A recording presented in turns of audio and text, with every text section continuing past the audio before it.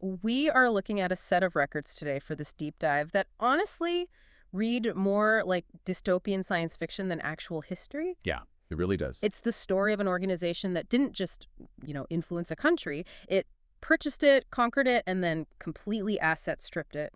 And the terrifying part, it wasn't a government. It wasn't a nation state. No, not at all. It was a corporation, a single business operation that was managed from, well, essentially a relatively small office complex in London. Right.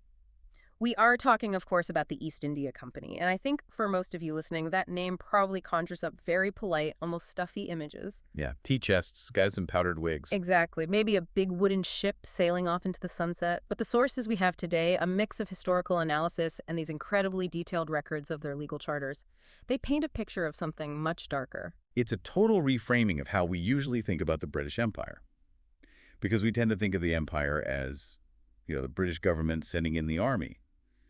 But for over a century, the entity actually conquering India was a private company. And just to give everyone a sense of the sheer scale of this operation, and this was the stat in the reading that completely stopped me in my tracks, by 1803, this so-called business had a private security force of around 200,000 men. Which, just for some context, was twice the size of the actual British Army at the time. Twice the size. I mean, imagine if a modern tech giant, just pick your favorite one, had a private army twice the size of the U.S. military.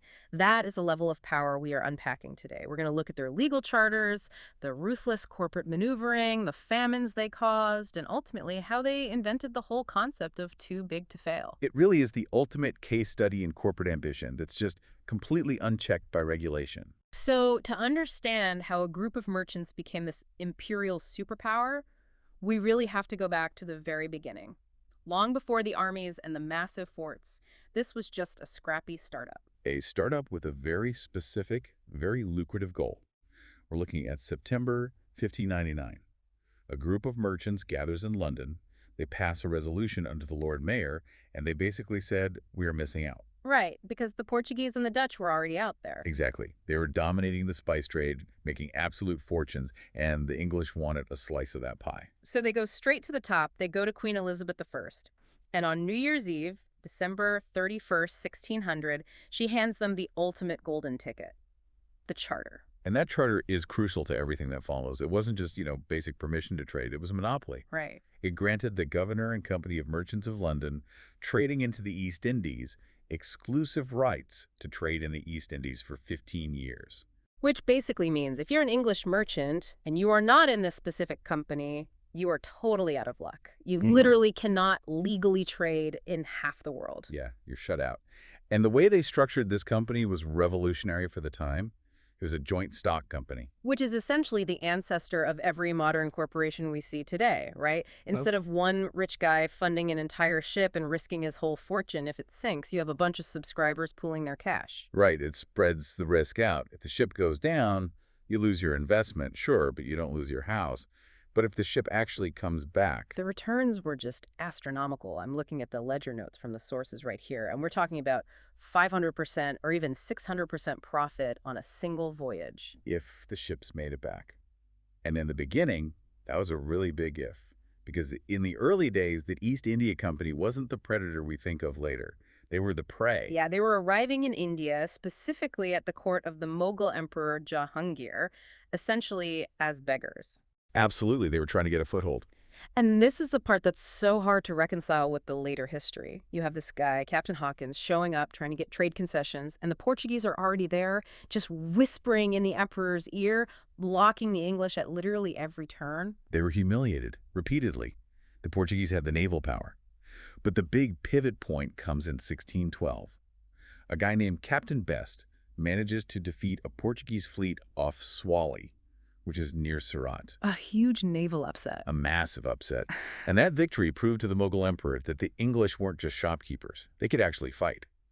That completely broke the Portuguese hold-on influence at the court.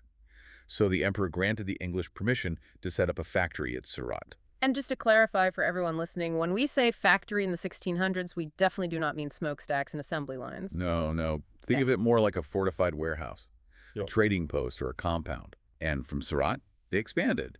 They went to Bantam in the Spice Islands, Madras, where they built Fort St. George, and Balasore. They were aggressively establishing a footprint. But they were still just guests, right? They were trading pepper and textiles totally at the pleasure of the Mughal emperor. Hmm. So how do we get from please let us trade here to we literally own this place? Because looking at the timeline in our sources, the shift seems to really kick off when they start acquiring what I can only describe as sovereign powers. Oh, it wasn't an accident. It was a highly deliberate legal strategy. From the 1660s onwards, the company started lobbying for new charters that gave them state-like authority. This is where the startup starts acting like a full-blown government. Exactly. It starts with Oliver Cromwell in 1657, who turned them from a sort of temporary guild into a permanent joint stock institution. But the real supercharge came from King Charles II in 1661. What specifically did Charles give them in that charter? He issued a charter that didn't just talk about trade anymore. It authorized the company to send ships of war, men, and ammunition. It allowed them to erect forts. It gave them the power to choose their own commanders, and, this is the really key part, exercise legal power over their fortresses. So they can build actual military bases and hire their own generals. It goes even deeper. By 1683 and 1686, new charters gave them the power to declare war, coin their own money, and exercise judicial authority. They could hold civil and criminal trials for anyone belonging to the company. They could mint currency and sentence people to death. I mean, at that point, the word company is just a mask. That is a state. Effectively, yes. Yeah. A state within a state. And they were picking up prime real estate, too. In 1661, the company acquired the island of Bombay. It was actually part of the dowry of Catherine of Braganza when she married Charles II. Oh, right. The king didn't want the hassle of managing it from thousands of miles away, so he just rented it to the company. I love this detail from the reading. Do you know how much they paid for Bombay? A nominal rent of £10 a year. £10. You can't even get a decent lunch in London today for £10, and they got Bombay. It was the real estate steal of the millennium. Yeah. But even with Bombay, they still had competition back home. In the 1690s, a rival group formed a new company to try and break their monopoly. Which is standard business history, right? Yeah. A disruption enters the market. Usually, yes. But the East India Company did what any ruthless monopoly does. They didn't just compete with them. They swallowed the competition. By 1709, they merged the two entities to form the United Company of Merchants of England, trading to the East Indies. They consolidated their power base back in London so they can just focus entirely on expansion in India. And that expansion got a massive, massive boost from a weirdly specific event in 1717, the Surman Embassy. Yes, so a delegation led by John Surman went to the Emperor Ferrixiar. It looked like just another diplomatic mission, but they happened to have a surgeon with them named William Hamilton. The emperor was suffering from a really painful disease. The records are a bit vague on the exact details, but it's very serious. And Hamilton actually managed to cure him. And in the history of medical bills, this one was pretty steep. The payment was a firman, which is a royal order. The emperor granted the company duty-free trade in Bengal for a flat fee of just 3,000 rupees annually. That is essentially a tax-free haven in one of the richest provinces on earth. Exactly. It allowed them to undercut every single other trader. The Dutch, the French, the local Indian merchants. Nobody could compete with their prices because nobody else had that massive tax exemption. It fueled their prosperity for decades. So they have the legal framework, they have the forts, they have the insane tax breaks. But they are still, technically speaking, subjects of the Mughal emperor. The exact moment that relationship flips, the moment the tenant literally becomes the landlord, is the Treaty of FYBALLB in 1765. This is the turning point. The sources actually describe this as the supreme act of corporate violence. There's a famous painting of this event, and I was looking at it in the source materials. It shows this incredibly grand, noble ceremony. You've got the Mughal Emperor Shah Alam handing over a scroll to Robert Clive. It looks very civilized and proper. Yeah, that painting is pure propaganda. The reality, as our notes highlight so clearly, was much grittier. The transfer didn't happen in a grand palace. It took place in Robert Clive's tent on a dusty parade ground. Wow. And the throne for the emperor was actually just Clive's dining chair, which they had hastily covered with a chintz bedspread to make it look somewhat regal. That image is just incredible. The Emperor of India sitting on a dining chair covered in a bedsheet inside a corporate tent, signing away his country. And he wasn't just signing a peace treaty. He was signing the Diwani. This document granted the East India Company the right to collect all revenues, all the taxes, from Bengal, Bihar, and Orissa. So the company is now the official tax collector for 20 million people. Yes. They stopped being just traders in that moment. They became the government. And Robert Clive's attitude towards this whole thing was chillingly casual. A contemporary historian at the time, Ghulam Hussein Khan, noted that a transaction of this massive magnitude was finished in less time than would usually have been taken up for the sale of a jackass. To Clive, it was just a business deal. Sign here, we take the revenue. And the financial markets loved it. When the news finally reached London, the company's share price doubled almost overnight. They had just acquired the tax revenue of the richest province in the entire Mughal Empire. They didn't even need to trade for profit anymore. They could just extract it directly from the population. Now, this begs a massive question for anyone listening. Why did the British Parliament allow this? You have a private, profit-driven company acting like a sovereign power overseas. Why didn't the government step in and say, hey, no, you can't own a country? Well, this brings us to what the sources call the dark arts of corporate influence. It turns out the East India Company didn't just conquer India. They conquered the British Parliament first. They basically invented modern lobbying. Effectively, yes. Back in 1693, there was a massive scandal. The company was caught using its own shares to bribe parliamentarians. They were shelling out £1,200 a year, which is a huge sum back then, to prominent MPs and ministers. So they were just straight up buying votes. Wholesale. And it wasn't just direct bribes either, it was deeply structural.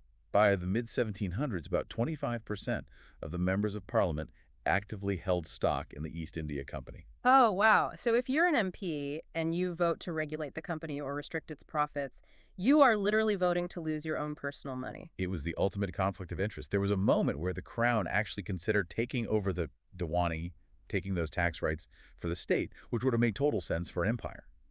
But the MPs voted to keep it as company property. Why? Because if the government took it, the company's share price would drop and they would lose money. So the government backed the company with state ships and soldiers because the government was the company, financially speaking? Precisely. And this intense political protection allowed the company to operate without any real oversight in India, which led directly to the period historians now call the anarchy. The anarchy. That sounds, well, apocalyptic. It really was. You have to remember, a government, even a highly corrupt or bad one, usually has some vested interest in the long-term survival of its people. It's only so they can tax them later. But a corporation is answerable only to its shareholders and its quarterly targets. So they engaged in asset stripping on a continental scale. We actually have numbers on this from the reading. Robert Clive, the man in the tent, returned to Britain with a personal fortune of £234,000. He became the richest self-made man in Europe. Unbelievable. But that was just his personal cut. The company transferred £2.5 million from the defeated rulers directly into their corporate treasury. He just loaded the gold onto boats. 100 boats. They floated the Bengal treasuries straight down the Ganges. But honestly, the looting of the gold was the least of it. The real horror came with the famine of 1769. And this is the part of the story that is genuinely hard to read. A severe drought hits Bengal. The crops fail. Millions of people are starving. A normal government in that situation would lower taxes or offer relief. The East India Company did the exact opposite. They raised taxes. They raised taxes during a famine. They had revenue targets to meet for their shareholders in London. They enforced tax collection with brutal efficiency. The sources quote contemporaries saying tax collectors were guilty of shaking the pagoda tree, meaning shaking every last coin out of the dying population. Artisans and weavers were coerced, as the quote says, like so many slaves. And the result of that policy? Millions died. The province was utterly ruined. But the company protected its bottom line. Well, for a little while, at least. And here is the supreme irony of this whole deep dive. The paradox that really defines this story. Despite the horrific looting, despite the free tax money, despite the total monopoly, they went broke. The East India bubble burst in 1772. How is that even possible? I mean, how do you lose money when you're literally stealing it? It comes down to the overhead of imperialism. To collect those taxes and fight those wars, they had built that massive army we talked about, 200,000 men. That is incredibly expensive to maintain. And the revenue wasn't enough to cover it. Well, this is the grim economic reality they ran into. Dead peasants don't pay taxes. The famine, which the company completely exacerbated, destroyed the productive capacity of Bengal. The tax base just collapsed. So their revenue plummeted, but their military costs kept skyrocketing. It's a total death spiral. Exactly. By 1772, the company owed £1.5 million in debts and, ironically enough, £1 million in unpaid tax to the crown. And when this news finally broke in London, Panic. Absolute panic. 30 banks collapsed across Europe as a direct result.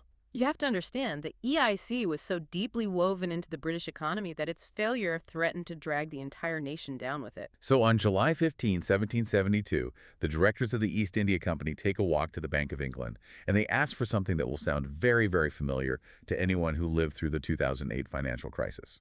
They asked for a bailout. They were the world's very first too-big-to-fail corporation.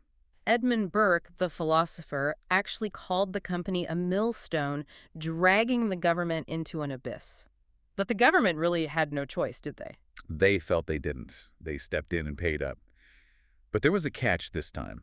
This led to the Regulating Act of 1773.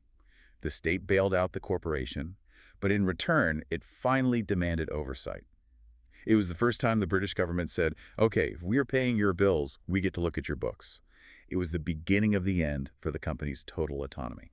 Now, we need to zoom out for a minute here, because the East India Company wasn't just an Indian story. Its tentacles went everywhere. And there is a connection here to American history that I think a lot of people totally miss. Oh, it's a direct line. The EIC completely reversed the global balance of trade that had existed since Roman times. They needed to pay for all the tea they were buying from China. So what did they do? They started smuggling opium from India into China. Which eventually led to the Opium Wars and the British seizure of Hong Kong. It's drug dealing on an imperial scale. Exactly. But look west. In 1773, which is the exact same year as the bailout we just talked about, the company had a massive surplus of Chinese tea sitting in its London warehouses. They needed to dump it somewhere to raise cash fast. Right. So the British government passed the Tea Act to let them sell it directly in the American colonies. And this is where the narrative we all learn in school usually stops. We learned it was about taxation without representation. But the American patriots weren't just angry about a tax. In fact, the Tea Act actually lowered the price of tea in America. Right. So why throw it all in the harbor if it was cheaper? Because they were terrified of the company itself. The patriots knew exactly what was happening in India. They read the newspapers. They knew about the famine, the monopoly, the tyranny. They saw the EIC as a monster. They absolutely did. They feared that if they allowed the East India Company to land that tea, it would establish a monopoly in America just like it had in Bengal. They feared, as the sources explicitly say, that the company would loot there as it had done in India. I actually have a quote right here from the patriot John Dickinson. He didn't just call it tea, he called it accursed trash. And he warned that if they let the company in, America would be devoured by rats. That is the key insight. The Boston Tea Party wasn't just an anti-tax protest. It was an anti-corporate protest. They were rejecting the arrival of a predatory monopoly that had already ravaged South Asia. That puts a completely different spin on the American Revolution. They weren't just fighting King George, they were fighting the Walmart of the 18th century, backed by a massive army. Flexibly. So let's try to summarize this massive arc. We started with a simple charter for some spices in 1600. We moved through the invention of corporate lobbying, the bribery of MPs, the hostile takeover of Bengal, the horrific famine, and finally the first major corporate bailout. And we end with a really haunting image from 1803. By the time the British government finally started tightening the screws, the company had total dominance. There's a description of the Mughal emperor Shah Alam at the very end of this period. He's blind, sitting in a ruined palace, while the company controls the entire subcontinent. It's a tragic end to a powerful dynasty and a terrifying rise for a corporation. It really is. And it forces us to ask a really difficult question.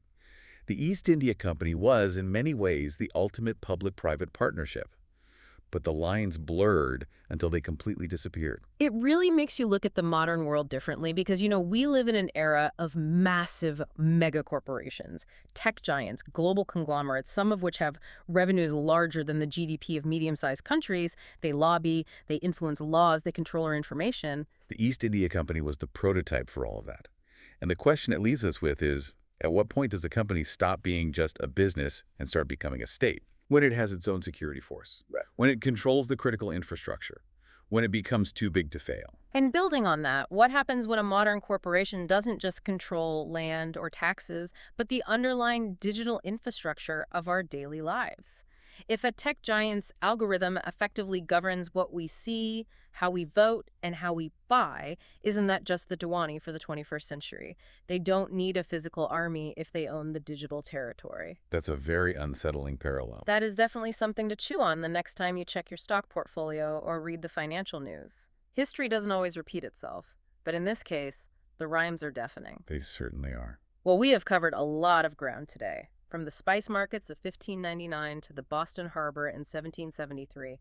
It's a stark reminder that economics and history are never just about numbers. They're about power.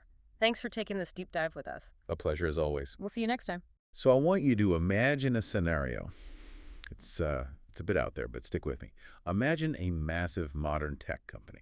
Okay. Let's not name names, but pick one of the absolute giants.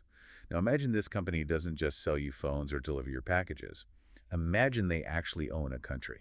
And we don't mean they own a lot of real estate. We mean they own the state itself. Right. Exactly. They're collecting the taxes, they're running the police force, they're commanding a standing army, and they're passing laws that could literally send you to prison. Yeah. And the person sitting at the very top of this government, he isn't a president, he isn't king, he's a CEO. Which is wild to think about. It really is. And his main legal obligation isn't to the people living in that country. It's to make sure the shareholders back in London or New York get a massive dividend check every single quarter. It sounds like the plot of a dystopian sci-fi novel, doesn't it? Like Cyberpunk 1776. Totally. But this isn't fiction. This is the actual historical reality of India between the mid-18th and mid-19th centuries. We are talking about the English East India Company. It is honestly one of the strangest political anomalies in history. A trading corporation acting as a sovereign power over an entire subcontinent. And that is exactly what we're getting into today. Welcome to this deep dive. Today we're going to dive deep into a really fascinating stack of historical documents that trace this very specific, very chaotic evolution. We're looking at how the British Parliament slowly, very painfully, and sometimes very clumsily wrestled control of India away from a board of profit-hungry directors and turned it into a state-run dominion. It's a massive shift. So we're covering the period roughly from 1773 to 1858. And our mission here for you today is to understand how a corporation, whose absolute bottom line was profit, was forced to transform into a centralized government. And as the sources show, this was not a smooth transition at all. It was a century-long struggle full of legal disasters, massive corruption, huge clashes of ego, and some truly bizarre administrative experiments. So let's set the scene. The year is 1765. The company has just secured something called the Diwani for Bengal, Bihar, and Orissa. Yeah. Now, I see this term Diwani all over the notes. Break that down for us. What does having the Diwani actually mean in practice? In simple terms, it is the right to collect revenue. Okay. The Mughal emperor basically handed the company the keys to the treasury. The company got the right to tax the people and keep the money. But, and this is the crucial part, the part that caused all the trouble, they didn't take responsibility for the administration or the justice system.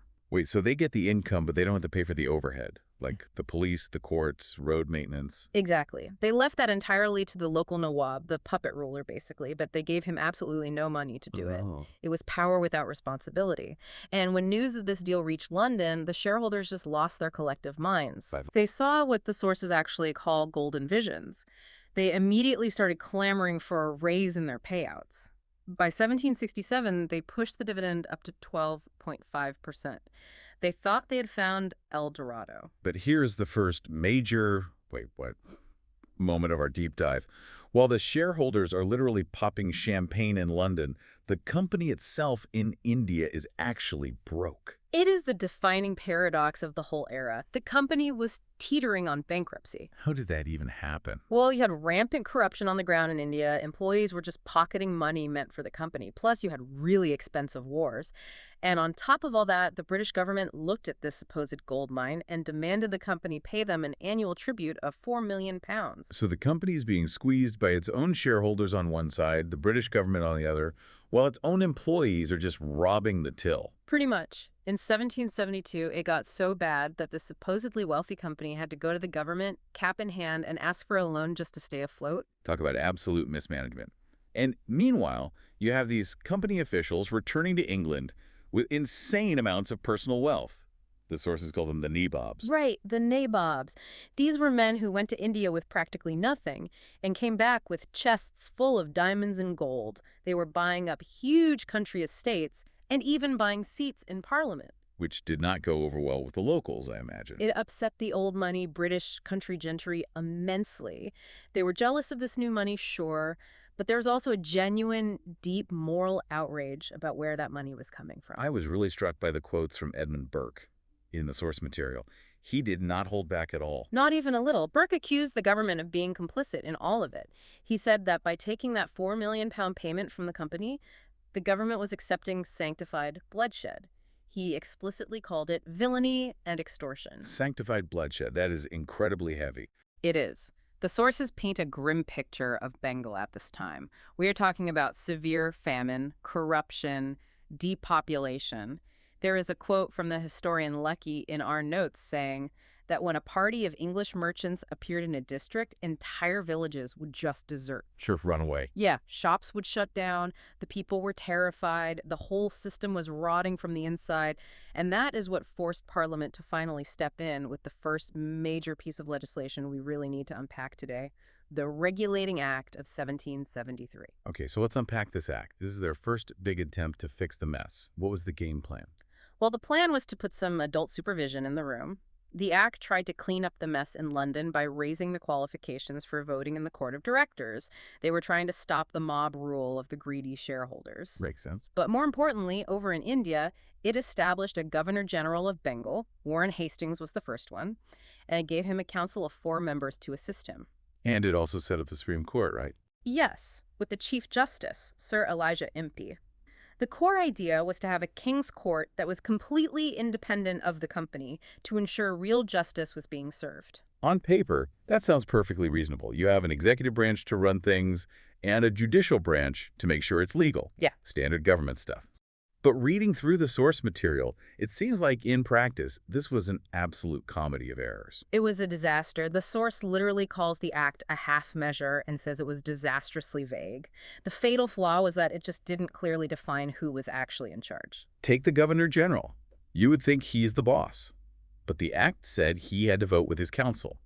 And since there were 4 councilors and only 1 Governor General, he was constantly outvoted. If 3 of them disagreed with him, he was overruled. Full stop.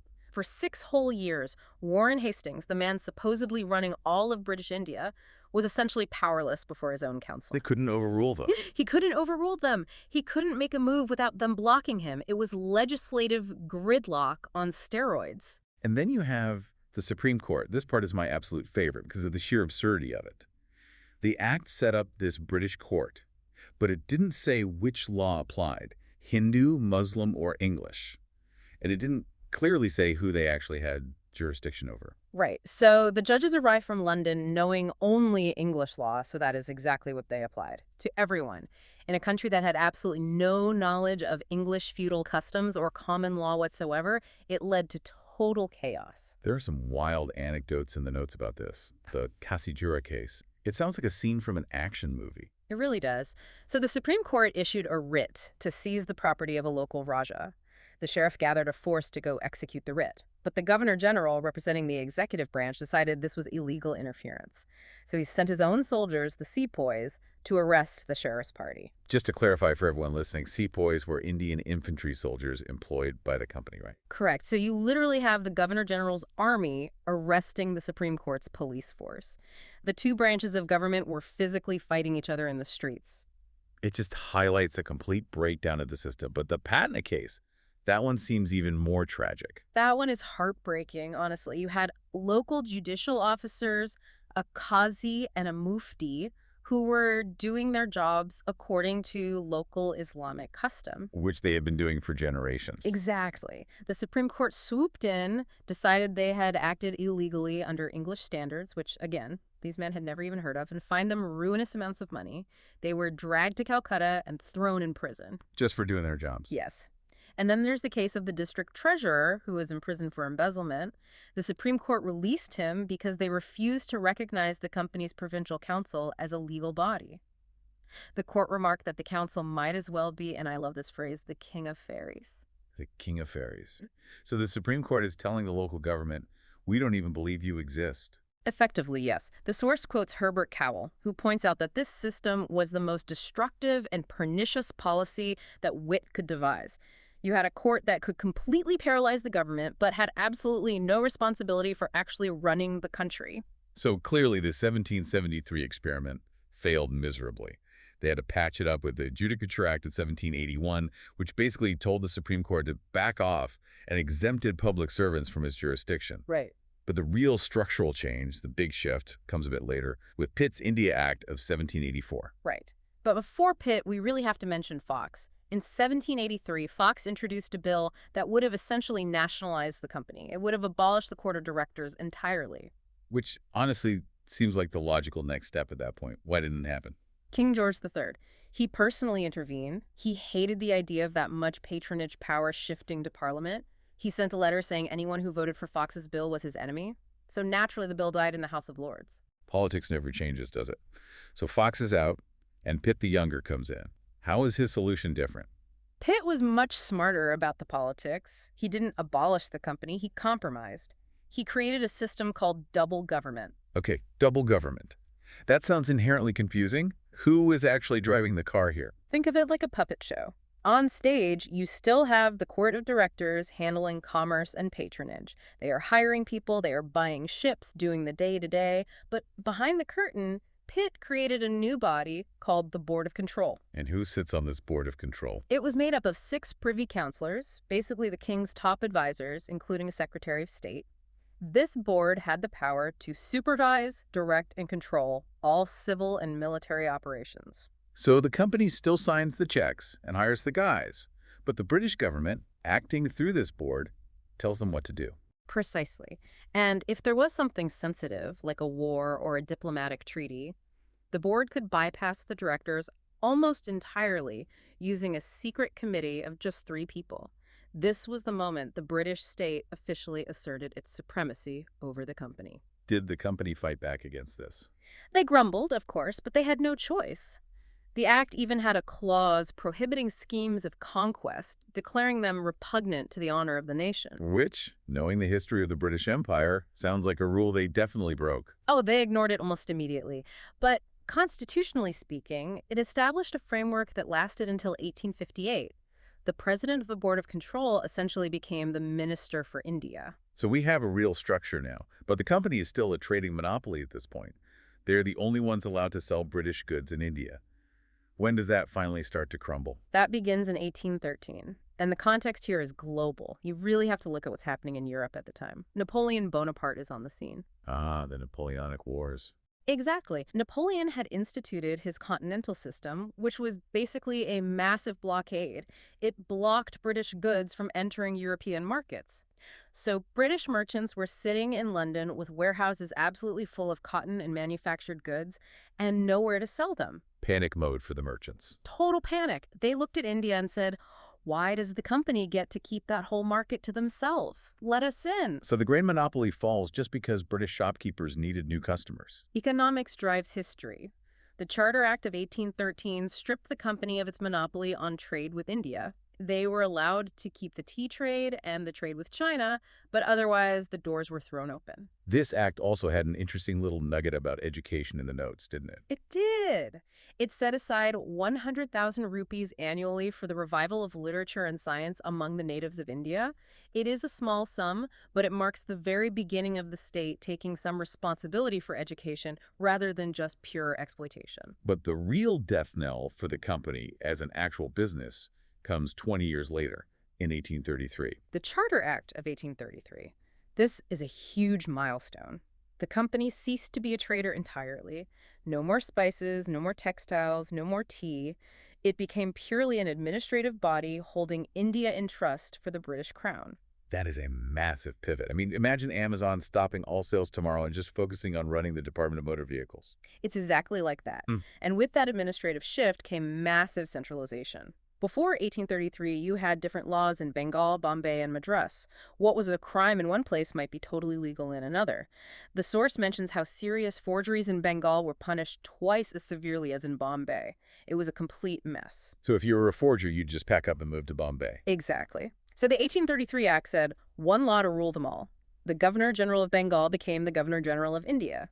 Bombay and Madras lost their powers to make laws, and to help with this massive legal undertaking, they added a law member to the Governor-General's Council. The first one was the famous Lord Macaulay. His job was to codify the laws into a single penal code. There is also a specific section in the 1833 Act that the source really highlights, Section 87. It sounds surprisingly progressive for the 19th century. It does. It stated that no Indian subject should be disabled from holding any office, place, or employment by reason of religion, place of birth, descent, or color. Disabled from holding office, so a ban on discrimination. In theory. The source is very careful to point out that its immediate effect was negligible. It was a declaration of importance, but it didn't magically open the doors of high office to Indians overnight, but it planted a crucial legal seed. Right, so we are inching closer to the absolute end of the company rule. We've got one more Charter Act, 1853. What changes here? The 1853 Act is fascinating because it attacks the patronage system. Explain patronage for us in this specific context. Well, up until now, if you wanted a cushy, high-paying job in the Indian civil service, you couldn't just apply for it. You needed to know a director. It was the ultimate old boys club. The directors just handed out these jobs to their nephews, their friends, and their political allies. Ah, so it was entirely who you knew, not what you knew. Exactly. And the 1853 Act finally killed that. It introduced competitive examinations. The Macaulay Committee was set up to design these tests. Now, in theory at least, if you were smart enough, you could get the job regardless of your connections. Meritocracy, finally making an appearance. And there was another totally accidental consequence of this act. The act expanded the Legislative Council to 12 members. It created what the source calls a mini-parliament. A mini-parliament? Yes. They started acting exactly like the House of Commons back in London. They began actively questioning the executive, demanding confidential papers, and really debating policy. This was not what the British government intended at all. Sir Charles Wood, the president of the Board of Control, was apparently very annoyed by this. He didn't intend to create a debating society. He just wanted a rubber stamp for his policies. Be careful what you wish for when setting up governments. But all of this slow legal evolution, the centralization, the oversight, it all hits a massive wall in 1857. The Great Mutiny, or the First War of Independence. This was the trigger. The uprising made it undeniably, blatantly clear that a trading company, no matter how heavily regulated by Parliament, could not rule a subcontinent. The fiction of company rule had to end. And that brings us to the Government of India Act of 1858. The end of an era. Lord Palmerston introduced the bill. His argument was simple, but incredibly powerful. You cannot have power without responsibility. The company had political power, but was not responsible to Parliament or the people. It was a fundamental flaw in the political system. So the Act finally declared that India shall be governed by and in the name of the Queen. Correct. The president of the Board of Control morphed into the Secretary of State for India. The Governor-General became the Viceroy. The duality, the whole puppet show, was gone. The British Crown was now directly in charge. So let's recap this crazy journey. We started with a company that was so corrupt and mismanaged, it literally caused famines while paying out massive dividends to shareholders. We saw Parliament try to fix it with the 1773 Act, which really just created a cage match between the Governor-General and the Supreme Court. Then Pitt's Act in 1784 established the double government, bringing in that crucial state supervision. Then the 1813 and 1833 Acts stripped away the commercial monopoly and centralized the law and the administration. And finally, the 1853 Act introduced competitive exams, leading right into the 1858 Act, where the company completely dissolves into the British state. It is a massive trajectory from pure profit motive to a structured, bureaucratic state machinery. It really is a masterclass in how institutions evolve, usually kicking and screaming under immense pressure. And it highlights a fundamental tension throughout all these documents. The source mentions a quote from Herbert Cowell about the introduction of English law. He says it was introduced not intentionally as a burden, but for its benefit and salvation. Yet the actual result on the ground was anarchy. That is the perfect place to leave you, the listener, with a final thought. We look at these historical acts as progressive steps toward order. But looking back at it all, was the friction between profit and governance just a bug in the system that they were desperately trying to fix? Or is it fundamentally impossible for a government structure designed by a foreign profit-driven corporation to ever truly align with the welfare of the governed? That is the big question. When the absolute foundation is a ledger sheet, can you ever really build a just constitution on top of it? Something for you to think about. Thanks for taking this deep dive with us into the constitutional history of India. My pleasure. It is a complex history, but so worth unpacking. We will catch you on the next deep dive. Stay curious. Welcome to the deep dive. I'm so glad you could join us today because we are looking at a masterclass. A total masterclass. Yeah, in how really small, seemingly unaddressed grievances they can absolutely snowball into the catastrophic collapse of a century-old power structure. It's amazing how that happens. Right. Today, we are immersing ourselves in the incredibly complex and often misunderstood history of the Indian Revolt of 1857. Such a massive event. It really is. And our mission in this deep dive is to untangle the intensely conflicting narratives here. We're going to explore the deep-seated political and social causes and really extract those aha moments about how empires actually operate, how they miscalculate, and ultimately how they fall. And I think this is profoundly relevant to you listening right now. Because whether we're talking about, a massive modern corporate structure, a sprawling government bureaucracy, or a global empire from the 19th century, the core lesson remains exactly the same. It's a human element. Exactly. When leadership just ignores the ground-level perspective and completely dismisses the cultural nuances and really the fundamental dignity of the people who actually keep the system running it, always leads to explosive consequences. What we're looking at today is just human nature reacting to systemic institutional blindness. Okay, let's unpack this. Because right out of the gate, when you look at the historical records, historians can't even agree on what to call this event. Yeah, that's the wild part. We have this fundamental disagreement. On one side, you have the traditional British view, which was heavily shaped by 19th century figures like Sir John Lawrence and Sir John Seeley. Right, the establishment view. Right, and they frame this entirely as the Sepoy Mutiny. In their eyes, it was a wholly unpatriotic, selfish military uprising by native soldiers, the Sepoys, and they argued it was sparked by absolutely nothing else but a localized dispute over greased ammunition cartridges. The claim there was zero popular support. Exactly, zero support from the general public. But then you flip the coin, and you look at the completely opposing nationalist view. This was championed later by Indian writers like V.D. Savarkar and Asoka Mehta. And they framed 1857 unequivocally as a war of independence. A completely different framing. Completely.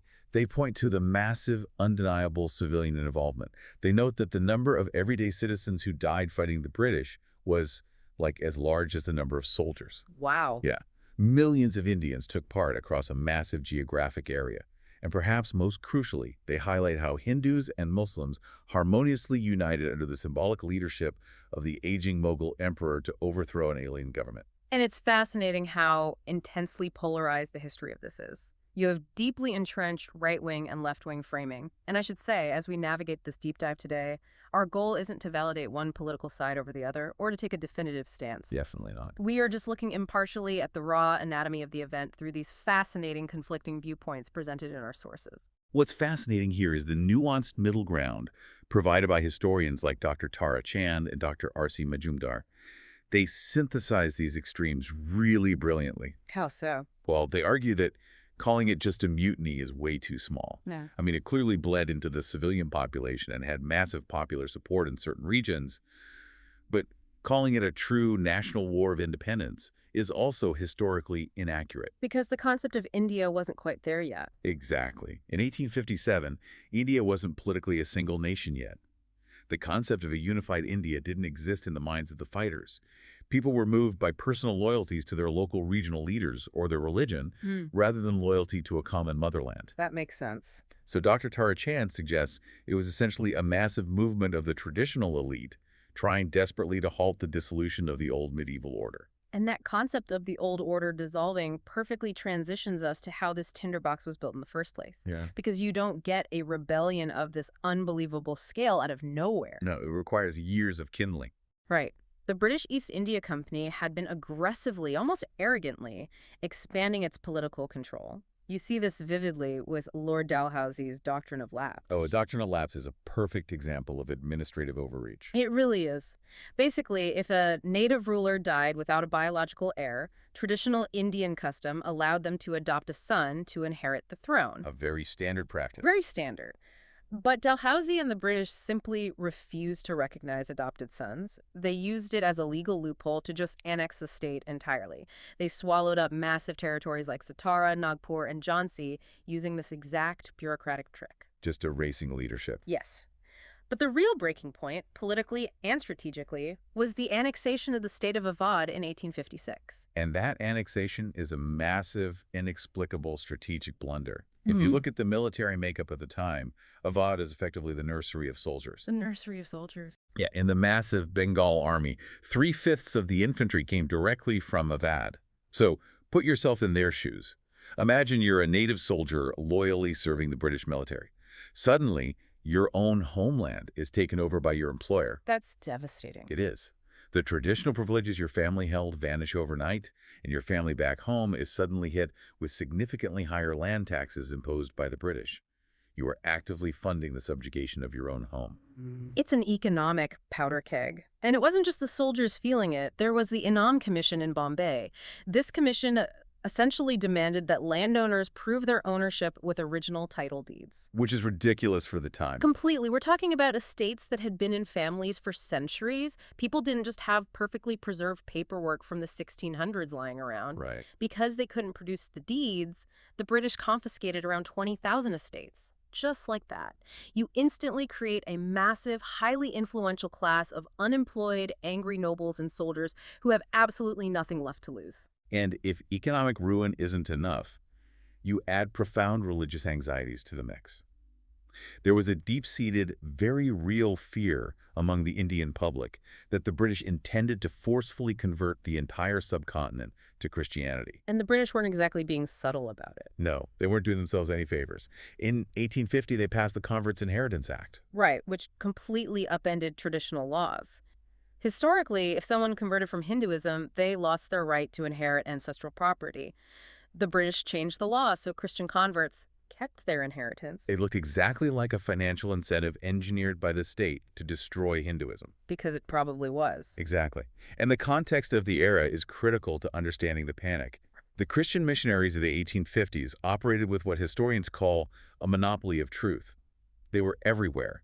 They were infiltrating prisons, schools, local markets. Very visible. Highly visible. And they weren't just preaching their gospel, they were actively, publicly ridiculing traditional Indian rites and practices. Yeah. And they had the backing of the state. You had high-ranking British officials openly subscribing to these missionary societies. I mean, one commissioner at Fatehpur literally put up massive stone pillars at the entrances to the city inscribed with the 10 Commandments in Urdu and Hindi. It's wild. So when the military and civilian population looked at this changing of inheritance laws, the aggressive missionary presence, the top-down government support to them, it wasn't paranoia, it was pattern recognition. They genuinely believed a mass forced conversion was imminent. It looked like official government policy. So the political and religious kindling is stacked incredibly high. Which brings us to the military reality, which is the spark that lights the whole thing on fire. The daily life of a native soldier, a sepoy, was incredibly grim. Very grim. The absolute highest pay they could ever achieve after a lifetime of service was less than the minimum starting pay of a raw, inexperienced European recruit who just stepped off the boat. And there was absolutely no upward mobility. A native soldier could enter the army as a Rizeldar, which was a highly respected cavalry commander, rank in traditional Indian society, and retire decades later in that exact same rank. Completely subordinate to even a newly arrived British teenager. Exactly. Plus, they endured constant, dehumanizing racial abuse. Contemporary observers noted that veteran native soldiers were routinely cursed at, treated as inferior animals, and openly called pig or nigger by younger British officers. And this is where the sheer arrogance of the British administration becomes astonishing, because they were treating these troops like dirt while simultaneously relying on them entirely for their survival. Yes, Because of the Crimean War pulling British regiments back to Europe, the ratio of British to native soldiers in India had plummeted. Wait, how drastically did it It drop? was 1 to 8. 1 to 8. Yeah, there were over 311,000 native troops compared to just 40,000 Europeans across the entire subcontinent.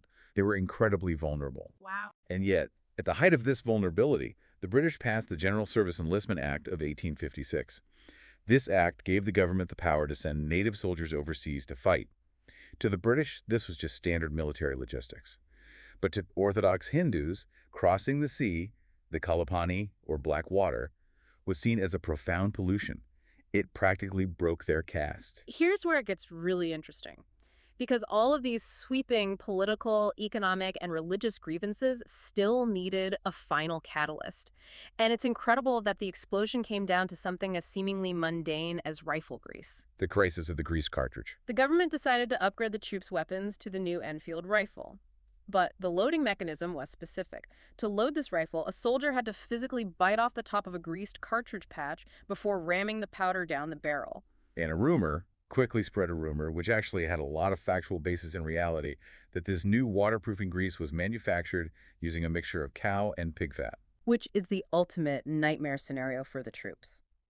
To bite into that grease would be profoundly offensive to both Hindus, who revere the cow as sacred, and Muslims, who consider the pig deeply unclean. It was unthinkable. To the soldiers, this wasn't an administrative oversight. It was the final, deliberate plot. The British were going to physically force them to break their caste and religious laws, paving the way to force them into Christianity. The tragedy is that it could have been stopped. General Hersey and a few other ground-level officers actually warned the government that this was causing immense genuine distress among the ranks. They suggested a simple fix: just let the sepoys make their own grease out of beeswax and vegetable oil. A perfectly reasonable solution. Right. But the bureaucracy dug its heels in. The adjutant general overruled the officers, and Lord Canning, the governor general, decided that making any concession would show weakness. Of course. They ordered that the British-issued cartridges must be used. One musketry instructor at the time wrote a haunting warning, saying this order had produced all the elements of combustion. And combust it did. In March 1857, a young soldier named Mangal Pandey fired at his British officers and tried to rally his comrades to mutiny. He was caught and hanged. But the true inciting explosion, the point of no return, happened in Meerut in early May. Right. Imagine being one of the 85 cavalrymen stationed there. You refuse to use a cartridge because it violates your deepest religious convictions. For that, you are court-martialed. And they didn't just quietly dismiss them. They paraded these 85 men in front of the entire garrison, stripped them of their uniforms, shackled them in heavy irons, and sentenced them to 10 years of hard labor. It was meant to be a terrifying deterrent. It had the exact opposite effect. Exactly. You can understand why, the very next day, on May 10th, their comrades snapped. They couldn't watch their brothers be enslaved for their faith. They broke the 85 men out of the jail, killed their British officers, and marched straight to Delhi. And once they reached Delhi, the revolt spreads like wildfire. They capture the city and proclaim Bahadur Shah, the aging Mughal emperor, as the Emperor of India.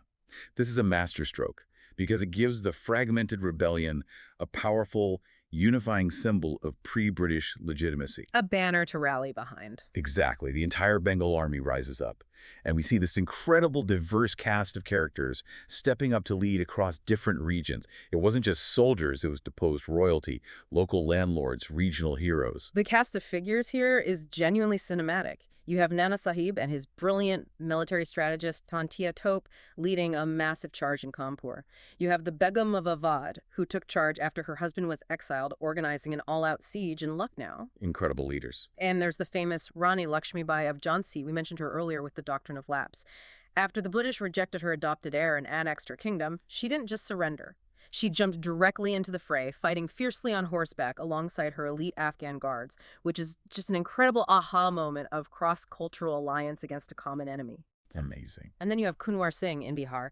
He is nearly 80 years old, suffering from wounds, yet historians describe him as the most outstanding military leader and strategist of the entire revolt, consistently outsmarting British generals. It sounds like an overwhelming, unstoppable wave.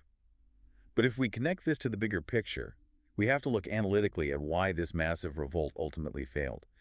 How did the British survive this? Right. First, we have to look at the geography of the rebellion. While it was intense, it was actually highly localized to the northern and central belts. The south, Sindh, and Rajputana stayed completely quiet. But crucially, the newly conquered Punjab region and the Gurkhas from Nepal actually actively aided the British. They fought for the British. Yes, they helped to disarm mutinous regiments. If the Punjab had joined the rebels or even just stayed neutral, the outcome would have almost certainly been the end of British rule in India. The sources also point heavily to a fatal lack of unity among the rebels. They were united by a shared hatred of the foreigners, yes, but they had absolutely no forward-looking program for what came next. They didn't have a vision for a new state. They were fighting for the past, not the future. Exactly. And they were highly suspicious of each other. For instance, Azimullah explicitly warned Nana Sahib not to go to Delhi, fearing that Nana Sahib's influence would be overshadowed by the Mughal Emperor Bahadur Shah. It was petty political jealousy while the house was burning down. And they made massive tactical errors with the population. The rebel leaders, being mostly old feudal elites, completely ignored the peasant class. They offered them no better deal, no land reforms, and to fund their massive war effort, they ended up alienating the crucial merchant class by levying extremely heavy taxes and seizing their food stocks. They lost the hearts and minds of the economic engine. They really did. But the deepest insight into why they failed comes from a sociological perspective. Dr. A.R. Desai provides this brilliant analysis that really stops you in your tracks. He points out that this was fundamentally a clash of eras. Technologically, yes, the rebels were often fighting with ancient weapons, pikes, bows, swords against modern Enfield rifles and artillery. They lacked centralized command and telegraphs. But sociologically, Desai argues that capitalist Britain was socially, economically, and politically integrated. This is the crucial point. A modern capitalist system, for all its flaws, has logistics, unified supply lines, and standardized communication. Feudal India, on the other hand, was physically separated and politically divided into thousands of little loyalties. It was fractured. Completely. The rebellion was essentially the old conservative forces fighting to retain medieval privileges that were already in the process of historical destruction. A fragmented, localized feudal system simply couldn't withstand an integrated modern capitalist power that controlled the seas and could continuously pour in unified reinforcements from across the globe. So, despite the incredible ferocity of the uprising, the British eventually crush the rebellion, and the empire shifts entirely. The British East India Company, which was literally just a massive corporation running a subcontinent, is officially abolished. On. The British Crown steps in and takes direct control over India. And you can see the panic in their new policies. They realize their arrogant, aggressive administrative overreach caused this, so they do a massive 180 on their strategies. They explicitly stop annexing native states.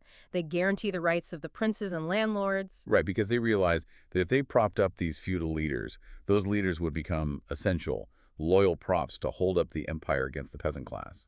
They also completely back away from trying to forcefully westernize the population or mess with religious laws. Yeah. The missionary zeal is suddenly dialed way back. But the most chillingly calculated changes, the ones that really echo into the modern day, happen in how they restructure the military, because they knew they could never let this happen again. Exactly. They completely erased the Bengal army from existence. The new army is rebuilt from the ground up, relying heavily on the groups that stayed loyal during the revolt, specifically the Punjabis and Gurkhas. A total reset. But the crucial strategic shift is what they did with the weaponry and the social structure. Artillery, the big guns, is now exclusively 100% reserved for Europeans. Native troops are never allowed near it. And they introduce a deliberate, documented policy of division and counterpoise. Explain how that worked in practice, because it's so devious. Well, they realized that the previous army rebelled because they shared a common language, caste, and culture. They could communicate and unite. So the British deliberately restructured the regiments to mix various historically rival tribal and communal groups together. What? You put people who speak different languages and worship different gods in the exact same unit. Jawaharlal Nehru later pointed out how this was engineered specifically to prevent any sentiment of national unity from ever growing among them again. Yeah. You literally couldn't organize a mutiny because you couldn't trust or even speak to the soldier sleeping in the cot next to you. So what does this all mean? Beyond the geopolitical shifts and the military restructuring, the history reveals a devastating, tragic cultural cost.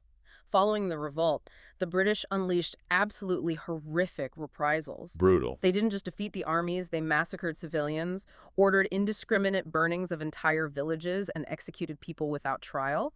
And because the Muslims were perceived by the British establishment as being the more violently anti-British instigators of the revolt, partly because the Mughal emperor was the figurehead, the repression fell far, far heavier on them. It was incredibly disproportionate. The historical records detail mass hangings of Muslim nobles in Delhi and widespread, targeted confiscation of Muslim property and estates. And that targeted repression shattered the cultural renaissance that had been blossoming in Delhi prior to 1857. It completely blighted their spiritual, poetic, and academic life for generations. Just such a loss. But even more tragically, this unequal punishment, combined with the new British policies of division, planted deep, festering grievances between Hindus and Muslims. During the rebellion, they fought side by side, sharing a common cause. After the rebellion, as they competed for the shrinking favor of the British crown under a system designed to pit them against each other, they began to drift apart. They were engineered to drift apart. Exactly. They lost that incredible harmony. Historians explicitly link this post-mutiny fallout and the resulting engineered communal division as the very seeds that would grow and ultimately lead to the tragic, violent partition of India in 1947. It's an incredible, haunting story of cause and effect. A toxic mix of arrogant administration, completely ignored religious anxieties, a profound disrespect for the working class, and the spark of a single grease cartridge forever altered the trajectory of the British Empire and the entire Indian subcontinent. It changed the world. It did. And it's a stark reminder to you, the listener, that when large systems, whether governments or corporations, start viewing people merely as manageable resources on a spreadsheet, and when they ignore the fundamental beliefs and dignity of those people, a catastrophic collapse isn't just possible. It's inevitably just waiting for a spark. It really is. And I want to leave you with a final thought to mull over today, building on those historical notes about the post-mutiny military reorganization. The British explicitly designed the new Indian Army using that policy of division and counterpoise, deliberately mixing rival castes and tribes to prevent them from ever finding the common ground required to unite and overthrow their rulers. Right. This raises an important question as you look around at the modern world. How many of the institutional, political, or societal divisions we experience today, the ones that make us feel so isolated and at odds with our neighbors, weren't natural accidents? Yeah. How many were quietly engineered by those in power long ago, simply to keep us from realizing our shared strength?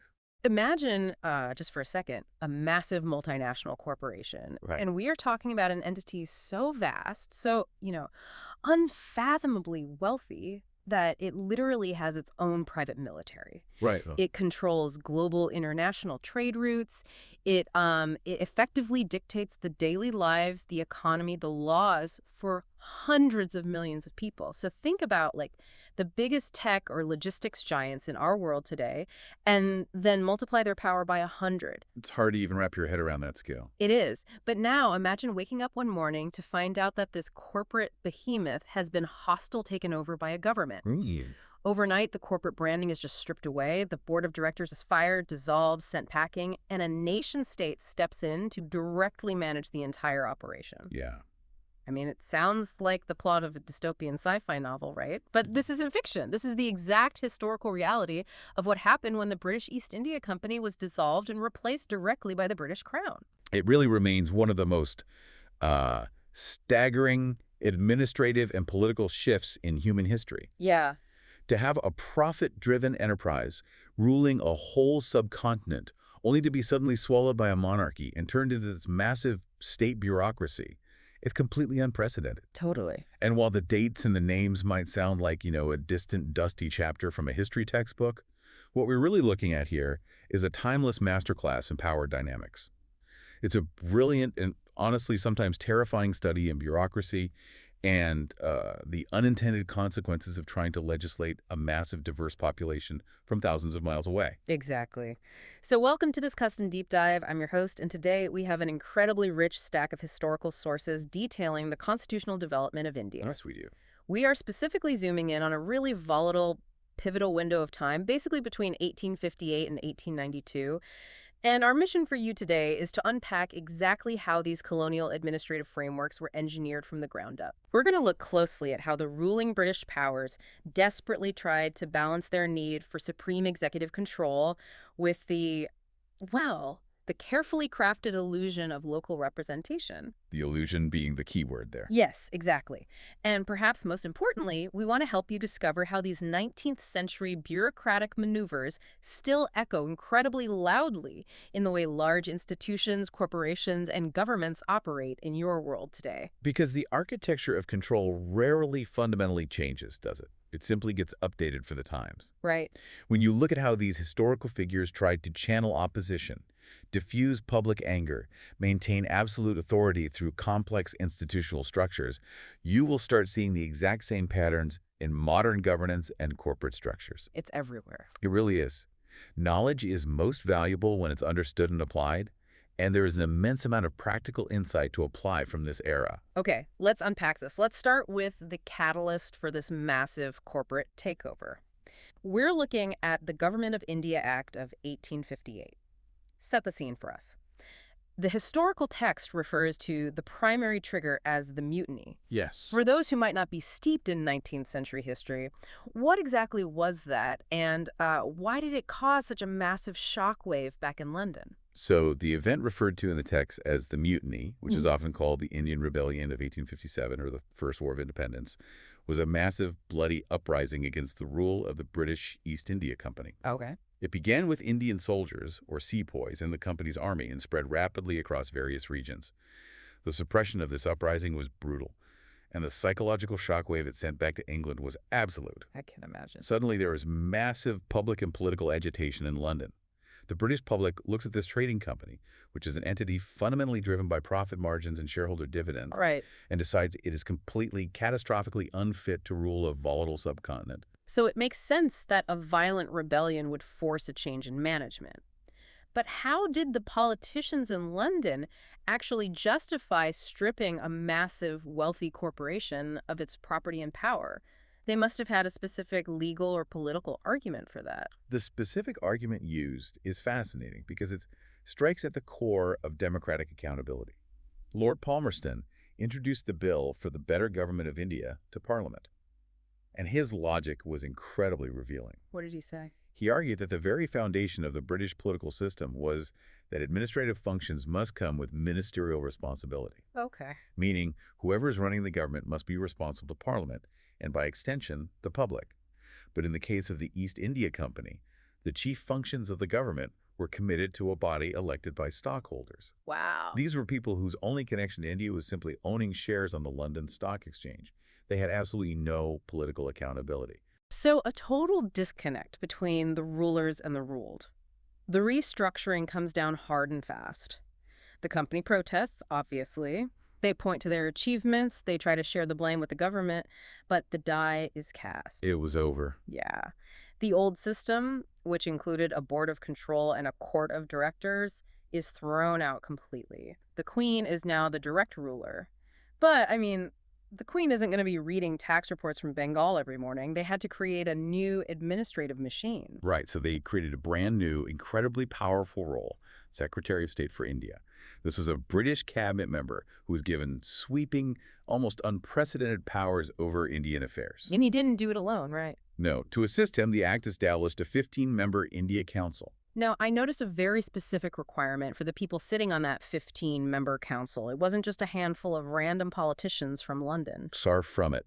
The act legally required that more than half of the members of this new India Council had to be people who had lived or served in India for at least 10 years. That's a huge requirement. It is. And furthermore, they couldn't have left India for more than 10 years prior to their appointment. So they wanted fresh experience. Exactly. The British government wanted current, hardened, on-the-ground colonial expertise.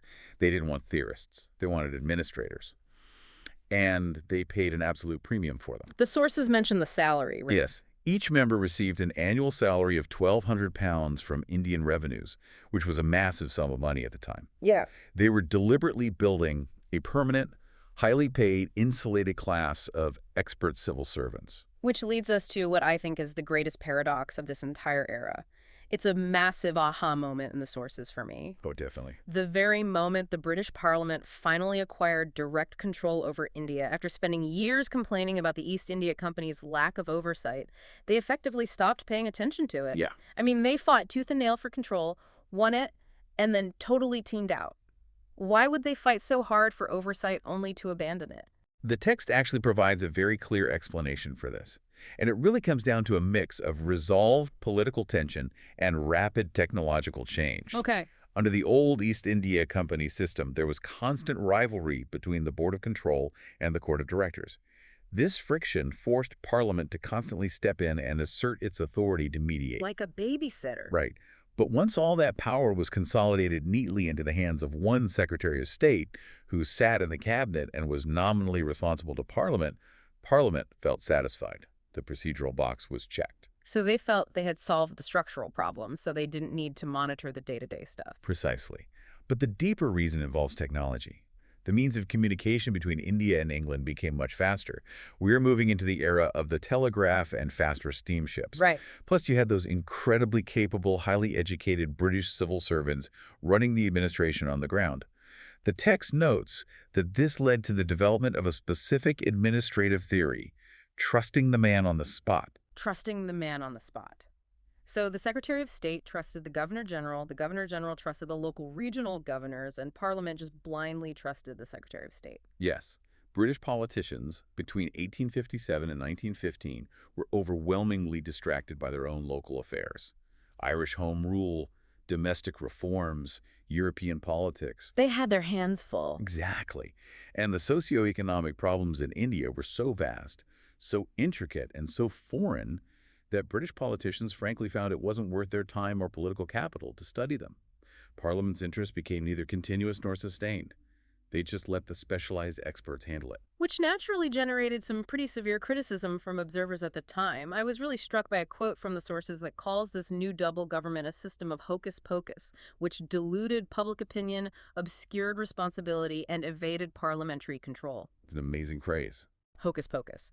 So essentially, they pulled off a massive corporate restructuring that looked highly accountable and revolutionary on paper, but was really just an administrative magic trick to hide who was actually pulling the strings. That's exactly it. It was a formal change rather than a substantial one in terms of democratic accountability. All the real functional power just concentrated into the hands of the Secretary of State in London, who exercised it practically without any check from the wider Parliament. So Parliament has mentally checked out, the bureaucrats are running the spreadsheet, but the people actually living in India who just went through a massive, bloody rebellion, they need to be addressed directly. Urgently. Right. And this brings us to a massive public relations campaign. It kicks off on November 1st, 1858 at a grand event called the Allahabad Durbar. So what exactly is a Durbar and what happened there? A Durbar, in the context of the Indian subcontinent, is a massive public assembly. It's a formal court or a state reception held by a monarch or a viceroy. It's an event designed for absolute maximum visual impact and authority. So high production value. Very high. At this specific Durbar in Allahabad, Lord Canning, who had just been upgraded from Governor-General to the very first Viceroy of India, stands before the assembled crowds and native rulers to read the Queen's proclamation. The sources include the drafting instructions given to the ministers who wrote this proclamation, and they are incredibly telling regarding the optics they were trying to achieve. Oh, absolutely. The ministers were explicitly directed to remember the specific tone they needed to strike. They were told, "A female sovereign speaks to more than 100 millions of Eastern people. Such a document should breathe feelings of generosity, benevolence, and religious toleration." Wow. They were acutely aware of the political theater. Following the extreme violence of the 1857 uprising and its suppression, they needed a document that would immediately pacify the populace and project a sense of maternal benevolence from Queen Victoria. And the promises they made in this document were massive. They were clearly designed to hit every major point of anxiety that had triggered the rebellion in the first place. Yes. First, they guaranteed no more territorial expansion. The East India Company had been aggressively swallowing up territory, and the Crown was officially putting a stop to it. They also promised to respect the native princes and their right of adoption. What was the significance of that specific right? That's a great question. So, under the East India Company, there was a highly controversial policy called the Doctrine of Lapse. The doctrine of lapse. Right. If a native ruler died without a biological male heir, the company would refuse to recognize an adopted heir, which, by the way, was a common and sacred tradition in India. Okay. And instead of recognizing the adopted heir, the company would simply annex the territory. It was a massive land grab mechanism and a huge, huge cause of the 1857 rebellion. So by guaranteeing the right of adoption. By explicitly guaranteeing the right of adoption, the crown was promising the surviving native princes that their bloodlines and lands were safe. It was a direct concession to secure their loyalty. That makes total sense. They also promised equal rights and opportunities with British subjects, and crucially, they guaranteed strict non-interference in religious beliefs and worship. That last point was vital. Much of the unrest that sparked the military mutiny was rooted in deep fears that the British were actively trying to destroy local religions and convert the populace. Right. This proclamation was so impactful, so comprehensive in its promises of stability, that it actually became known as the Magna Charta of India. It served as the absolute bedrock of British administrative policy in India all the way until 1917. Okay, so the PR crisis is handled. The crown is officially in charge. The experts are running things on the ground, and the princes are placated. Everything is running smoothly. What? Except, in setting up this newly centralized government, the British accidentally created a monster, at least from the perspective of the executive branch. Here's where it gets really interesting. This brings us to the Indian Councils Act of 1861. The era of the so-called accidental parliament. Yes. So Charles Wood, who was a major architect of these colonial reforms, starts complaining bitterly in the historical texts. The existing legislative council, which was supposed to just be a quiet, compliant little advisory group, had somehow developed into what he called a petty parliament or an Anglo-Indian House of Commons. And keep in mind, this council was packed entirely with British officials at this point. Right. But even they started feeling a sense of legislative independence. They were daring to question the executive branch. They were demanding to see confidential papers. They even refused to submit their legislative projects to the Secretary of State in London before considering them. They were actively asserting their right to independent legislation. So how does an absolute executive authority thousands of miles away deal with an advisory body that suddenly thinks it has real democratic power? They crush it structurally. You just break the system. Exactly. Sir Charles Wood's goal became incredibly clear to strip away its deliberative power entirely. He stated very plainly that this council was not a grand inquest of the nation. The 1861 Act was designed as the structural fix. It explicitly legally forbade the council from inquiring into grievances, calling for confidential information, or examining the conduct of the executive. It was restricted to be strictly a lawmaking committee. It could draft laws, but it could not question policy. They completely neutered it. Completely. But they still needed the appearance of listening to the public, especially after the promises made in the Queen's proclamation. Yeah. So they created this brilliant, highly controlled illusion of representation. Yes. The Viceroy's Executive Council was expanded. They added between 6 and 12 additional members purely for the purpose of legislation, and the rule stated at least half of them had to be non-officials, which meant they didn't work for the government and therefore could be Native Indians. But the catch here is monumental. Right. These members were nominated directly by the Viceroy. They were not elected by any sort of public vote or constituency. So who did the Viceroy pick to represent the public? He picked ruling princes, big zamindars, or retired loyal officials. For those unfamiliar with the term, what exactly is a zamindar in this context? Think of zamindars as massive aristocratic landowners. They held immense local power, controlled vast estates, and were responsible for collecting taxes. They were the absolute apex of the local establishment. Okay. And they were deeply invested in the status quo. So the Viceroy is nominating individuals whose wealth and power are entirely dependent on British stability. They weren't natural leaders of the public pushing for reform. They were establishment figures. The text has this incredibly humorous yet deeply bleak observation about these non-official members. It notes that they showed the utmost reluctance to come and utmost hurry to depart. It's so telling. It is, and you can completely understand why. They had absolutely no real say in anything. They couldn't ask questions about policy. They couldn't demand documents. They couldn't challenge the budget. The council merely existed to rubber stamp executive decrees to give them the veneer of public consultation. It's the classic dynamic of executive omnipotence versus token representation. The 1861 Act made the Governor General essentially all-powerful. It formalized the portfolio system, where individual members of the executive managed specific departments. Which is essentially the foundation of the modern cabinet system in India, right? Exactly. It also gave the Viceroy emergency ordinance powers. He could issue decrees that had the force of law for 6 months without consulting the council at all. I did notice a fascinating little wrinkle in the sources, though. The 1861 Act wasn't entirely about centralizing power in Calcutta.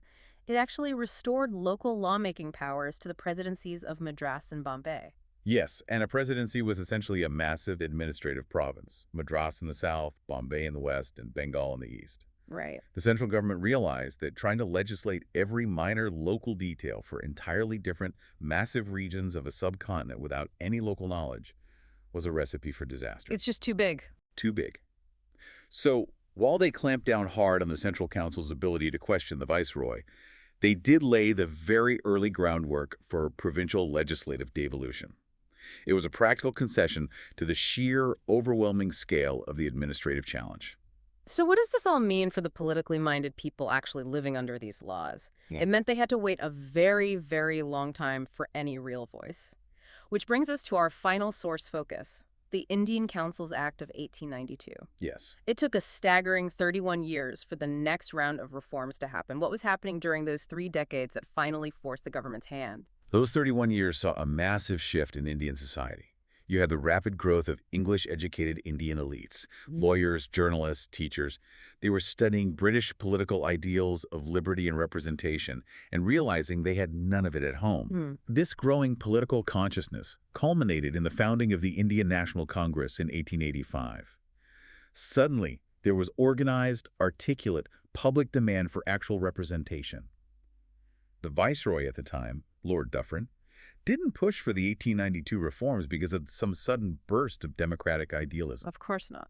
He pushed for them to prevent this growing public agitation from boiling over into another rebellion. Proactive pressure release. Give them an inch so they don't take a mile. Exactly. So the 1892 Act provided what we might call baby steps of representative governance. The councils were slightly expanded in size, but more importantly, the functions were slightly enlarged.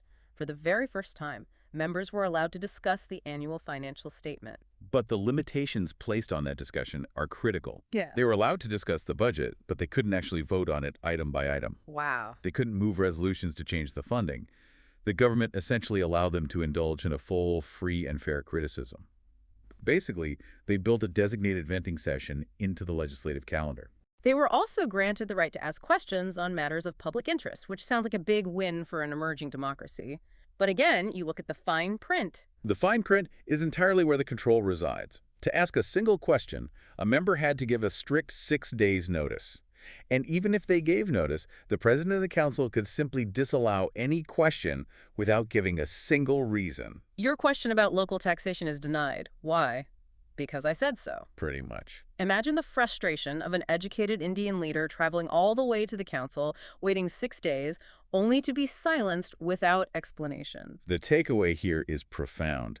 These were incredibly tight, carefully managed concessions. The executive maintained absolute, unshakable control while creating just enough of a platform for discussion to manage public perception. Right. In fact, the government gained the advantage of explaining its policies and answering attacks in a controlled public forum. They effectively turned the council into a tool for their own defense rather than a genuine check on their power. It is a masterclass in giving up as little actual power as humanly possible while appearing to be progressive. As we synthesize this whole journey, from a profit-driven corporate monopoly in the East India Company to a crown-run bureaucracy, what we see is a constant, almost desperate struggle. The ruling powers are trying to balance supreme executive control with the undeniable growing need for local representation. And this is exactly why revisiting this specific historical window matters so much today. It strips away the comforting illusions of how institutions are built. It shows us, in plain text, how structures like portfolios, emergency vetoes, and so-called advisory councils are very often engineered specifically to channel, diffuse, and manage opposition rather than to truly empower it. I want you, the listener, to think about your own experiences for a second. Think about your workplace or a local government board or even a large organization you volunteer for. How often are consultative committees or advisory boards formed that look fantastic on an organizational chart but have absolutely no real veto power? All the time. How often do people sit in endless meetings, rubber stamping decisions that were clearly already made behind closed doors, showing the utmost reluctance to come and the utmost hurry to depart? That feeling of institutional powerlessness is a direct, living echo of the 1861 Legislative Council. It's the enduring legacy of the illusion of representation. And there's one final provocative thought I'd like to leave you with that builds on this entire idea of corporate and state control. We spent a lot of time discussing the British East India Company, a massive privately owned monopoly that became so powerful it acted like a nation-state until a real government finally stepped in and took it over. The ultimate hostile takeover. Consider the massive technology monopolies of our world today. We have corporations that control the global flow of information, digital commerce, and even political discourse. They have their own closed ecosystems, their own internal Supreme Courts for content moderation, and wealth that dwarfs most nations. Many people today argue that these tech giants have too much unregulated power and demand that governments step in to tightly regulate or even nationalize their core infrastructure for the public good. Treating them like public utilities. But if a modern tech giant were effectively nationalized or placed under total government control tomorrow, would we actually gain democratic power over our data and our digital lives? Or, as we saw in 1858, would we merely be trading a corporate board of directors for a government secretary of state? Would the bureaucracy just adapt, leaving us with a new system that looks accountable on paper but operates behind an even thicker veil of administrative hocus pocus? That is a deeply unsettling yet vital question to chew on, and a perfect place to leave it. Thank you so much for joining us on this deep dive. We wish you well as you continue to explore the hidden architectures of history and maybe look a little closer at the structures governing your own world today. This is the brief on the rise and fall of the East India Company. Let's do a quick overview of how a mega corporation accidentally built an empire in India, pushed its people to the absolute brink, and forced the British Crown to officially take the reins. First, we got to look at the sheer scale of this corporate titan. The East India Company wasn't just a business. It actually boasted a private security force of 200,000 men. That's literally double the size of the actual British Army. Imagine a modern tech giant today, but, with its own heavily armed military and a license to collect taxes. Crazy, right? Well, their unchecked greed caused a massive financial collapse in 1772, forcing the British government to step in with a historic bailout just to start regulating them. Second, we hit the inevitable breaking point. Decades of heavy taxation, discrimination, and trampling on local customs ignited the revolt of 1857. The spark? Rumors of rifle cartridges greased with cow and pig fat. The British brushed this off as a mere sepoy mutiny, but you really got to wonder, was this actually India's first true war of independence? While the rebellion failed without unified leadership, it completely shattered the company's grip on the country. Finally, the British government pulled the plug. The failed revolt's biggest consequence was the total dissolution of the corporation in 1858, transferring power directly to the Crown.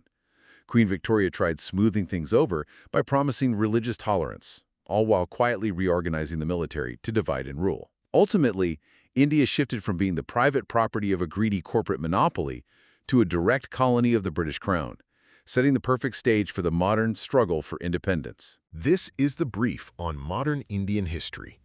We're going to dive into a sweeping overview of how heavy-handed British colonial policies and the fierce Indian resistance against them literally shaped the nation's entire education system, press, civil administration, and social fabric.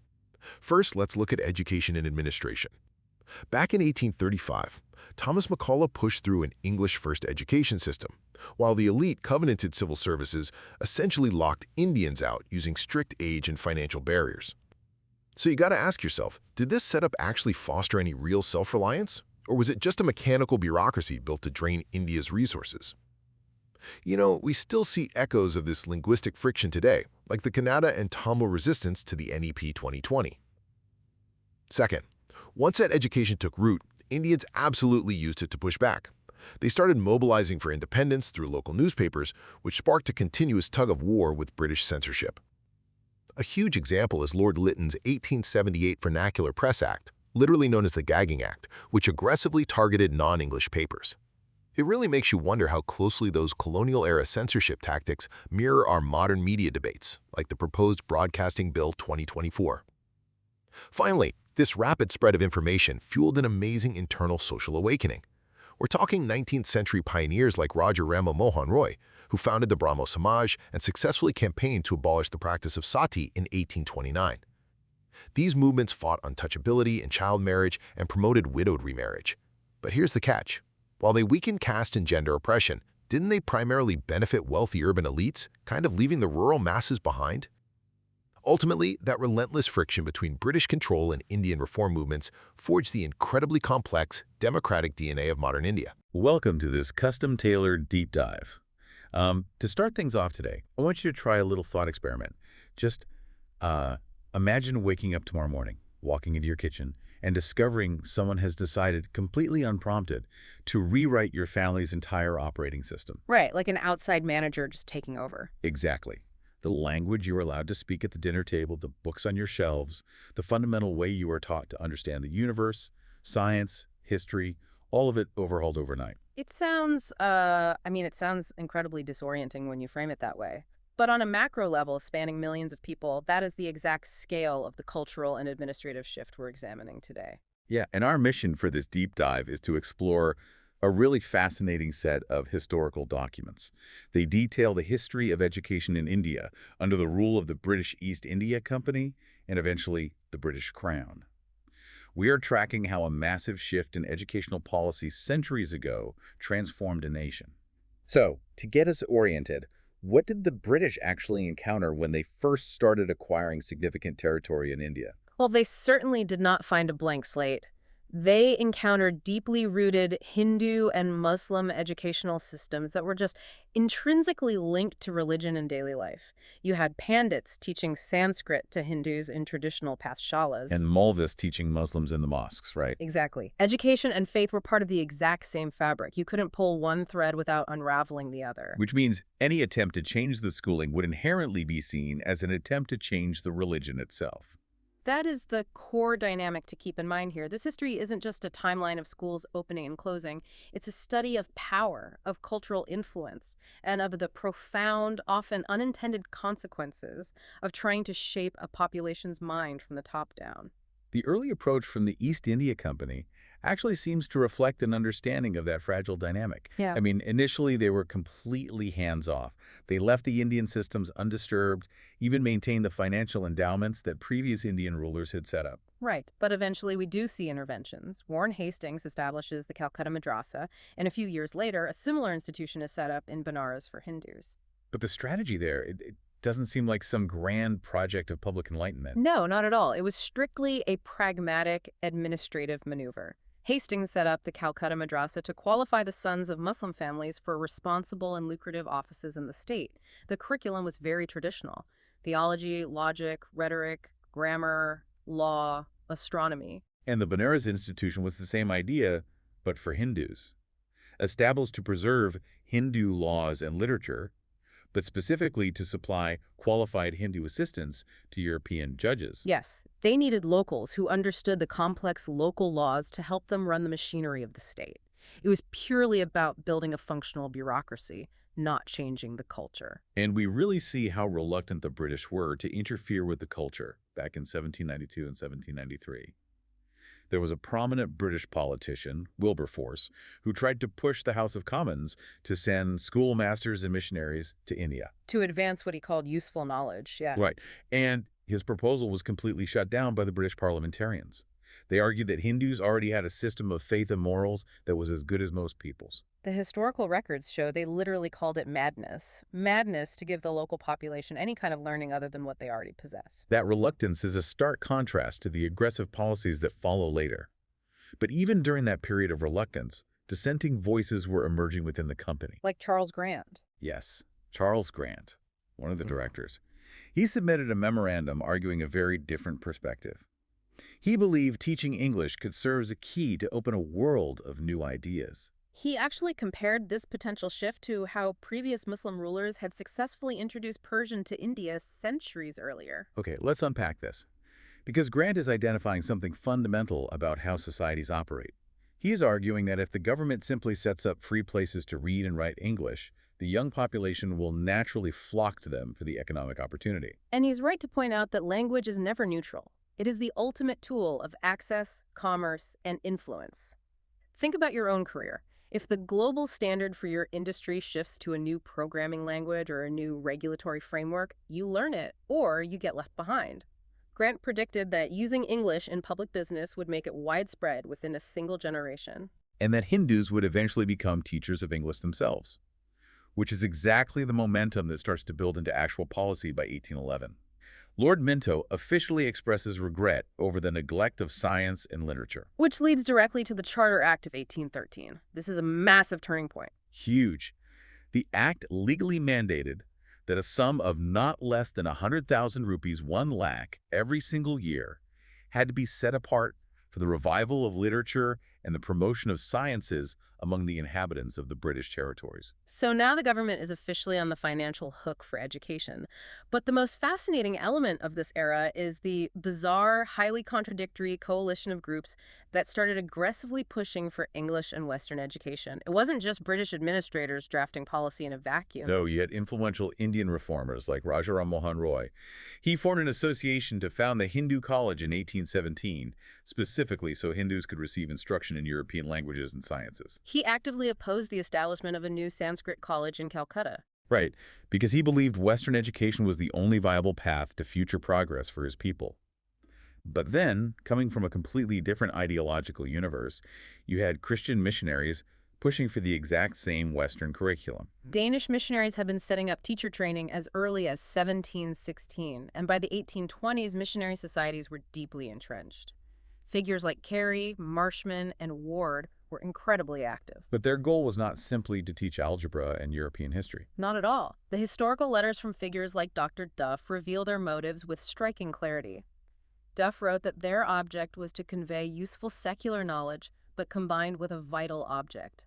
And that vital object was to convey a thorough knowledge of Christianity. They made Bible classes compulsory in institutions like the Wilson College in Bombay and the Christian College in Madras. They recognized that spreading the English language was the most efficient delivery mechanism for spreading their religious beliefs. So Indian reformers wanting modern progress and missionaries wanting religious converts are both pushing the exact same curriculum.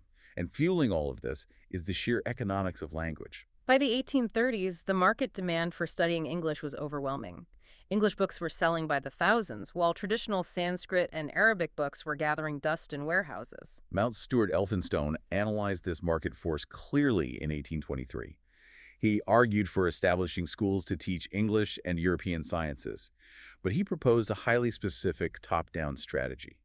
Yes, he believed it was far more important to impart a high degree of education to the upper classes than to spread a foundational education among the common people. He theorized that if you educate the elites first, the knowledge would naturally trickle down to the masses.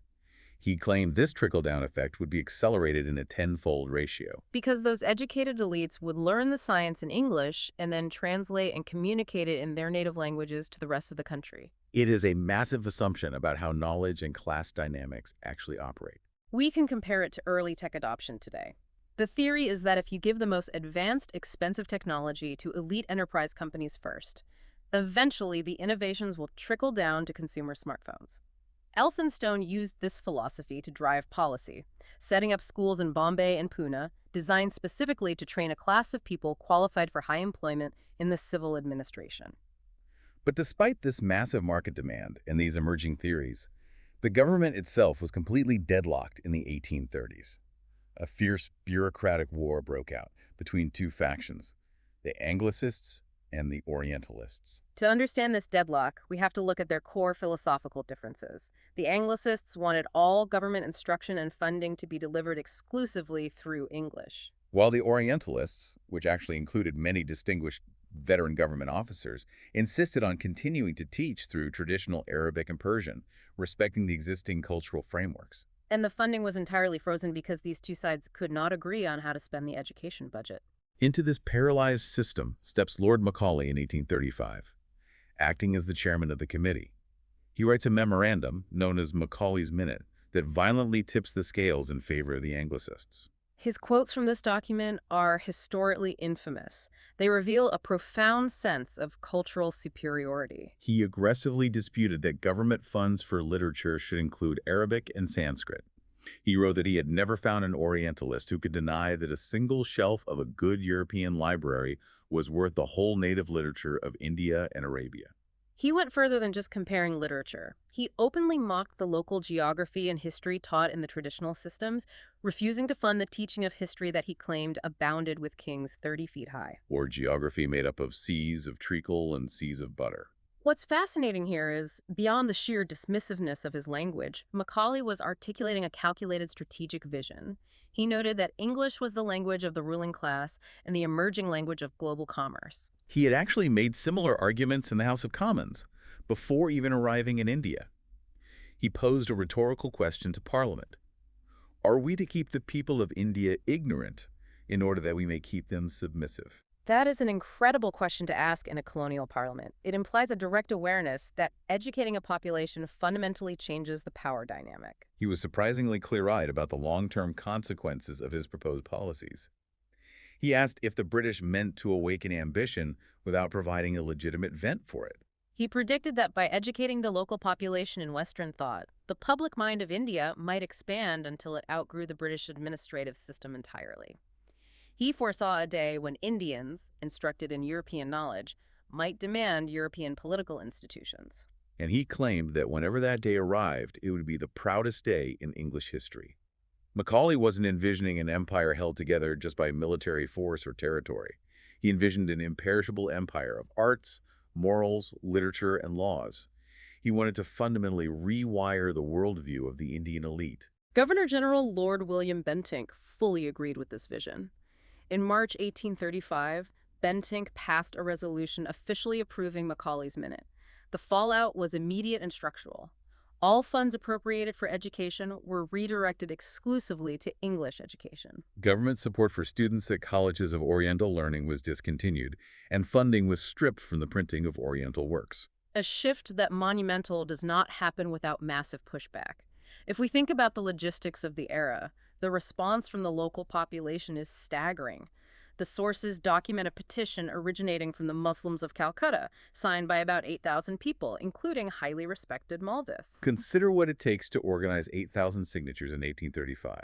No internet, no modern transportation.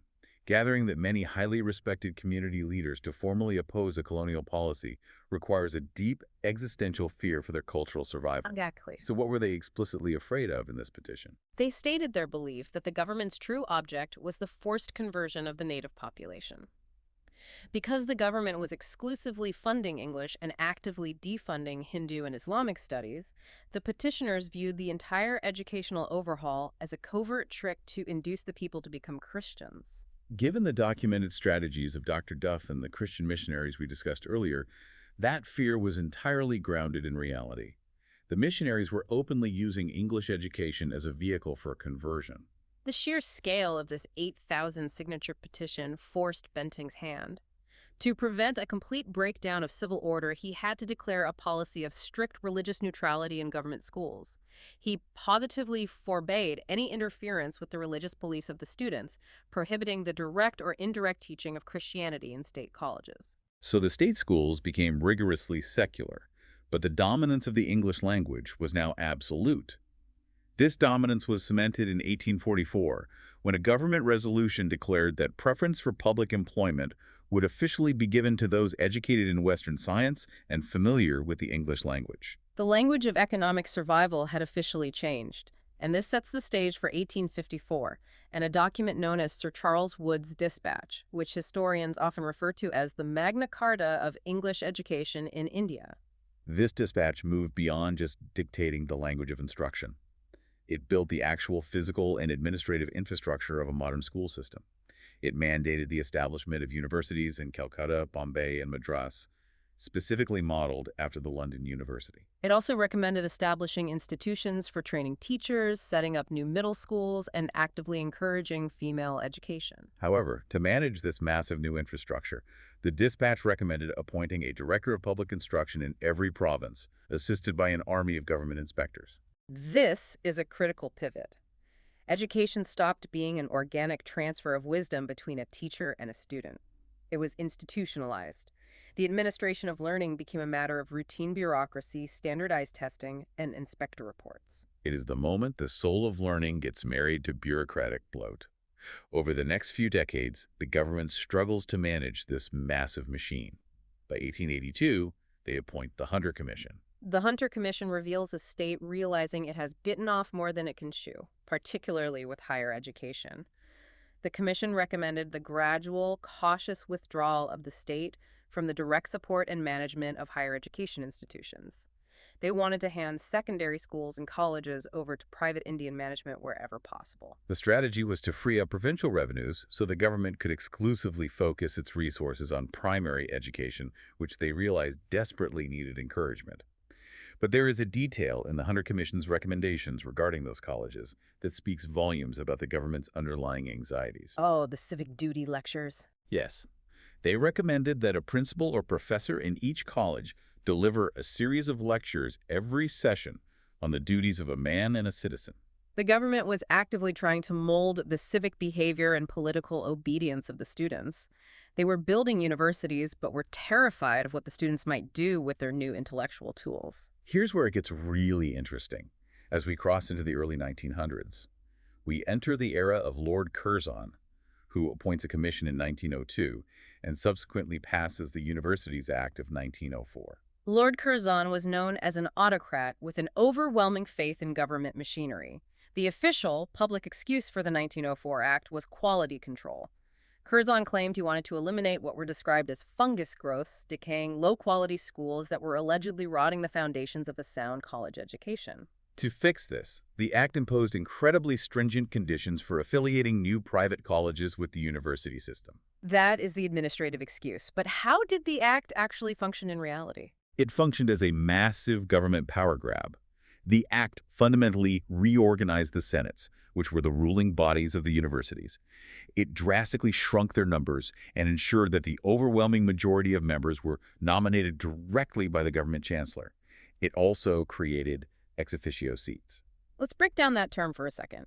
An ex officio seat essentially means someone gets a voting position on the university board simply because of their government job title, like the director of public instruction, rather than through academic merit or election. Precisely. It is a very effective way to pack a governing body. Practically nothing could be done in these universities without the explicit approval of the government. The sources note that the main result of the 1904 Act was to turn these institutions into some of the most completely governmental universities in the world. By 1904, there is a highly educated class of Indians who have been studying Western political philosophy, law, and history for decades. How did they react to Curzon packing the university boards? They saw right through the quality control excuse. Indian public opinion was fiercely critical. Educated Indians recognized that the new, strict affiliation rules were actually a calculated tool to hamper private Indian efforts in education. They saw that restricting the size of the senates was a deliberate mechanism to maintain a European voting majority on the boards. The historical accounts from authors included in the sources show that educated Indians sincerely believed Curzon meant to deal a fatal blow to the university system. They were convinced he was deliberately trying to restrict higher education opportunities for young Indians in order to suppress their growing political awakening. This was not a minor administrative dispute over school charters. This act became the source of the greatest controversy of Curzon's entire viceroyalty. It produced immense public bitterness and made him incredibly unpopular with the educated classes. The very system Macaulay had confidently set up in the 1830s to awaken ambition was now pushing back against a government desperately trying to put a lid on that exact same ambition. So what does this all mean for us today? Let's summarize the massive journey we've just taken. We started with established, locally funded religious educational systems. We then watched a pragmatic East India Company decide it needed local clerks to run its bureaucracy. That led to figures like Charles Grant and Lord Macaulay pushing to rewrite an entire culture's operating system by installing English and Western science as the ultimate standard of value. Which in turn created a massive bureaucratic machine, an administrative machine that ultimately tried, and as we see with Lord Curzon's panic in 1904, failed to control the minds and the political awakening of the highly educated class that it intentionally manufactured. It is a wild, sweeping story about the unintended consequences of trying to engineer a society's intellect. And that brings us to the end of our deep dive today. But before you go, we want to leave you with a final thought to mull over, applying these historical lessons to our modern world. Think back to Mount Stuart Elphinstone's argument in 1823. He claimed that the most efficient way to spread knowledge is to educate the elite upper classes first, operating on the assumption that their advanced knowledge will eventually trickle down to benefit the masses in a tenfold ratio. Right.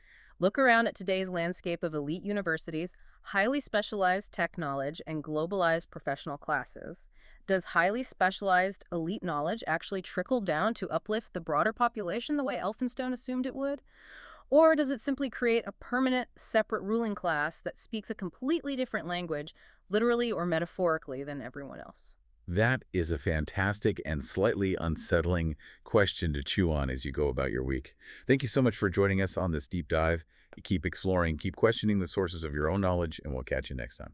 You know, when you open a news app today, or you just scroll through your feed, there's this underlying expectation that you're looking through a window, like a clear pane of glass that just shows you the world exactly as it is. Right, yeah. We really crave that transparency. I mean, we want the news to be this unfiltered transmission of facts, just completely objective and, detached. Right. But what if that glass isn't actually a window at all?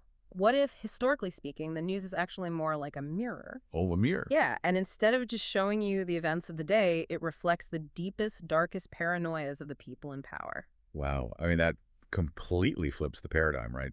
It suggests that to truly understand the news, you have to look at who is trying to control it and how they're trying to control it, and most importantly, what they are so terrified of. Exactly. And that brings us to our mission for this deep dive. We are exploring a fascinating historical text today that documents the history of the press in India. Yeah, it's a great one. It really is. And, if you've ever felt just completely overwhelmed by today's 24/7 news cycle, or if you've wondered how governments actually go about shaping what you read, this dive is basically a shortcut to understanding the very origins of media control. Definitely. We're looking at an excerpted historical document that details the centuries-long legal and political tug-of-war between ruling governments and the press, spanning from the 1780s right up to the 1950s. And just as a quick reminder for everyone, what I love about this source document is that it doesn't ask us to take a political side or, make moral judgments. Right, it's just the facts. Exactly. It just lays out the raw historical record of this legal battle, the actual laws passed, the arguments made in the courtroom, and we're just here to impartially report on that content. We're acting as guides through the historical record, following the evidence where it leads. It's a remarkable record, too, because we are essentially watching the evolution of censorship in real time. Yeah, what's fascinating here is that the history of the press in India isn't just a story about the mechanics of printing words on paper.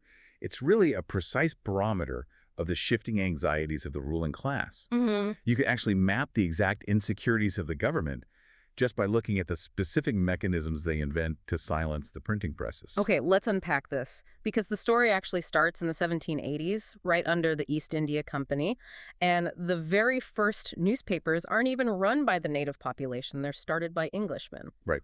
We get this guy, James Augustus Hickey, who starts the Bengal Gazette in 1780 as a weekly journal. And the text notes his stated goal was twofold: information and amusement. Information and amusement. Yeah, it sounds like the 18th century equivalent of like a lifestyle magazine. It does, yeah. That sounds completely harmless. But Hickey almost immediately runs into a brick wall, and that wall's named Warren Hastings, the Governor General of Bengal. Right. Because Hickey decides to use his platform to harshly criticize Hastings and his administration's policies. And Hastings does not take that criticism well, like at all. No, he does not. Hickey is arrested, he's in prison, and the journal is just forced to shut down entirely by 1782. But the thing is, Hickey doesn't go quietly. He really doesn't. The text quotes his defense, and it is incredibly bold. He states that he considers the liberty of the press to be essential to the very existence of a free government, and that any act to coerce that principle is tyrannical and injurious to the community. It's a profoundly modern defense of free speech, honestly. I mean, Yeah. one that feels completely out of place against the backdrop of 18th century colonial rule. Yeah. And Hickey wasn't an isolated case either. You had another editor named Duane running the Indian world who clashed with Lord Cornwallis.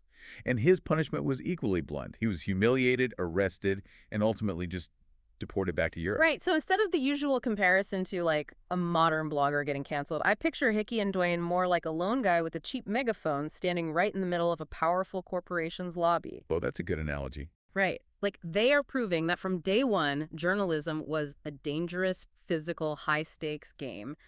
The government didn't try to debate them. They didn't even fine them. They just physically removed the person holding the megaphone. Yeah, physical removal is really the defining characteristic of this era. At this early stage, the British authorities viewed these European journalists merely as personal nuisances. Just annoyances. Exactly. It was an interpersonal conflict. The empire wasn't structurally threatened by a few disgruntled Englishmen writing snarky articles for a tiny audience of other Englishmen. They just wanted the annoyance out of their sight. Right, but throwing an annoying editor on a boat back to Europe only works when the stakes are low. And the political landscape does not stay quiet for long. No, it doesn't. The British start facing massive external pressures, which forces a total pivot in how they handle the flow of information. Yeah, and the catalyst for that pivot is the immediate threat of war. By 1799, under Lord Wellesley, the situation in India was critical. Right, the French. Yes, the British were terrified of a French invasion. You had Tipu Sultan, the really powerful ruler of the Kingdom of Mysore, actively negotiating with the French to expel the English. At the same time, the Marathas, this massive and well-armed Indian confederacy, were gaining serious ground. So the ruling government is surrounded by heavily armed factions and, the looming shadow of Napoleon. Exactly. Suddenly, an unregulated printing press isn't just a nuisance anymore. It is a massive strategic liability. Yeah, the authorities felt that strict supervision over the press was no longer about protecting a governor's ego, right? It was a matter of sheer military survival. Wow. So Wellesley establishes a blanket censorship over all newspapers in 1799. He institutes rules where you had to publish the names of the editors and proprietors right on the front page. So they knew exactly who to go after. Exactly, ensuring the government knew whose door to kick down if a military secret leaked. It becomes a pure national security apparatus. And over the next few decades, the government tries to figure out how to manage this. And I want to look at Lord Hastings in 1818 because at first glance, he actually looks like a reformer. He does, yeah. Because he actually abolishes the post of the official censor. Well, he removes the physical censor, yes, but he replaces the person with a terrifyingly broad set of regulations. I have to point out the hypocrisy here because it's just staggering. He abolishes the censor, but then the text says he legally requires editors to desist from publishing any animad versions of the proceedings of the authorities or any disquisitions on political transactions. Yeah, let's translate that 19th century legalese for a moment. Please. Animad versions essentially means harsh, critical remarks, Mm. and disquisitions are long analytical essays. So just imagine a modern platform telling you that you have absolute total free speech as long as you promise never to post a critical remark about the government, and never write a long essay analyzing a political transaction, and never make an offensive remark about a judge. And, never discuss anything that might make people nervous about their religion. And you can't publish local gossip either. It is the illusion of freedom, completely masking an incredibly tight grip. The government realized that having an official censor stamp, every paper looked tyrannical, so they just shifted the burden. They made the rules so broad that editors had to self-censor out of fear. But the real turning point, the moment the government finally admits what they're actually afraid of, comes in 1823 with the Monroe Recommendations. Yes. Sir Thomas Monroe is tasked with investigating this whole problem of the press in India. And his conclusion basically splits the press into two distinct categories. Yeah. He says the European press, which is run by and for the British, doesn't really matter. It can do little good or harm. Yeah, if we connect this to the bigger picture, Mhm. Monroe realizes something fundamental about the architecture of power. The European press is just noise, but the Indian press. The vernacular press. Exactly. Newspapers printed in local languages, read by the native population. That is an existential threat to the empire. And he actually writes this down. The text quotes him saying that a free Indian press might spread the principles of liberty and stimulate them to expel the strangers who rule over them and to establish a national government. He understood the assignment perfectly. I mean, Monroe recognized a universal truth about media. Information is the precursor to political action. Right. An informed populace will inevitably demand self-governance. He literally says the quiet part out loud. The quote is, "A free press and domination of strangers are things which are quite incompatible and cannot long exist together." And because of Monroe's raw, unvarnished honesty about the threat of an informed public, the government abandons the illusion of a free press entirely. They drop the act. Yeah. They enact the strict licensing regulations of 1823. Yeah. This required every single paper and book to have a formal government license just to be printed. The printing press itself was now considered a dangerous weapon that required a permit. Wow. Now, there is a brief window of freedom later on, initiated by Sir Charles Metcalfe in 1835. He believes in the free exchange of ideas, and he promptly gets fired by the East India Company for it. Naturally. But that brief liberalization abruptly ends in 1857. Yeah, the 1857 Mutiny, or the First War of Independence, fundamentally breaks the British psyche in India. It changed everything. It really did. The sheer scale of the rebellion terrifies the administration. When the dust settles, the government's tolerance for dissent is just gone. And that sets the stage for one of the most controversial laws in this entire historical record. We hit 1878 under Lord Lytton.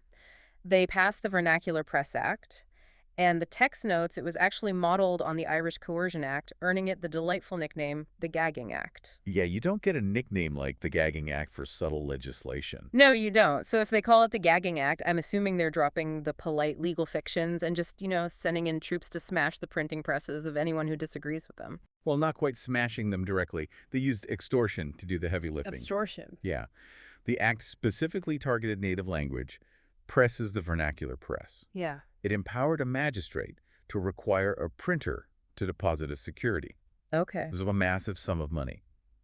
And the printer had to sign a bond promising not to print anything likely to incite disaffection toward the government. And if they printed an editorial the local magistrate didn't like. That security deposit was immediately confiscated. And if they offended again, the actual printing plant, like the physical machinery, could be seized. Wow. Here's where it gets really interesting, because the text highlights this fierce, brilliant critique of this act by Sir Forja Mehta in the Times of India. Yes. He looks past the immediate financial threat, and he points out the long-term psychological consequence of this kind of censorship. Mehta argues that a licensing system like this doesn't actually stop sedition. It just annihilates honest, useful criticism. He points out that under the constant threat of financial ruin, the moderate, respectable journalists will simply retire. The risk of losing their livelihood is just too high. Right. So by trying to silence moderate critique, the government creates a vacuum. And Mehta says that vacuum is inevitably filled by violent and unprincipled agitators who basically have nothing to lose and actually thrive on the persecution.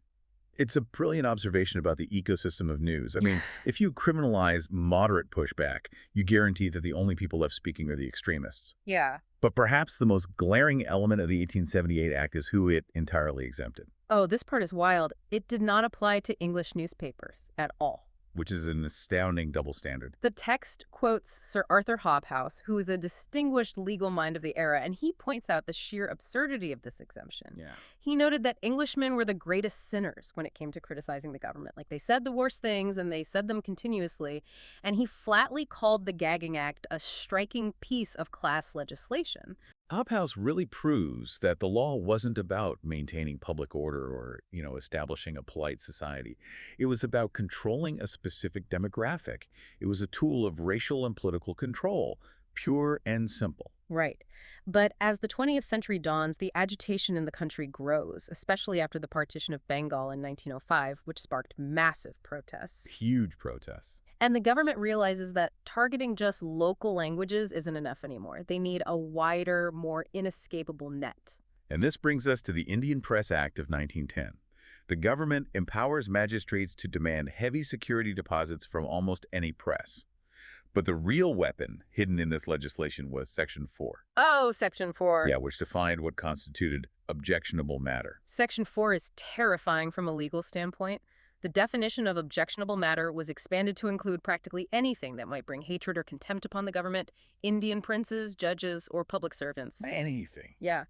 And to understand how suffocating this was, we have to look at the Muhammad Ali case that's detailed in the source text. Right, so Muhammad Ali was an author whose pamphlet was seized under this exact act. He believed he's within his rights, and he actually took the confiscation to the Calcutta High Court. And during the judgment, the Chief Justice, Sir Lawrence Jenkins, makes these incredibly candid remarks. He openly admits that Section 4 is drafted to be as wide as human ingenuity could possibly make it. Wow. He notes that even standard classic literature, or like an article merely praising a certain class of people, might accidentally get caught in this dragnet. And even the Advocate General, the lawyer representing the government, stood up in court and admitted that Muhammad Ali's pamphlet was not actually seditious. Wait, really? Yeah, it did not violate any standard criminal law.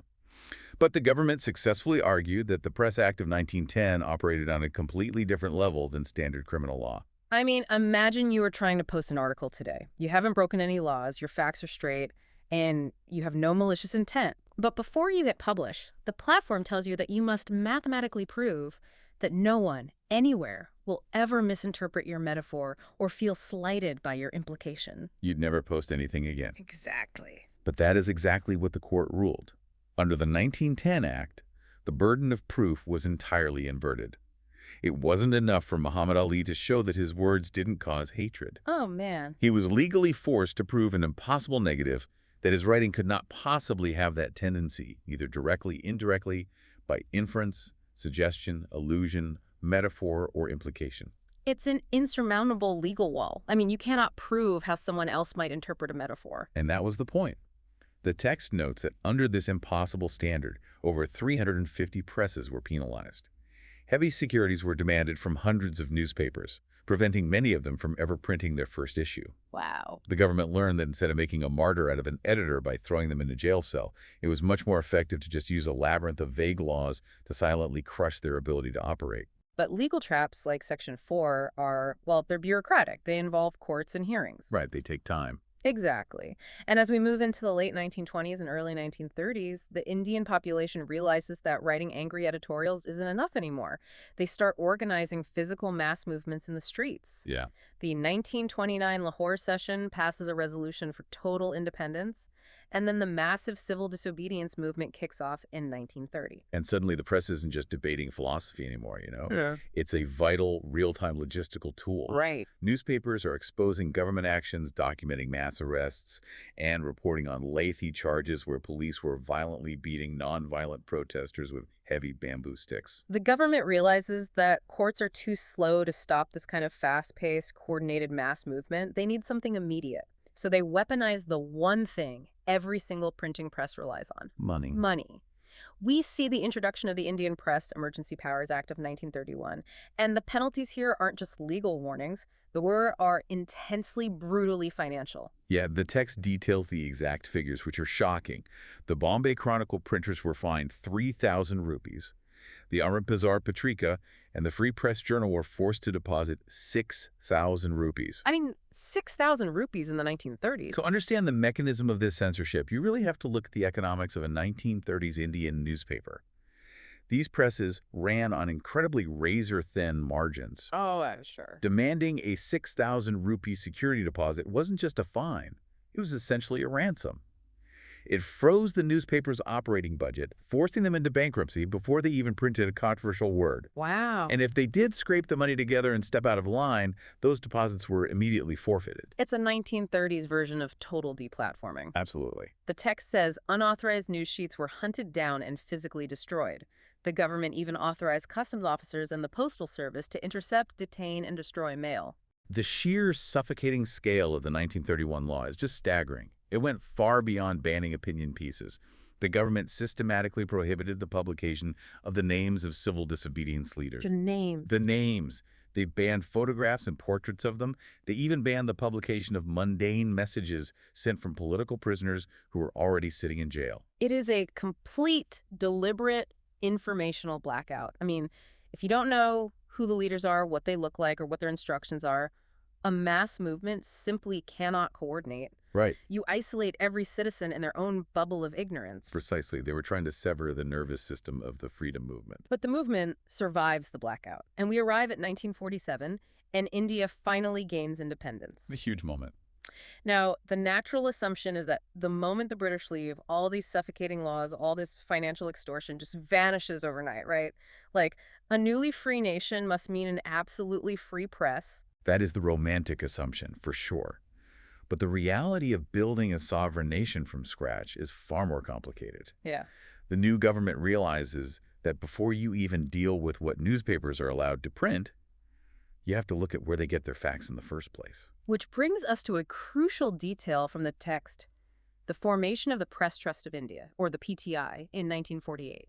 Yeah, this is a massive structural shift. For decades, the internal news supply in India was dominated by Reuters, a British wire server. Right. But you cannot be a truly sovereign, independent nation if your daily supply of news is controlled by the empire you just overthrew. So the Indian press forms the PTI to take over the internal teleprinter routes from Reuters. Ah, I see. Controlling the supply of information was basically step one of independence. But step two is figuring out the legal boundaries. In 1950, the new Indian Constitution formally guarantees freedom of expression under Article 19. It feels like a triumph. It does, until they face the paradox of self-rule. Almost immediately, the new government realizes that absolute, unchecked freedom of expression is being interpreted by some courts to protect individuals who are actively advocating for murder, sabotage, and violent crimes during a very fragile period of nation building. So what does this all mean? It means just 1 year after writing the Constitution in 1951, the very same leaders who fought for press freedom passed the First Amendment, Right. adding restrictions for the security of the state, public order, and incitement to offenses. They also passed the Press Objectionable Matter Act of 1951. Now, this new act was very careful to distance itself from the draconian British laws, to be fair. Okay. It explicitly removed the dreaded pre-censorship. It ensured that those massive security deposits couldn't be demanded by an arbitrary executive order anymore. It had to go through a full formal trial before a sessions judge. Oh, that's a big change. Yeah, you could even demand a special jury composed of people with actual journalistic experience. It is undeniably a much fairer, more democratic process. But the historical irony is kind of inescapable. The new Indian government had to sit down in the very same offices and figure out how to police the exact same press that had just spent decades helping them overthrow the British. Yeah, it's wild. And as they try to establish these new democratic norms, a massive, entirely new threat to the press emerges from a completely unexpected direction. Oh. In 1952, the government appoints a press commission, chaired by Justice Rajadeksha, to thoroughly investigate the state of the media. And what they discover really alarms them. It wasn't sedition, it was monopolies. This raises an important question about the evolution of threats to a free press. The commission conducted a deep dive into the economics of the industry and found a considerable degree of concentration in the ownership of Indian newspapers. Like corporate ownership. Exactly. A few wealthy individuals and corporations were buying up the narrative. And the commission warned that this tendency was incredibly dangerous. They recommended creating a press registrar to monitor these monopolies and an all-India press council to safeguard editorial independence and build professional standards. The threat had fundamentally evolved. It was no longer just about a foreign imperial government tossing editors into jail cells. It was about internal ethics, corporate control, and the invisible hand of the market dictating what information the public was allowed to see. It is an incredible journey when you step back and look at the whole timeline. It really is. We started in the 1780s with Hickey standing in the lobby with his megaphone, fighting the East India Company from a jail cell just to print amusement and information. Right. We moved through the massive, suffocating legal nets of 1910, where you had to mathematically prove your innocence. We saw the brute force financial ruin of the 1930s, where printing a single picture of a protester could bankrupt your entire operation. Yeah. And we ended up in the 1950s with a newly independent nation grappling with the complex modern ethics of corporate monopolies. It highlights a crucial reality for everyone listening today. The right to read diverse, uncensored information, to look through that clear pane of glass, isn't a default state of nature. It is a hard-won privilege. Absolutely. Every single freedom you enjoy in your daily news feed has been fought over, legislated, taxed, and heavily debated for centuries. And it leaves us with a final thought to ponder today, especially looking at the Press Commission's profound fears of monopolies back in the 1950s. We've seen the ultimate weapon against the press evolve over time. Yeah. It started as physical deportation in the 1700s. It became vague legal traps in the 1800s. It turned into complete financial strangulation in the 1930s. And it became the looming threat of corporate monopolies in the 1950s. So the question you have to ask yourself when you scroll through your news feed today is who truly controls the news you consume right now? That's the big question. Is it the government setting the legal boundaries? Is it the wealthy owners of the digital platforms dictating the algorithms and monopolies? Or is it you, the reader, actively demanding the truth? Because if the long, turbulent history of the press tells us anything, it's that the news you see is never just a clear window. It is always a mirror, perfectly reflecting the power dynamics, the money, and the paranoias of the world standing right behind it. Thank you so much for joining us on this deep dive. Keep questioning what you read, keep exploring the history behind your daily feeds, and we will catch you next time. Imagine a modern, global startup. It operates across continents, it handles massive amounts of revenue, and it holds tremendous power. Right, like a massive multinational today. Exactly. But here's the catch. The employees are paid practically zero base salary. Oh, wow. Yeah. So how do they survive? They simply start looting the company's clients. Naturally. Right. They engage in these massive, completely unregulated side hustles, and they use the company's muscle to enforce their own private monopolies. That sounds like a disaster. It really does. Yeah.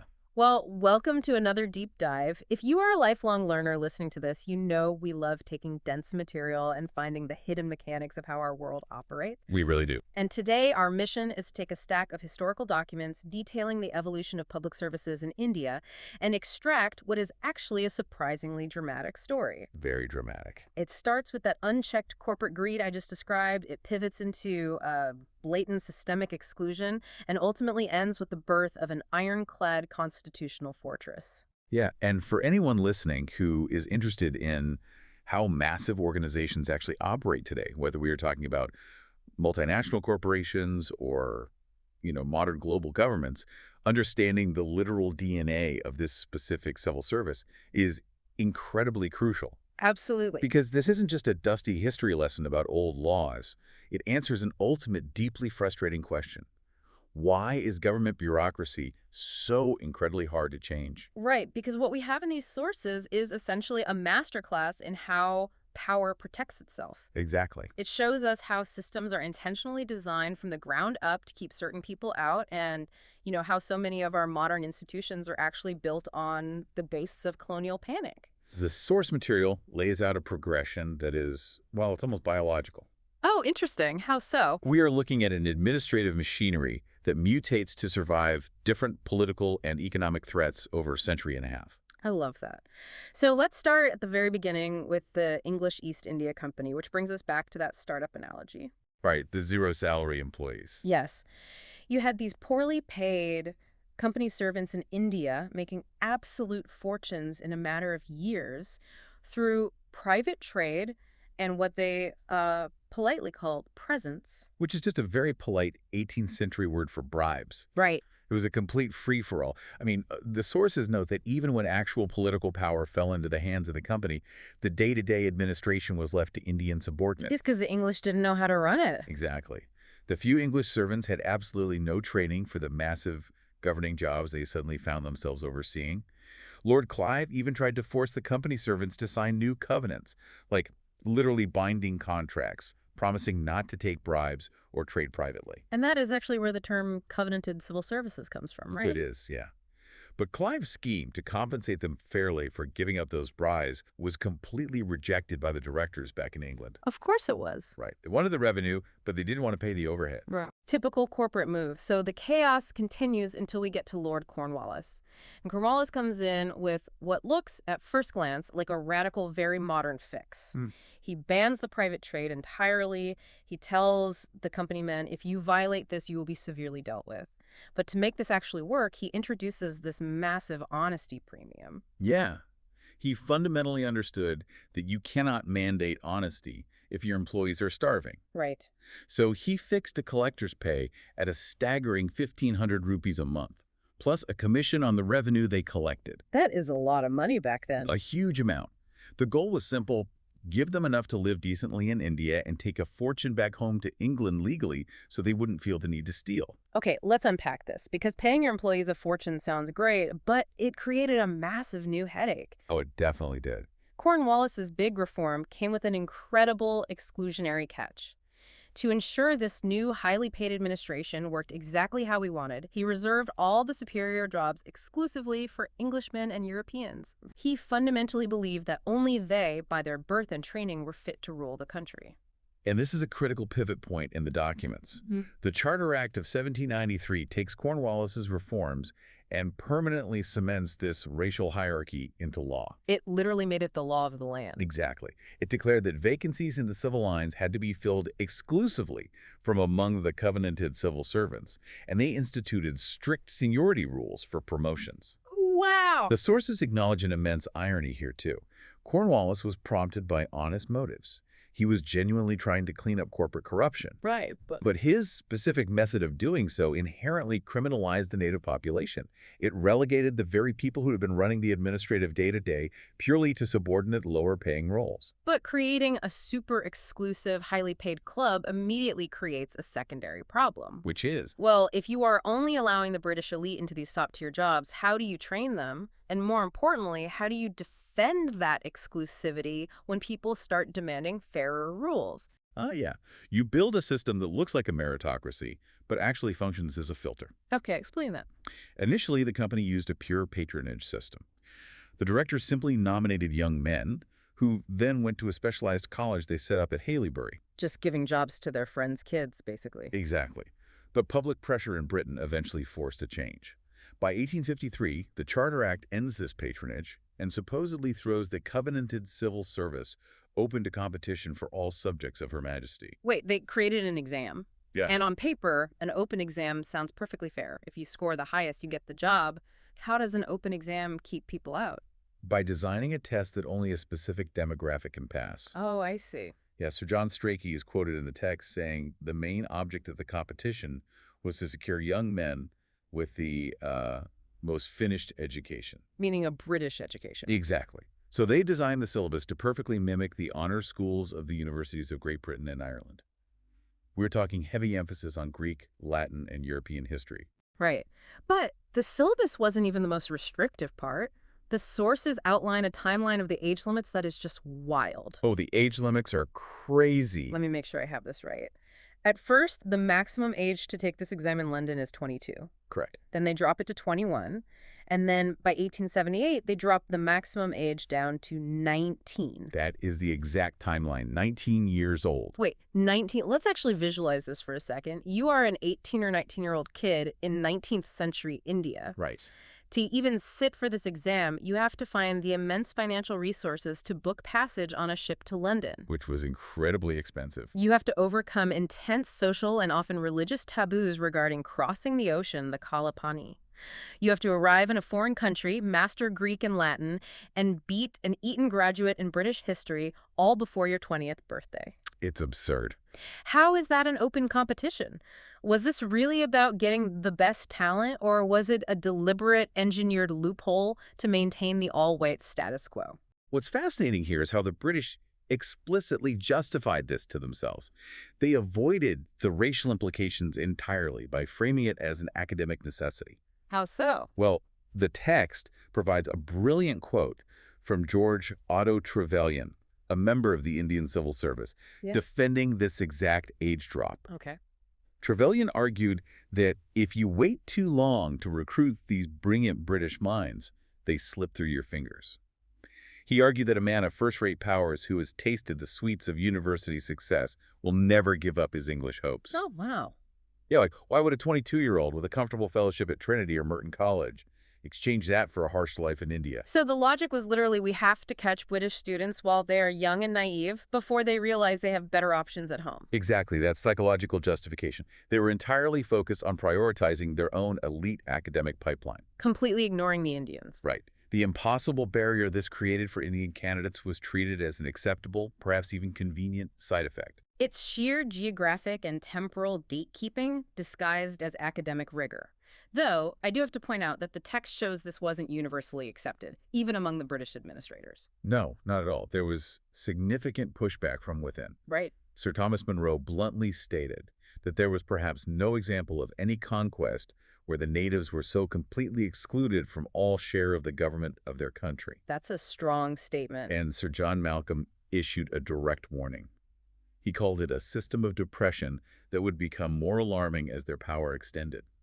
He warned that if they didn't contrive to associate the natives in the task of ruling, the empire simply could not last. And you can't ignore warnings like that forever. I mean, think about your own workplace. If management constantly promises promotions but only ever hires outside consultants for the senior roles, eventually the staff revolts. Absolutely. The British system starts feeling this pressure, realizing it has to offer concessions. But they do so with agonizing reluctance. The 19th century becomes a graveyard of dead-letter promises. Like what? Well, the 1833 Charter Act and Queen Victoria's 1858 proclamation both explicitly promised that no subject would be disabled from holding office by reason of religion, place of birth, descent, or color. Sounding very progressive. Right. They promised free and impartial admission based purely on education and ability. Yet the sources are clear, those provisions were totally ignored in practice. My favorite example of these bureaucratic half-measures is the 1870s statutory civil service. Oh, yeah. They finally pass an act to theoretically allow Indians into the reserve posts without forcing them to take that impossible London exam. It sounds like a breakthrough, but look at the execution. It took them 9 years just to frame the rules for this new service. 9 years. And when they finally did, the rules empowered them to appoint natives of good family and social standing. So they aren't looking for the smartest or the most capable administrators. Far from it. It was elite nepotism disguised as reform. Mm-hmm. Indian leaders rightly complained that the British were prioritizing birth and social position over intellectual capacity and moral fitness. Makes sense. It completely failed to satisfy the actual demand for fair representation, especially after the Indian National Congress was established in 1885, which started aggressively demanding simultaneous exams in India and England. So they just keep kicking the can down the road, building these parallel inferior tracks. Yeah. But eventually you run out of road. You do. The breaking point arrives with the 1917 Montague Declaration. The political reality in India had changed completely. Right. The British government finally declares a policy of the increasing association of Indians in every branch of administration. This leads to the 1918 report and the 1919 reforms, which force the issue simultaneous exams are established. Finally. Yeah, in the Indian civil service, 33% of the superior posts are guaranteed to be recruited in India, with that percentage increasing by 1.5% annually. Here's where it gets really interesting. Put yourself in the shoes of the existing British bureaucracy. It is exactly like a hostile corporate takeover. That's a great way to put it. The old management suddenly realizes that the local employees, whom they have kept subordinate for over a century, are about to become their bosses. Yep. The text explicitly notes that the members of the public services were incredibly upset. They feared they would be ruled and controlled by Indian ministers. They were terrified of being insulted and humiliated, particularly with the rise of the non-cooperation movement. Because the environment they had comfortably controlled was vanishing. They were facing public criticism in the newly formed legislatures, disrespect in the streets, and on top of that, severe economic anxiety from post-war inflation. So, sensing they are losing their grip, what do these elite civil servants do? They panic and they start heading for the exits. In massive numbers. Yeah. By 1924, about 345 all-India service officers, most of whom had 10 to 25 years of critical administrative experience, simply retired under a new scheme that let them out early. The British government is suddenly terrified because the system is bleeding talent, and adequate numbers of Englishmen are no longer coming forward to replace them. This crisis leads directly to the 1923 Lee Commission. The Lee Commission is fascinating to me because it is essentially the government handing out the ultimate golden parachutes. It really is. To stop the bleeding, the system realizes it has to bribe its own creators to stick around. Yeah. Walk us through what the commission actually offered. It was an unprecedented package of perks. The Lee Commission threw massive financial incentives at the British officers. We are talking about guaranteed, highly favorable overseas pay exchange rates so their money went further back home. Nice. They threw in free return passages to England for the officers and their entire families. They massively increased pensions. They guaranteed top-tier medical attendants. All on the taxpayer dime, I assume. Oh, absolutely. If an officer died, his family was repatriated at the government's expense. Mm. And crucially, all future British recruits were given the option to retire on a proportionate pension if they decided they just didn't want to serve under the new, changing political conditions. It is an incredible defense mechanism. They're building massive institutional walls around their jobs, their pay, and their exit strategies. Right. But all of these walls, all of these parachutes, didn't just vanish when the British finally left. And that reveals the most impactful part of this entire deep dive. Yeah. This intense panic, this desperate demand for safeguards by the British, became the actual blueprint for the modern Indian constitution. The British demanded the armor, but independent India inherited it. This is where we see the direct transition from the Government of India Act of 1935 into the actual Constitution of Independent India. Right.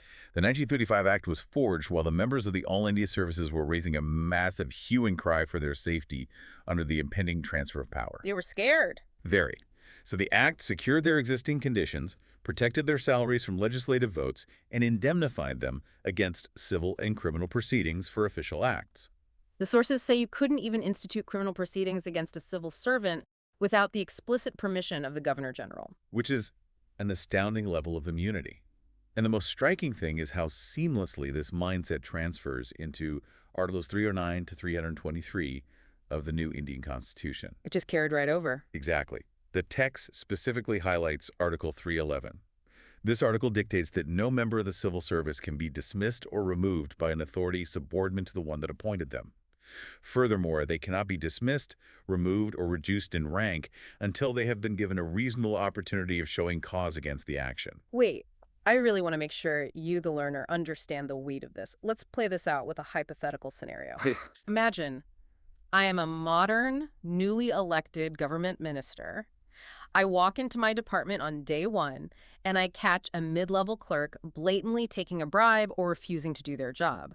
As the boss, I can just fire him on the spot, right? You would think so, but no. Under Article 311, you cannot just fire them. Even if I caught them red-handed. Doesn't matter. First, if that clerk was appointed by a higher authority, say, the president or a specific commission, you, as the minister, might be considered a subordinate authority in the chain of appointment, meaning you lack the legal power to dismiss them at all. Wow. Second, even if you do have the authority, you must provide a formal inquiry. You have to issue charges, give them a reasonable opportunity to respond, hold a hearing, and allow them to defend themselves. The procedural armor is incredibly thick, making swift termination almost impossible. Which raises a massive question. The sources themselves point out that the British bureaucracy was wildly expensive. The financial drain was so great that practically very little was left for actual nation building. The viceroy was literally paid more than the president of the United States. And Lord Morley, a British official, famously called the Indian bureaucracy mechanical, lifeless, and soulless, saying it actively crushed the self-reliance of the people. Yeah, a harsh critique from one of their own. Exactly. So if this system was that expensive and that notoriously rigid, why on earth did the drafters of the new Indian Constitution copy-paste these massive ironclad job protections for the new era? Well, if we connect this to the bigger picture, you start to see the brilliant yet somewhat terrifying logic of the newly independent nation. The constitutional drafters weren't trying to protect the British anymore. They were desperately trying to protect the stability of the state itself. Ah, I see. They recognized that in a brand new, highly volatile democracy, civil servants needed absolute protection from political interference. If politicians could fire bureaucrats at will, the entire administration would collapse every time a new party won an election. That makes a lot of sense. That is exactly why they established the Public Service Commissions, the Union Public Service Commission, or UPSC, at the federal level, and state PSCs at the regional level. So they took the concept of an independent watchdog and made it virtually untouchable. They engineered it so the watchdog couldn't be easily put down. The chairman, or a member of a public service commission, can only be removed by the President of India on the ground of misbehavior. Just the president. And even then, the president cannot just act alone. Removal only happens after the Supreme Court has conducted an exhaustive inquiry and officially recommended it.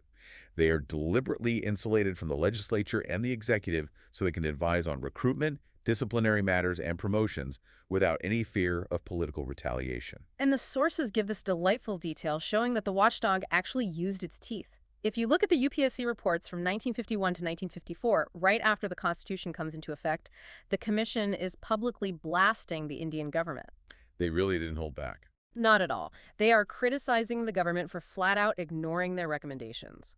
They are calling out ministries for delaying the appointments of successful candidates for months, which sometimes forced candidates to retake exams. Which is ridiculous. Totally. They even go after the government for making improper temporary appointments just to bypass the strict hiring rules, which the Commission explicitly called an improper use of power. It proved the constitutional design worked as intended. The machinery of protection that the British originally demanded out of racial and political panic was brilliantly repurposed by independent India to ensure administrative continuity and to act as a hard check on newly formed, eager political powers. So what does this all mean for you? If you have ever stood in a line or tried to file a seemingly endless stack of government forms and felt deeply frustrated by a massive, unyielding government bureaucracy, you now know exactly why it is designed that way. Yeah, it's not an accident. It wasn't born out of a desire for maximum efficiency or customer service. It was forged in a chaotic crucible of corporate corruption, shaped by decades of racial exclusion and hardened by political panic.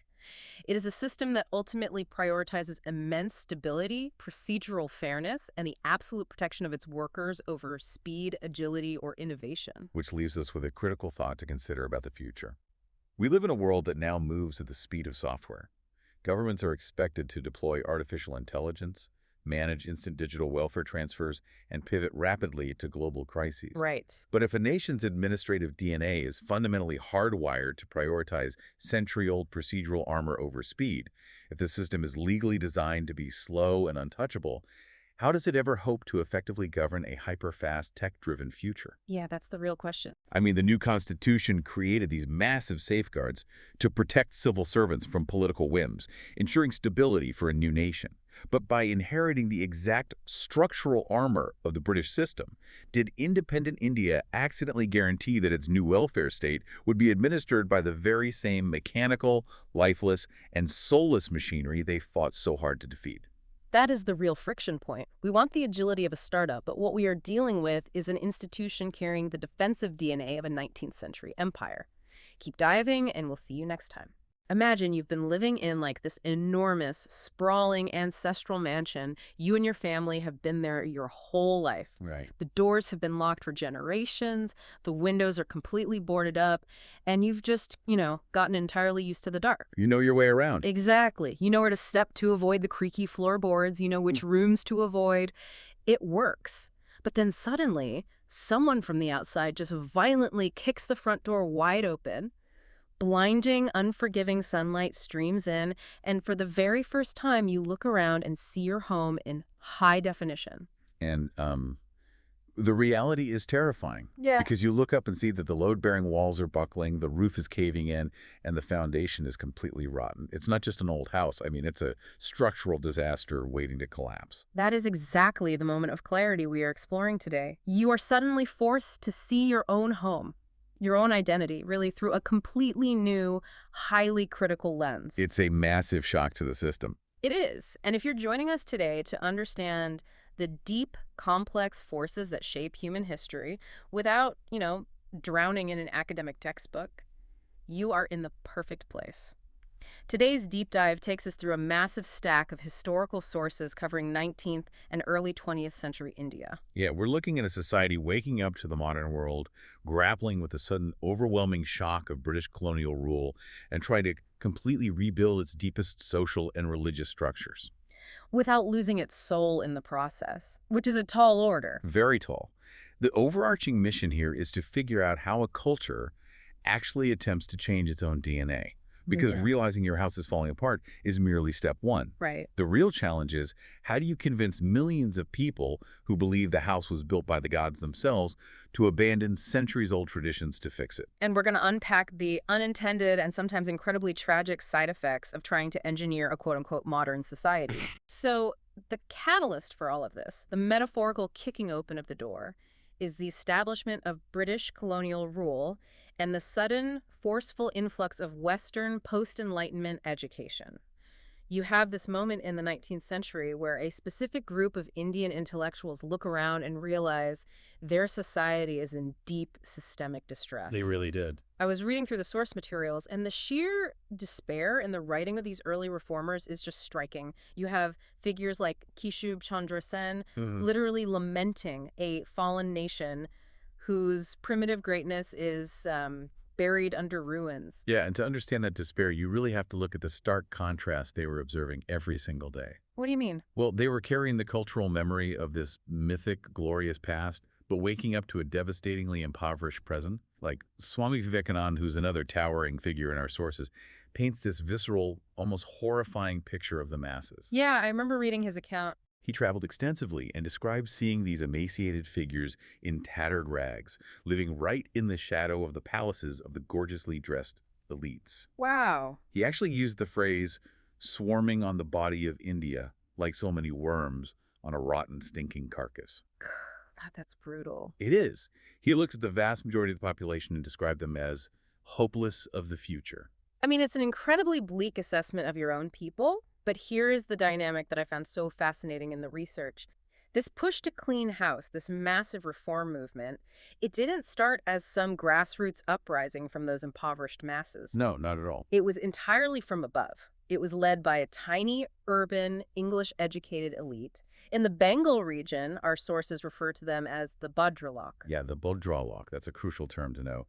It essentially translates to respectable people, or gentlemen in Bengali. These are the urban, middle, and upper classes. Right. And the great irony of this era is that these were the exact people who were the primary economic beneficiaries of colonial rule. Oh, interesting. Yeah, they were the ones getting the Western education, working as administrators, lawyers, and junior partners to the British East India Company. So they're making money off the new system, but they're also the ones using their newly acquired Western rationalism to aggressively critique their own culture. Why them? Because they were living in a state of intense cognitive dissonance. How so? Well, by day, they're interacting with the British, right? They're reading John Stuart Mill, studying modern science and democracy. But by night, they return to homes governed by rigid orthodox caste rules and deeply entrenched patriarchal traditions. That's a massive whiplash. Totally. Furthermore, the British were actively using the social backwardness of India, specifically the treatment of women and lower castes, as the moral justification for colonizing them. Ah. The British narrative was essentially, we have to rule you because you are uncivilized, and the Bhadralok felt the deep humiliation of that critique.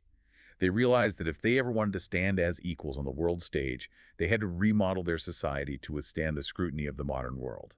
Going back to that mansion analogy, it's like looking in a mirror after years of isolation and realizing the house is crumbling, but the only people who can actually see the structural damage are the ones living up in the penthouse. That's a great way to put it. Right, because they have the binoculars, they have the free time, and they have the education to understand structural engineering.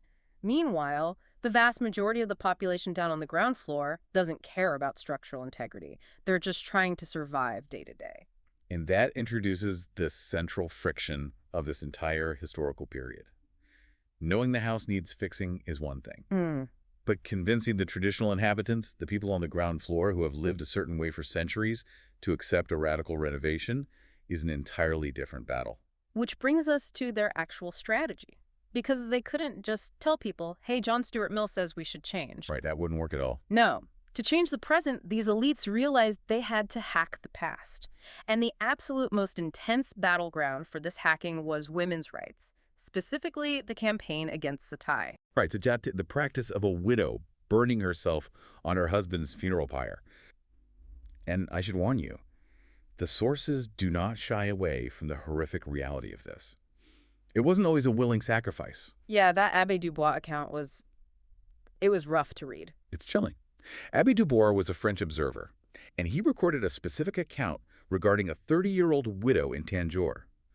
According to him, she was heavily pressured into the act by her community. Right. And when the actual moment came, she fainted from sheer terror. But instead of showing mercy, the crowds dragged her to the pyre, more dead than alive, and threw her unconscious body onto her husband's burning corpse while the crowd cheered loudly to drain out any sound. God. It was a ghastly, brutal spectacle of control. It's horrifying, but what really surprised me in the source material is the historical context around it, because sati wasn't actually some universal ancient rule that every person in India had always followed, right? Not at all. Historically, it was a practice mostly confined to certain martial classes, like Rajput princely families, as a sort of twisted code of honor. But during the early British period, particularly in the Bengal region around Calcutta, the practice experienced a massive sudden revival. Wait, why would a brutal practice like that revive just as the region was supposedly modernizing economically? It's driven by a sociological mechanism called Sanskritization. Mm-hmm. Under British rule, a lot of lower and intermediary castes were suddenly making new money through trade and colonial administration. Right, the economy is shifting. Exactly. Mm. But in traditional Indian society, having money didn't automatically give you high social status. Your status was tied to your caste purity. So, to legitimize their new wealth, these upwardly mobile families started imitating the most rigid orthodox behaviors of the highest castes. Oh, wow. Yeah, they started locking their women away in purdah, Mhm. forbidding widow remarriage, and, tragically, enforcing sati. They were essentially buying their way into the social elite by proving they were the most orthodox. That is wild. So economic progress actually led to a massive regression in human rights for women in these communities. So how do the reformers stop it? This is the part that genuinely blew my mind. When sati was finally banned in 1829, it wasn't just a straightforward human rights decree, right? No, and that requires understanding the British colonial mindset. Hmm. The British were terrified of sparking a religious rebellion among the massive native population. So they adopted a policy of strict non-interference in religion. Okay. Furthermore, the colonial state operated on a massive assumption.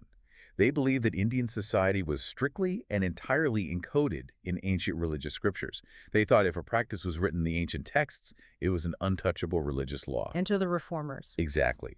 Raja Ramamohan Roy, who's often called the father of modern India, led the charge against sati. But he knew arguing from a purely humanitarian standpoint wouldn't work on the British administrators. Right, they wouldn't care. They needed scriptural cover.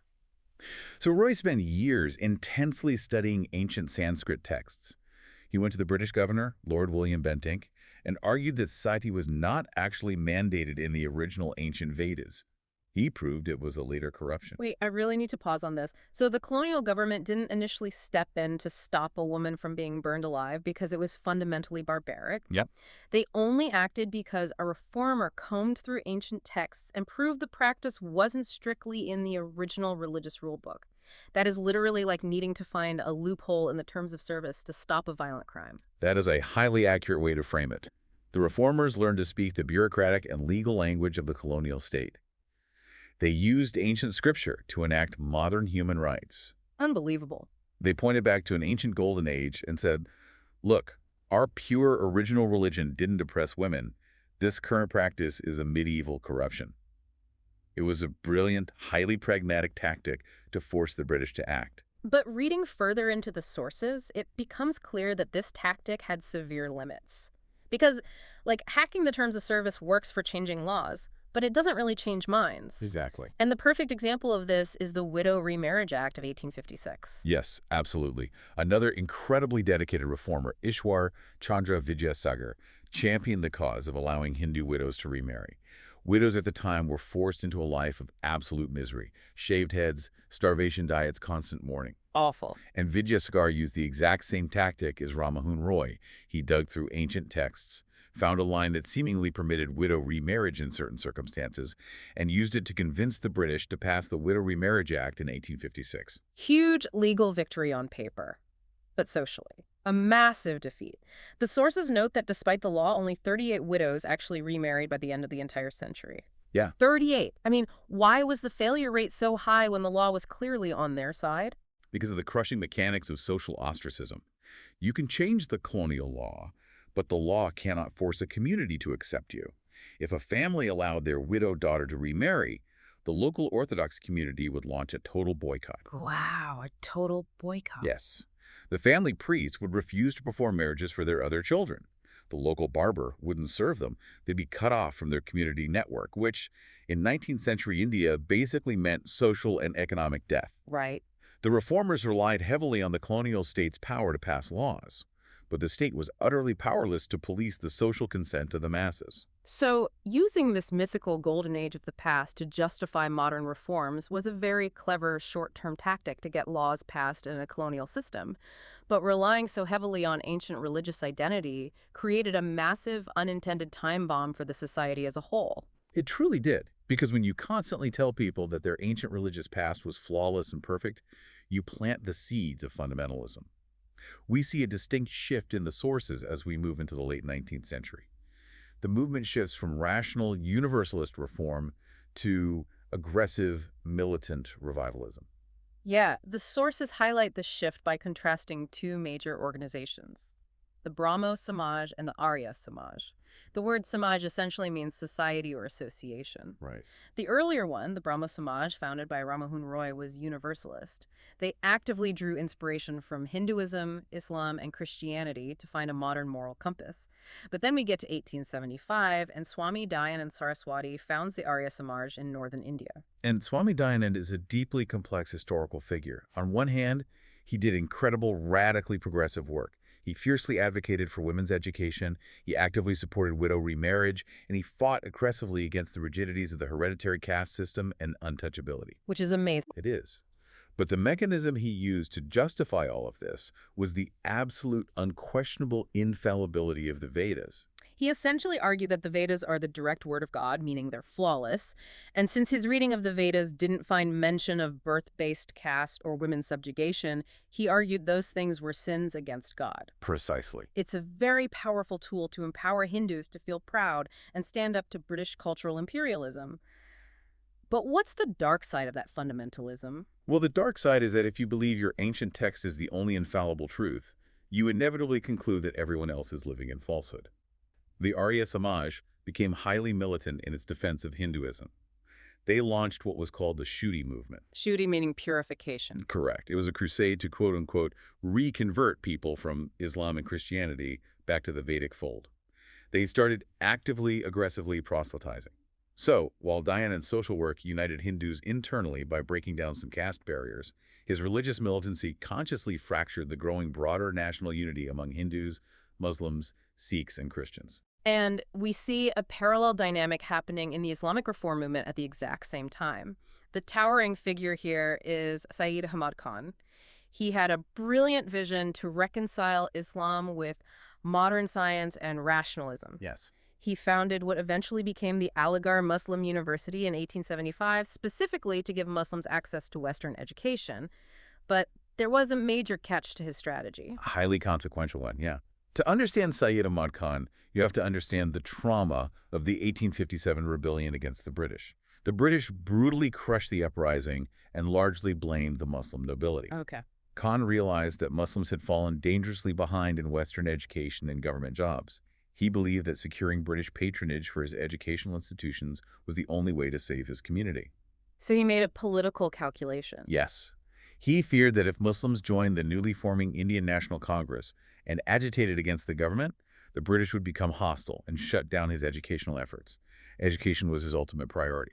Therefore, he actively advised Muslims to stay completely aloof from the broader national political struggle. And inadvertently, by telling them to stay out of the shared political arena, he fostered a deep sense of communalism and separatism. When you look at all these sources together, the tragic irony of this entire era is so incredibly clear. It really is. The Hindu reformers, to build up their own cultural pride against the British, constantly praised this ancient Hindu golden age.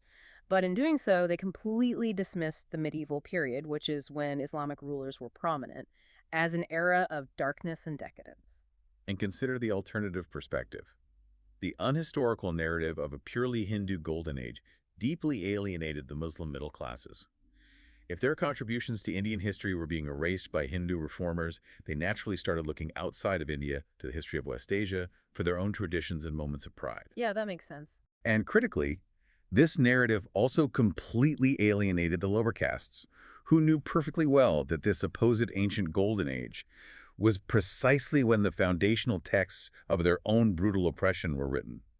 It makes me think of two roommates trying to nostalgically redecorate a shared apartment. But one roommate is obsessively trying to recreate ancient Rome, buying marble columns and togas. The other roommate feels ignored, so they start obsessively trying to recreate medieval Persia, buying tapestries and entirely different furniture. Right. They're painting the walls, enforcing their own rules, completely ignoring each other's vision. And eventually they look around and realize the shared living room is gone. They are no longer living in the same house. That analogy captures the tragedy perfectly. The organic process of evolving a composite shared culture that had been happening on the ground for centuries was suddenly arrested by this new politicized communal consciousness. So while religious identity was fracturing horizontally across the country, there was an equally explosive vertical fracture happening within the society itself. Let's examine the caste paradox. Let's do it. The sources describe a level of dehumanization regarding untouchability that is difficult to even process. We're talking about millions of people forced to drink dirty water from irrigation canals because they weren't allowed near public village wells. In parts of the South, it wasn't just physical touch. Even an untouchable shadow falling on a higher caste person was considered a source of severe pollution requiring ritual cleansing. It was a system of absolute systemic degradation designed to keep a massive labor force permanently subjugated. And, one might logically assume that the introduction of a modern, rational, bureaucratic British state would naturally dismantle this archaic system. You'd think so. But the historical record shows that British policies actually strengthened and calcified caste identity. Wait, how does a modern bureaucracy accidentally strengthen an ancient caste system? By trying to measure it, specifically through the decennial census, and most notably the census of 1901. The British colonial administrators, heavily influenced by Victorian pseudoscience and racial theories, decided they needed to classify and rank every single caste in India based on social precedence. So they essentially created a giant official government leaderboard for social status. Exactly. And the moment you attach official government recognition and eventually political representation in government jobs to a specific caste rank, you gamify the entire system. Oh, wow. You create a mad scramble. Lower castes started forming associations, inventing complex mythological histories, and claiming to be descendants of ancient warrior kings, all just to petition the British census takers to move them up a few spots on the official list. It took a system that historically had some fuzzy edges and locked it into an iron cage of bureaucracy. And the British weren't just innocent record keepers either. They actively weaponized this for divide and rule. There's this unbelievable quote in the sources from a British governor of Madras in 1886. Oh, I know the one. He's addressing a group of Tamils, and he explicitly tells them, "You are a pure Dravidian race. You have less to do with Sanskrit than we English have."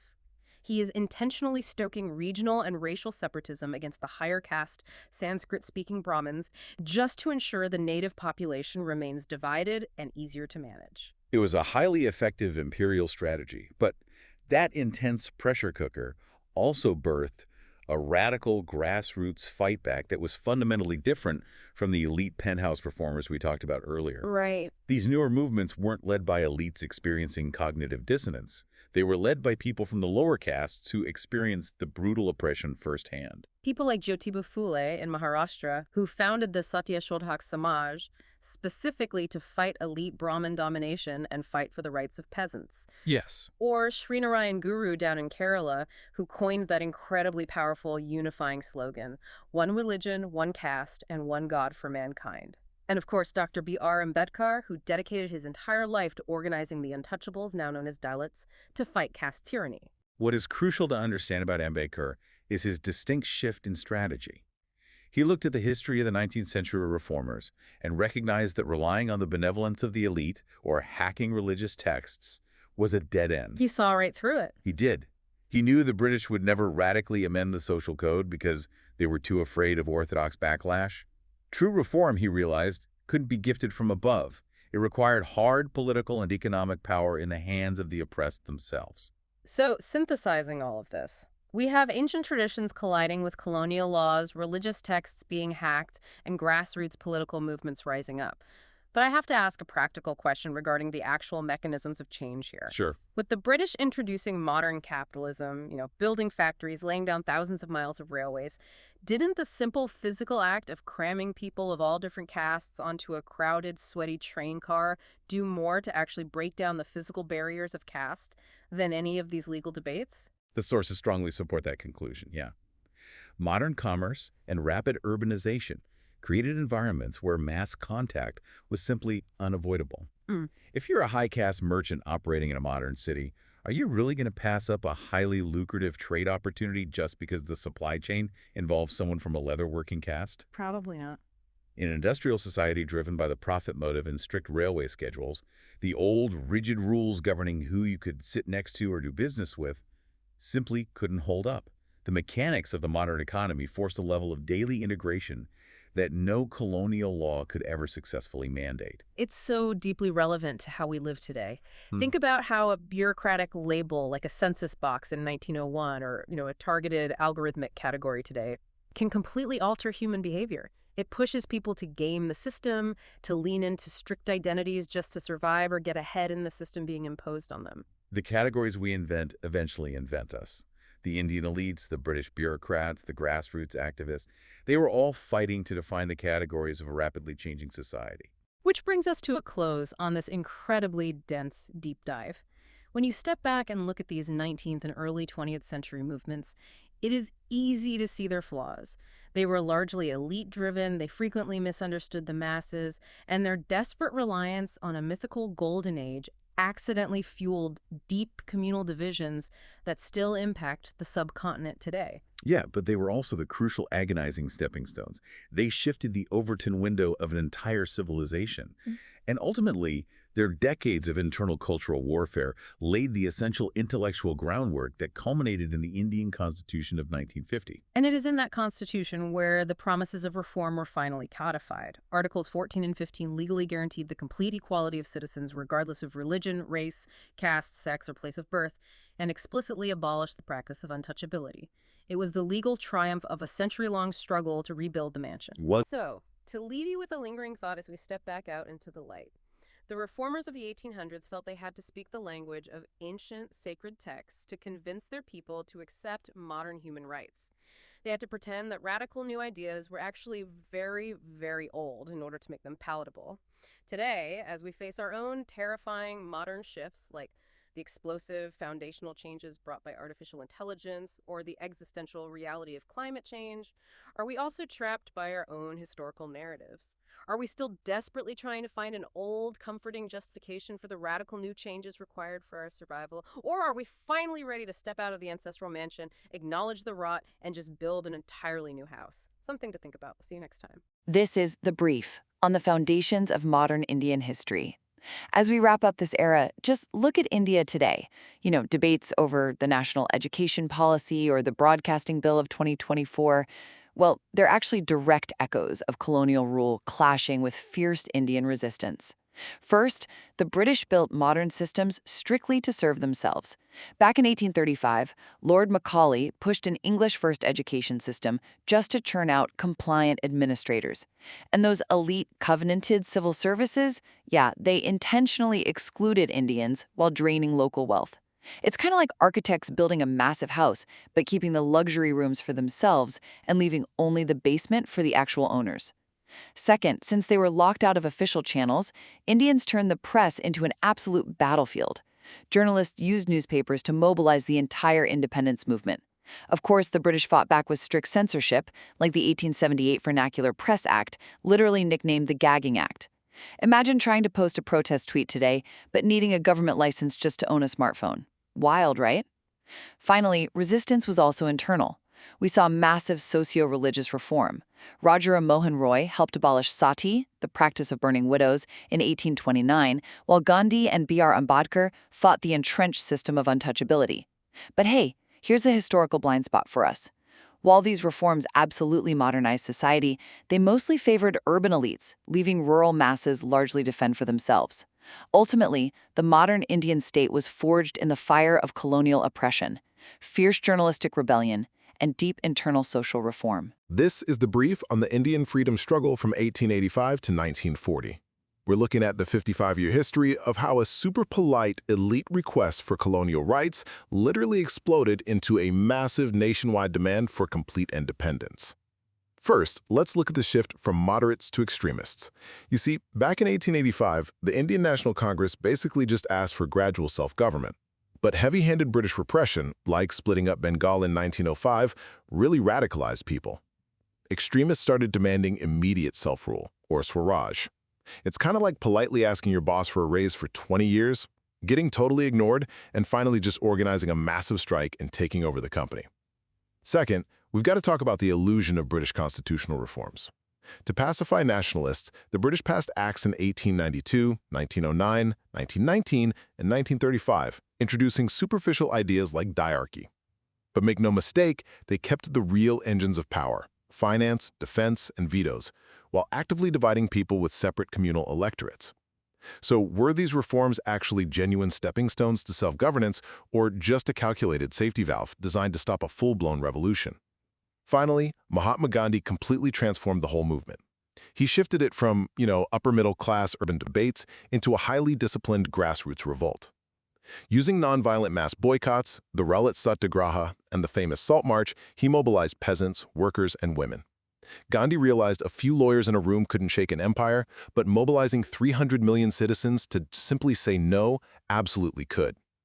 Ultimately, the road to independence wasn't just about fighting British laws, but about transforming a fragmented population into a single unified force of defiance. Imagine an occupying empire spends just massive amounts of money and manpower to build this state-of-the-art surveillance and transport network. Right. And their entire goal is to ruthlessly control a population and extract its wealth. But then decades later, they wake up and realize they just handed that heavily oppressed population the exact tools they need to organize a massive, unified revolution against them. It is, honestly, the ultimate historical irony. I mean, the very mechanisms designed to exploit a continent ended up providing the exact blueprint for its liberation. Yeah. And it didn't happen overnight, Yeah. It was the result of a slow, grinding accumulation of pressure that went entirely unnoticed by the people at the top well until the ground finally cracked. Welcome to the Deep Dive. Yeah. Our mission today is to unpack this massive, fascinating stack of historical texts and textbook excerpts. It's quite a stack. It really is.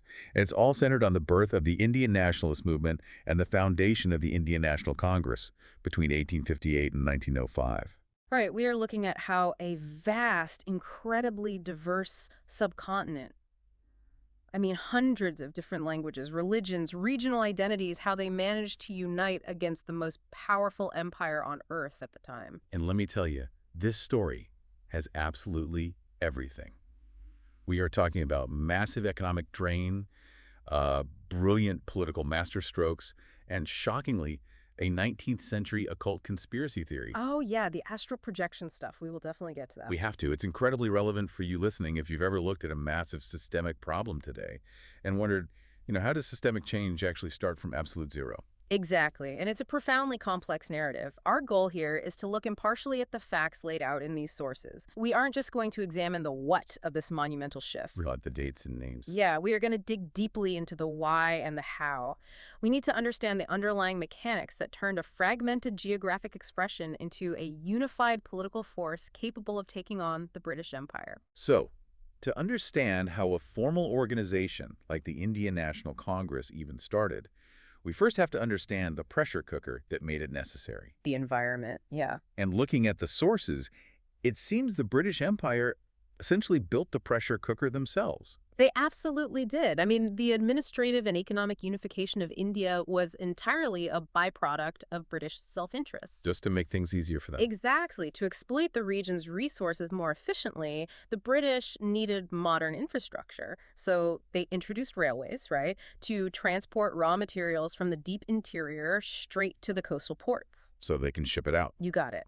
And they built telegraph lines for rapid military communication, established a unified postal system, and this is key, they introduced the English language. And that was specifically to train a class of local clerks to help administer the empire on the cheap. Exactly. It was purely practical for them. It's as if an occupying force built a high-speed internet network to surveil a population, only to have the population use that exact network and shared language to organize a rebellion against them. That is a perfect analogy. But I have to push back here.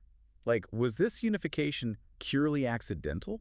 Did the British have any idea they were digging their own grave, or were they just completely blind to the long-term consequences of building all this stuff? Well, if we connect this to the bigger picture, the British were just completely blinded by their own immediate economic goals. They entirely failed to foresee the societal mechanics of what they were building. Interesting. By interlinking the economic fate of people in different regions, they created this shared reality of suffering. Let's look at the railways, for example. Okay, let's look at the trains. Before the trains, a crop failure in Bengal was a localized tragedy. It was terrible, but it stayed in Bengal. But once you have railways, Oh, I see where this is going.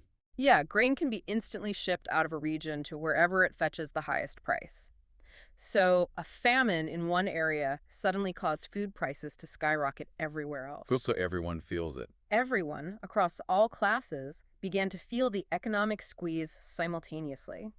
So the suffering was suddenly synchronized across the entire subcontinent. Completely synchronized. The peasants were being crushed under incredibly heavy land revenue demands. And at the same time, the traditional artisans, like the hand weavers, they were being wiped out. Because of British factories. Yes, cheap, mass-produced goods were just flooding in on those very same trains from British factories.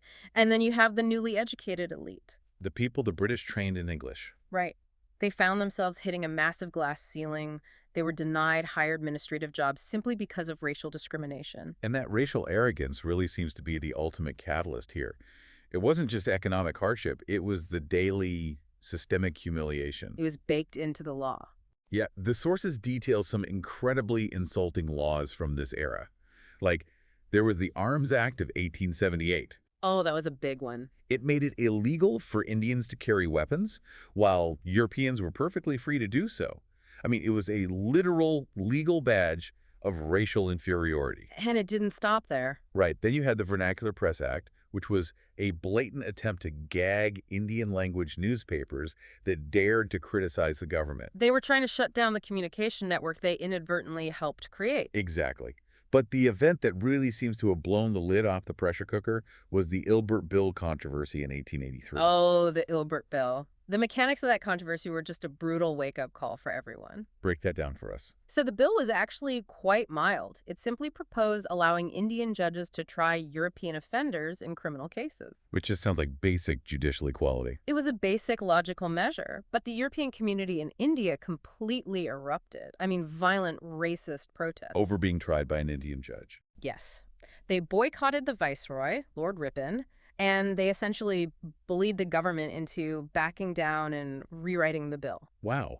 So they proved that any illusion of British justice or legal equality was just a complete sham. It was basically mob rule by the colonizers. It was a complete unmasking of the system. But for the educated Indians watching this unfold, the takeaway wasn't just that the British were racist. What was it? It was that the British responded to organized agitation. Oh. The Europeans succeeded because they banded together and disrupted the system. So they gave them the playbook. Precisely. The Indians realized that while objective historical forces, the shared suffering, the shared railways were bringing them together, they desperately needed subjective awareness. They needed to act on it. They needed an all-India political organization to fight back with the exact same coordinated pressure that the Europeans just used. Which brings us to 1885 and the actual foundation of the Indian National Congress. And this is where the history books take a massive detour into the absolute bizarre. It gets so weird here. It really does. Because for decades, a foundational origin story of this organization was widely accepted by both radicals and imperialists. And the sources reveal it is completely, undeniably wild. You were referring to the famous safety valve theory. Yes. Okay, let's unpack this because it sounds like a rejected script for a spy movie. It really does. The myth goes that a retired British civil servant named A.O. Hume, working secretly with the British Viceroy, Lord Dufferin, deliberately created the Indian National Congress. An inside job, basically. Right. And the goal was to act as a peaceful safety valve to stop an impending violent peasant revolution that was supposedly about to sweep across India and massacre the British. And that narrative was taught as historical fact for generations. Wait, really? Yes. Fact? Yes. Radicals like Lala Lajpat Rai and Marxist historians like R. Palmda later weaponized this theory. Oh, so? Well, they used it to argue that the Congress was tainted from birth. that it was a loyalist, compromising organization designed by the British state to betray the revolutionary masses and protect the empire. And the so-called proof for this theory is the craziest part. The sources say A.O. Hume claimed he had personally read 7 large volumes of secret police reports. 7 volumes? Yet reports allegedly compiled by 30,000 undercover religious figures detailing this vast, bloody conspiracy of the lower classes. 30,000 undercover reporters in the 1870s. Exactly. But the twist in the sources is that modern historians actually went and checked the archives. They looked at Lord Dufferin's private paper. And what did they find? Not only did Viceroy Dufferin not sponsor the Congress, he actively hated it. He despised it. He publicly mocked the organization as a microscopic minority. He even called Hume cleverish, a little cracked, and absolutely indifferent to truth. Which is pretty strong language for a viceroy. Modern historical scrutiny dismantled the myth entirely. Research has found absolutely no trace of these 7 volumes of secret government reports anywhere in the archives in India or London. Nothing at all. Nothing. Furthermore, the sheer logistics of the claim are impossible. The British Intelligence Department in the 1870s couldn't have employed more than a few hundred people, Right. let alone 30,000 undercover reporters embedded in local religious sects. It's just fantasy. So if the government didn't write the reports, where did Hume get them? And this is the bigger twist. The sources show Hume was deeply obsessed with a 19th century spiritualist movement called Theosophy. Ah, yes! Madame Blavatsky. Yes, Theosophy blended Eastern mysticism with Western occultism. And Hume genuinely believes he was communicating with Mahatmas, or gurus, living in secret brotherhoods in Tibet. It is wild. He thought these Tibetan Mahatmas had occult powers, could astral project across continents, and were communicating with him via supernatural photography. Supernatural photography. Are you telling me that a foundational political theory, taught for decades in serious historical texts, was actually based on ghost stories and astral projection? It sounds utterly absurd to our modern ears, but the historical record is clear. Hume believed these supernatural gurus were using their thousands of spiritual disciples to gather this intelligence, and he genuinely believed a catastrophe was coming. That is just mind-blowing. It is. But what's truly fascinating here is why the myth survived for so long despite being entirely fabricated. Why did it? The safety valve theory survived because it was politically convenient for everyone involved. Oh, that makes total sense. Yeah. For the extreme left-wing radicals, the myth was a convenient rhetorical weapon to label the moderate Congress leaders as British collaborators. Like, you guys were planted by the British. Exactly. On the other hand, British imperial sympathizers used the exact same myth to paint Hume as a heroic, patriotic white savior who single-handedly rescued the empire from a bloody uprising. It's a perfect example of how a fake story can become solidified history if it perfectly serves the biases of the people telling it. Absolutely. But once we strip away the Tibetan ghosts and the occult myths, we have to look at the grounded reality. The actual founding. Right. If the British government didn't invent the Congress to save themselves, how did it actually start? Wait, if Indian leaders were already organizing, why bring in a retired British guy at all? That's the real question. Were they basically using his white privilege as a shield so the British authorities wouldn't immediately arrest them for treason? That is exactly the mechanism at play. In December 1885, 72 delegates met in Bombay, presided over by W.C. Banerjee. So it wasn't just out of nowhere. No, this gathering wasn't a sudden, spontaneous event. It was the culmination of years of hard work by regional groups like the Indian Association in Calcutta and the Pune Sarvajanik Sabha. They were already doing the work locally. Exactly. Brilliant, pragmatic Indian leaders, men like Dadabhai Naoroji and Surendranath Banerjee, realized they needed a centralized, all-India headquarters. A unified front. But they were highly realistic about the oppressive nature of the regime they lived under.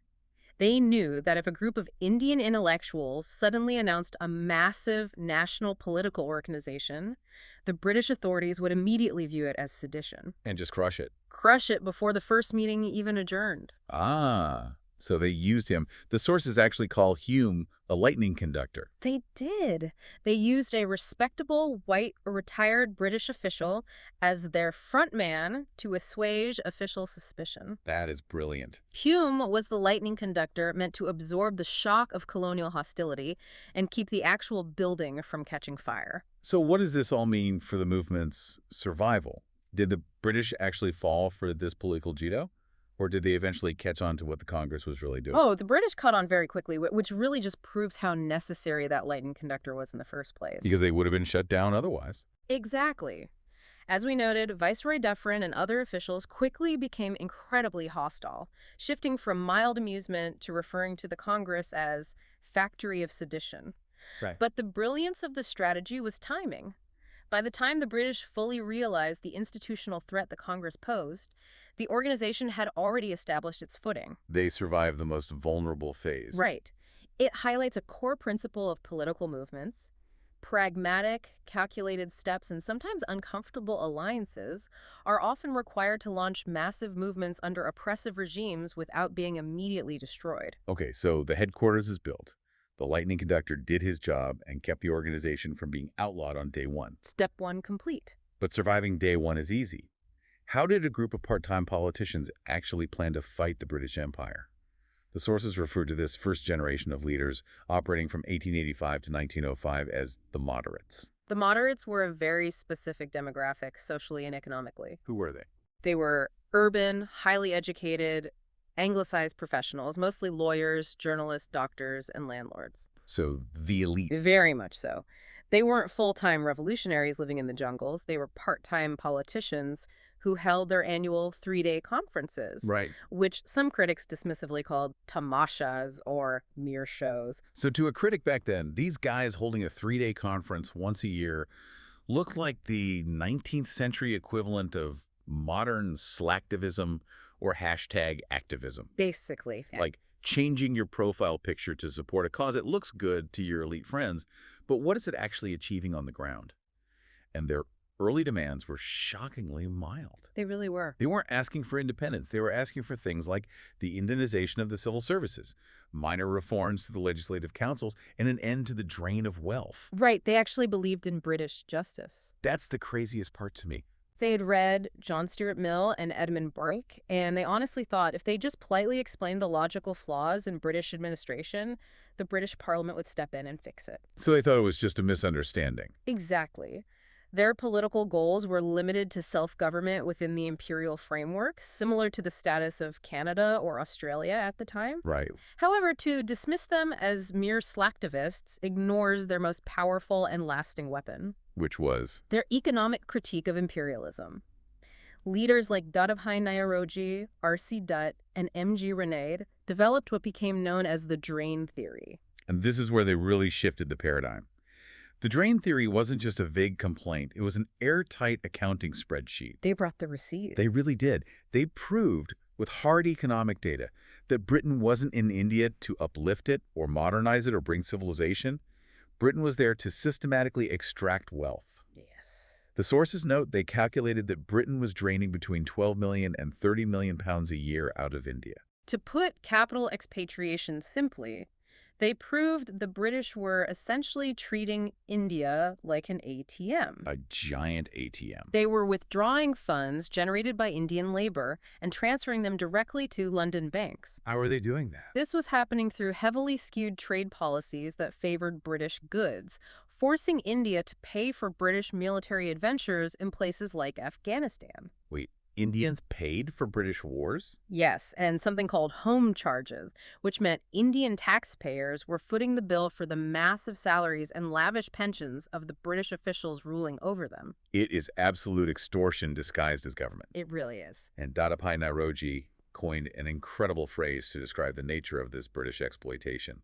He called it a knife of sugar. Such a powerful phrase. He said British rule was sweet and smooth, with no obvious bloody oppression on the surface like the empires of the past, but it was still a deadly knife that was slowly impoverishing and starving the nation. It's perfect. That is brilliant political branding. It takes a highly complex macroeconomic reality, like capital expatriation, tariffs, budget deficits, and distills it into a visceral, memorable image that absolutely anyone can understand and feel. What's fascinating here is how this economic critique completely undermined the moral authority of the British Empire. How so? Well, this wasn't about fighting bloody battles on a physical field. It was an ideological war. The British justified their role through the concept of the civilizing mission. The idea that they were helping. Exactly, the idea that they were a benevolent force bringing progress. But By logically proving that Indian poverty was the direct, calculated result of British colonialism, the moderates destroyed that illusion forever. They shattered it. They laid the intellectual groundwork that every subsequent phase of the nationalist movement, including the extremists and later Mahatma Gandhi, would heavily rely upon. But despite this brilliant economic argument, the sources show us that their actual day-to-day methods were failing miserably. Yeah, they were. When we look at textbook terms like constitutional agitation, we have to translate that into plain English. Right. Constitutional agitation essentially meant sending polite prayers, petitions, and perfectly formatted memorials to the British Parliament, begging for reform. And this reliance on polite petitions revealed the fatal flaws in their approach. What were the flaws? First, their social base was incredibly narrow. Because they were essentially an elite group of wealthy, propertied men, their political vision was severely limited by their own socioeconomic class. They were stuck in their bubble. Yes, and this caused them to actively alienate the masses. Yeah, the sources mention they actually opposed factory reforms. I mean, why on earth would the heroes of the Indian independence movement oppose laws that would help starving factory workers? Because of who they were. They wanted to protect Indian factory owners and capitalists from Lancashire competition. Wow. Lancashire was the heart of the British mechanized textile industry, which had already decimated Indian hand weavers. The moderates believed that placing labor regulations on nascent Indian factories would make them less competitive against British monopolies. So they threw the workers under the bus. Basically, their class interests as wealthy men superseded their nationalistic ideals at that early stage. They also generally sided with wealthy landlords over the suffering peasants. And they failed to engage the Muslim population. The sources mention that after some initial efforts, Muslim participation in the Congress sessions actually began to decline sharply after 1893. Why did Muslims pull back from this unified front? It came down to the mechanics of democracy and demographics. Okay. As the Congress began pushing for representative government and elected councils, the Muslim minority looked at the numbers. They feared that in a straightforward democratic system, in a massive Hindu-majority country, they would be permanently outvoted and marginalized. Oh, I see. The moderates failed to adequately address these incredibly valid structural fears, which fractured the movement's unity. Plus, the British response to all these polite petitions was just insulting. Oh, absolutely. When you look at the Indian Councils Act of 1892, which was supposed to be a massive concession, it offered only minimal, indirect representation with absolutely no real power over the budget. A token gesture. Right. They were allowed to discuss the budget, but they couldn't vote on it. There is a great quote in the sources from Ferozi Shah Mehta, who said the British treated Indians like Oliver Twist, offering as little as possible to a people always asking for more. It was incredibly patronizing. The complete failure to win any real substantial concessions through these polite methods deeply frustrated the younger, more militant generation of politicians. Understandably so. They had watched their elders write polite letters for 20 years while famines ravaged the country, and they had gotten virtually nothing in return. Which leads to a boiling point. Right. This frustration inevitably led to a massive fracture within the movement, culminating in the famous Surat split of 1907 between the moderates and the new extremist faction, who wanted to abandon petitions in favor of boycotts and direct action. Here's where it gets really interesting, because looking back with the benefit of hindsight, it is so incredibly easy to judge them. It is. I have to push back on the legacy of these moderates. Weren't they just naive elitists? Didn't they just waste 20 years writing polite, grammatically perfect letters to their oppressors while the country starved? Were they just a total systemic failure? This raises an important question about how we evaluate historical progress. Okay. It's tempting to judge them as failures because they didn't win independence or immediate relief. But if we look at a quote from Gopal Krishna Gokhale, a prominent moderate leader, he understood their role perfectly. What did he say? He said, "We of the present generation must be content to serve her mainly by our failures." Serve mainly by our failures. That is an incredibly self-aware view of your own life's work. It is profound. They knew exactly what they were doing. They knew they were laying the groundwork. They didn't win freedom, no. Right. But they built the indispensable ideological framework of anti-colonialism. They politicized the educated class across the entire subcontinent. They trained a generation of people in parliamentary procedure, democratic debate, and nationwide organization. They built the scaffolding. Exactly. Hmm. Most importantly, they created the very concept of a united Indian identity that had not existed in that political form ever before. They were the essential first step. And that brings us full circle. Today, our mission was to unpack the complex origins of a massive political awakening. We covered a lot of ground. We really did. We started by looking at how the unintended consequences of British infrastructure, that accidental unification of India via railways and telegraphs, created a national pressure cooker. Yeah. We navigated past the bizarre occult origin myths of astral projecting Tibetan Mahatmas to find the pragmatic, calculated founding of a movement that strategically used a British lightning conductor to survive its fragile early years. A brilliant move.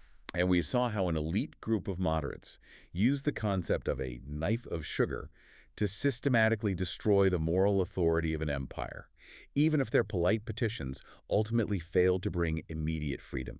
They proved that establishing the intellectual and organizational foundation of a nation is incredibly slow, often unglamorous work. The visible earthquake requires decades of invisible friction. And for you listening, I think there's a profound lesson here. When you look at massive systemic problems in our world today, remember that the initial groundwork for solving them might look incredibly slow. It might not look like progress at all. Exactly. It might look elitist or too compromising or even like a complete failure in the moment.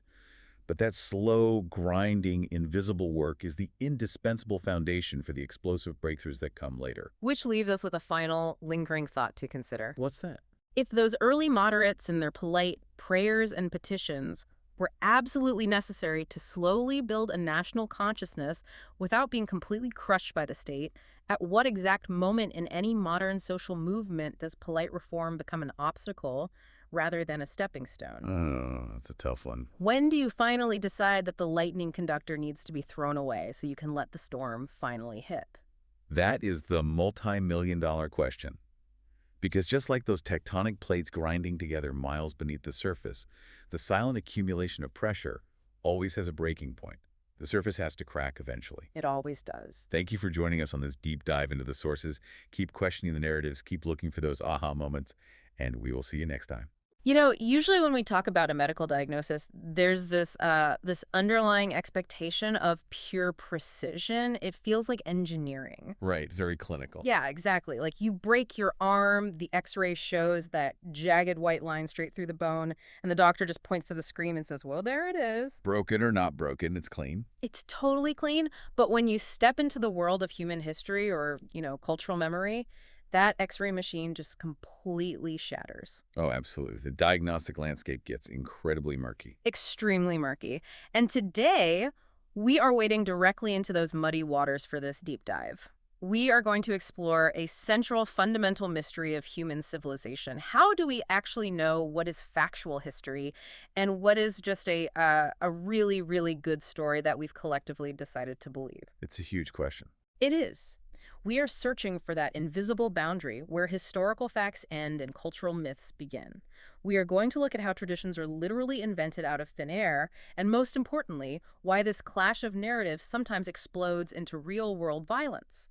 And to map out that boundary, we really have to look at the two fundamentally different ways human beings process reality. Okay, let's unpack this. What are those two ways? Well, the Greeks actually gave us a perfect vocabulary for this. They drew a sharp distinction between two concepts, logos and mythos. Logos and mythos. Okay. Right, so historiography, which is the act of writing history based on verifiable facts, that is a logos activity. The philosopher Jürgen Habermas described enlightened logos-driven thinking as relying on the unforced force of the better argument. The unforced force of the better argument. I like that. Yeah, it's entirely about evidence, demonstration, and rational debate. If my documentary evidence is stronger or older or more verifiable than yours, my argument wins. So, to go back to the doctor, the x-ray shows the bone is broken, so the argument is over. You don't get to debate the x-ray with a poem. Exactly. That is the ideal of logos. Yeah. But the other side of the human brain operates on mythos. And mythos is a completely different operating system. How so? It doesn't rely on documentary evidence at all.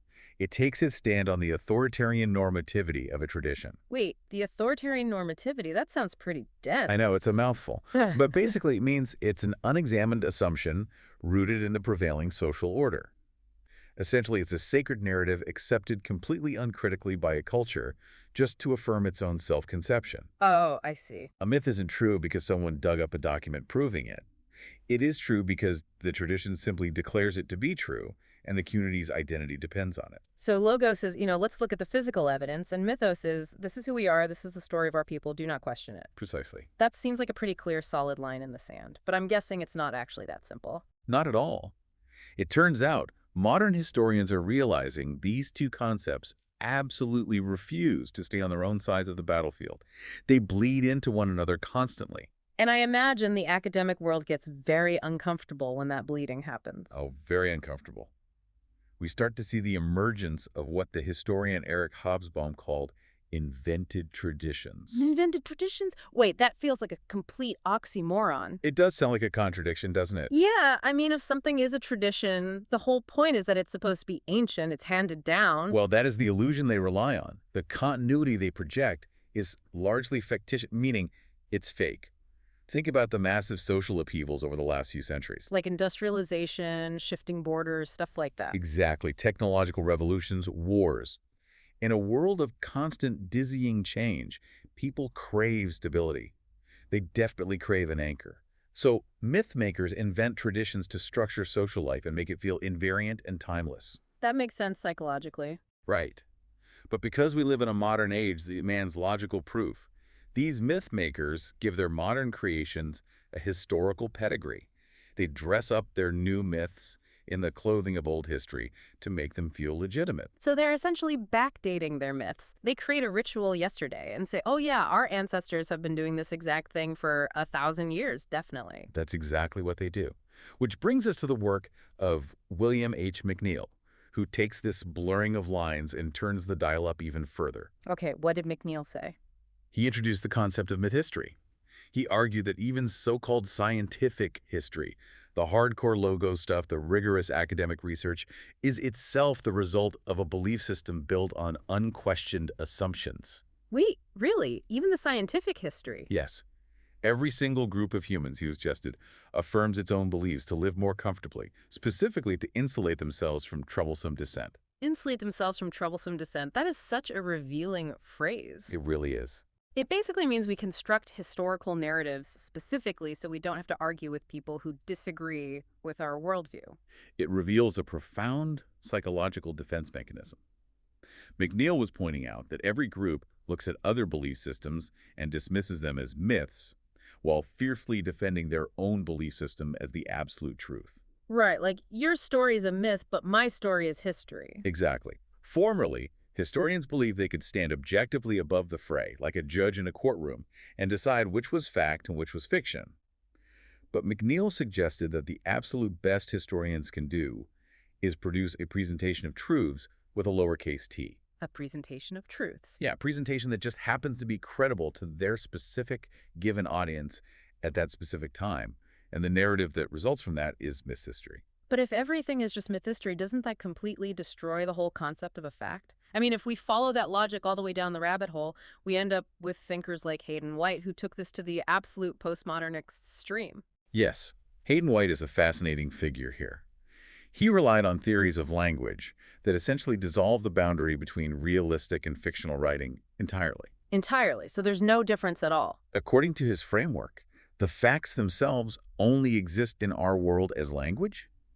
Human beings can only process reality by turning it into a story. Okay, I follow that. So whether a narrative is based on something that actually happened or something completely made up, White argued that it's the narrative structure itself, the act of creating a beginning, a middle, and an end that holds all the meaning. So the story structure is what matters, independent of whether the event actually occurred in the real physical world. Exactly. Okay, hang on. I have to push back on this. Because if I am understanding Hayden White correctly, Yeah.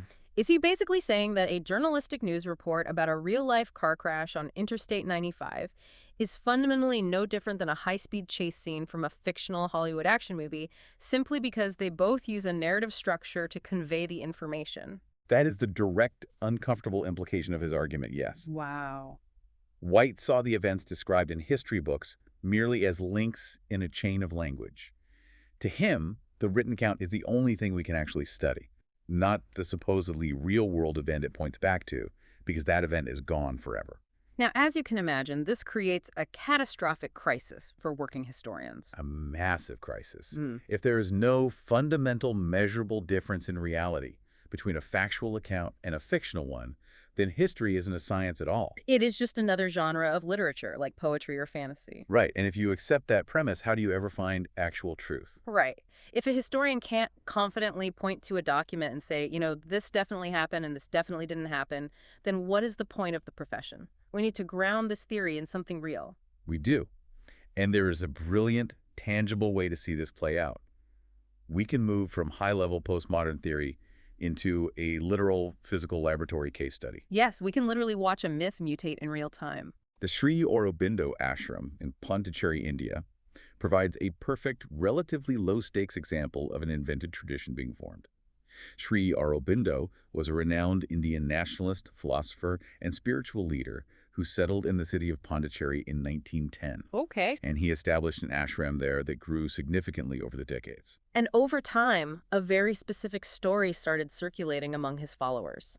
By the 1970s, it became widely accepted and repeated that the main buildings of this modern 20th century ashram were situated on the exact, precise geographical site of the ancient ashram of Agastya. And Agastya is a legendary figure. Yes, Agastya is this revered Vedic sage, essentially a patron saint of South India from thousands of years ago. So you have a modern spiritual center claiming a direct, physical, geographical link to a mythical hero. And what's amazing is we actually have the paper trail for this. We can trace precisely how this myth evolved over about 25 years. It didn't just appear out of nowhere in a vacuum. No, it mutated outward from a core of actual historical facts. Okay, let's trace the mutation. We can start with version 0. Version 0 is entirely factual. It begins in the 1930s with a French colonial high school teacher named Gabriel Jouveau-Dubreuil. And he happened to be an amateur archaeologist, right? Exactly. So Jouveau-Dubreuil goes digging and finds genuine, verifiable evidence. He discovered that a local cathedral in Pondicherry was built directly over the ruins of a much older temple. Real physical evidence. Yes, he examined stones used in the cathedral's construction and found old Tamil inscriptions on them mentioning the word Agasteswara. He also found an authentic 18th century diary referring to that specific ruined temple. These are the raw materials of logos. They are historical, documentary facts. But then, Jouveau-Dubreuil makes a tiny, crucial leap of logic. He assumes that because the inscription says Agasteswara, it must mean the temple was actively worshipped in by the legendary sage Agastya himself, when in reality Agasteswara just translates to Agastya Lord, which was simply a standard way of dedicating a temple to the god Shiva. It didn't mean the sage actually lived there. Right, it's just a dedication. But from that tiny crack in the logos, the story gets passed down through different narrators over decades. Here's where it gets really interesting, because this is where we see the two specific types of transformations that happen when a story is transmitted. Right. As a narrative moves through time and through people, it undergoes critical transformations and euphemistic transformations. Let's define those. Critical transformations are logical corrections, that is, logos at work. For example, a later narrator might read the diary, realize the physical evidence doesn't actually support the sage Agastya worshipping at that specific temple, and attempt to remove that claim to keep the historical record accurate. But critical transformations are fighting a losing battle against euphemistic transformations, and these are wild to watch. Euphemistic transformations are essentially wish-fulfilling distortions. The term euphenia comes from the Greek concept of using words of good omen or words of praise. So making things sound better than they are? Exactly. In any religious, national, or cultural context, human beings have an overwhelming psychological drive to elevate their own narrative. They desperately want their story to sound better, to be more profound, to be deeply connected to a sacred, heroic past. It is basically a multi-generational game of telephone. That's a great analogy. You whisper a phrase in someone's ear and it gets passed around the circle.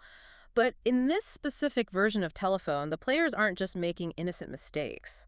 They are subconsciously trying to make the message sound more epic and sacred at every single step. Right. So a generic center of learning was near here, becomes a prestigious Vedic college was on this exact spot, and then the detail about the legendary Agastya was known to be in the wider region, gets merged in. Until finally, 25 years later, the accepted truth becomes Sri Aurobindo established his modern seat of learning on the exact, precise spot where the great Rishi Agastya did his yoga thousands of years ago. And the most revealing part of this entire euphemistic transformation is what happens to our amateur archaeologists, the high school teacher Jouveau de Broglie. Oh, this is the best part. The narrators subconsciously know that a myth needs logical authority to survive in the modern world.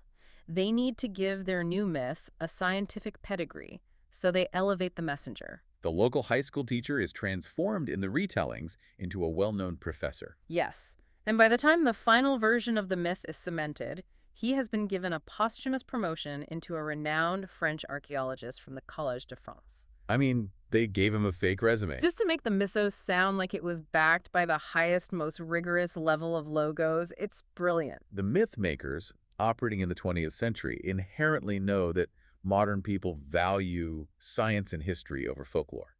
So they just hijack the aesthetic of science to dress up their invented tradition. They take little factual fragments, weave them together with euphemistic wishes, and create a story that, in terms of strict documentary history, is blatantly false. And it's easy to dismiss this as a harmless story, right? Right. It's just a local ashram wanting a deeper connection to a legendary sage. Right. Nobody gets hurt. Exactly.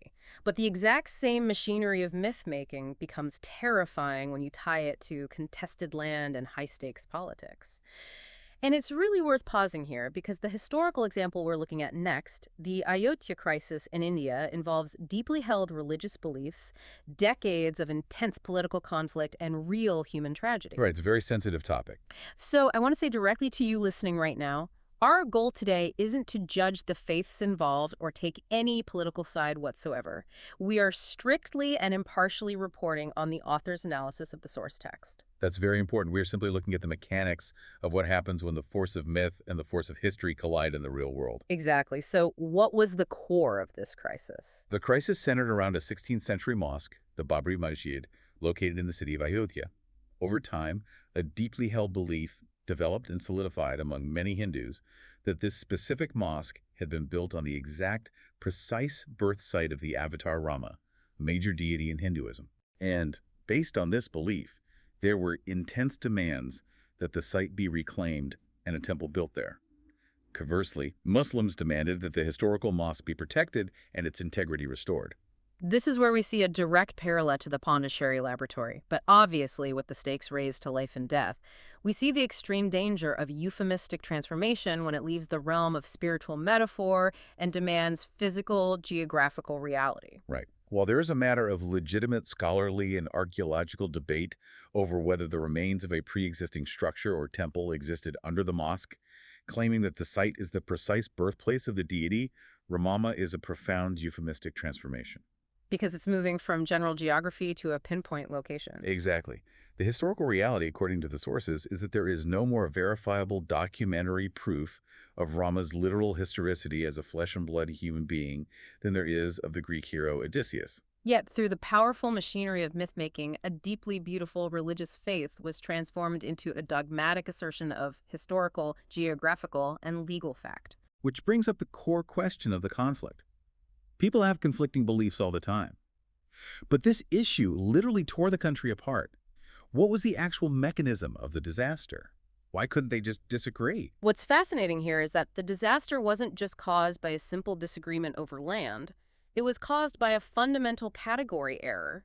You had myth makers demanding that their mythos be legally validated by logos institutions. Wait, so they took a religious belief based on faith and tried to prove it in a secular court of law. Exactly. And that's doomed to fail immediately because the court can only process physical evidence like land deeds or carbon dating. Right. Law, secular government, and academic archaeology are strictly logos activities. They operate entirely on the unforced force of the better argument and require documentary, material proof. But the position being argued by the proponents of the temple was fundamentally mythical. It derived its truth from the authoritarian normativity of a tradition. It's like trying to weigh a poem on a bathroom scale. The tools of the court literally cannot process the claims of the myth.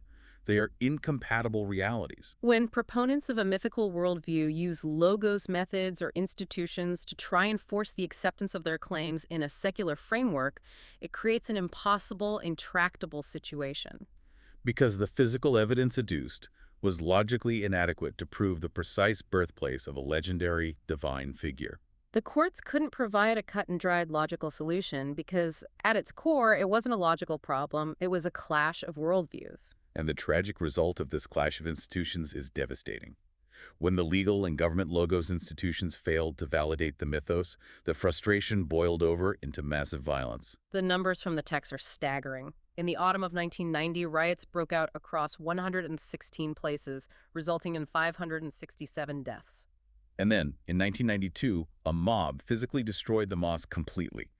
This unleashed a wave of riots across the country that claimed more than 1,000 lives and caused immense destruction. It is a stark, terrifying example of what happens when a mythical reality tries to impose itself forcefully onto physical geography and secular law.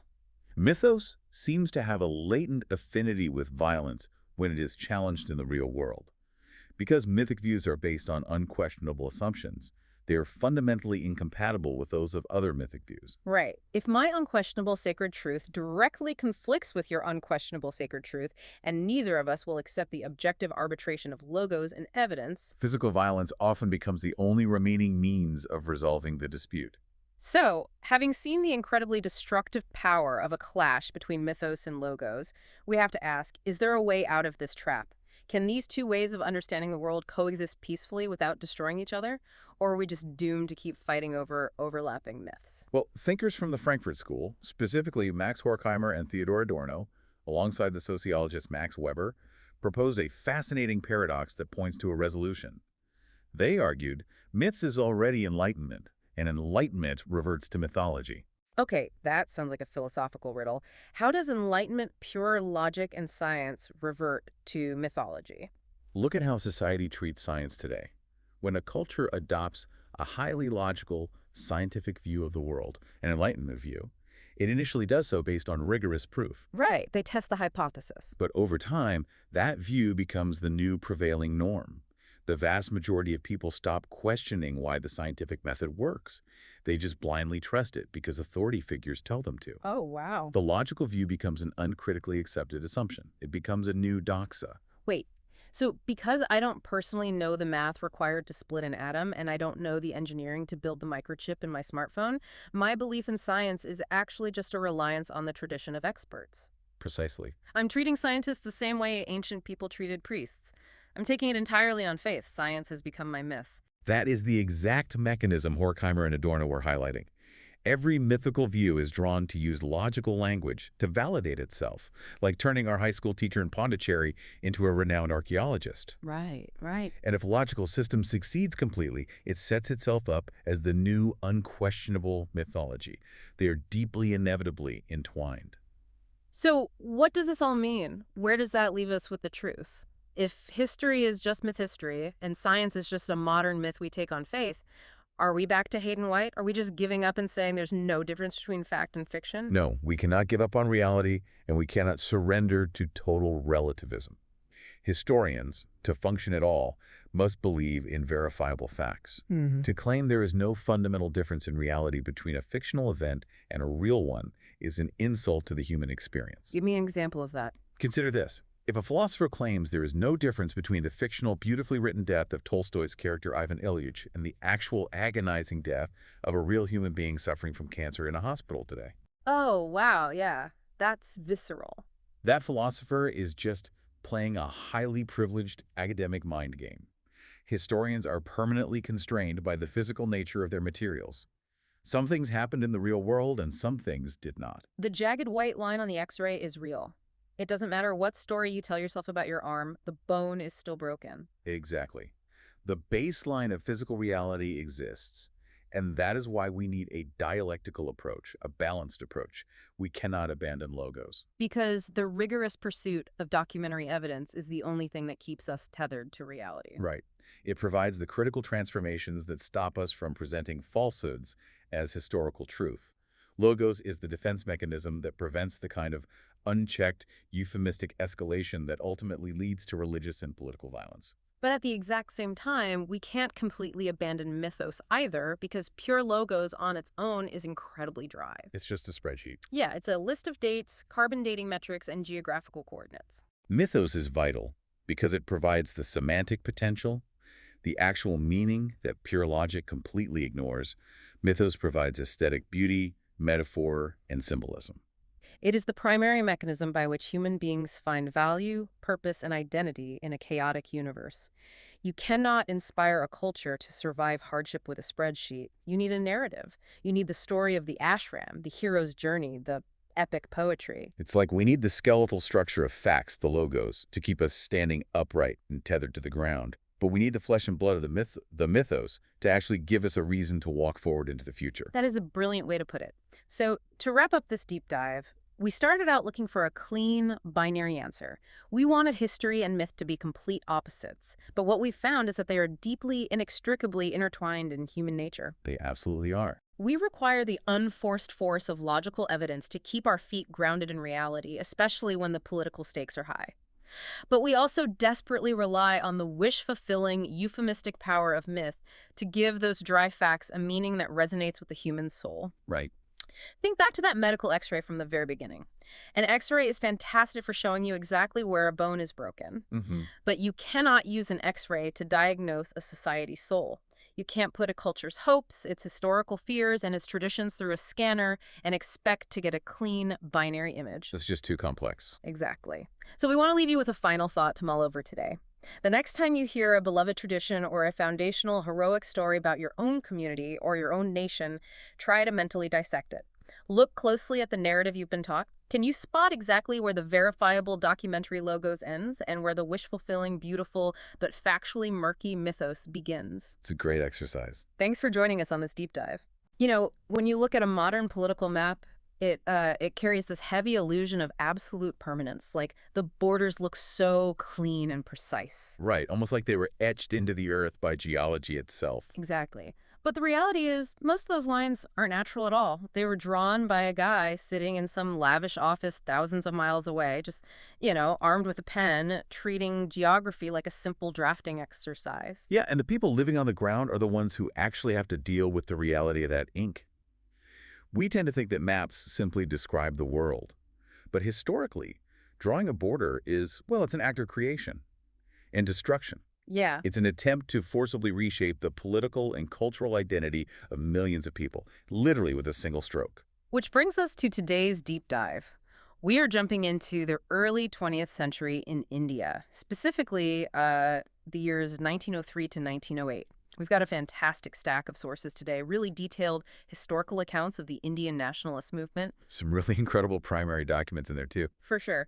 And our mission today is to explore how one specific, seemingly bureaucratic line drawn across the map of Bengal by the British Empire ended up sparking a massive revolution. A total paradigm shift. Right. It's the story of how a polite, highly educated political class entirely abandoned this strategy, basically begging for favors. And instead, they built the historic blueprint for radical mass resistance. Yeah, the strategies they come up with here change everything. So if you've ever wondered how a grassroots movement actually organizes to take on a global superpower, the mechanics of what happened here are going to absolutely blow your mind. Definitely. But, to really grasp the magnitude of this shift, we have to understand the status quo before that line was drawn. Right. Set the scene for us. Okay, so up until 1905, the political landscape in India was dominated by a group known as the moderates. And these were highly educated professionals. We're talking lawyers, journalists, doctors. Exactly, the elite. And their core strategy was something their critics openly mocked as mendicancy. Okay, let me stop you there, because mendicancy basically means begging, right? Right. But that seems incredibly dismissive. I mean, these were brilliant legal minds. Why would their entire political strategy rely on, politely asking an occupying empire for small favors? Well, it's because they genuinely believed in British constitutional fairness. Yeah. I mean, think about it. These men had studied British law. They read British political philosophy. Oh, I see. Yeah. Their fundamental assumption was that the British Empire was inherently just, and that if Indians simply proved they were responsible, if they made sound, logical, legal arguments, the Crown would gradually grant them more rights. So they wrote letters. They wrote letters, they signed petitions, they gave very proper speeches and very proper halls. It makes sense, I guess. If you think the system is fair, you play by the rules. Exactly. But the system is about to show its true colors here. The catalyst for this entire explosion is the 1905 partition of Bengal. This is spearheaded by the British Viceroy, Lord Curzon. Yeah, Lord Curzon. And we need to look at the sheer scale of this. Bengal wasn't just some small province, it was massive. Oh, totally. We are talking about 78.5 million people. Wow. Yeah, that was roughly a quarter of the entire population of British India at the time, all in one province. Okay, so what was the official reason for breaking it up? So the official public justification for slicing this massive territory in half was purely bureaucratic. Right. The British claimed Bengal was simply too big to govern effectively. Right. They said they needed to partition it for, quote, administrative efficiency. Okay, I have a really hard time buying that. I mean, let's unpack this. When you look at where they actually drew the line, it just happens to split the politically articulate Bengali intelligentsia, the Bhadralok, right down the middle. Convenient, right? Highly convenient. It turned this vocal, educated opposition group into a minority in both of the newly created provinces. I mean, that isn't administrative efficiency. That's imperial gerrymandering. Oh, is gerrymandering on a civilizational scale. And, you know, we don't even have to guess about their motives here. Because of the sources we have. Exactly. The internal communications from the British administration survive to this day. There's this secret note from 1904. It was written by H. Risley, the Home Secretary to the Government of India. And he just spells it out. He doesn't mince words at all. He wrote, quote, Bengal united is a power. Bengal divided will pull in several different ways. Wow. Yeah. He explicitly stated that one of their main objects was to split up and thereby weaken a solid body of opponents to British rule. It's just chilling how blatant it was behind closed doors. They fully recognized that the intellectual nerve center of Indian nationalism was in Calcutta, and they wanted to sever it. Right, and they also actively weaponized religion to make the cut permanent. How so? Well, Lord Curzon actually went on a tour of East Bengal specifically to court the Muslim population. He essentially promised them their own province with a new capital in Dhaka. Oh, wow. So he's directly playing them off against each other. Completely. He pitched it as a way to foster a Muslim-majority province and restore the unity they hadn't seen since the days of the old Muslim viceroys. The strategy was crystal clear. Pit the predominantly Muslim population in the East against the predominantly Hindu political class in the West. Divide and rule. Classic divide and rule. But if the British goal was to weaken the opposition, I mean, looking at the sources, it backfires spectacularly. They draw this line to break the opposition, and instead, they ignite it. Right, and the direct cause of that explosion is the complete failure of the moderates' polite petitions. Because when the partition was announced, the moderates went into overdrive. As you did. Ugh. They held something like 500 protest meetings. They drafted these massive petitions. Like 70,000 signatures sent to London. Yeah, a huge effort. Mhm. And the British government simply ignored them. They announced the partition anyway in July 1905. And that's the breaking point. That moment shattered the illusion entirely. The moderates realized that all their legal training and polite requests meant absolutely nothing to the empire. Because they could just be ignored. Exactly. The people realized that if the political and legal system refused to acknowledge them, they had to attack the economic system.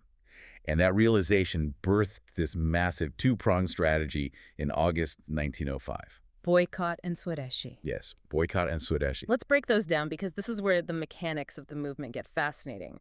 Boycott obviously meant a total refusal to buy or use British imported goods. Right. And Swadeshi translates roughly to self-reliance, meaning prioritizing indigenous Indian goods. But implementing this across millions of people in 1905 seems impossible. It sounds like it, yeah. I mean, today, you might launch a hashtag or a social media campaign to organize a boycott. How did they enforce a mass economic boycott in rural villages a century ago? Well, it wasn't just a political ideal. It morphed into a strict social quarantine. Social quarantine. Yeah, the enforcement was deeply grassroots. Picture a local market, okay? If someone tried to buy imported British sugar, the local priest might step in and refuse to use that sugar in any religious offering. Oh, wow. Yeah. Washermen organized and collectively refused to wash any foreign-made garments. Women refused to wear imported glass bangles. People were literally publicly burning Manchester cloth in the streets.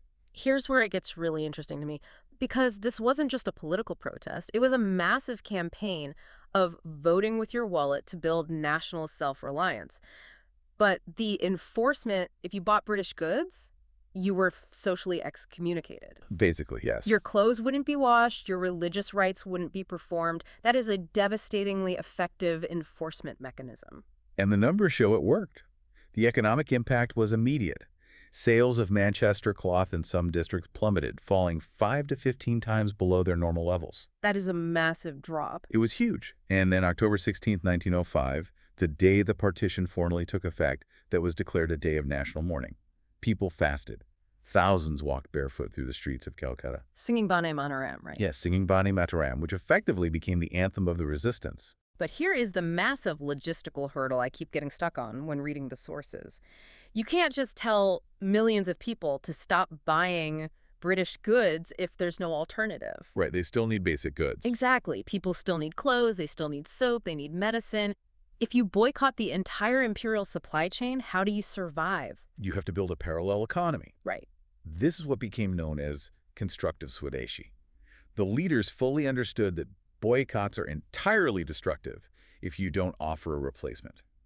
So we see this absolute surge of indigenous enterprise. Indian investors and scientists just stepping up. Exactly. You have P.C. Ray, this brilliant chemist who founded the Bengal Chemicals Factory, which became wildly successful. Wow, that's amazing. Yeah. Suddenly there were Swadeshi textile mills, match factories, soap factories, tanneries springing up everywhere to fill the void. They even tried to replace the education system, didn't they? I read they set up the National Council of Education in 1906. They did, and they founded the Bengal National College with Aurobindo Ghosh as its principal. Okay, but wait, I have to push back on this a little bit.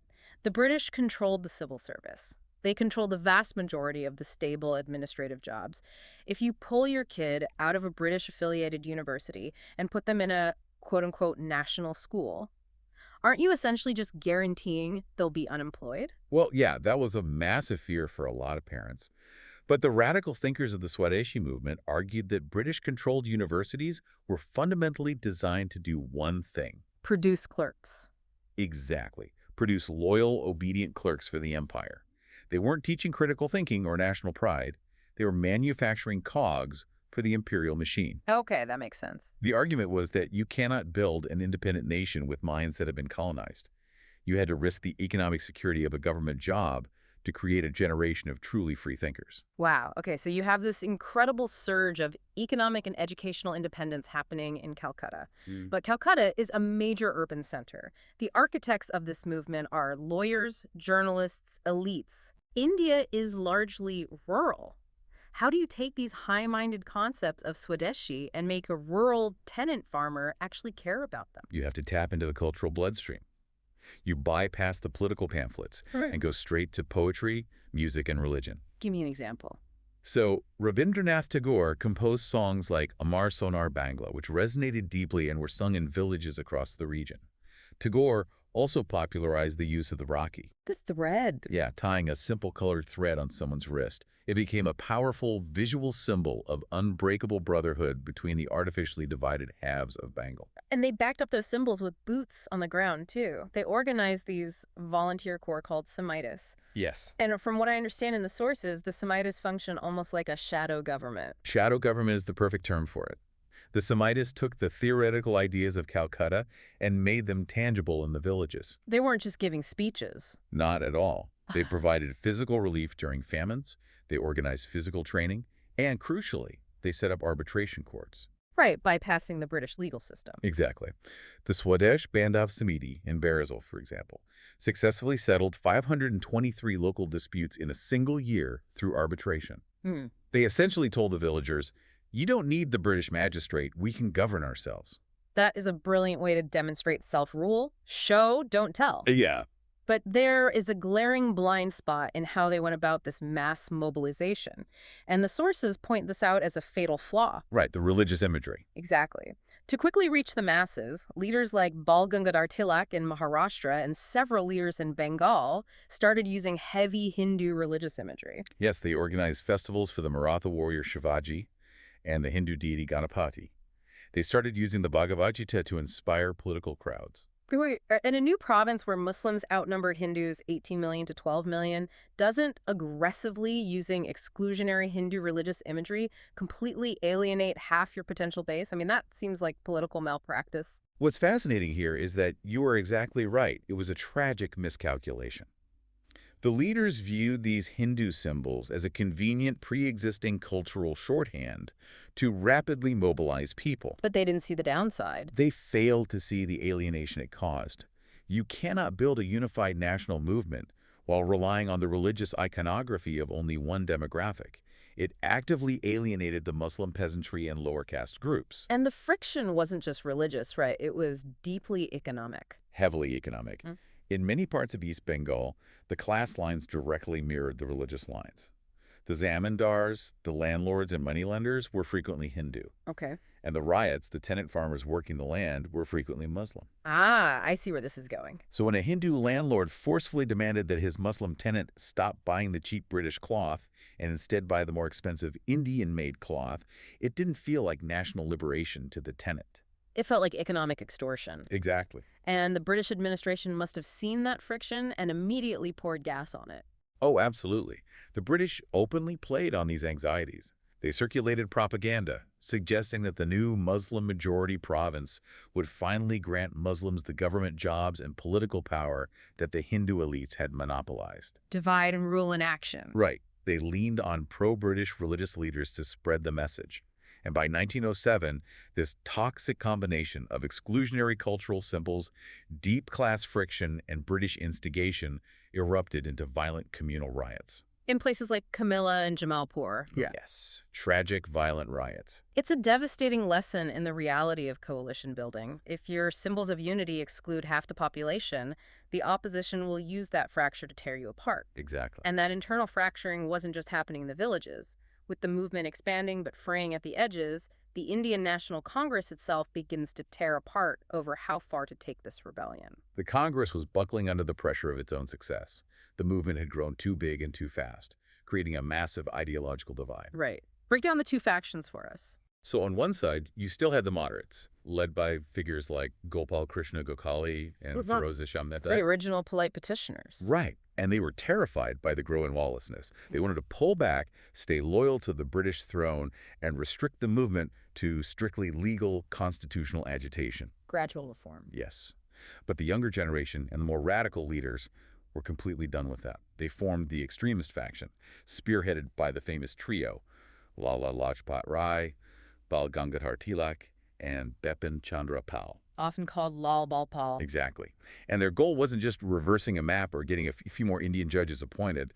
They wanted Swaraj. Independence, self-rule. Yes. And their method was to make British administration entirely impossible through massive strikes and passive resistance. So you have these two completely incompatible visions, and the friction between them finally explodes in December 1907. At the annual Congress session in the city of Surat. The Surat split. Let's set the scene here, because the accounts of this are wild. The moderates actually controlled the party machinery at this point, right? They did. They deliberately moved the session to Surat, specifically because they knew it was safer ground for them. They were avoiding the extremist stronghold of Nagpur. Okay. Because their plan was to forcefully drop the radical resolutions on boycott and Swadeshi that the Congress had passed the previous year. And the extremists were not going to let that happen. Not a chance. So you have an audience of 10,000 people inside this pavilion. The air is just thick with tension. And when the moderate candidate stands up to deliver his presidential address, Tilak storms the platform. Yeah, he demands the right to speak and flat out refuses to step down. And then the decorum completely evaporates. Completely. The historical accounts describe a literal brawl breaking out inside the pavilion. Chairs are hurled through the air. Yeah. People are rushing the stage, swinging heavy sticks. And the defining moment of the chaos is when a Marathi chapel, a shoe is thrown from the crowd. A shoe. Wait. Throwing a shoe at someone is like the ultimate insult. Oh, absolutely. It flies through the air and strikes the moderate leader, Feroze Shah Mehta. Oh, man. The police literally have to come in and clear the hall. And the fallout from that flying shoe is disastrous. Very much so. Yeah. The next day, the moderates hold a separate convention. They draft a new constitution that strictly mandates constitutional methods, and they use it to formally purge the extremists from the Congress. So the moderates win the Battle of Surat. But they effectively lost the war. They amputated the most energetic, youthful wing of their own movement. For the next 8 years or so, the Indian National Congress was paralyzed. Wow. It became a hollowed-out institution, incapable of mounting any real resistance. Okay, so think about the incredibly volatile situation we are left with here. The open mass movement is fractured.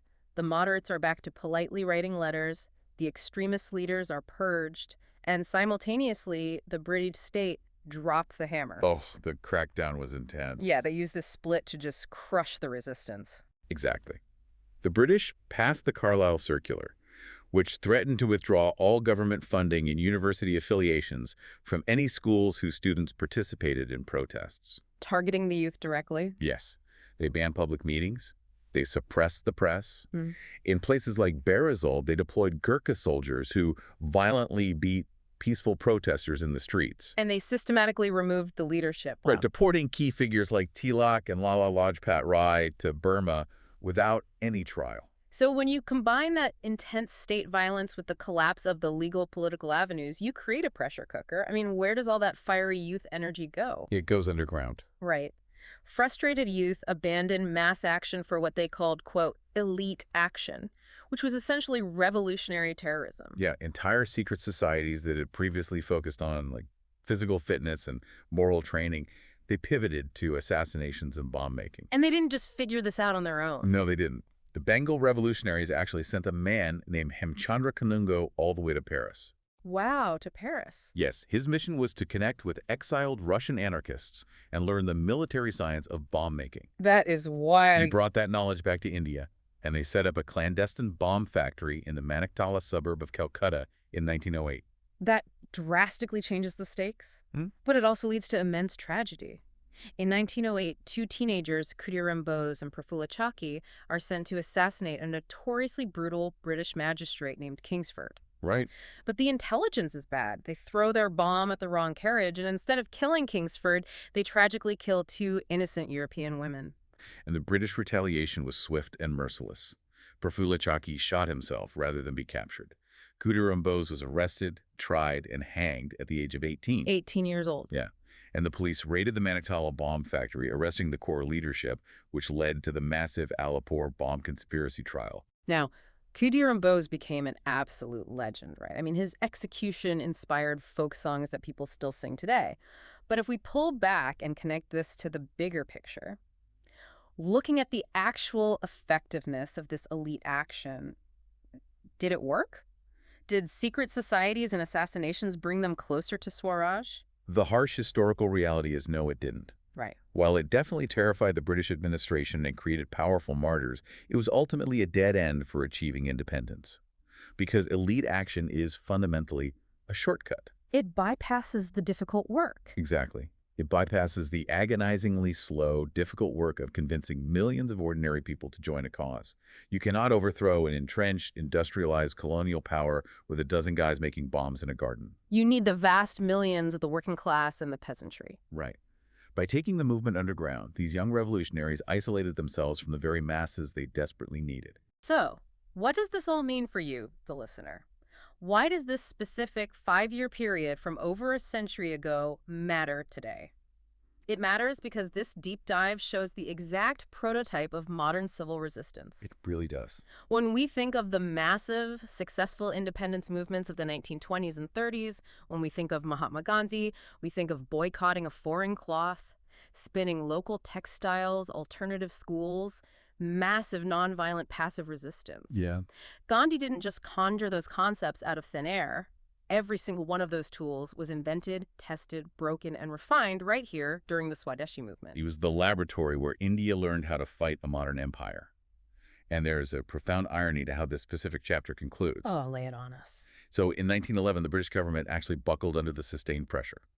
They annulled the partition of Bengal and reunited the province. A strategic retreat by the empire. Yes. Granted, they also moved the capital of British India from Calcutta to Delhi to escape the political heat, but the line on the map was erased. Wow. But consider this. Lord Curzon drew that line in 1905, specifically to divide and destroy Indian nationalism. He wanted to kill the idea before it could spread beyond a few elite debating clubs. Right. Is it possible that his attempt to crush the movement was the exact necessary catalyst that accidentally forged an unstoppable national consciousness? That is a fascinating thought. It brings us right back to the mapmaker we talked about at the start. You can treat a country like a drafting exercise. You can draw lines. You can try to slice a population in half to serve your own interests, but you cannot carve up a shared consciousness. It really can't. And sometimes the very blade you use to cut a people apart is the exact instrument that forces them to stitch themselves together stronger than ever. Thank you for joining us on this deep dive. Keep questioning the forces that shape our world, and we'll catch you next time. When you open up like a standard history textbook and flip to the chapter on Indian independence, there's a very specific image that comes to mind, right? No, absolutely. You picture homespun cotton. Exactly. You picture the spinning wheel, massive, peaceful protests stretching for miles, all led by the calm, steady presence of Mahatma Gandhi. Right. The prevailing narrative is this clean, unbroken arc of nonviolent resistance triumphing over the muddy British Empire. But we're looking at some fascinating source material today that completely disrupts that neat picture. We're doing a deep dive into excerpts and summaries from a book called A Revolutionary History of Interwar India. It is a phenomenal read. It really is. And our mission for this deep dive is to explore the heavily marginalized history of a socialist revolutionary group called the Hindustan Socialist Republican Army, or the HSRA, which operated between 1928 and 1931. And we really want to explore how their armed resistance actually worked directly alongside the mainstream nonviolent movement to secure independence. Right. Okay, let's unpack this, because when we think of Indian independence, we almost exclusively picture Gandhi and peaceful nonviolence. Yeah, but that strict dichotomy is exactly what we need to challenge today. The sources we're examining show a much more complex dialogical formation. Dialogical meaning they were talking to each other. Exactly. The violent and nonviolent factions were continually shaping one another. It was never just Gandhi and his followers standing completely isolated from angry rebels. Right. They were in a constant, messy conversation. And, just to be crystal clear up front, we are simply reporting on the historical facts presented in the text. Right. We're not taking sides here or endorsing the political violence or the socialist or communist ideologies that the HSRA championed. Definitely not. We're just unpacking the mechanics of this historical period to show how this complex ecosystem of resistance actually functioned. So rather than starting with their bombings or their underground arsenals, let's look at their most surprising tactic, which was their media strategy and brand management. Oh, this is one of my favorite parts. Right. To set the scene, we're in 1928. A highly respected mainstream Congress leader named Lala Lajpat Rai is killed following a brutal police baton charge during a protest. Yeah, an awful event. And the HSRA is furious. To avenge his death, revolutionaries Bhagat Singh and Rajguru assassinate a British police officer named J.P. Saunders in Lahore. Right. Then we jump forward a few months to April 1929. Bhagat Singh, along with B.K. Dutt, sneaks into the Central Legislative Assembly in Delhi. They throw bombs into the corridors. And they throw down pamphlets, too. Yes, pamphlets, but crucially, they don't run away. As the smoke clears and the chaos settles, they just stand there shouting slogans, deliberately waiting to be arrested. Which sounds crazy if you don't understand their strategy. Exactly. It's like they were acting as modern PR strategists. They were aggressively managing their public image to counteract negative spin. Because the British colonial government immediately goes into overdrive, painting these young men as bloodthirsty, wild-eyed terrorists. Right, to justify a harsh crackdown. But what's fascinating here is why this media strategy was so necessary, and how they pulled it off. Right. They knew the British would try to paint them as irrational savages. Right. So, days before that legislative assembly bombing, Bhagat Singh did something incredibly calculated. I love this detail. He walked into Ramnath Photographers, a studio in Delhi, to pose for a portrait. But he didn't wear traditional Indian clothing, and he certainly didn't look angry or unhinged. No, he wore a European-style felt trilby hat. Exactly. A collared shirt, the trilby hat. He looked calm, suave, sharply dressed. And that photograph changes the entire political dynamic, doesn't it? It absolutely does. The British wanted to push a narrative of native savagery, but when the HSRA deliberately distributed this specific handsome studio photograph to the press, the colonial narrative just collapsed. Because you can't easily convince the public that this calm, sharp-looking guy in a felt hat is a mindless savage. No, you really pay. And that image was everywhere, right? Oh, everywhere. Printed in newspapers, reproduced on badges, plastered on posters, it transformed Bhagat Singh from a wanted fugitive into a universally recognizable icon of defiant nationalism. But here's where it gets really interesting for me. How did this brand and this imagery survive if the British controlled the official press? That is the big question. Because the British banned the revolutionaries' writings, right? They wielded immense power to shut down newspapers and censor everything, so you'd think this extreme censorship would work. You would think so, but it actually backfired completely. Exactly. It inadvertently fueled the HSRA's mythic status among the masses. Yeah. The colonial state's extreme censorship created this massive information vacuum. Since the official manifestos were banned, Bhagat Singh's ideology was preserved in popular, what the sort is called bizarre history. Bizarre histories, yeah, like underground stuff. Exactly. Eulogy literature, cheap pamphlets, word-of-mouth legends spreading through the local markets. And there was a massive underground visual culture in the 1930s, specifically posters produced in cities like Lahore and Kanpur. Right, by artists like Rup Kishore Kapoor. Yes, and the way these artists depicted the revolutionaries was vital. They utilized deeply resonant religious tropes to glorify martyrs like Jatindranath Das and Bhagat Singh. Like the moths drawn to a flame imagery. Exactly. The moth drawn to the flame is a very poetic symbol in South Asian culture for ultimate, inescapable sacrifice. They also used imagery of Bharat Mata, Mother India? right, Mother India, and even the deity Krishna. For example, they heavily featured Jatindranath Das, an HSRA member who died after an agonizing 63-day hunger strike in prison. 63 days, that is unimaginable. It really is.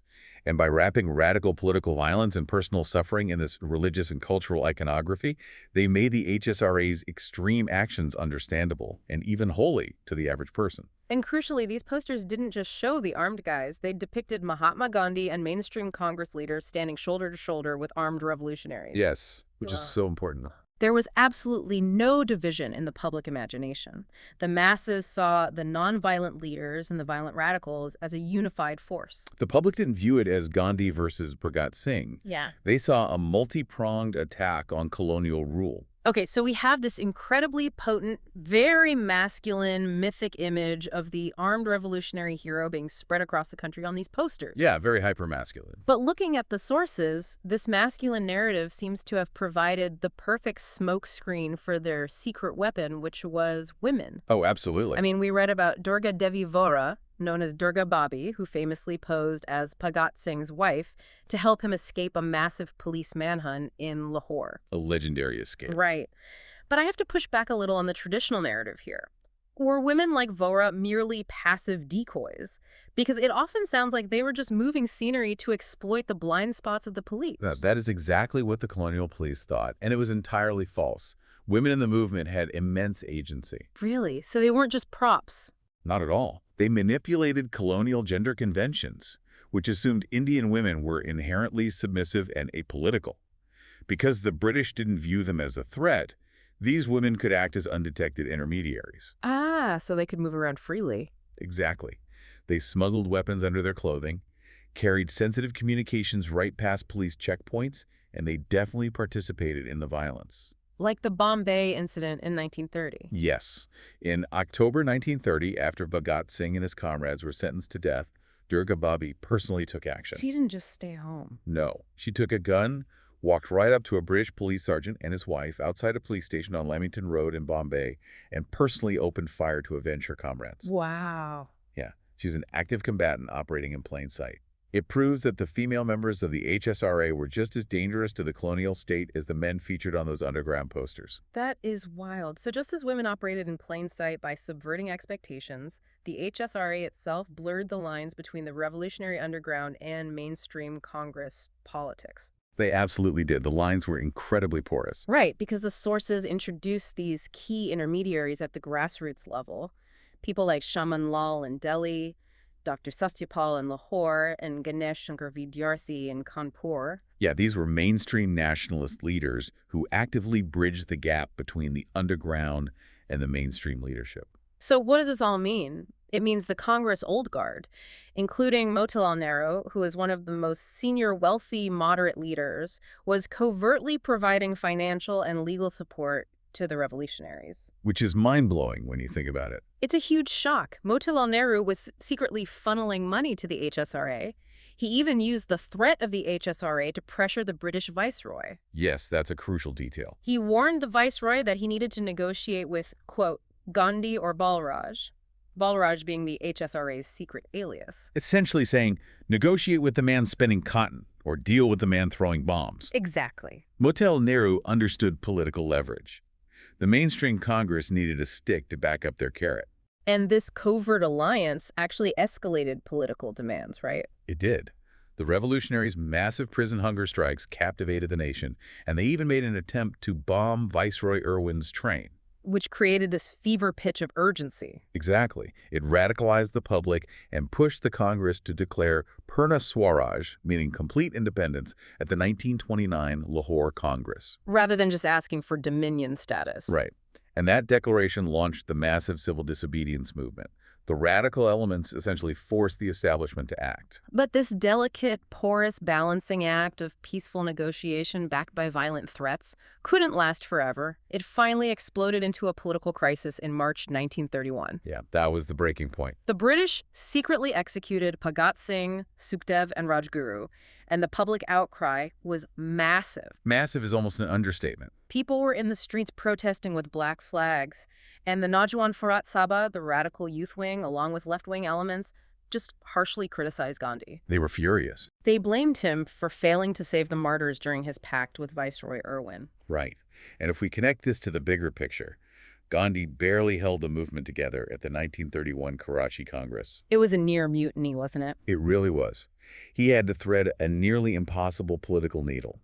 He managed to pass a compromise resolution that explicitly admired the martyrs' bravery while simultaneously condemning their violence. Just to maintain the Congress's non-violent stance. Exactly. And to appease the furious radicalized left wing, the Congress also passed the Progressive Fundamental Rights Resolution, promising basic civil liberties and socioeconomic reforms. But despite that resolution, this marked the decline of the HSRA, right? It did.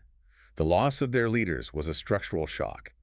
Then the colonial state unleashed severe repression, passing draconian press ordinances to crush that underground visual culture we talked about. And then there were the horrific Kanpur communal riots. Yes, in March 1931, which led to the death of Ganesh Shankar Vidyarthi, one of those vital intermediaries. He was killed trying to stop the violence, right? He was. And his death, along with the chaos, deeply disillusioned mainstream Congress leaders, particularly Jawaharlal Nehru. They definitively rejected political violence and cut off that covert support. So the HSRA was essentially stripped of its leadership and funding, but the surviving members who were imprisoned, they used their jail time to study Marxism, didn't they? They did. They realized individual acts of terrorism couldn't build a revolutionary state. So they shifted away from individual violence toward organized communism and mass action. Wow. Yeah, organizing the working class and the peasantry. Their tactics evolved, but their radical spirit endured. So as we wrap up this deep dive, I want to address you listening to this. We started by picturing that neat, clean textbook chapter of an entirely peaceful march to freedom. But the key takeaway here is that history is rarely a neat story of black and white. Or purely violence versus nonviolence. Exactly. It is a messy, complex ecosystem of strategies where radical elements frequently force urgency upon the establishment. And that's why understanding these marginalized bizarre histories is so important. It prevents us from falling for oversimplified narratives of how massive geopolitical change actually happens. Absolutely. The spinning wheel and the bomb were locked in a constant dialogue. So I want to leave you with a final thought to ponder on your own. Oh, this is a good one. If the standard story of India's independence erased the crucial, threatening leverage provided by the HSRA, what other purely peaceful historical movements throughout global history were actually secretly backstopped by a radical armed threat that forced those in power to the negotiating table? Think about it. Imagine you have just been, appointed to the board of directors for a massive, sprawling corporation, right? Okay, cracking. So, after years of demanding a seat at the table, you finally get the leather chair, the thick binder of financials, and a vote on the company's future. Right. Sounds pretty good so far. Yeah, exactly. But then a crucial motion comes up to steer the company away from bankruptcy. You press nay on your voting terminal, but the chairman just nods, smiles, and passes the motion anyway. Oh, wow. Right. And then you trace the wire from your terminal only to realize it isn't even plugged into the network. It was literally just a prop to keep you quiet. I mean, that is just, it's the perfect illusion of influence, completely detached from the actual machinery of power. Exactly. And that is the exact administrative sleight of hand we are exploring today. Welcome to the deep dive. Thanks. I'm excited to get into this one. So our mission today is to unpack the Morley-Minto reforms of 1909. It's this defining, frankly fascinating moment in British India where the empire basically attempted to buy the loyalty of the Indian populace. Right, by handing over the mechanics of government, while quietly ensuring the engine remained entirely under British control. Yeah. And for you listening, I mean, this goes far beyond just some century-old bureaucratic act. It is an absolute masterclass in how institutions, whether we're talking about global empires or, modern corporations, try to appease angry constituents with the shadow of authority rather than the actual substance of responsibility. It really is. Yeah. But to understand how they engineered this system, we first need to kind of set the stage, right? We have to look at the ideological foundation of the British Raj at its peak. Right, late 19th, early 20th century. Exactly. This period is widely considered the high noon of British imperialism.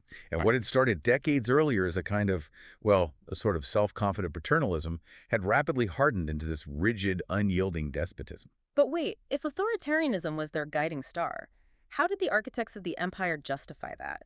I mean, you have the British intelligentsia sitting in London championing democratic values at home. Surely they couldn't just universally agree on holding an entire subcontinent by the throat without some major cognitive dissonance. Oh, they definitely did not agree.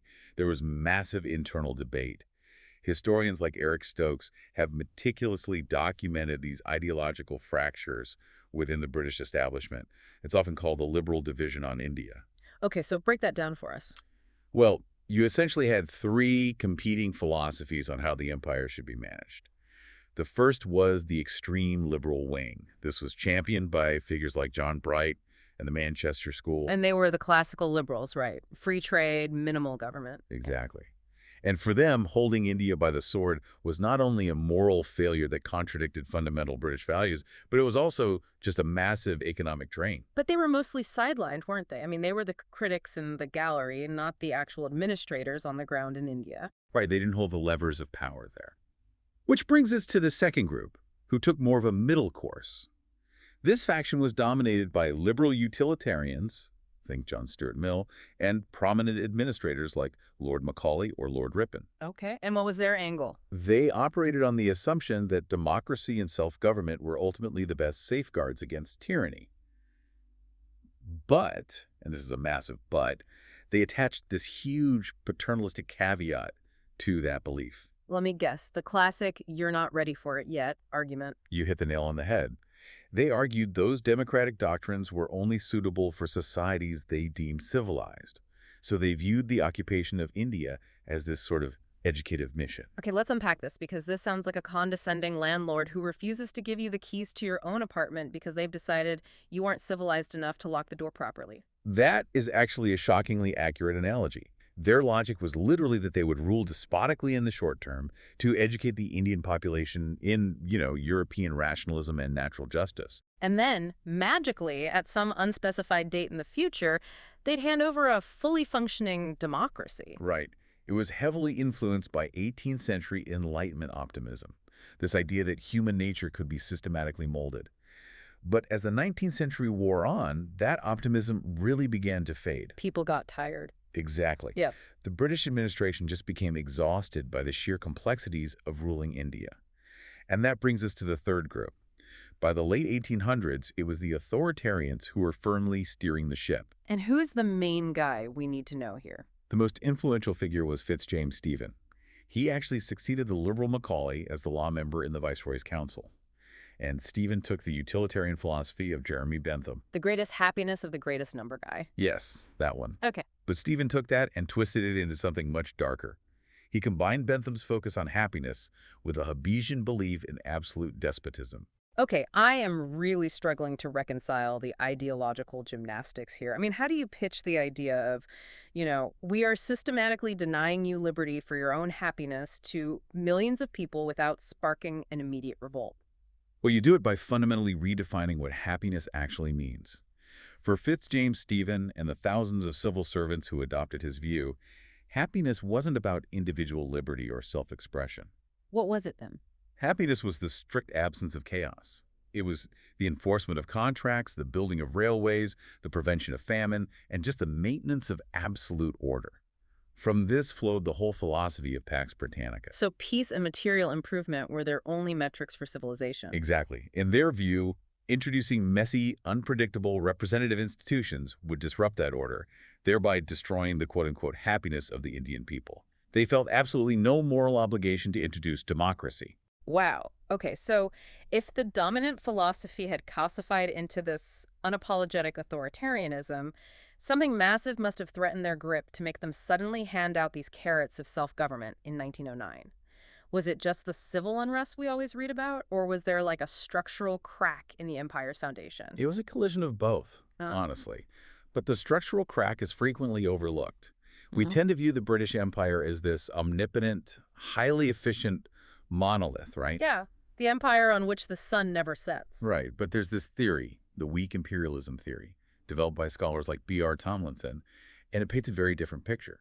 The empire was incredibly centralized at the top in London, but it was dangerously slack at the bottom in India. By the turn of the 20th century, they were facing a severe existential fiscal crisis. Wait, really? How does an empire that spans the globe literally run out of money? The costs of maintaining global hegemony were just staggering. I mean, the Indian Army was frequently used as an imperial police force across the world, from Africa to China. And the administrative overhead of the bureaucracy was bleeding the treasury dry. And I'm guessing they weren't exactly great at raising local funds either. They were terrible at it. Mm. The colonial administrators simply did not understand the granular nuances of the local agrarian economies well enough to extract more revenue. If they pushed too hard, they risked sparking massive agrarian revolts. So they reached a point where they basically couldn't fulfill their financial obligations to London. Ah, so they needed to find local collaborators who could essentially do the dirty work for them. Exactly. The British realized that Indian representatives would be far more effective at navigating the local economies to raise tax revenue. Whilst local representatives could take the political heat for those tax hikes. Right, they become the bad guys instead of the British. Exactly. And they could arguably be more judicious in spending those funds on local infrastructure, which takes the financial burden off the imperial center. So this initial push toward devolving power wasn't a sudden burst of democratic idealism at all. It was a desperate attempt to balance the books by delegating the financial risk. Spot on. But the fiscal crisis was only half the equation. The administrative correspondence from the time makes it very clear that the political ground was also just giving way beneath them. Right, the nationalist pressure was reaching a boiling point, and a lot of that stems from the partition of Bengal in 1905. Yeah, huge catalyst. The viceroy, Lord Curzon, divided the province, ostensibly for administrative efficiency. But it was widely viewed by Indians as a deliberate tactic to divide the Hindu and Muslim populations and weaken the nationalist movement. Which sparked an unprecedented backlash. I mean, it birthed the Swadeshi movement, which was this massive economic strategy to boycott British manufactured goods, particularly textiles from Lancashire, and revive domestic Indian industries.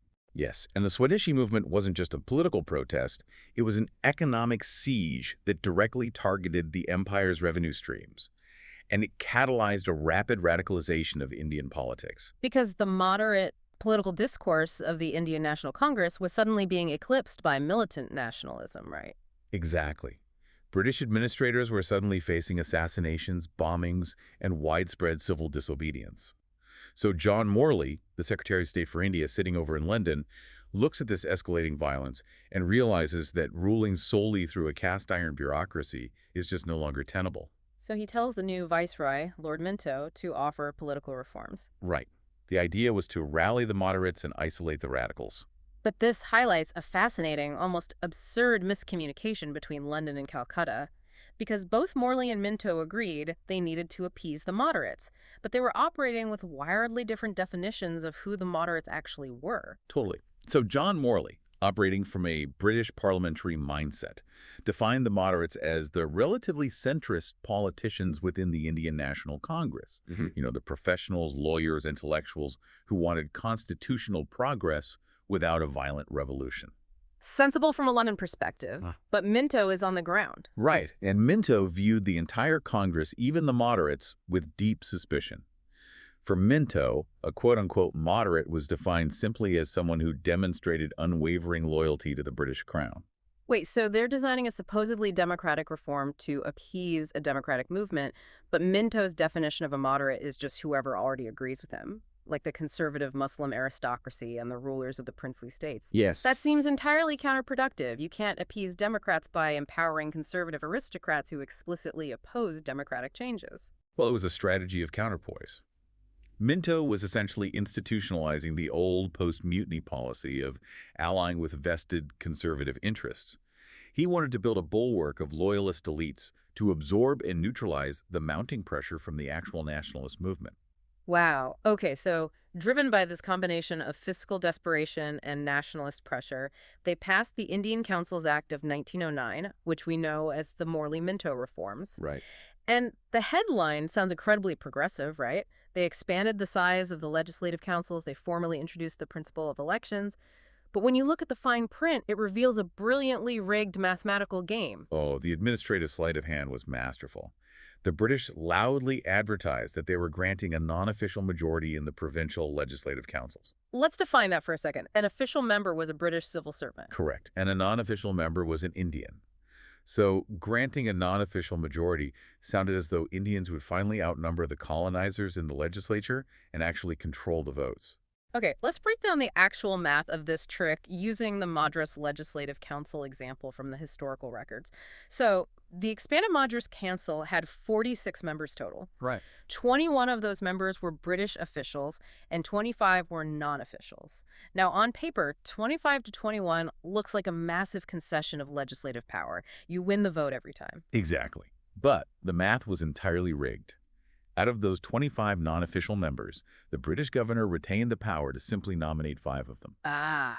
Yeah, these nominated members were not elected by the public. They were hand-picked individuals whose loyalty to the colonial government was absolute. So when you factor in those nominated loyalists, the government bloc actually consisted of the 21 officials plus the 5 nominated members. They had a guaranteed voting bloc of 26 against only 21 actually elected Indian members. The executive branch mathematically ensured they could never lose a vote. It's wild. And the 21 Indian members who actually were elected had to navigate a staggering obstacle course just to get into the chamber. I mean, it was a series of sieves. Oh yeah, the franchise was far from universal. It was restricted by exceptionally high property and income qualifications, which immediately excluded the vast majority of the Indian population. And women, of course, were entirely excluded. And there were glaring disparities built into those qualifications too, right? Like the property and income thresholds required for Muslim voters were set significantly lower than those required for Hindu voters. Right. The British justified this by arguing they needed to ensure adequate representation for the Muslim minority. But in practice, it created an immediate structural imbalance in the electorate. Not to mention the sizes of these constituencies were shockingly small. Yes. Historical analyses note that in some specific constituencies, the entire voting base consisted of merely 9 or 10 individuals. Only 9 or 10 voters. That is absurd. When a constituency is that small, the concept of a democratic mandate completely evaporates. It just becomes an exercise in local patronage, and frankly, vote buying would be incredibly easy. Exactly. But the most convoluted mechanism of all was the voting structure itself. Because even if you were wealthy enough to qualify as a voter, you didn't cast a ballot for the politicians sitting in the provincial legislature. Right. The voting process was entirely indirect.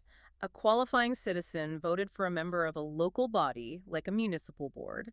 Then those municipal boards elected representatives to an electoral college. It's like a nesting doll of bureaucracy. Seriously. And then that electoral college elected members to the provincial legislature. And finally, the provincial legislature elected members to the Imperial Legislative Council. What was even the strategic benefit for the British in layering the votes through so many intermediaries? It was a deliberate filtration system. The British administrators were terrified of populist demagogues capturing the legislatures. So they believed that each layer of indirect voting would act as a buffer, diluting any radical sentiment before it could ever reach the provincial or imperial level. Yeah, the authors of the subsequent Montagu-Chelmsford report observed a decade later that this indirect system completely severed the connection between the primary voter and the representative. It stripped away any sense of political responsibility. Which brings us back to our corporate advisory board analogy from the start. Here's where it gets really interesting. It's like giving a toddler a toy steering wheel in the back seat of a car. You get to turn the wheel and make vroom vroom noises, but you have absolutely zero connection to the actual engine. That is exactly it. They built a system that gave Indian representatives a prominent platform to review budgets and move resolutions, but actively stripped them of the power to enact actual change. The government still held absolute veto power. Because the president on the Legislative Council could just disallow any resolution without providing a single reason, right? Yep. And even if a resolution did somehow miraculously pass, the executive branch was under no legal obligation to act upon it. The whole principle of responsible government, the idea that the executive is accountable to the legislature, was entirely absent. Okay, so think about the psychology of that. If I am an elected Indian member sitting in that council, and I know I am never going to be given the authority to manage the treasury or actually maintain public order, my criticism of the budget doesn't need to be realistic. Right. I don't have to offer a balanced alternative because I will never be tasked with actually implementing it. And that psychological trap paralyzed the entire state apparatus. Lionel Curtis, who was a contemporary political observer, diagnosed the problem perfectly. He noted that the reforms left the whole responsibility for governing on one set of men, while rapidly transferring the power of unchecked criticism to another. It's the shadow, not the substance. I mean, the critiques of the time were blistering. Indians basically said they presented a check for £1,000 and were given £1. Or as George Washington once famously said, influence is not government. Exactly. Because the Indian leaders knew the levers were disconnected, they used the legislative councils purely as platforms to denounce the colonial government. I mean, they had everything to gain politically by harassing the British executive and nothing to lose because they were insulated from the consequences of governing. So you get this creeping paralysis. Yeah, the British executive literally shrank from proposing necessary tax or administrative measures because they knew they would face endless vitriolic debate in the councils. Even though they would ultimately win the vote using their guaranteed official bloc. Right, but the political friction was just exhausting. The executive felt endlessly harassed, and the Indian legislature felt entirely impotent. They basically adopted parliamentary procedures right up to the point where they caused the maximum amount of friction, but stopped just short of the real power that makes a democracy actually function. And as if that structural paralysis wasn't damaging enough, the 1909 Act also planted a massive societal time bomb. K.M. Munshi, a prominent independence activist, argued that the reforms were explicitly designed so that community canceled out community. Yes. This brings us to the most consequential legacy of the Morley-Minto reforms. The British explicitly stated that territorial representation, where a candidate represents everyone living in a specific geographic area, was not suited to the diverse population of India. Instead, they introduced representation by classes and interests. Going back to our Madras Council example, the elections weren't just indirect, they were strictly segregated. Completely. You had seats elected specifically by Mohammedans, seats reserved for zamindars, which were the aristocratic landowners, and seats designated for the Chamber of Commerce or the planting community. This was the birth of the separate communal electorate system. Yeah. Under this framework, Muslim members of the legislative councils were elected exclusively by Muslim voters. The British Act formally recognized and institutionalized religious and class identities as the primary, legally binding basis for political representation in India. But if a candidate only has to appeal to their specific religious or economic group, it fundamentally alters the incentive structure of how they campaign. Yeah. You no longer need to build broad cross-community coalitions. You just cater to the specific anxieties of your segregated base. Precisely. And staying strictly objective with the historical record here, the long-term devastation of this policy is widely documented. The initial introduction of separate electorates for Muslims in 1909 was just the opening wedge. Because it kept expanding, right? Right. When the British attempted to fix the failures of Morley-Minto with the Montagu-Chelmsford reforms in 1919, they actually expanded the separate electorates to include Sikhs. And then by the Government of India Act of 1935, it expanded even further to include Indian Christians, Anglo-Indians, and Europeans. Yeah, it is widely recognized by historical critics that institutionalizing political power along strict religious lines was a direct root of the deepening communal divisions that ultimately led to the violent partition of the subcontinent and the establishment of Pakistan in 1947. It's tragic, honestly. A bureaucratic reform meant to manage immediate fiscal pressure and quiet local unrest ended up institutionalizing the very divisions that tore the subcontinent apart decades later. It really is a sobering piece of history. So what does this intricate history mean for you listening today? Let's synthesize the core insights. The Morley-Minto reforms of 1909 were an exercise in what critics termed benevolent despotism. Facing a severe fiscal crisis and mounting nationalist pressure, the British basically offered a halfway house. They adopted the usages of a parliament without granting the spirit of parliamentary power. Exactly. They engineered a system of influence entirely divorced from responsibility. And the historical lesson here remains incredibly sharp. Giving people a voice without agency does not appease them. It only exasperates them. It paralyzes the executive branch and radicalizes the legislature. Because when you grant someone a seat on the board, but disconnect their voting terminal, you don't get a collaborator. You just get someone sitting at the table, loudly pointing out every flaw in your strategy, while the company slowly edges toward bankruptcy. Perfectly said. Which leaves us with a final thought to ponder based on the history we've explored today. We saw how the British used separate electorates as a tool of imperial management, explicitly setting community against community to maintain their grip on power. All right. But what if they hadn't? If the British administration had actually taken a leap of faith in 1909, if they had bypassed the rigged math, skipped the separate electorates, and granted true responsibility to a unified Indian legislature, would the deep communal fractures and the tragic violence of the 1947 partition have been avoided? Or were those societal divisions already too deeply entrenched to be healed by merely fixing the administrative machinery of the state? Exactly. Something for you to mull over until the next deep dive. So, welcome to today's deep dive. I mean, imagine being the British Empire in 1914. You are fighting a global war for your literal survival, right? And to fund that war, you implement this massive emergency economic policy. Right, out of pure desperation. Exactly. But without meaning to, you inadvertently build this massive protective wall around Indian manufacturing. Yeah, you basically hand the domestic industrialists the exact capital they need to fund a mass opposition movement against you. It is a wild sequence of unintended consequences.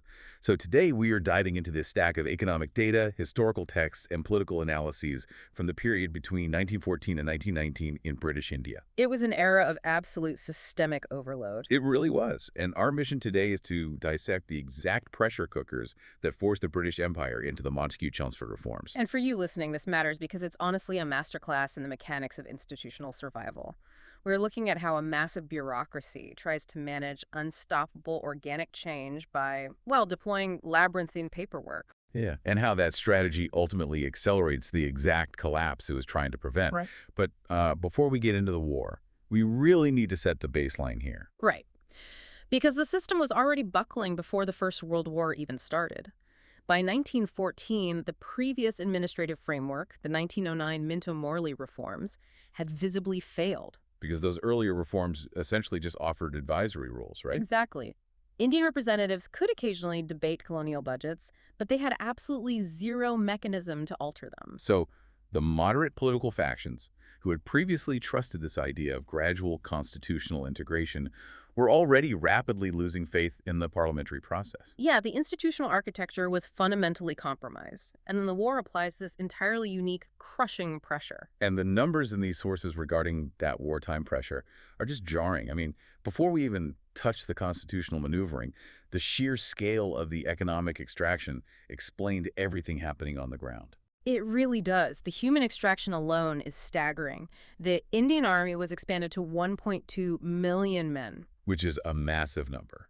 And the data on how they achieved those numbers points to intense structural coercion. The Gujranwala district in the Punjab really stood out to me in the sources. Oh, that statistic is brutal.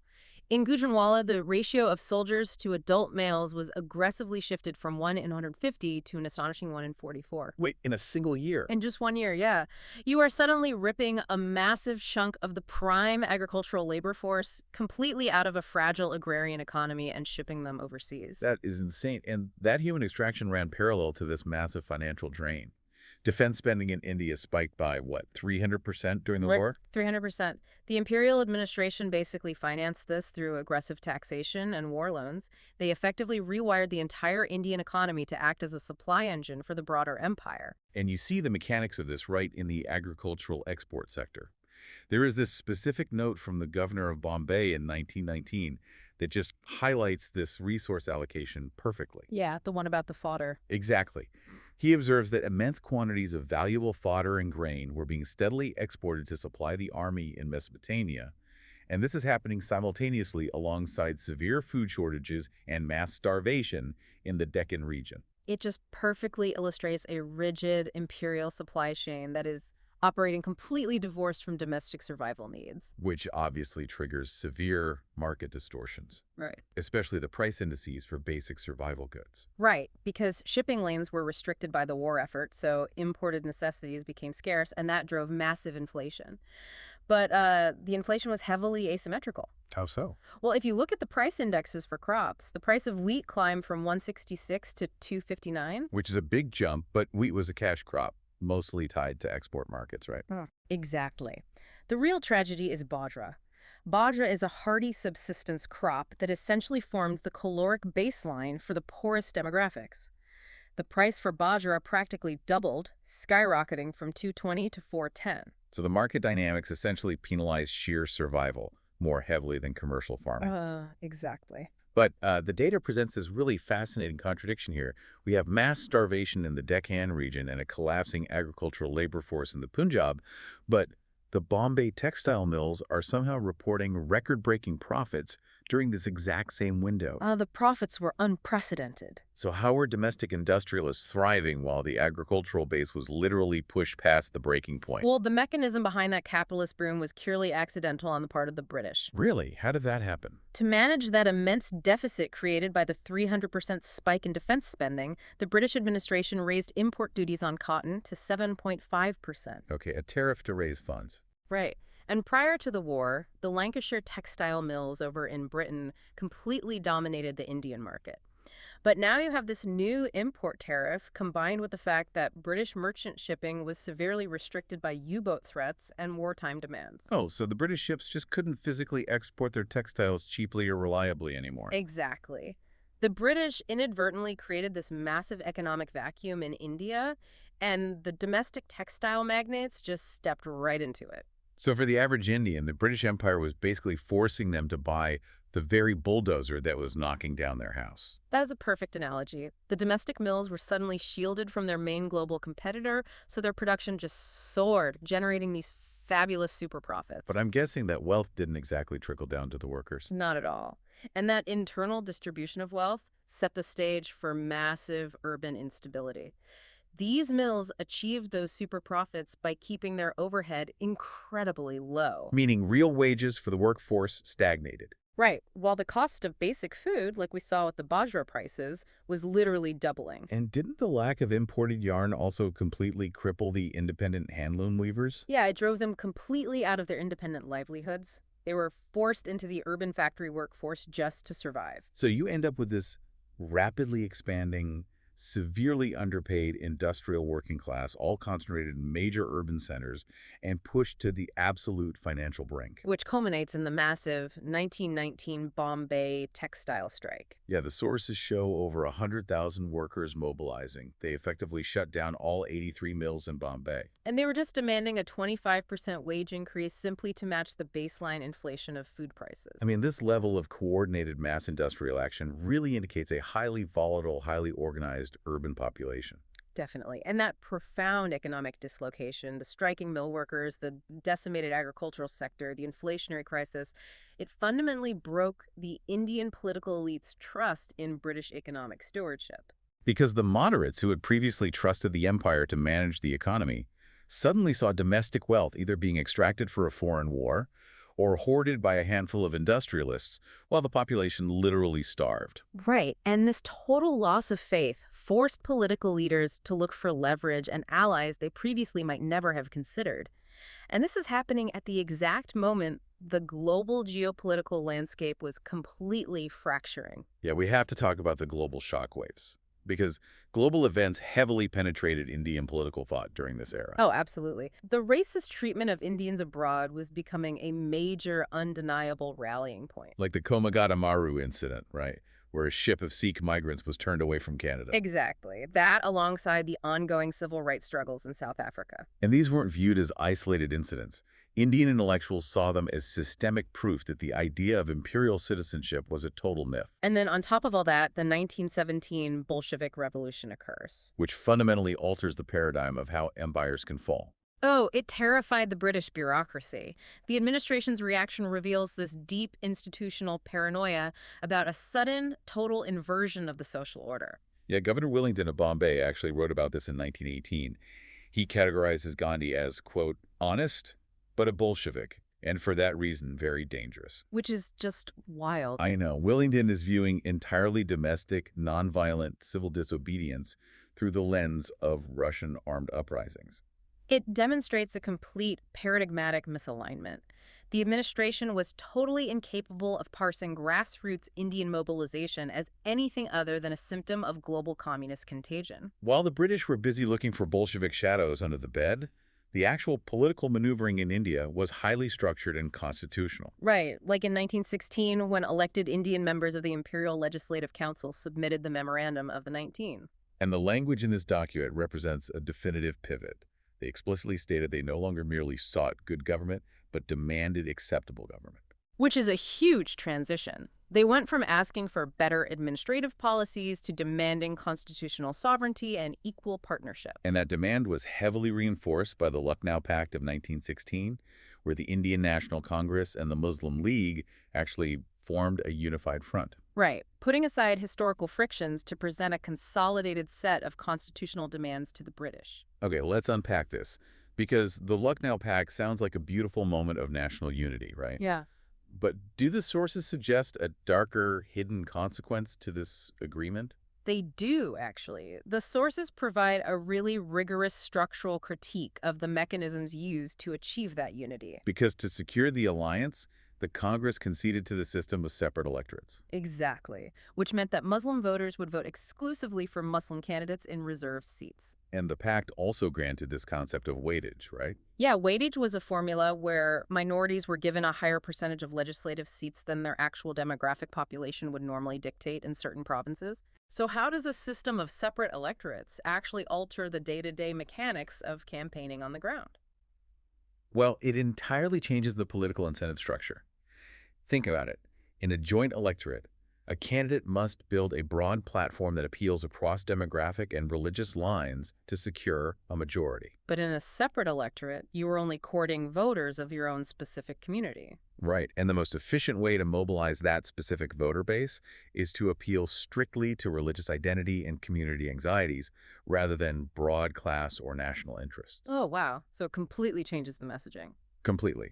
The historical consensus in our sources is that this tactical compromise, while it was really effective for presenting a united front in 1916, it essentially institutionalized religious identity as the primary vector of political power. So basically baked demographic division directly into the constitutional framework. Exactly. And the sources argue this laid the structural groundwork that would eventually culminate in the partition of India in 1947. It is crazy to think that they effectively hardwired a closed loop of sectarian messaging into the electoral process just to force the administration to the negotiating table. But it worked in the short term. With the mass industrial strikes paralyzing the cities, the agricultural base hollowed out by wartime extraction, and the political elites presenting this unified demand for sovereignty, the British administration was completely cornered. Which resulted in the August Declaration of 1917.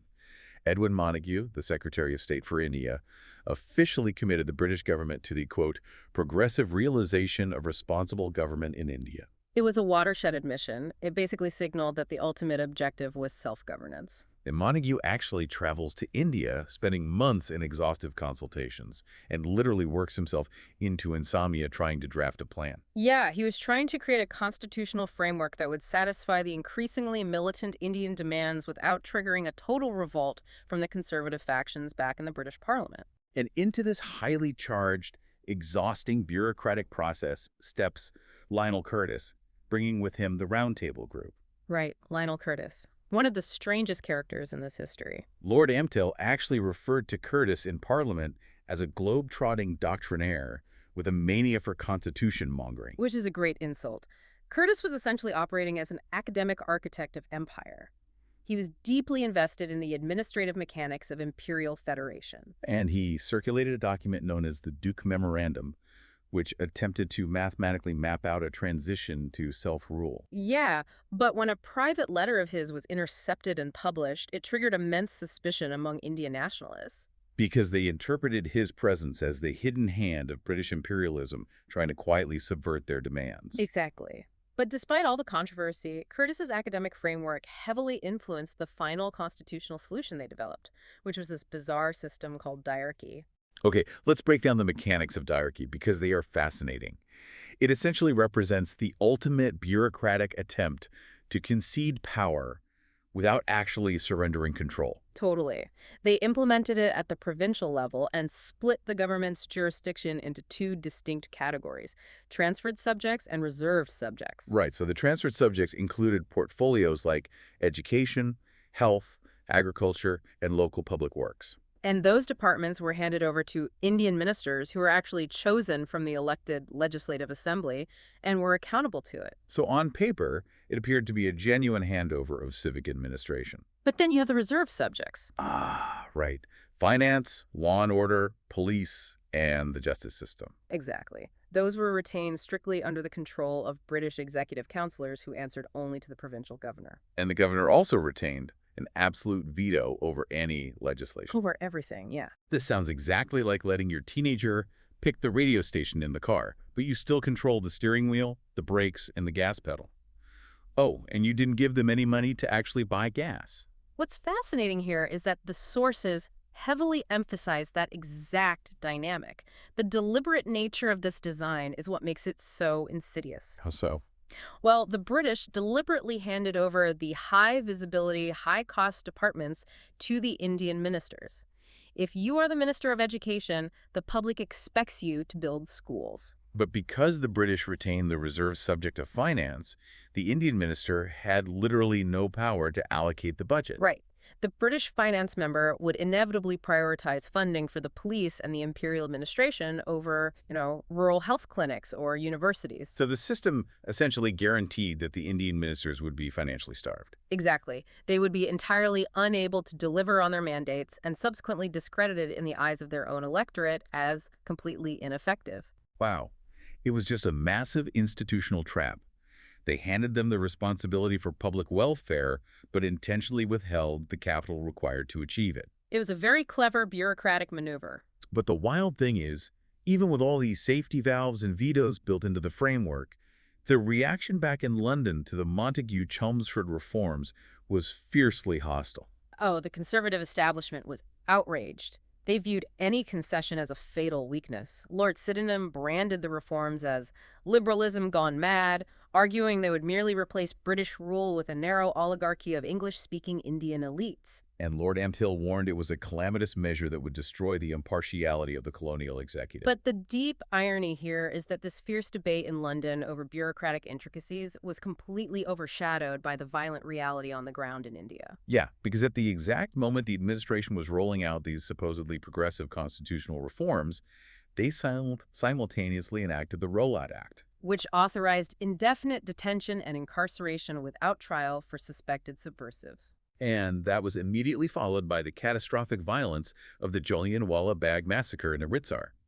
The sheer brutality of the state apparatus just completely eclipsed the administrative paperwork of diarchy entirely. And this collision between bureaucratic reform and state violence leads directly into a major historiographical debate detailed in our sources. Right, the debate regarding the true origins of mass political mobilization in India. Exactly.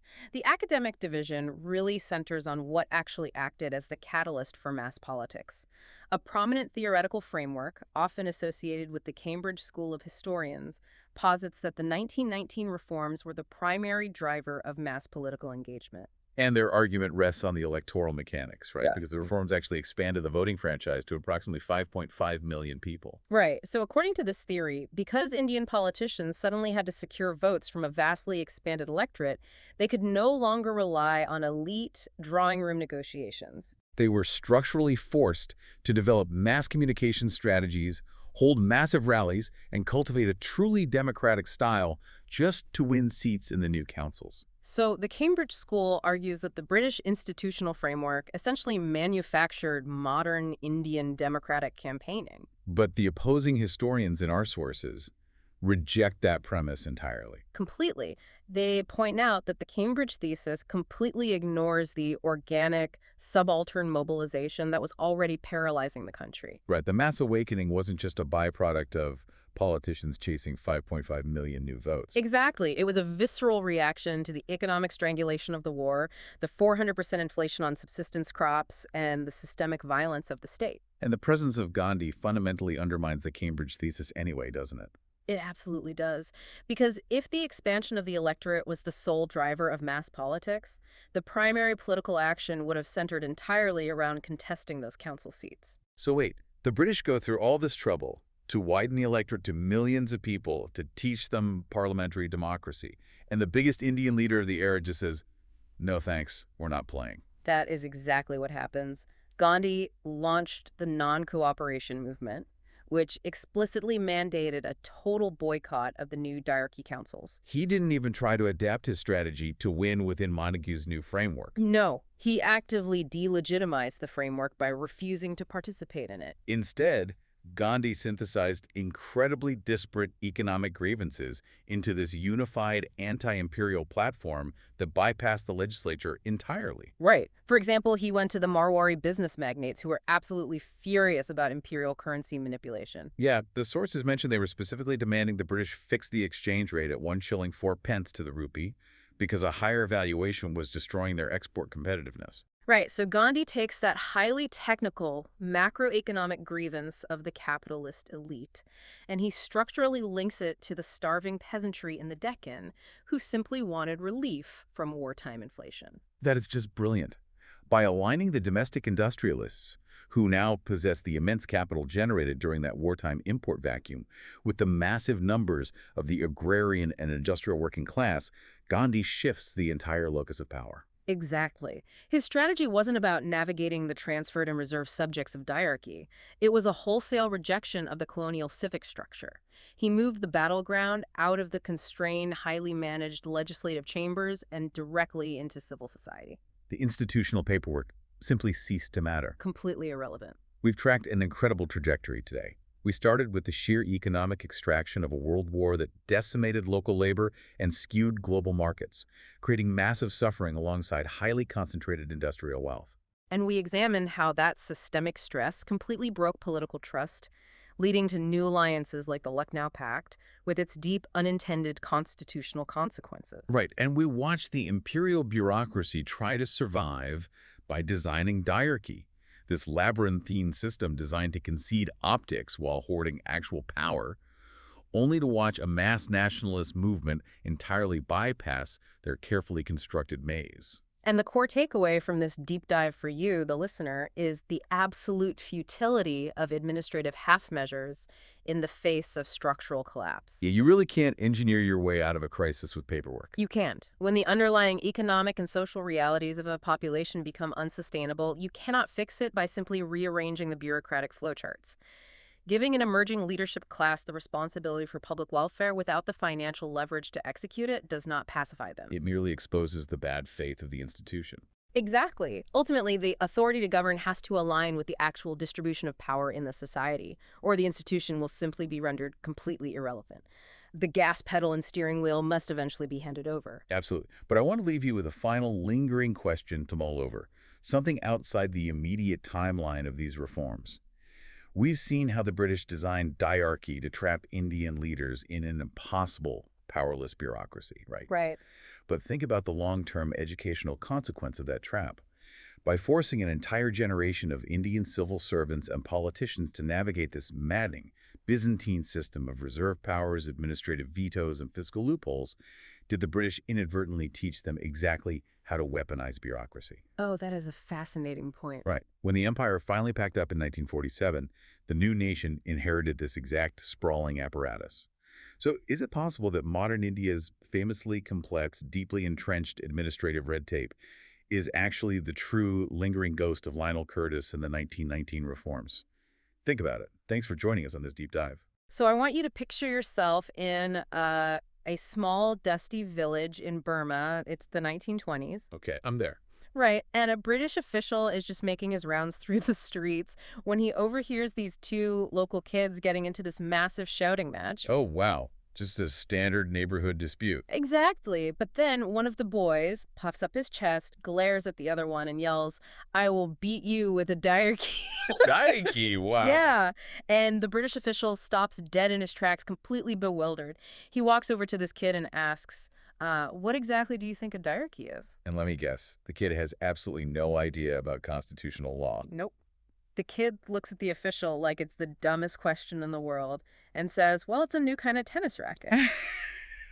That is, I mean, it's just such a brilliant distillation of how confusing imperial policy actually was on the ground. Right. Like, you have a concept that is so thoroughly baffling to the public that children just assumed it had to be, a blunt object you hit people with. But obviously, diarchy wasn't a tennis racket. It was the Government of India Act of 1919. Yes, also known as the Montagu-Chelmsford, or Montford Reforms. Exactly. And today, we are taking you on a deep dive into this incredibly convoluted system of government introduced by the British Empire. We have a whole stack of historical texts analyzing this act, and it's fascinating material. It really is, because our mission today is to figure out how a legal document that was entirely designed as this grand step toward freedom was actually a brilliantly disguised trap. Yeah, a system so overlapping and frustrating that it literally became a playground curse word. So to really grasp the gravity of this trap, I think we have to look at the atmosphere of 1919, right? Absolutely. I mean, World War I had just ended, and over 1 million Indian soldiers had served in the British war effort. That is a staggering number of people. It is. And because of that immense sacrifice, the expectation across the whole subcontinent was that they would be rewarded with, substantial self-rule. Right, like, we bled for you, now it's time to give us our own say. Exactly. And the British Parliament knew they had to offer something major to keep the peace. So they introduced this act with a massive sweeping promise right there in the preamble. What did it say? It officially declared that the ultimate policy of Parliament was the, and I quote, increasing association of Indians in every branch of Indian administration. Okay, increasing association. And the progressive realization of responsible government in British India. Progressive realization of responsible government. I mean, it sounds incredibly noble on paper. Oh, it really does. And they did set up a new structure at the center in Delhi to, try to make this happen. They created a bicameral legislature. Right, the upper and a lower house. Yeah, so you had the Legislative Assembly with 145 members, which is basically the forerunner to the modern Lok Sabha. And the Council of State with 60 members, which is the forerunner to the Rajya Sabha. And they expanded the size of these bodies, and crucially, a majority of the members were now going to be elected. Right, rather than just being handpicked by British officials. But here's where the math really bothers me. If this was all about giving power to the people, why were the voting numbers so incredibly microscopic? Well, because that bicameral legislature was just the architectural facade of democracy. The facade. Okay, explain that. So the mechanism behind who actually got to participate, that reveals the core illusion of the whole act. The franchise, like the actual right to vote, was just tiny. How tiny are we talking? Out of the hundreds of millions of people living under British rule in India at the time, only about 909,000 individuals were granted the right to vote for the Central Assembly. Less than 1 million people out of hundreds of millions. Less than 1 million. And for the upper house, the Council of State, that number shrank to a mere 17,364 voters. Wait, 17,000 people? Yep, just over 17,000. Making decisions for an entire subcontinent. How do you even legally justify locking out, 99.9% of the population when your own preamble is promising this increasing association of the people? You justify it by setting astronomical wealth requirements. Oh, of course. Yeah. Follow the money. Always. The British tied the vote directly to massive economic thresholds. So, to cast a ballot for that Council of State, an individual had to be assessed for income tax on an annual income of 10,000 to 20,000 rupees. Which back then must have been a fortune. It was. Or they had to be paying a heavy land revenue of 750 to 5,000 rupees. In 1919, those were staggering fortunes. So you basically had to be a millionaire. Basically, yeah. You had to be a wealthy landowner, an aristocrat with a formal title, or, very high-ranking official. So the working class, the peasantry, the average citizen, they were entirely excluded by design. Completely shut out. It's like building this state-of-the-art democratic theater, right? but pricing the tickets so high that only the absolute elite can even get in the door. That's a great way to put it. And even then, for those lucky few who did get a seat at the table, they didn't actually hold the reins. I was looking at the sources and reading about the powers retained by the British Governor General. It kept making me think of a video game. A video game. How so? Yeah, like playing a co-op video game, but your older sibling has a master controller. Oh, I see where you're going with this. Like, sure, the Indian legislature could debate a bill or, reject a budget, but the Governor General had an absolute veto button. He could just turn off your controller. And the scope of that veto was practically limitless. I mean, if the Indian legislature flat out refused to pass a law, the Governor General could enact it anyway without their consent. Just bypass them completely? Exactly. He just had to claim it was essential for the safety or tranquility of British India. Safety or tranquility, that's a blank check. A total blank check. And furthermore, he could issue emergency ordinances that carry the full force of law for 6 months. Wow. He even held the power to forbid a debate from happening in the first place, or stop a specific question from being asked on the floor of the House. So if the executive branch can just override, ignore, or silence the legislative branch whenever it feels like it, the entire concept of a responsible government just completely goes out the window. It does. And this created what historians actually term a responsive but not responsible government. Responsive but not responsible. What's the technical difference there? So a truly responsible government, in the parliamentary sense, means the executive is accountable to the legislature. If they fail, they can be fired through a vote of no confidence. Right, they answer to the elected officials. Exactly. But the Governor General's Executive Council faced no such threat. They were completely unaccountable to the elected Indian members. They couldn't be fired. But you said they were responsive. Right, because the system forced them to be responsive. The elected Indians held a large majority in the chamber. Ah, so they had the numbers to be annoying. Highly annoying. Yeah. They could reject budgets, stall proceedings, and just make the day-to-day administration a living nightmare. I love that. So while the British executives couldn't be voted out, they were forced into this tense, endless negotiation just to avoid constant legislative gridlock. And that forced marriage at the center actually explains the chaos that was about to unfold at the provincial level, doesn't it? It absolutely does. Because the British refused to give up their ultimate veto at the top, they had to invent a completely new, highly visible concession at the bottom just to appease Indian political leaders and make the reforms look credible. And that bizarre invention was diarchy. Yes. The tennis racket itself. The infamous tennis racket. It was honestly a Frankenstein's monster of administration. So how did it actually work on the ground? Well, instead of a tug-of-war like at the center, the provincial governments were actively sliced down the middle. Administrative subjects were divided into 2 rigid categories. Okay. You had your reserved lists and your transferred lists. Right, and here's my analogy for how absurd the split was, because reading the sources, I was just baffled. Let's hear it. Imagine you are hired as the head chef of a massive restaurant, right? You arrive on your first day, ready to run the place, only to be told you are exclusively in charge of choosing the napkin colors and writing the dessert menu. That sounds pretty restrictive. It is, because meanwhile, a completely separate, unelected manager who doesn't even talk to you controls the kitchen staff, the entire financial budget, and the purchasing of all the ingredients. That is the exact day-to-day reality of diarchy. It really is. It's just nuts. The reserved subjects were kept firmly in the hands of the British governor and his nominated executive councillors. So they kept the kitchen and the budget. Exactly. They controlled the true levers of state power: law and order, the police force, the justice system, finance, land revenue, and irrigation. And the Indian ministers got the napkins. Well, they got the transferred subjects. Yeah. These were handed over to the governor and his newly elected Indian ministers. They were positioned as the nation-building portfolios: Like what? education, public health, agriculture, and local government. But it's structurally designed to fail. You are tasking the elected Indian ministers with building the nation like educating the youth, fixing the agriculture, while deliberately keeping all the money and the enforcement mechanisms locked in the hands of unelected British officials. And the arbitrary nature of that division destroyed any attempt at cohesive governance. You just have to look at the lived experience of the ministers trying to navigate this. Do we have any examples from the sources? Oh, plenty. Take Sir K.V. Reddy, an elected minister in the Madras province. He summarized his tenure by stating he was a minister for development without access to the forests. Wow. He was the minister for agriculture, but he had absolutely no jurisdiction over irrigation. That is insane. Agriculture without water. And he was the minister for industries, but he had no control over factories, boilers, electricity, mines, or labor. All of those were reserved subjects. Just think about the real-world consequences of that. You are the Minister of Agriculture. A massive drought hits your province. The voters are looking to you, their elected representative, to save their crops. Right. But you literally cannot order the irrigation canals to be opened because the water belongs to the British executive.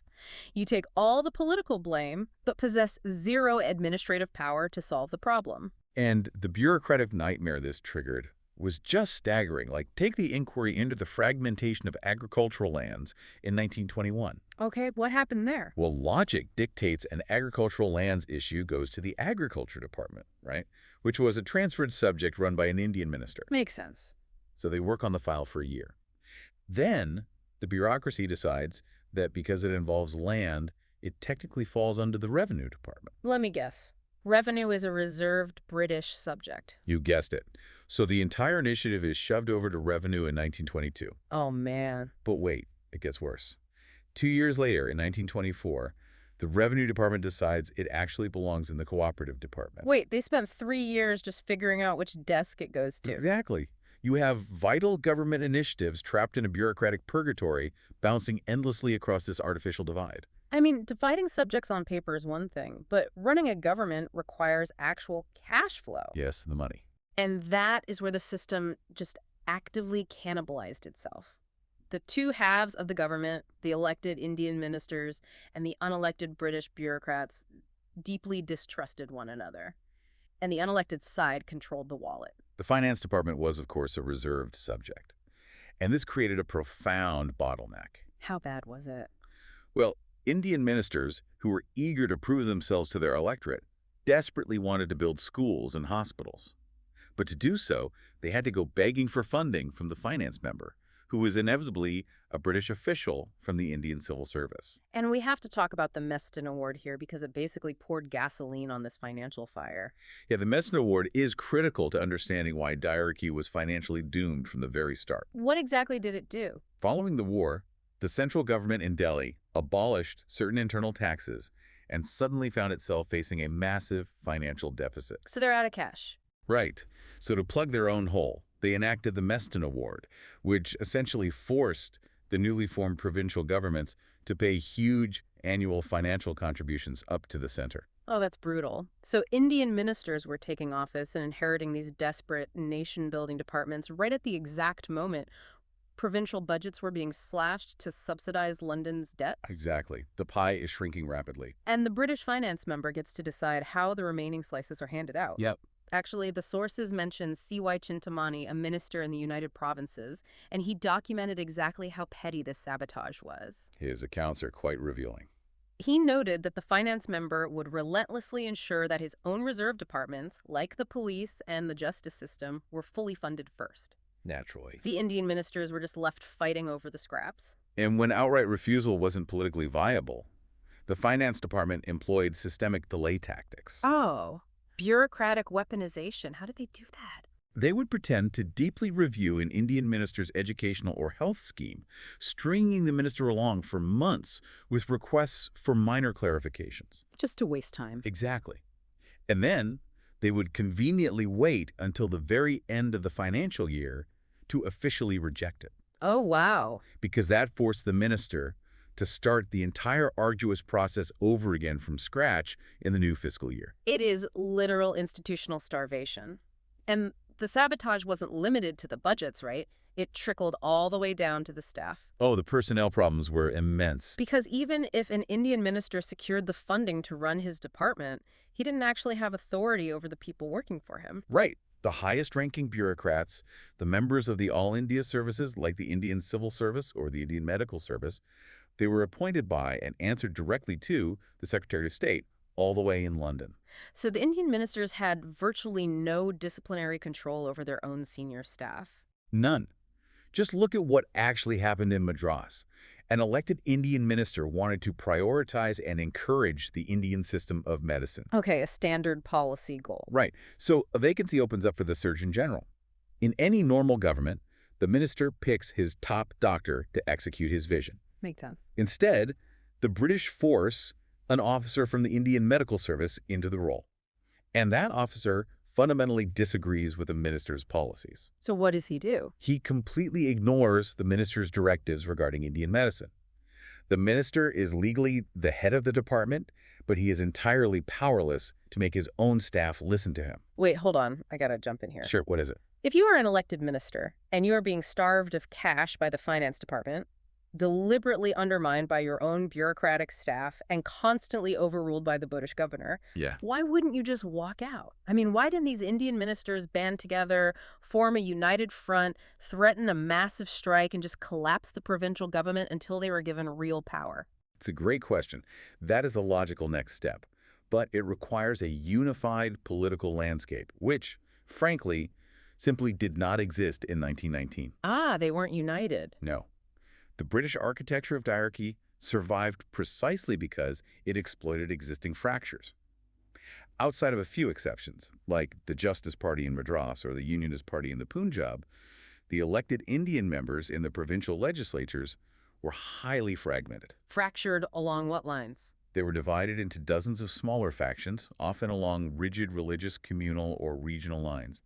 So the British could just play divide and conquer within the legislature itself. Exactly. Because an Indian minister rarely had the backing of a massive unified political party, his position was incredibly fragile. Yeah. He was constantly terrified of facing a vote of no confidence. Because anyone could turn on him. Right. If a few rival Indian factions formed a temporary alliance against him, he would be ousted immediately. Right. So to survive, the minister had to rely on a voting bloc he could guarantee. And let me guess, the governor's bloc. Bingo.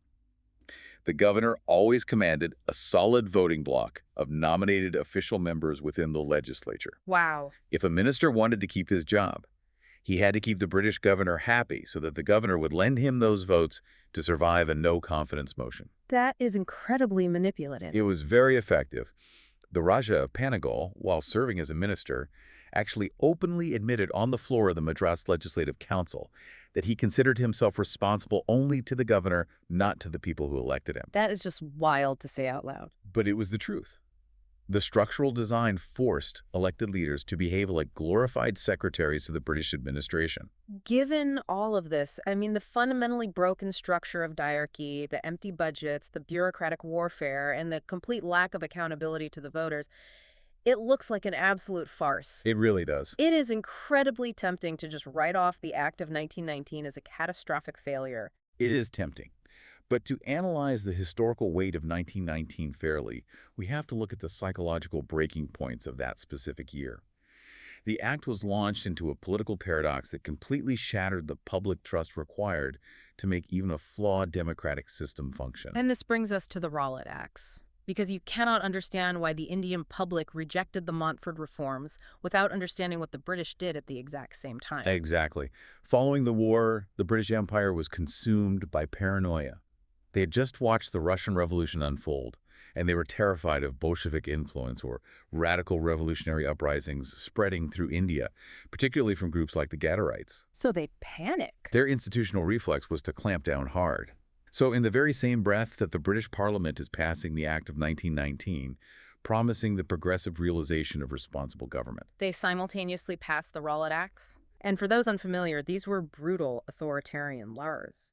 The Rowlatt Acts allowed the British to arrest individuals without a warrant, detain them indefinitely without trial, and severely restrict press freedoms and public gatherings. it was a massive suspension of civil liberties. The cognitive dissonance there is staggering. You are asking Indian leaders to participate in a new, fragile democratic experiment while actively stripping away their fundamental human rights. And the outrage was universal.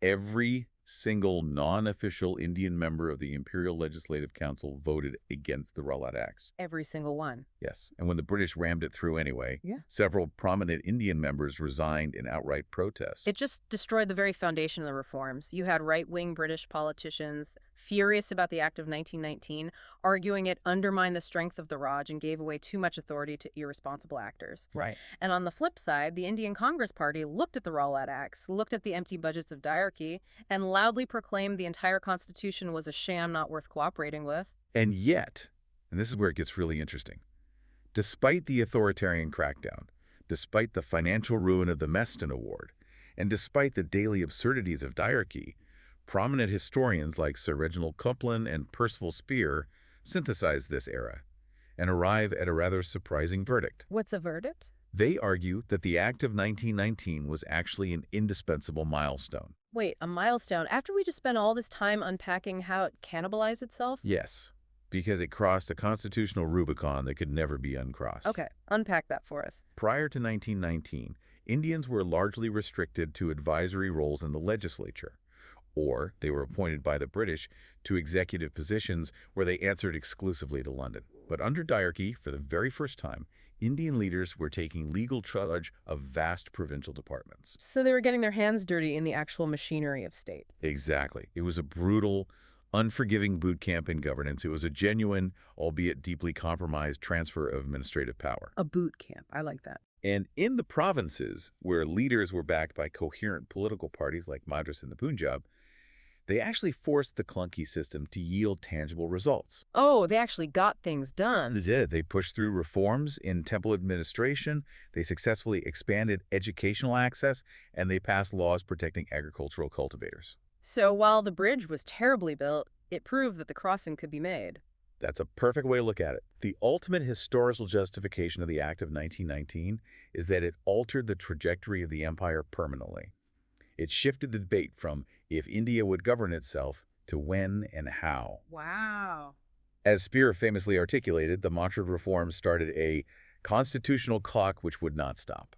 A constitutional clock which would not stop. That is powerful. And that brings us to the core takeaway for you, the listener. The Government of India Act of 1919 was the ultimate messy halfway house. It really was. It proves that the transition of imperial power is almost never a clean, heroic break.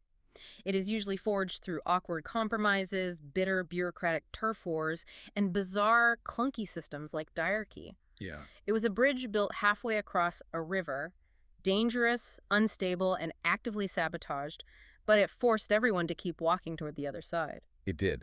But, before we wrap up, there's a final thought I want to leave everyone with, and it's drawn from a tiny, easily overlooked detail in the architecture of this act. Ooh, I love a hidden detail. What is it? We spent a lot of time discussing how education was heavily touted as a transferred subject. It was held up as the shining example of the British willingly handing over the crucial nation-building task of shaping young minds to Indian control. Right, giving them the literal keys to the future generation. But if you examine the fine print of the legal framework, there is a very deliberate carve-out. A carve-out. While general education for the Indian populace was transferred to the elected ministers, the education of Europeans and Anglo-Indians was strictly categorized as a reserved subject. Wait, really? Yes. It was kept firmly under the protective control of the British governor. Wow, I completely missed that exception in the reading. I want you to ponder what that specific legal choice implies about the psychology of a ruling power. Right? Even in a massive historic document that is actively and publicly designed to hand over the reins of a nation and train its people in the art of democracy, the architects quietly built a legal fortress to protect their own children's future from the very democratic system they were creating. Man. What does that tell you about the true nature of institutional trust? That is a chilling thought to end on, a system they forced millions to live under but refused to let their own children participate in. Exactly. Well, thank you for joining us on this deep dive. The next time someone frustrates you at work with pointless bureaucracy and endless red tape, just remember, you can always yell, "I will beat you with a Diarchy." They might think it's a tennis racket. But you'll know the truth. See you next time. Imagine a political movement that is so powerful, so utterly disruptive, that it threatens the foundation of the world's largest empire. Right. But it achieves this not with like a massive stockpile of weapons, but with spinning wheels, wild rumors, and just an absolute stubborn refusal to cooperate. Yeah. It sounds like a total paradox, right? Right. Because we are so conditioned to think of revolutions in terms of, barricades and gunpowder, not hand-woven cloths and peaceful marches. Exactly. But this approach essentially broke the traditional rules of imperial engagement. It worked because it attacked the psychological foundations of the empire rather than its military strength. Which is just wild to think about. So today, our mission for this deep dive is to figure out exactly how that happened. We are looking at a pretty thick stack of historical texts. Specifically, we've got sources titled Gandhi.pdf, and Role of Gandhi.pdf. Oh yeah, lots of material to get through. Yeah, and our goal is to unpack how one man basically transformed the Indian nationalist movement. We're looking at the period between 1917 and 1927. This movement morphed from what was essentially like a polite debating club of elites into an unstoppable mass revolution. And it's worth noting that we are dealing with history that still sparks intense political debate today. Oh, absolutely. So we need to be really clear up front for everyone listening. We are going to explore a wide spectrum of historical viewpoints here. That includes, left-wing Marxist critiques, debates over right-wing communalism, and Hindu-Muslim relations. Right, and we are not taking sides. Exactly. We are not endorsing any specific political ideology. Our job is just impartially reporting what the original source materials say, so you can draw your own conclusions. Okay, let's unpack this. Well, to really appreciate the scale of this disruption, we have to look at the political toolkit that existed in India before 1915. At that time, the nationalist movement was broadly split into two camps. Right, the moderates and the extremists. Yeah. You had the moderates, who essentially believed in the British sense of justice. Their entire strategy consisted of sending polite petitions and prayers to London, just asking for slightly better treatment. It's like they were trying to fight an empire by sending a strongly worded but, ultimately polite email to customer service. That is a great way to put it. Yeah, exactly. And on the other side, you had the extremists.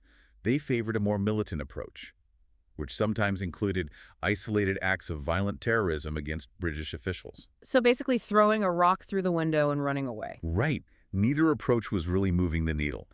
And more importantly, neither was mobilizing the millions of everyday people who actually lived in the country. Neither reached the masses. Okay, so then in 1915, Gandhi returns from South Africa. Yeah, and he arrives as a relative outsider to the internal politics of the Indian National Congress.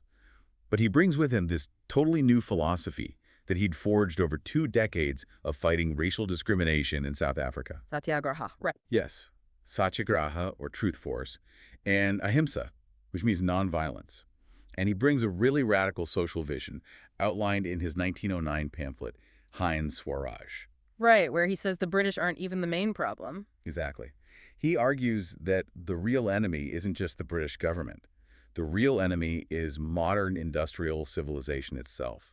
He famously wrote that mere political independence would mean, quote, English rule without the Englishman. Which is such a striking phrase. It really is. He essentially wanted to dismantle the entire apparatus of modernity.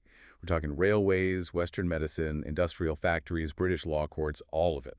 But wait, how on earth did a philosophy that rejected modern progress appeal to a society that was so desperate to move forward? I mean, it sounds like he was asking an impoverished nation to step backward in time. Well, what's fascinating here is that what looks like a step backward to an urban, Western-educated intellectual was actually a lifeline to the rural poor. Oh, interesting. How so? Let's look at the mechanisms Gandhi was attacking.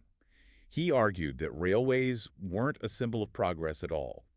They were a tool that allowed British merchants to rapidly export grain out of famine-stricken regions just to get better prices elsewhere. Wow, so literally spreading starvation. Exactly. And he argued that Western medicine merely patched industrial workers up just enough to send them back into brutal factory conditions.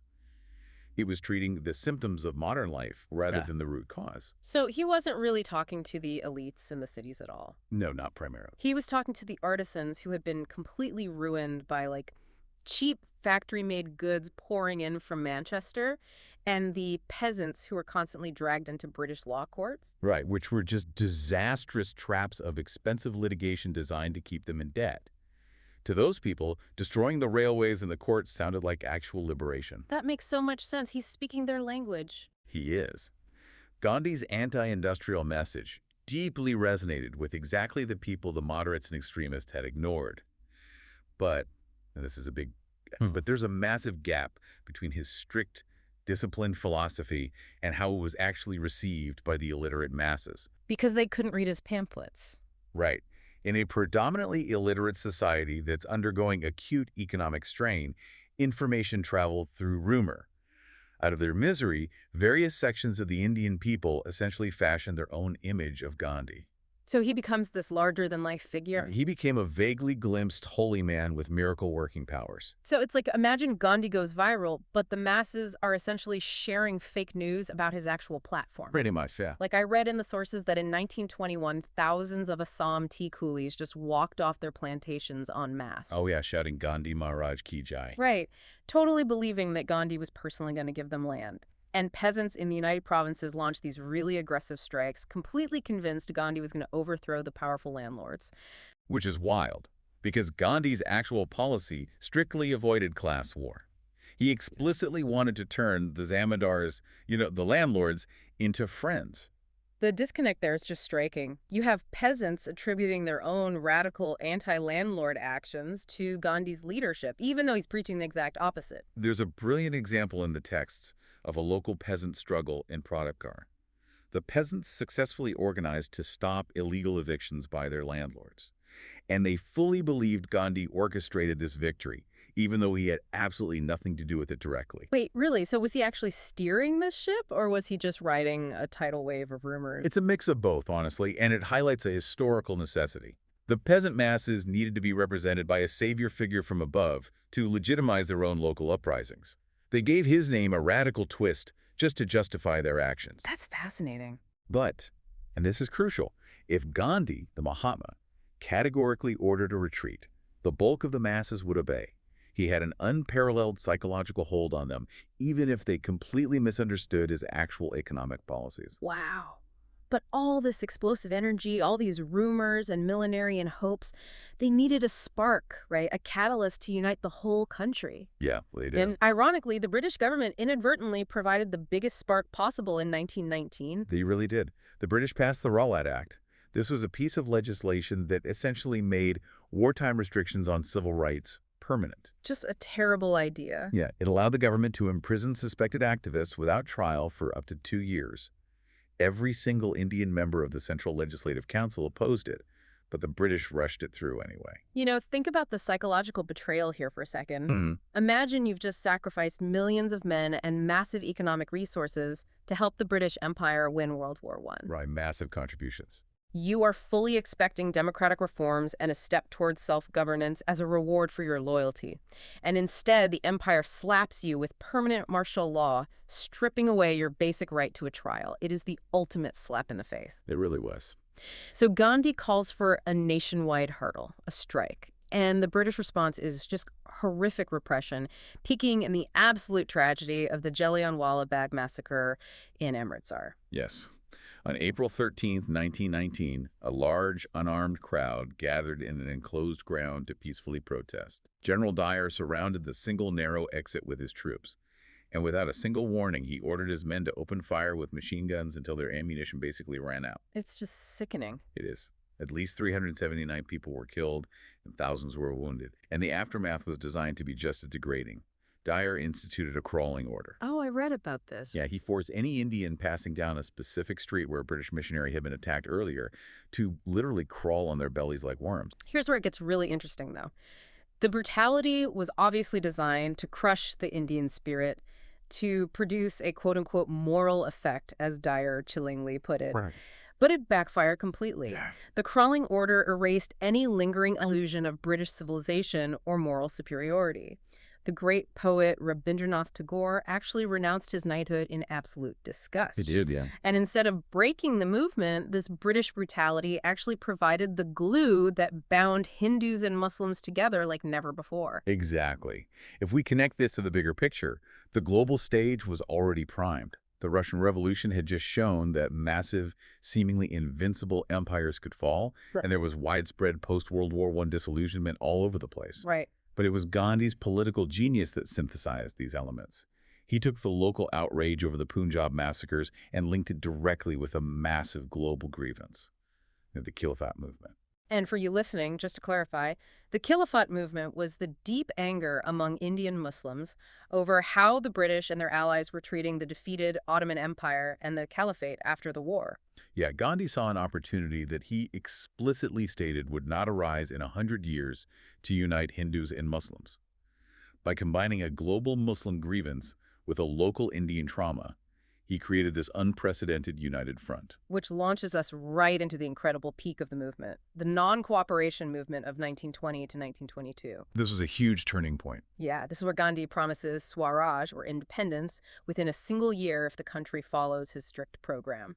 And the whole country just erupts. Students boycott government schools, prominent lawyers refuse to step foot in British courts. Massive symbolic bonfires of imported foreign cloth in the streets. Yes. And the charkha, the humble spinning wheel, becomes the ultimate weapon of self-reliance. The economic impact was staggering. I mean, within just 1 year, the value of foreign cloth imports plummeted from 102 crore rupees to 57 crores. Cut almost in half.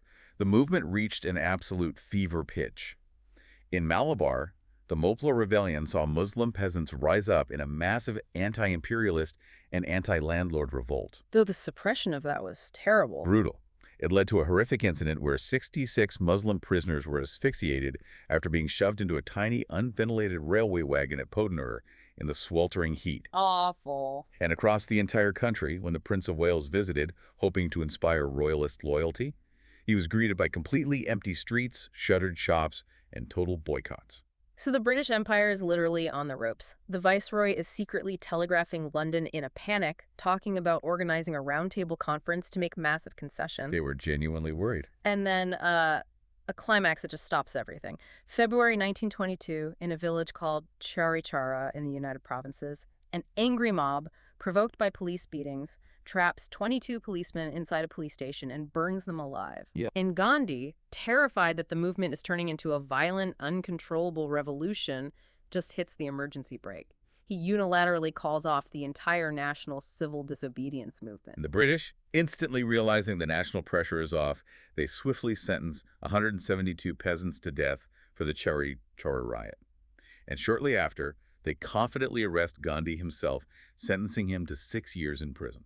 Imagine running a marathon. You are at mile 25, you can literally see the finish line, and your coach pulls you off the track because your shoelaces are untied. That's exactly how it felt to a lot of people. Right.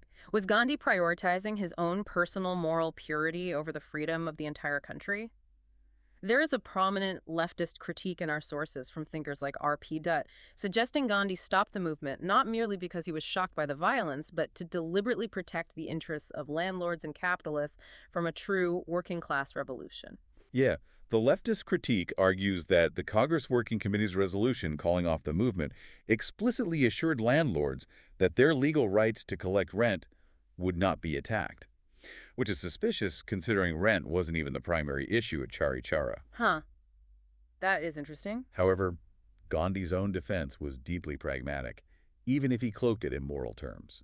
He understood that a violent uprising was a fight the Indians simply could not win. Because of the British military. Exactly. Without strict nonviolence, he argued, the British military would have the perfect justification to unleash their sole devastating firepower and brutally crush the entire nationalist infrastructure. I mean, that makes strategic sense. It does. But there is no denying the profound psychological demoralization this sudden retreat caused. Younger leaders like Jawaharlal Nehru and Subhas Bose were beside themselves with anger and sorrow. They viewed the retreat as an absolute national calamity. Because Gandhi pulled that emergency brake, this beautifully unified movement just shatters. We enter the 1920s, and it's a fractured, deeply confusing aftermath. The Indian National Congress splits right down the middle over what to do next. You have the no-changers, who followed Gandhi's directive to retreat into the villages and focus on quiet, unglamorous, constructive work. What did that actually involve? This meant promoting hand-spinning, setting up independent national schools, and campaigning against the caste system's untouchability and against liquor consumption. Okay, so building from the ground up. Right. And on the other side, you had the Swarajists, led by powerful figures like C.R. Das and Motilal Nehru. They believed the best strategy wasn't to retreat at all, but to enter the government's newly created legislative councils. And this is key, they didn't enter the councils to govern, right? They entered the councils to wreck them from the inside out. Exactly. They would run for seats, get elected, form a unified bloc, and then systematically vote no on literally everything. They paralyzed the budgets, they blocked legislation, and they made it completely impossible for the British to maintain the illusion that they were ruling with Indian consent. It was a strategy of total institutional obstruction.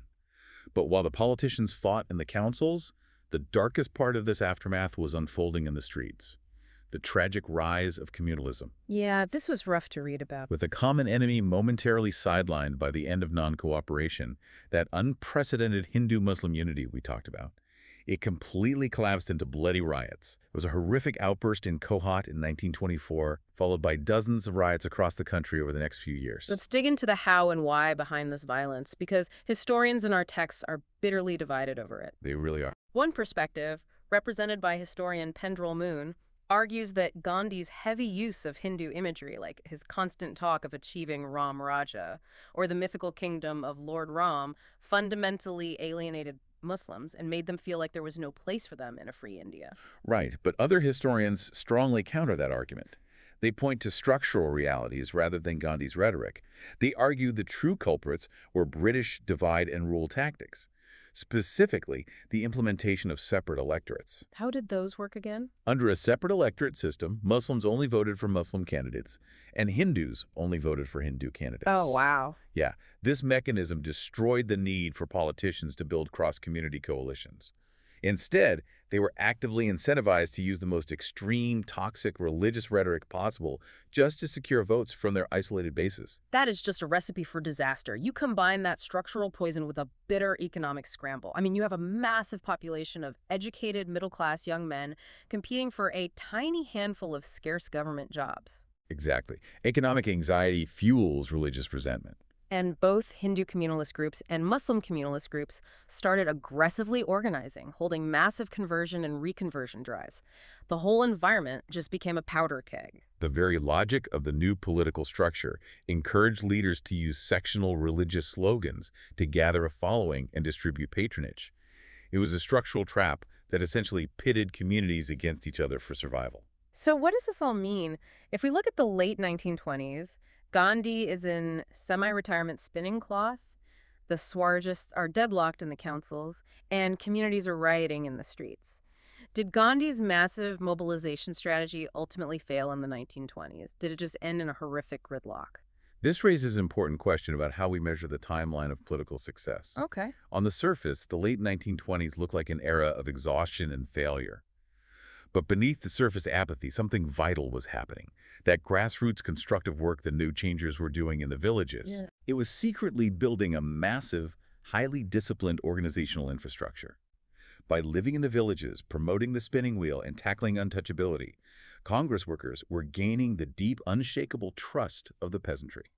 I see. This quiet, invisible work was the foundation that would make the next massive wave of civil disobedience, the famous Salt March of 1930, actually possible. That makes total sense. When we look back at this stack of texts spanning 1917 to 1927, Gandhi's greatest achievement wasn't, an immediate, neat political victory. It was a profound psychological emancipation. Absolutely. Jawaharlal Nehru wrote that the dominant impulse in India under the British was a pervasive, oppressing, strangling fear. Fear of the police, fear of the army, fear of the landlord, fear of starvation. And Gandhi's methods, as chaotic, misunderstood, and imperfect as they sometimes played out, they fundamentally removed that fear from the minds of the Indian masses. He taught them to straighten their backs, look the empire in the eye, and simply say no. Yeah. That psychological emancipation is the absolute prerequisite for any true political revolution. Before you can overthrow an empire, the people have to lose their awe of the conqueror's invincibility. It really circles back to where we started today.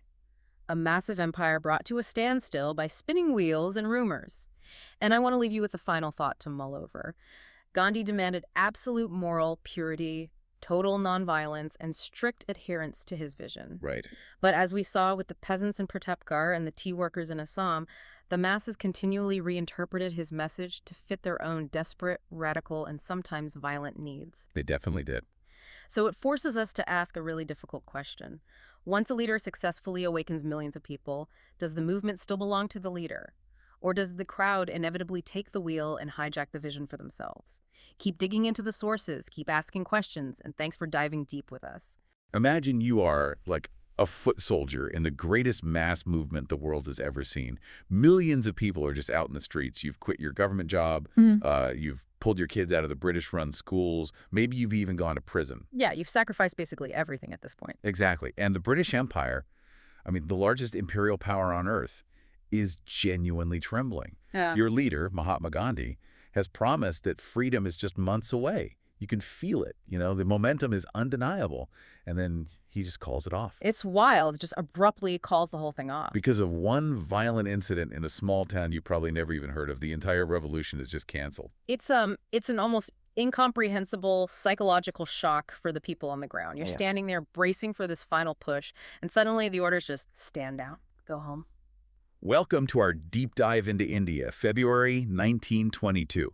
We are bringing you, the listener, into a very specific, deeply fascinating period of history today. We're looking at the years between 1922 and 1927. Right, and if you just look at a basic timeline of this era, it is incredibly easy to think everyone just gave up. Yeah, because on the surface, the massive, electrifying non-cooperation movement is suspended. And by March 1923, the data shows Congress membership is in an absolute free fall. Oh, it's a total collapse. In the United Provinces, which was, a massive political stronghold, membership dropped to less than a third of what it had been. Wait, less than a third? Yeah. Across the provinces that actually bothered to report their numbers, there were barely over 100,000 members left. It reads like a terminal medical diagnosis for a political movement. Right.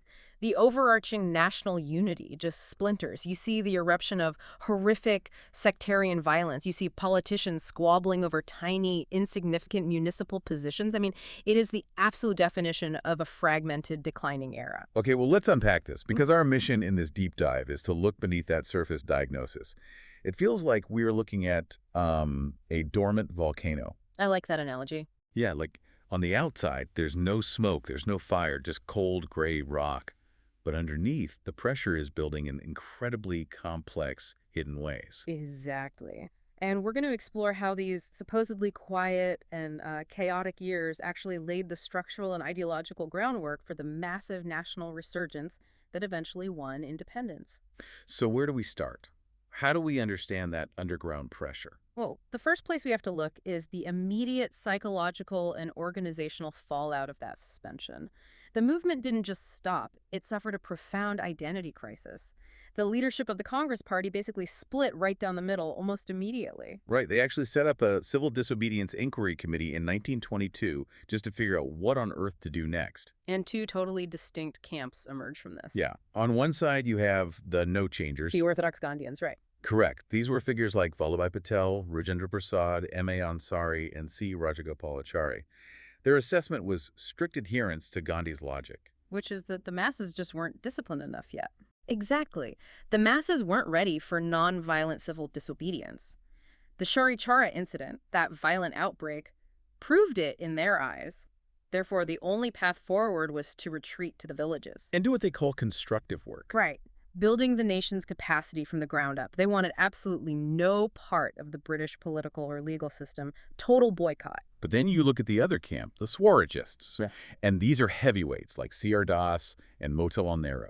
And if I put myself in their shoes, I'm looking at this rural retreat and thinking, are you kidding me? Yeah, they were heavily opposed to it. Like the momentum is dead, and your big plan is to go spin yarn and wait. They argued that the political reality had shifted, so the strategy had to shift with it. Right, because the British had recently created these new legislative councils under the Montagu-Chelmsford reforms of 1919. And the Swarajists were basically saying, we need to get inside those councils. Which was incredibly controversial, wasn't it? Oh, massively. I mean, to the no-changers, entering a British legislative council sounded like outright cooperation. It sounded like you were surrendering the core principle of the movement. Yeah, how do you maintain a stance of non-cooperation while literally sitting in a colonial parliament? Exactly. How do you sell that to a crowd that has just spent 2 years boycotting everything British? It seems like this massive contradiction. C.R. Das actually addressed that contradiction, though, with a really radical, frankly, brilliant justification. He did. He argued that they weren't going into the councils to help pass laws. They weren't going in to cooperate or to, learn parliamentary procedure. He explicitly stated their goal was to wreck them from within. Wreck them from within. It's the ultimate Trojan horse strategy. You don't beat your head against the outside of the fortress. You get elected, you walk into the control room, and you just smash the control panels. That was the blueprint. Das's strategy was total, uncompromising obstruction. The Swarajists would run for elections, win a majority of the seats, and then block every single piece of legislation the British tried to pass. Just constant gridlock. Exactly. They would reject the budgets. They would refuse to serve on administrative committees. They would grind the entire machinery of the colonial government to an absolute halt. Creating this continuous constitutional deadlock. Right. And by doing that, they believed they would force the British to concede real political power. He was very vocal about the philosophy behind this, too. At the Gaia Congress session in December 1922, where he was actually, the President Das laid out this famous formula. Oh, the masses versus classes concept. Yeah, that Swaraj self-rule must be for the masses, not just for the classes. He was trying to reframe these councils not as elite debating clubs, but as active battlefields for mass resistance. And yet, when they put it to a vote at that very session, Das actually loses. Wow. By how much? By a massive margin. The Gaia session rejects council entries 1740 votes to 890. The no-changers just carry the day. So the Orthodox Gandhians win the vote. But Das and Motilal Nehru, they don't just pack up and go home, do they? No, not at all. They formed the Swaraj Party within the Congress framework to contest the 1923 elections anyway. And they actually managed to pull off some stunning initial victories. Right, because later in 1923, there's a compromise that allows them to run. And they go to the polls and win a clear majority in the central provinces. Yeah, and in Bengal, C.R. Das proved to be an incredibly skillful political operator. He built this formidable coalition and defeated entrenched veteran politicians. And didn't he work with Subhas Chandra Bose on that? He did. A young, rising star named Subhas Chandra Bose worked closely with Das, and together they captured the Calcutta Corporation. Let's just pause on that for you, the listener. Mm-hmm. Because capturing the Calcutta Corporation isn't just winning a local town hall. Calcutta was one of the most important, wealthiest cities in the entire British Empire. It was a huge psychological victory. Capturing its municipal government was a massive flex of political muscle. And up in the Central Assembly, you have figures like Motilal Nehru and Vithalbhai Patel proving to be highly effective parliamentarians. Oh, they were a major thorn in the side of the British. They were passing resolutions, demanding responsible government, forcing intense debates, just making the administrators incredibly uncomfortable. And in Bengal and the central provinces, they really took that obstructionist pledge seriously. They flat out refused to pass the salaries for the ministers operating under the diarchy system. Which forced those ministers to resign. Okay, I want to make sure we are really clear on this term, diarchy, because it's central to why the Swarajists were so frustrated. It sounds like a complex political science term, but what was it in actual practice? In practice, diarchy was a system introduced by the 1919 reforms that split government powers into two separate categories. You had transferred subjects like health, sanitation, and education. And those went to Indian ministers. Right, Indian ministers who were responsible to the legislature. But then you had reserved subjects like police, justice, and crucially, finance. And those remained entirely in the hands of the unelected British governor. Ah, so they give the Indian ministers the responsibility for public health, but the British keep the checkbook. Precisely. It was a total illusion of power sharing. Yeah. And by refusing salaries and blocking legislation, the Swarajists successfully exposed that illusion. They made the diarchy system unworkable. But this brings us to the fatal flaw in the Swarajist strategy, right? Because when the elected councils refused to pass a law or approve a budget, the British viceroys and governors didn't just throw up their hands and surrender. No, they utilized their certificate powers. The colonial override button. Exactly.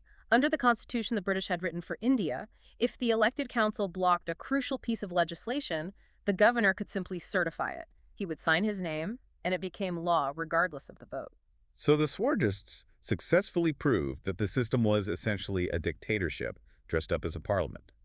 But once you've proven that the system is rigged and the governor just overrides you anyway, what do you do on Tuesday? What's the next step? That is exactly the wall they hit at full speed. Once the deadlock is established, the radical energy just starts to dissipate. It's like a computer hacker who gets hired as the head of the IT department. You go in planning to dismantle the surveillance systems from the inside, but 6 months later, you're just bogged down in budget meetings about server maintenance. That's a great way to put it.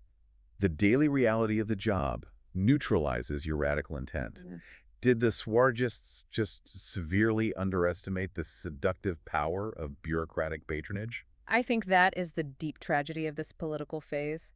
Proximity to power, even severely limited colonial power, is incredibly corrosive.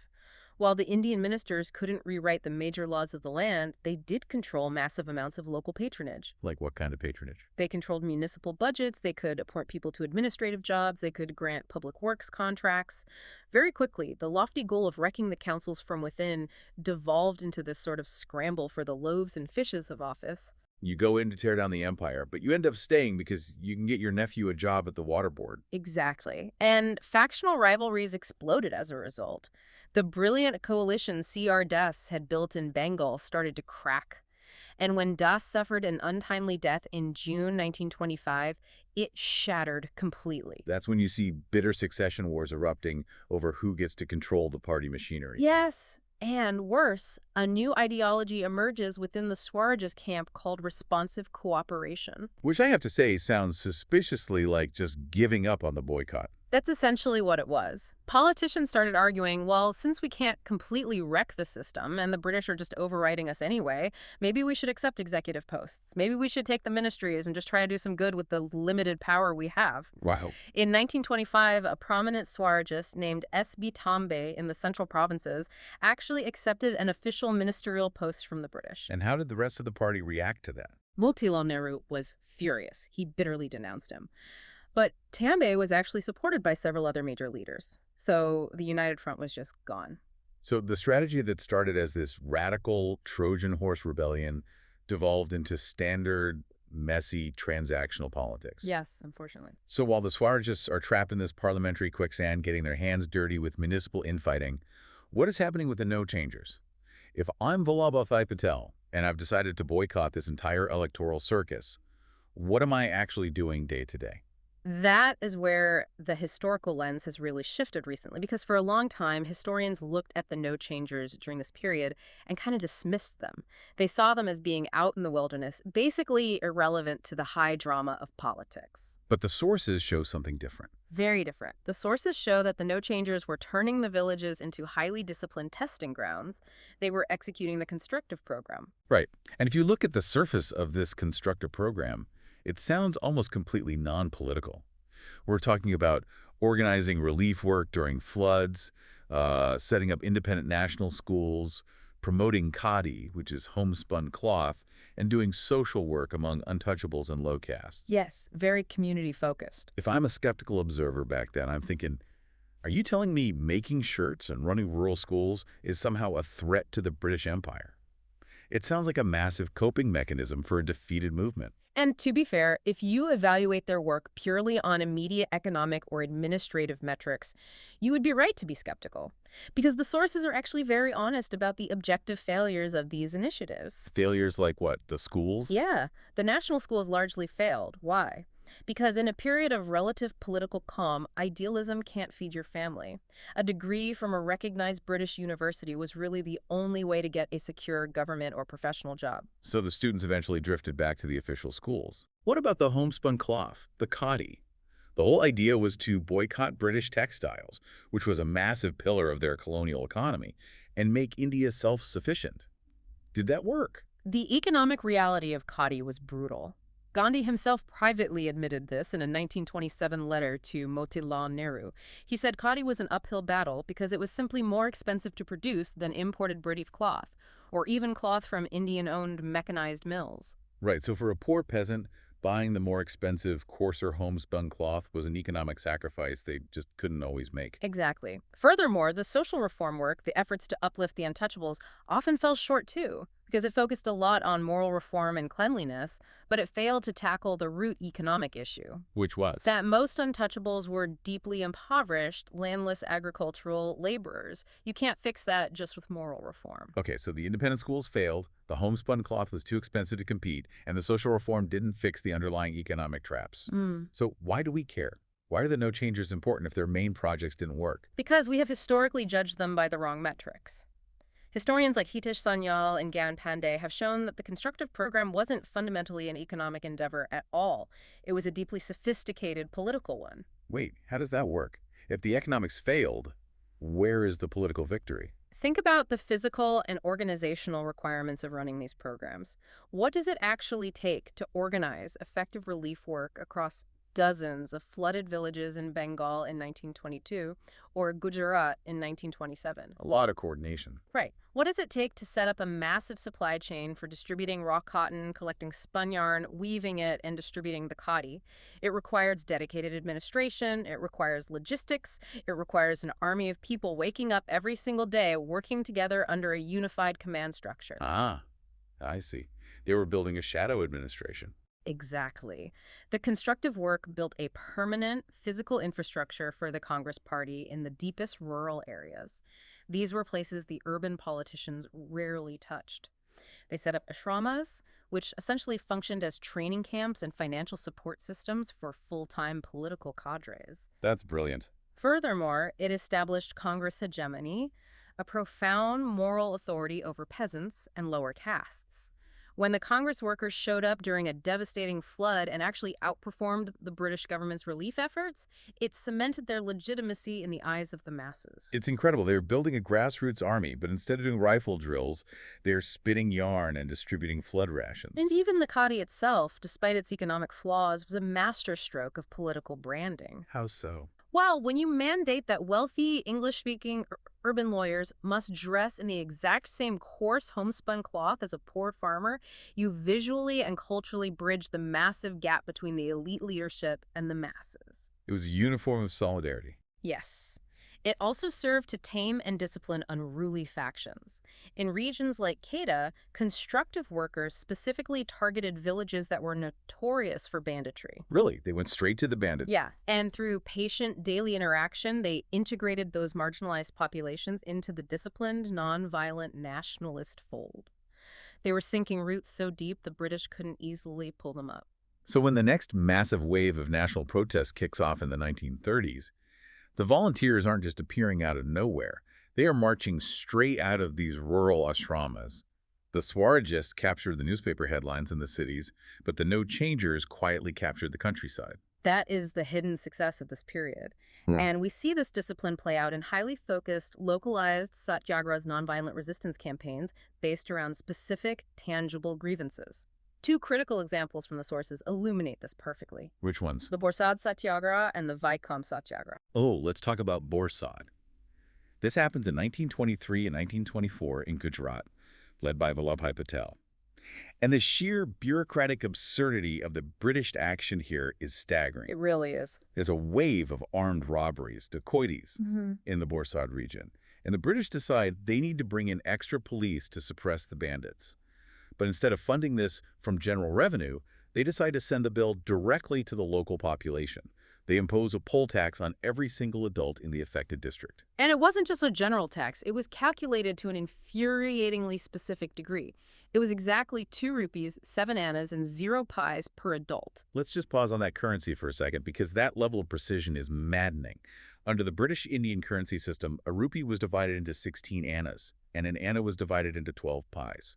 So they are taxing these people down to the literal fraction of a penny. It perfectly highlights the cold, mechanized nature of colonial administration, and the local population, particularly the Patidars, who had been strong supporters of the Congress, saw right through it. They knew it wasn't just about the police. Exactly. They knew this was a punitive tax. They felt they were being financially penalized for their political leanings under the guise of law and order. So Vallabhbhai Patel steps in, and he doesn't give a speech in the legislative council. He goes straight to Borsad and organizes a complete, absolute refusal to pay the tax. Yeah. All 104 affected villages unite. The discipline required to maintain a total tax boycott across 104 villages is immense. The government tried to confiscate property, they tried intimidation, but the line held. And what happened? Finally, by January 1924, the colonial government had to completely back down and cancel the tax. The historian David Hardiman points to Borsad as the first truly successful Gandhian satyagraha in rural Gujarat. Wow. It proved that organized, deeply disciplined, nonviolent resistance could force the state to surrender on a concrete issue. It restored the prestige of the Congress. Then you have the Vaikom Satyagraha, which takes place down south in the princely state of Travancore between 1924 and 1925. This is a completely different kind of battle, though. This isn't about colonial taxes. This is a fight against the deep internal rot of the caste system. Vaikom is a profoundly important moment. The issue was the basic human right to use public space. The public roads surrounding a major Hindu temple in Vaikom were completely forbidden to untouchables and lower caste groups, like the Azavas. Just to be clear for you listening, they weren't even demanding to go inside the temple to worship. They just wanted the right to walk on the roads around the temple. Yes. The level of ritual purity enforced by the upper castes was that extreme. A local Azava leader, T.K. Madhavan, spearheaded this movement, and significantly, he was joined by progressive upper caste Nair congressmen. So they formed an alliance. Right. They deliberately broke the caste rules by walking on the roads together. They were arrested, they faced violence from orthodox groups, but they kept coming. And there's a really complex nuance here regarding Gandhi's leadership. The sources note that Gandhi specifically advised the local Christian community to stay out of the protests. Why would he turn away allies in a civil rights fight? It speaks to Gandhi's philosophy of social reform at the time. He viewed untouchability as a sin of Hinduism. Therefore, he believed that only Hindus could cleanse that sin. Oh, I see. He felt that if Christians or Muslims joined the protest, the orthodox upper caste Hindus would view it as a political attack by outside religions, rather than a moral awakening within their own faith. He wanted to change the hearts of the upper castes, not just defeat them politically. Which is a very slow, frustrating path. I mean, the Vaikom movement dragged on for 20 grueling months, and the resolution wasn't even a clear-cut victory. No, it wasn't. The government ultimately found a bureaucratic loophole. Instead of confronting the Orthodox priests and forcing the main roads open to everyone, they simply constructed new, diversionary roads further away for the untouchables to use. That is incredibly frustrating. It is. So while it didn't completely break the barrier at Vaikom, it was the first time a campaign against untouchability had been elevated to a major, sustained national issue. So we have these pockets of incredible discipline and moral struggle in the villages. But if we pull back and look at the urban centers, the macro-political level, the picture is terrifyingly different. While the rural workers are building unity, the cities are basically tearing themselves apart. We have to move into the darkest, most tragic aspect of this entire era, the devastating rise of communalism. Let me set the stage for this because it is deeply jarring. During the peak of the non-cooperation movement in 1920 and 1921, there was an unprecedented level of fraternization between Hindus and Muslims. They were marching together, sharing platforms. Total unity against the British. Right. But by 1923 and 1924, that unity practically evaporates. And when you look at the sources from this period, you don't see one side acting as the sole aggressor. Instead, you see a terrifying, reciprocal cycle of radicalization. Yes. A Hindu organization ramps up its rhetoric, a Muslim organization responds with heightened mobilization, and the tension just feeds on itself until the violence explodes. And the statistics are horrifying. They really are. In September 1924, a massive anti-Hindu outburst in Kohat, located in the Northwest Frontier Province, left 155 people dead. Entire populations had to flee in terror. And that wasn't the only one. No. In Calcutta, between April and July of 1926, the city was subjected to 3 successive waves of rioting that left 138 dead. And it's not just the big urban centers. The sources record that in the United Provinces alone, between 1923 and 1927, there were 91 separate outbreaks of communal violence. 91. It is a systemic breakdown of society. How does that happen so fast? I mean, how do you go from marching together to 91 riots in a few years? To understand the speed of this collapse, we first have to look at the geopolitical glue that had temporarily held the alliance together in the first place, the Khilafat movement. During the non-cooperation era, Indian Muslims were deeply mobilized to protect the Ottoman Caliphate, the Khilafat, from being dismantled by the British after World War I. Gandhi threw the entire weight of the Congress behind this Muslim cause, creating a powerful anti-British alliance. But then geopolitics just pulls the rug out from under them. Exactly. In 1924, the new secular leader of Turkey, Mustafa Kemal Ataturk, simply abolishes the caliphate himself. So the whole issue just disappears. Suddenly, the massive, unifying global cause that had galvanized Indian Muslims is gone. Without that external focus, the political energy turns inward toward community defense and assertion within India. And we see this manifest as massive organizational drives. On the Muslim side, the sources highlight the rapid spread of tabligh and tanzim. Let's break those down. Tabligh refers to active proselytization or religious propaganda, and tanzim means organization or consolidation. It was a concerted effort to unify the Muslim community, strengthen their religious identity, and prepare for self-defense. But the sources make it very clear that this Muslim mobilization was occurring simultaneously with, and often in direct reaction to, a massive surge in Hindu communal organization. Yes, you have the Arya Samaj and the Hindu Mahasabha driving movements known as Shuddhi and Sangathan. Let's explain those terms, too. Shuddhi is a very critical and controversial concept here. It translates to purification. In practice, it was an aggressive, organized campaign to reconvert groups, particularly in northern India, who had converted to Islam generations ago, back into the Hindu fold. And Sangathan. Alongside Shuddhi was Sangathan, which meant the martial and political organization of Hindus. Prominent leaders like Madan Mohan Malaviya, who had been a mainstream respected Congress figure, became deeply involved in this Hindu mobilization. So the rhetoric on both sides becomes existential. It becomes about saving your religion from the aggression of the other. But this brings us to the crucial why. Right. Why did the political discourse shift from let's fight the British to let's fight each other? Was it just ancient hatreds bubbling up because Gandhi stopped the protests? That is the most common and most inaccurate assumption people make about communal violence. They assume it's just a natural state of being. But the sources provide a brilliant structural analysis of exactly why this explosion happened in the 1920s specifically. It goes back to the British, doesn't it? Yes, we have to go back to the political architecture the British built.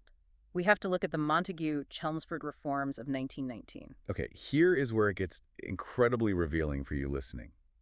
Walk us through how a British constitutional reform mathematically incentivized religious riots.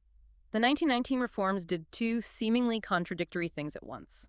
First, they broadened the franchise. More Indian men, particularly property owners and taxpayers, were given the right to vote for the provincial councils. Suddenly, politicians couldn't just appeal to a tiny club of elites. They had to win over larger masses of people. That sounds like democracy. I mean, that sounds like a good thing. It would be, except for the second thing the reforms did. They preserved and extended the system of separate electorates. Meaning Muslims voted exclusively for Muslim candidates, and Hindus voted exclusively for Hindu candidates. Exactly. Now, think about this structural incentive that creates for a politician trying to win an election. Okay. If I am running in a joint electorate where Hindus and Muslims both vote, I have to moderate my tone. I have to build a coalition.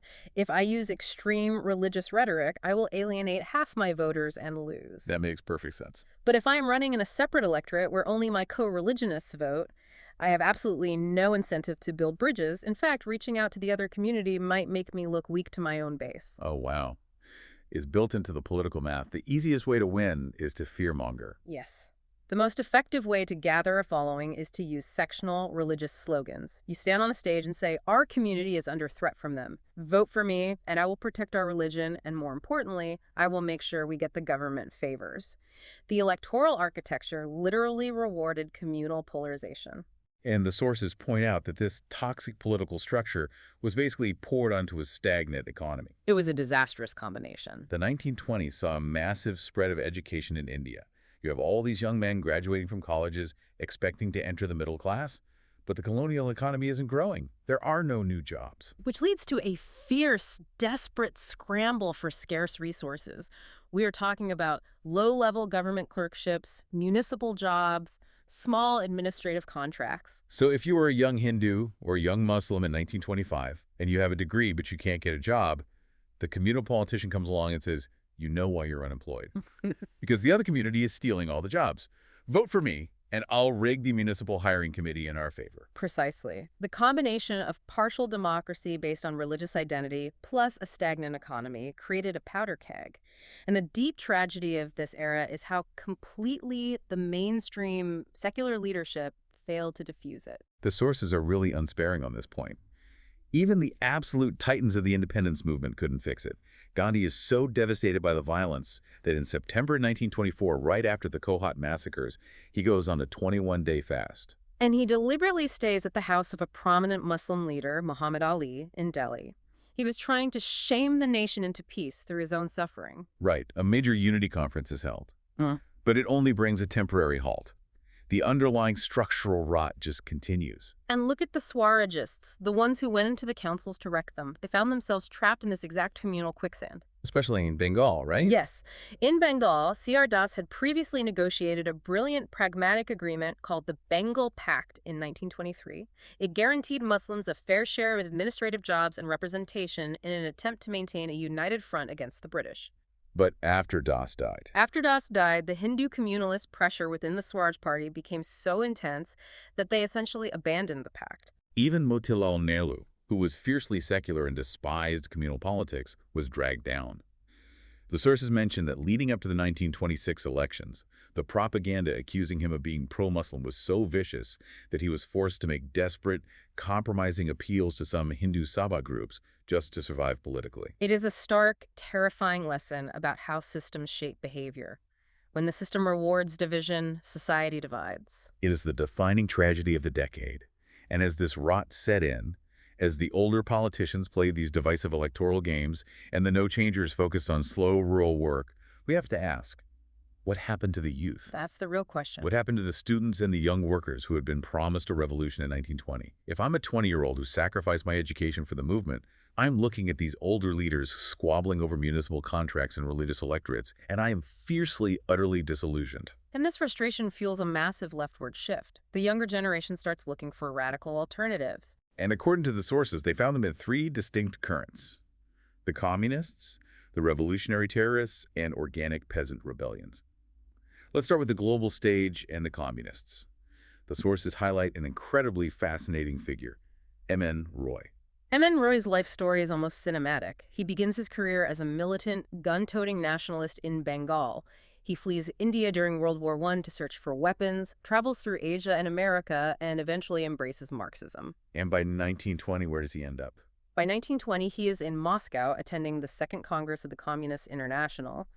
And he doesn't just sit in the back. He gets into a celebrated, high-level theoretical debate with Vladimir Lenin himself. Wait, a former Indian terrorist is debating Lenin on the floor of the Comintern?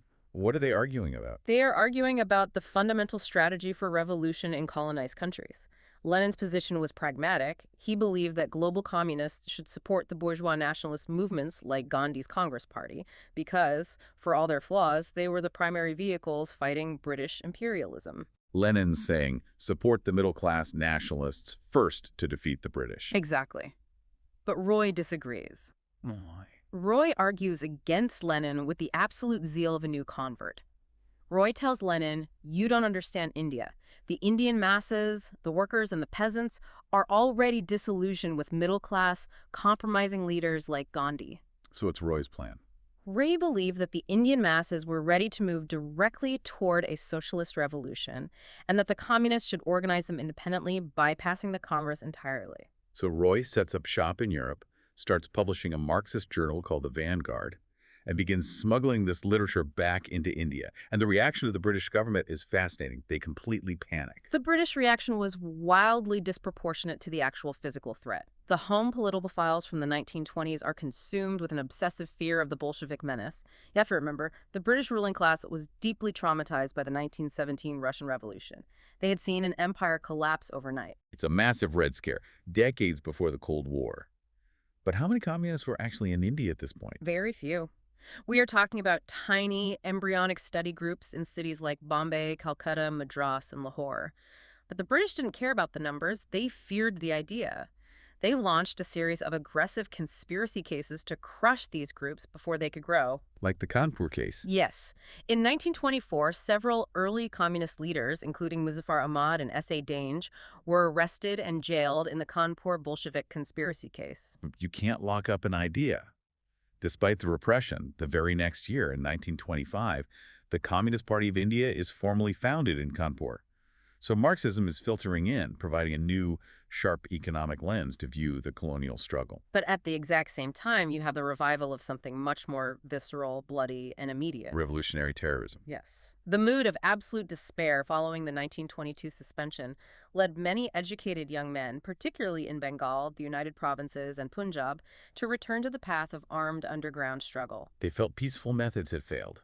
Exactly. They believed that only dramatic, violent acts of self-sacrifice could shatter the apathy of the masses and strike terror into the British administration. The literature of the time really reflects this romanticization of violence. The sources highlight Sachin Sanyal's deeply influential book, Bandi Jivan, which translates to A Life of Captivity, and Sarat Chandra Chatterjee's immensely popular novel, Pathar Dabi. Those books glorified the secret, dangerous life of the urban revolutionary. The government banned them, which of course only made the youth want to read them more. And this wasn't just literary roleplay. It translated into real blood on the streets. It did. In January 1924, a young revolutionary named Gopinath Saha assassinated an Englishman named Day in Calcutta. It was actually a botched operation. Saha thought he was assassinating Charles Tegart, the notoriously brutal police commissioner of Calcutta, but he shot the wrong man. Wow. And in the north, you have the formation of the Hindustan Republican Association. These are the guys who pulled off the famous Kakori train holdup in August 1925, literally robbing a government train to fund their underground activities. Yes. But if we stop the analysis here, it looks like a dead end. Assassinating an official or robbing a train doesn't overthrow an empire. Right. However, the sources emphasize that a profound intellectual evolution was happening inside these revolutionary groups. That intellectual evolution is the most important part of their story, because they started out heavily influenced by the older generation of revolutionaries, whose ideology was often tied to Hindu religiosity, and the romantic idea that a single heroic act of violence like throwing a bomb or shooting an officer would somehow magically spark a nationwide uprising. Right. But over these 5 years, the brightest minds among them realized that a bomb isn't a political philosophy. They realize they need a systemic answer to the problem of poverty. And the prime example of this evolution is the brilliant young revolutionary from Punjab, Bhagat Singh. Bhagat Singh's trajectory is remarkable. While he's deeply involved in the revolutionary underground, he's also reading voraciously history, economics, Marx, European revolutionary theory. And he decisively shifts his worldview. He moves completely away from the religious, mystical overtones of early nationalism, embracing strict atheism. He realizes that merely replacing white British exploiters with brown Indian exploiters won't change the life of the starving peasant. Exactly. He realizes the goal isn't just national independence, it's economic liberation, the abolition of the exploitation of man by man. He starts focusing on the need for mass labor and peasant organization rather than isolated acts of terror. And he changes the name of the group to reflect that, doesn't he? Yes. By 1928, this ideological shift is formalized when he and his comrades rename their organization the Hindustan Socialist Republican Army. They make their ultimate economic goals explicit. It is a massive intellectual leap for the youth movement. But while the urban students are reading Marx and rethinking the mechanics of revolution, the sources point out that deep in the rural hinterlands, far away from any theoretical debates, elemental and violent upsurges were happening organically. We have to talk about the incredible story of the Rampa Rebellion. Oh, the Rampa Rebellion. That takes place in the semi-tribal forested region north of the Godavari River, running from 1922 to 1924. This wasn't a protest. It was a full-blown guerrilla war against the British. The grievances were classic, brutal, colonial exploitation. The British had imposed new forest laws that severely restricted the tribal's ancient rights to graze their cattle and practice shifting cultivation. Plus, local officials were extorting them, forcing them into unpaid labor to build roads. The region was a total powder keg. And the match that lit it was a truly bizarre cinematic figure named Alluri Sitaramaraju. Sitaramaraju is a fascinating historical anomaly. He wasn't a local tribal chief, he was an outsider, a wandering holy man who came into the hills claiming to possess astrological and healing powers. But he was inspired by Gandhi, wasn't he? He was undeniably inspired by the broader nationalist atmosphere of the non-cooperation movement, but he hybridized it with local mythology and armed rebellion. It's such a wild blend. He's talking about Gandhi, but he's also allegedly claiming to his followers that he is bulletproof and that the Kalki avatar, the final world-ending incarnation of Vishnu, is imminent. But the British didn't treat him as just a crazy mystic. They respected and fielded him as a highly capable guerrilla tactician. Because he was devastatingly effective. He led highly disciplined raids on local police stations specifically to capture modern firearms and ammunition. Right. He didn't just attack blindly. He had the total unwavering sympathy and intelligent support of the local population across a massive area of 2,500 square miles. The British forces were constantly walking into ambushes. And there is this incredible paradoxical detail in the sources regarding his view on Gandhi. During the height of his guerrilla war, Raju actually spoke to local officials and praised Gandhi highly. Yes, but he firmly stated that he considered violence absolutely necessary to drive the British out. Right. He even expressed regret that he couldn't shoot the European officers because they were always surrounded by Indian constables. And he refused to kill his fellow Indians. Which is an amazing detail. During one ambush, He literally let an advance party of Indian police pass safely before opening fire and killing 2 British officers. It took the Madras government 2 years, the deployment of specialized forces, and an expenditure of 15 lakh rupees, an absolute fortune at the time, to finally suppress the rebellion, capture, and kill Sitarama Raju in 1924. So you look at Raju in the forests, the communists in the factories, and Bhagat Singh in the cities. The demand for freedom hadn't died after 1922. It had mutated. It had become more radical, more economically focused, and entirely unwilling to wait for the slow, constitutional compromises of the older Swadegists. But this energy was still on the fringes. Exactly. How does it bleed back into the mainstream? It bleeds back in through a new generation of leadership. The intellectual awakening of the youth was about to capture the mainstream Congress Party through 2 rising stars who would define the entire next epoch of Indian history. Subhash Chandra Bose and Jawaharlal Nehru. Yes. These 2 men represent the demand for Purna Swaraj complete, absolute independence. Not dominion status, which would have kept India under the British crown like Canada or Australia, but total severance. Subhash Bose was building an immense power base in Bengal, drawing massive support from the radical youth and the organizing working classes. His unapologetic radicalism was so threatening to the colonial state that the British locked him away in detention without trial for years in Mandalay, Burma. But the truly decisive ideological shift for the mainstream Congress happens with Jawaharlal Nehru. Nehru takes a trip to Europe in 1926 and 1927, and it fundamentally rewires his political brain. Let's track that journey. What happens in Europe that changes him so drastically? Well, before he left, Nehru was deeply depressed by the communal riots tearing India apart. He was searching for a broader framework, a way to lift the struggle out of this religious infighting. In February 1927, he attends the Congress Against Colonial Oppression in Brussels. And this is a massive turning point. Huge. He meets revolutionaries and labor leaders from all over Asia, Africa, and Latin America. He realizes India isn't fighting alone. Exactly. He realizes that India's fight isn't just an isolated, localized conflict against the British administration. It is part of a global, systemic struggle against imperialism and international capitalism. And then he goes to Russia. Right. He visits the Soviet Union in late 1927 during the 10th anniversary of the Russian Revolution. And he is profoundly impacted by the scale of the economic transformation he sees there. He is. The articles he writes upon his return to India are saturated with Marxist terminology. He starts viewing the Indian struggle through the lens of international class solidarity. He realizes that throwing out the British is only step 1. Right. Step 2 must be transforming the fundamentally unjust economic structure of Indian society. This international, socialist-leaning vision was something the older generation of Congress leaders simply did not possess.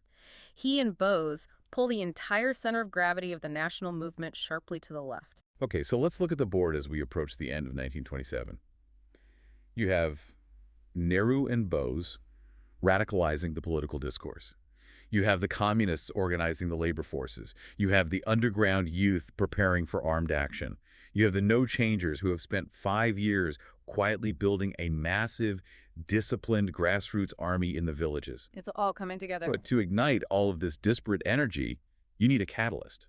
And ironically, the British provide the perfect spark by alienating the one powerful group that was usually willing to compromise with them, the Indian capitalist class. This is a crucial, often overlooked piece of the puzzle. Throughout the 1920s, the economic contradictions between British imperial interests and Indian domestic interests were hardening drastically. Over what specifically? The most serious systemic grievance was over currency manipulation, specifically the exchange rates. Through the Hilton-Young Commission, the British government fixed the rupee-sterling exchange ratio at 1 shilling and 6 pence. Let's pause on that, because currency exchange rates can make people's eyes glaze over. Why does 1 shilling and 6 pence matter to a guy running a cotton mill in Bombay or a farmer in Punjab? In simple conceptual terms, the British artificially overvalued the Indian rupee. Think of it like a rigged exchange rate at an airport. By setting the rupee high, it made British manufactured imports artificially cheap to buy in India. Which ruthlessly undercut Indian manufacturers. Exactly, especially the textile mills. Conversely, it made Indian raw materials artificially expensive on the global market, severely hurting Indian agricultural exports. And, very conveniently, it meant that British officials working in India got more sterling for their rupees when they sent their salaries and pensions back home to England. It was a monetary policy meticulously designed to extract wealth from India and stifle Indian industrial growth. And the powerful Indian capitalists, men like G.D. Birla and Purushottamdas Thakurdas, who had previously tried to play along with the British system, they finally hit their breaking point. They realized the colonial government will never protect Indian industry. So in sheer frustration, in 1927, they organized their own powerful nationalistic economic body. The Federation of Indian Chambers of Commerce and Industry, or FICCI. Yes. The sources quote a letter from Birla to Thakurdas that is so revealing.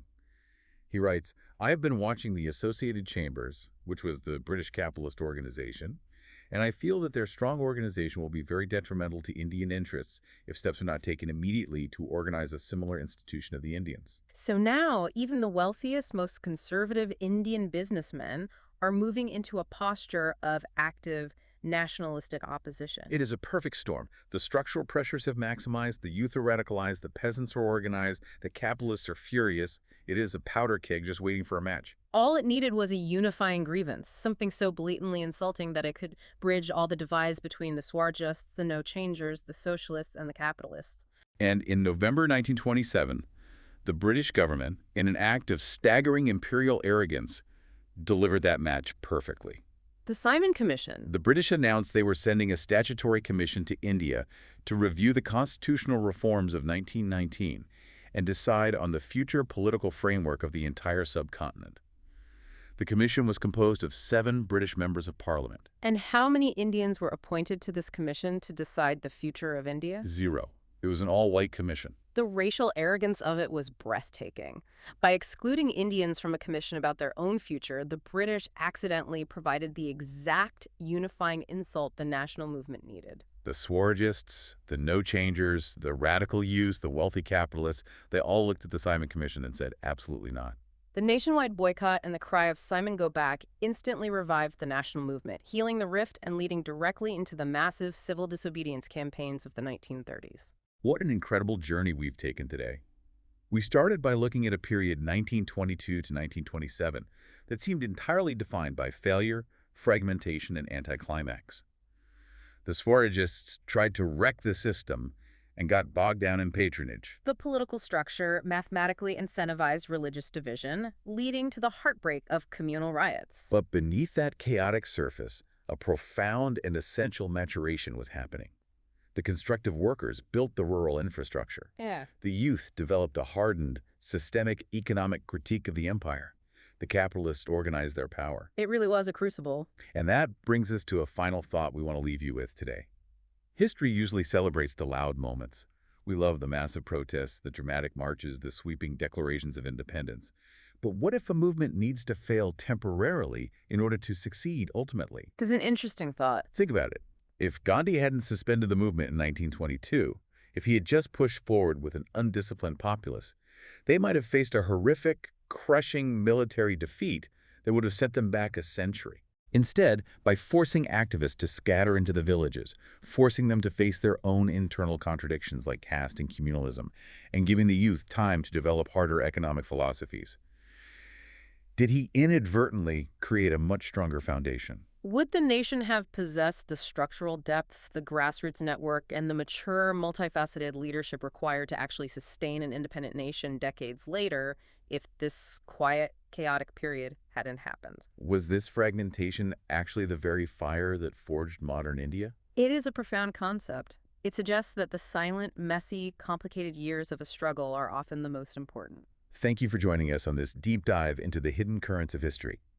Keep looking beneath the surface and keep exploring the quiet spaces between the major events. Imagine trying to negotiate the founding constitution of a brand new nation. But the people holding the pen refuse to even speak to each other. Yeah, and the ruling empire overseeing the whole process is actively pitting those exact factions against one another. Right. And outside the window, millions of people are threatening to just burn the entire system down. It's just a total powder keg. Exactly. And I mean, that is not a theoretical exercise. That was India in the 1930s. Absolutely. So whether you are catching up on historical geopolitics or you're just, insanely curious about how nations are built under extreme pressure, this deep dive is for you. It really is the ultimate pressure cooker, because what we are looking at today is a highly specific, a highly volatile decade. Right. From 1927 to 1937, which completely defined the future of the Indian subcontinent. We've pulled together this really fascinating stack of historical texts and academic sources detailing this grueling constitutional tug-of-war with the British Empire. And, as we went through these sources, what struck me immediately is that this isn't, it's not the standard simplified story of the British versus the Indians. No, not at all. It's actually a masterclass in negotiation, in institutional design, and honestly, the incredibly messy reality of what happens when deeply divided groups are forced to share a single political blueprint. Precisely. It is a brilliant case study in the mechanics of political friction. Because you can't just declare a nation into existence. You have to build the plumbing. Yeah, the actual infrastructure of it. Right. And in India, during this decade, the plumbing was just constantly exploding. So true. So to understand the legendary roundtable conferences of the 1930s, which, were pitched as the ultimate negotiating rooms, we can't just start in London. Right. You have to go back. We actually have to rewind to this massive unifying insult that sparked the entire crisis in 1927, the Simon Commission. Oh, yeah. The catalyst that set the whole subcontinent on fire. I really want to break down exactly how this happened. So the British government decides to send a committee to India, officially called the Indian Statutory Commission. But everyone just knows it as the Simon Commission. Right.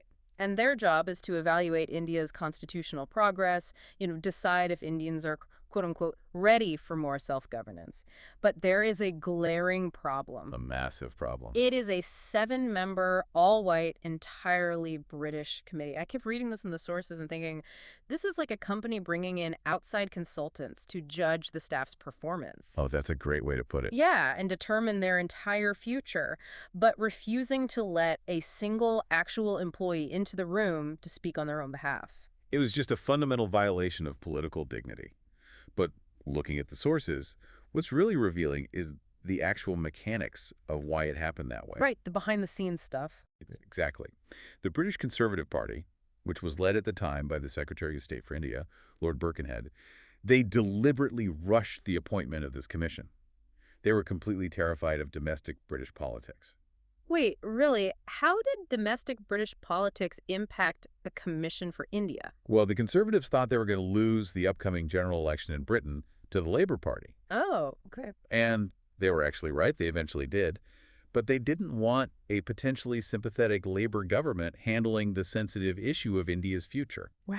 So Birkenhead just accelerated the timeline by 2 years and completely stacked the deck. He deliberately appointed conservative, reliable British politicians to make sure the report would recommend keeping a tight grip on India. That is wild. They were playing parliamentary games in London with the fate of hundreds of millions of people in India. And the Indian reaction was, well, explosive.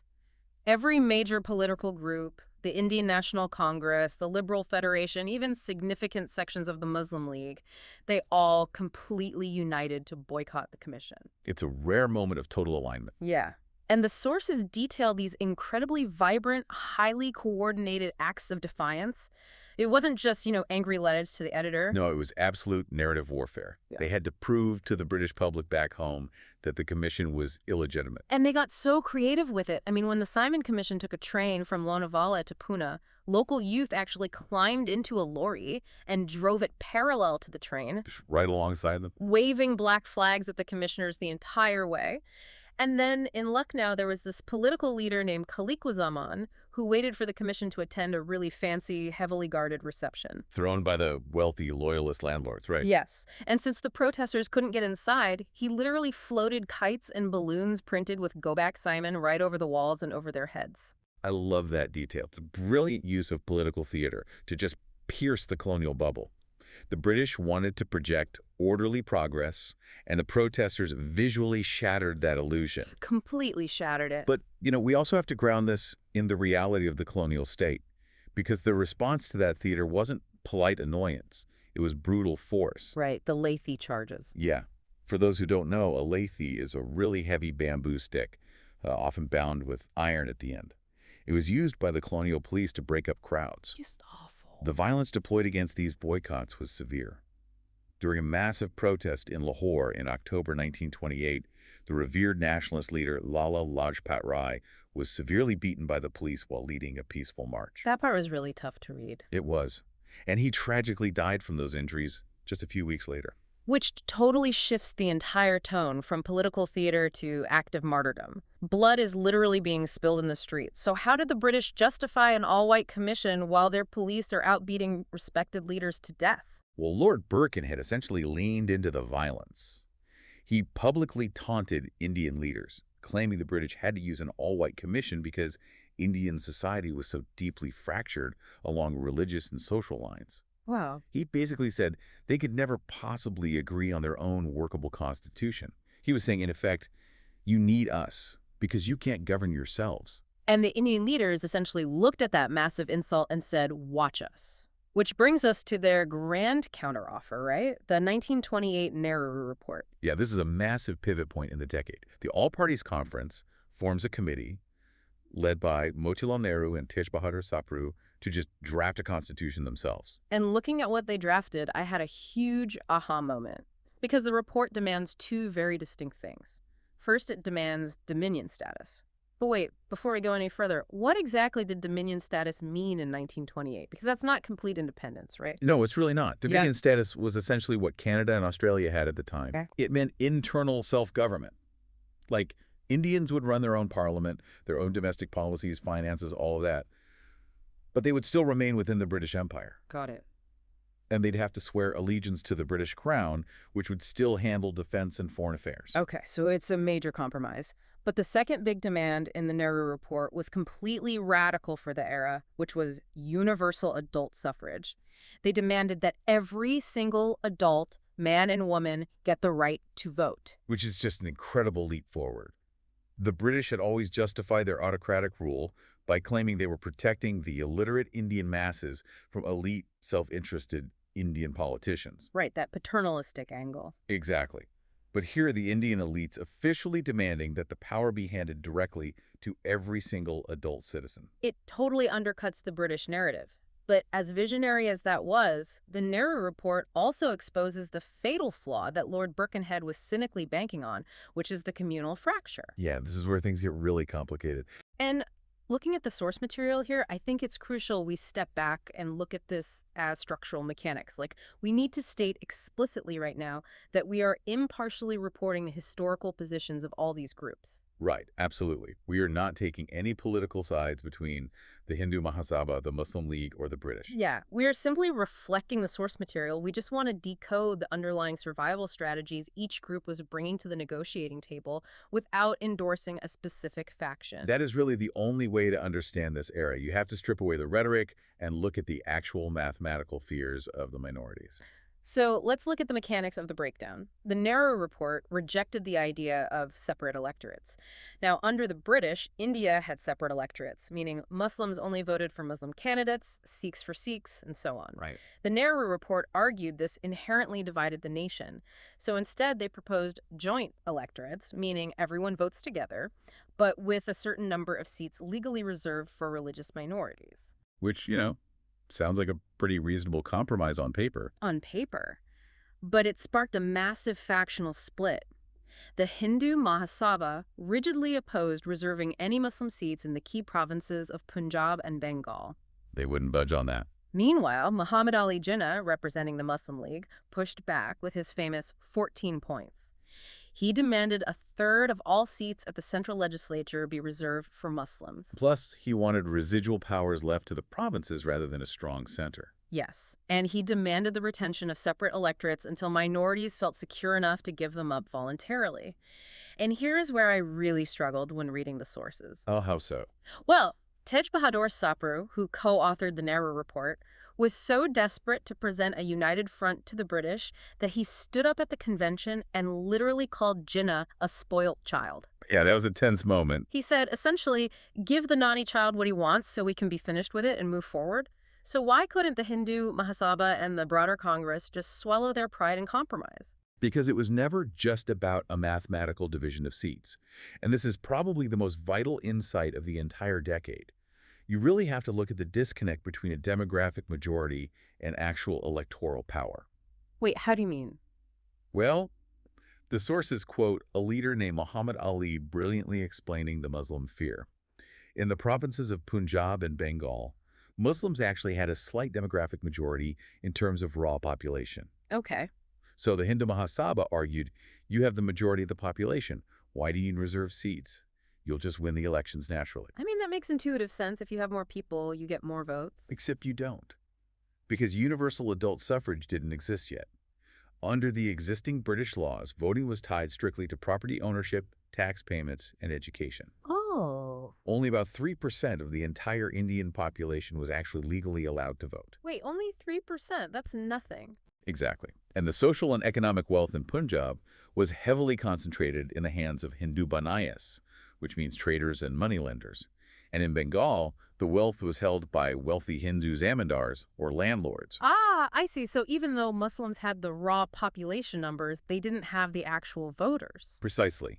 Without reserved seats or separate electorates, the Muslim leaders mathematically calculated that their communities would be completely shut out of power by the wealthier demographics. Wow. It wasn't about stubbornness at all.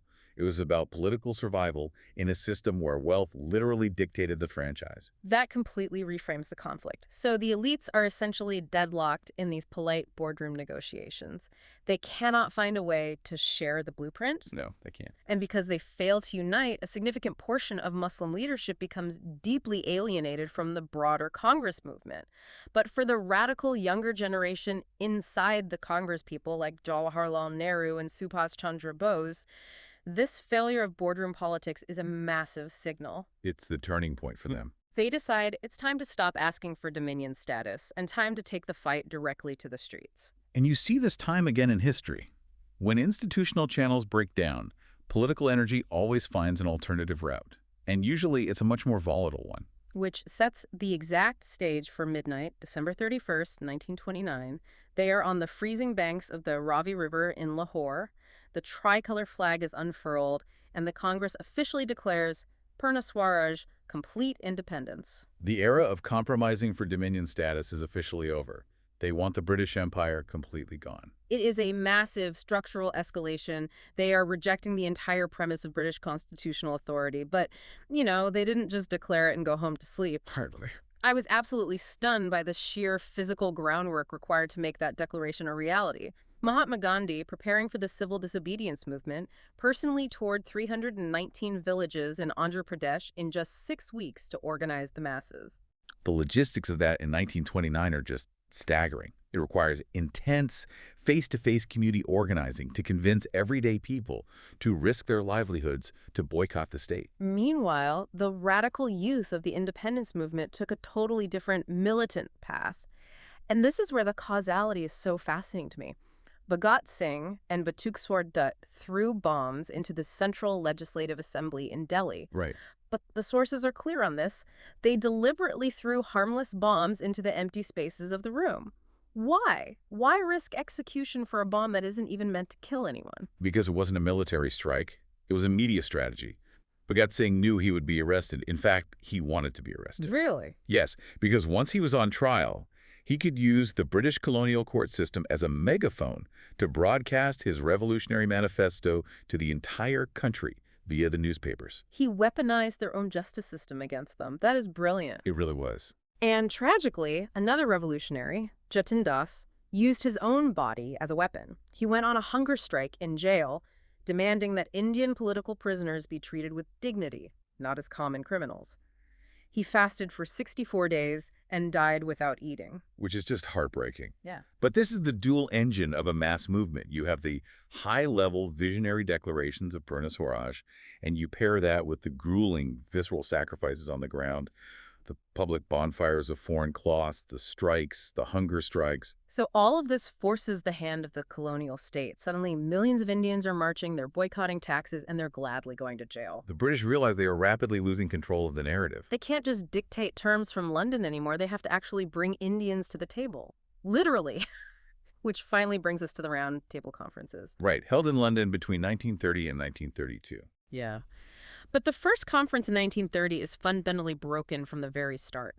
I was trying to think of how to describe this, and it's basically like trying to negotiate a massive factory-wide union contract.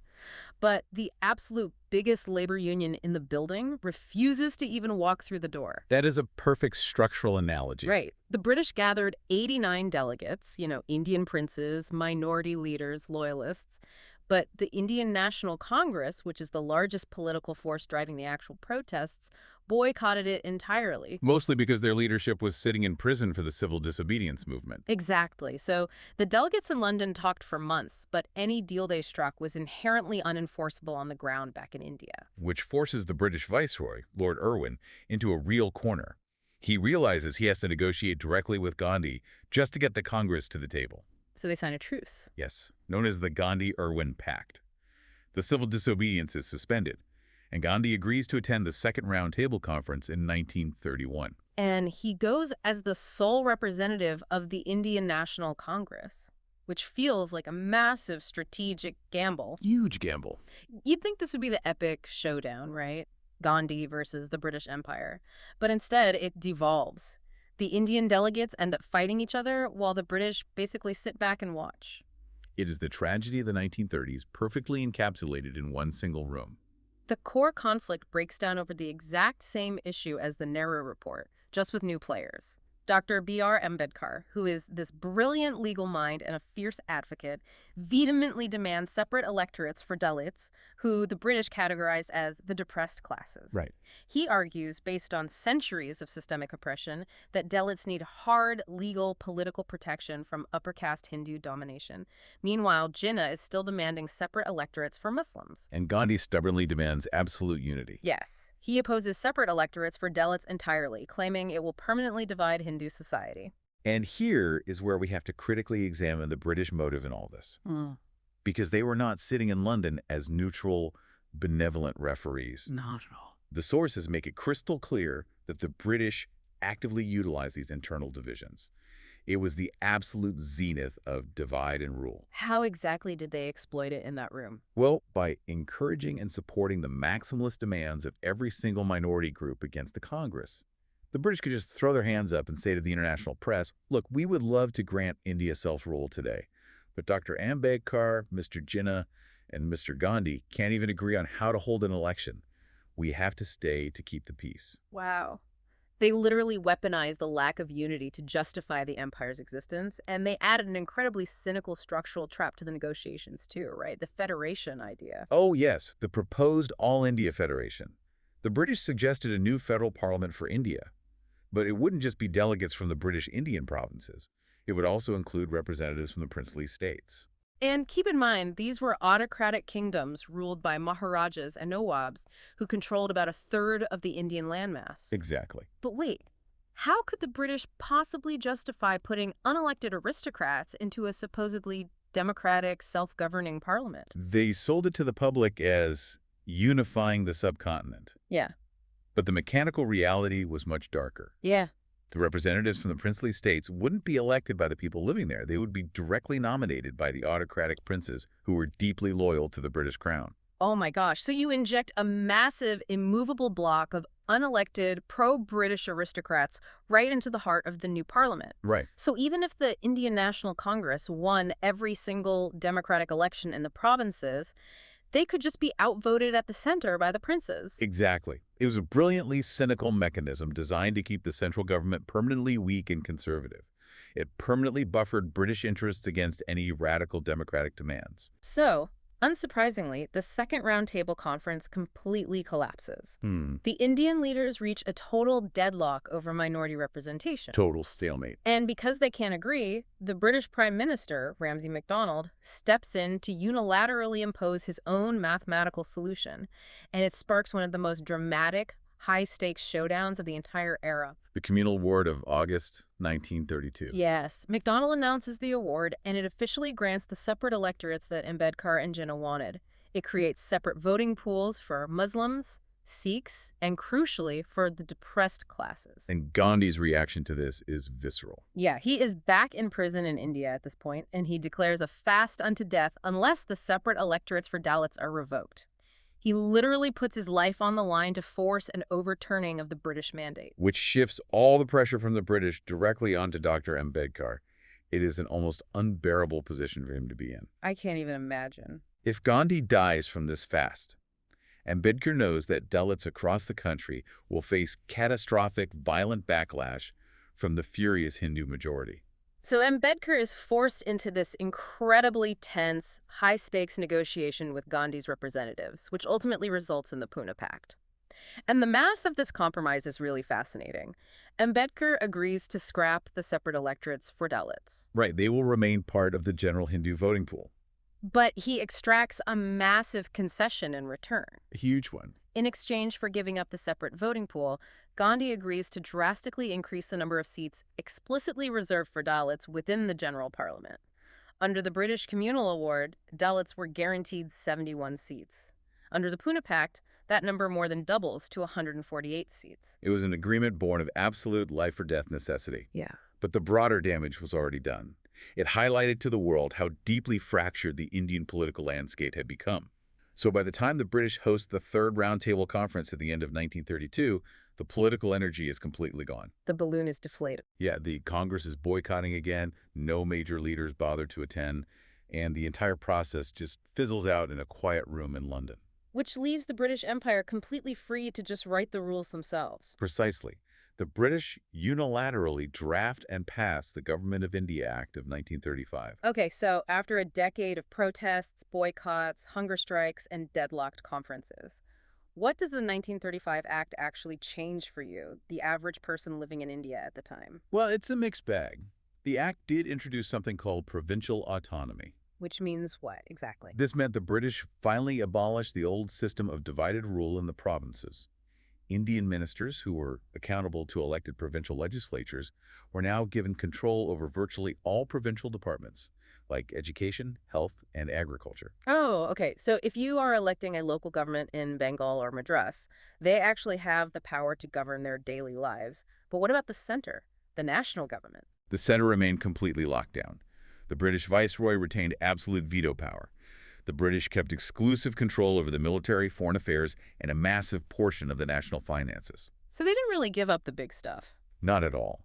And the ultimate takeaway here for you listening, the reason this specific decade matters to anyone trying to understand political negotiation or democratic design today, is that it proves a harsh universal law. What's that? You cannot forge a new framework if the key stakeholders are fundamentally divided. Because if you are fighting each other over the blueprints, the landlord will just keep the house. They absolutely will. The British successfully used the genuine structural friction between the Congress, the Muslim League, and the depressed classes to avoid making any real binding commitments to immediate independence. Wow. So to summarize this incredible, exhausting journey for you listening, we started in 1927 with the massive insult of the all-white Simon Commission. That sparked fiery protests, black flags, and narrative warfare. It drove the Indian elites to try and draft their own constitution in 1928, which shattered over the reality of socioeconomic fears and wealth-restricted voting. That failure then drove the youth to the banks of the Ravi River at midnight to declare complete independence, leading to millions marching in the streets. A massive escalation. And finally, it all bottlenecked in London, where the sheer inability of the factions to share political power allowed the British to impose the 1935 Act and keep control for a few more years. It is a dizzying, incredibly complex decade. But before we finish, there is a final thought drawn from these sources that I want to leave you to mull over, something we haven't fully examined yet. Oh, I love these. Lay it on us. So we mentioned earlier that the 1935 Act proposed that complex, highly cynical federation at the center, right, combining the democratic British Indian provinces with the autocratic princely states. Right, the trap. But the sources note a crucial detail. That specific federation plan was never actually implemented. World War II broke out, the princes dragged their feet, and the political landscape completely shifted. But consider this alternate history. What if the Roundtable Conferences had actually succeeded in the early 30s? What if that strange hybrid federation of democratic provinces and autocratic princes had actually taken effect? Right. If the British had successfully chained the radical democratic aspirations of the Indian public to the conservative loyalist power of the Maharajas, would the complete independence of India in 1947 have ever happened? Oh, wow. Or would the British Empire have permanently, successfully buffered itself from within? That is a staggering thought, because if you let the empire design the pressure valves, you might just find yourself trapped in a system you can never legally dismantle. Thank you so much for joining us on this deep dive. Keep questioning the mechanics behind the history, and we will catch you next time. So picture this. It is midnight on New Year's Eve, 1929. Oh, the atmosphere there must have been just completely electric. Oh, absolutely. Right. You are standing in the freezing cold air of Lahore. And the Indian National Congress, which is, being pushed by this wave of young, fiery radicals like Jawaharlal Nehru, has just unfurled a brand new national tricolor flag. Right, and the crowds gathered there, they aren't just asking for dominion status or a few extra political rights anymore. No, not at all. They are shouting for Purnas Swaraj, complete independence. Yeah, they've basically just drawn a line in the sand. Exactly. They told the British Empire, the most brawling, powerful empire in human history, that its time is up. It really is a moment of pure cinematic suspense. I mean, the political demand has been made, and the gauntlet is thrown down for the entire world to see. But the British response is to just, well, ignore them. Yeah, they basically do nothing. Right. The colonial government literally waits to see if this Congress is actually going to do anything, or if this is all just like political theater. Which is a huge gamble on their part. For sure. And it leaves us with this huge question. How do you take this massive, abstract demand for complete independence and turn it into a revolution that millions of ordinary people can actually participate in? That is the ultimate question, isn't it? It is. And welcome to today's custom-tailored deep dive. Yeah. For you, our listener, we are exploring a really fascinating stack of historical sources covering the engine of the Indian independence movement from 1928 to 1937. We are going to unpack how complex class alliances, strategic pauses, and a single handful of salt forced the British Empire to its knees. Yeah, but just really quick before we jump into it, a brief note on the material for you. Right, this is important. Yeah, the historical sources we're unpacking today contain some highly politically charged content. I mean, we are talking about intense socialist versus capitalist debates, fierce anti-imperialist struggles, and deeply rooted communal and religious tensions. So we want to be explicitly clear that neither of us here is taking sides or endorsing any of these viewpoints. Exactly. We are strictly and impartially reporting the historical facts and the ideas contained in the source material you provided. Because our goal is to analyze the mechanics of history, not to judge it. We're looking at the strategies of mass mobilization, which are, incredibly complex, often messy, and full of internal contradictions. Well said. So let's go back to early 1930. The Congress has demanded complete independence. The whole country is just waiting for a signal. The tension must have been palpable. Oh, totally. And then Gandhi sends an 11-point ultimatum to the British Viceroy, Lord Irwin. But to a lot of the young radicals who had just demanded a total British withdrawal, this list looks like a massive step backward. Yeah, because he doesn't even mention changing the constitutional structure, right? Right. Instead, he lists these highly specific grievances. He wants a 50% cut in army expenses, lowering the rupee-sterling exchange ratio, a total prohibition of alcohol, and get this, the abolition of the salt tax. Which, honestly, the reaction from the political elite was just sheer bewilderment. Nehru later admitted he was completely baffled by the strategy. Really? Even Nehru? Oh, yeah. The viceroy even wrote back to London saying, at present, the prospect of a salt campaign does not keep me awake at night. Okay, let's unpack this. Why salt? Of all the massive injustices of colonial rule, like the racism, the lack of voting rights, the economic drain, why not launch a massive nationwide political demand? Why risk a whole revolution over a kitchen condiment? Well, we really have to look at the reality of life for an average Indian at the time. Complete independence is a highly abstract concept to a starving peasant. Yeah, that makes sense. You can't eat independence. Exactly. But salt is a biological necessity, especially in a tropical climate where people are engaged in intense manual labor and losing electrolytes constantly. So everyone literally needs it to survive. Right. And by monopolizing and taxing salt, the British had created this highly regressive poll tax. It hit the absolute poorest people in the country the hardest. It was a universal daily grievance. That is brilliant. It's like finding the ultimate, universally relatable pain point in a marketing campaign. Oh, that's a great way to look at it. Right. It's a seemingly small, everyday annoyance that perfectly embodies the sheer cruelty of the entire oppressive system. And there is a second, equally crucial mechanical reason for choosing salt. It did not fracture Indian society along class lines. Wait, how do you mean? Well, suppose Gandhi had called for a massive no-rent campaign instead. The poor peasantry would have enthusiastically joined, sure, but they would have been fighting the wealthy Indian landlords. Ah, so it would have started a civil war, basically. Exactly. Gandhi needed the rich bourgeoisie, the middle-class merchants, and the starving peasantry all pulling in the exact same direction.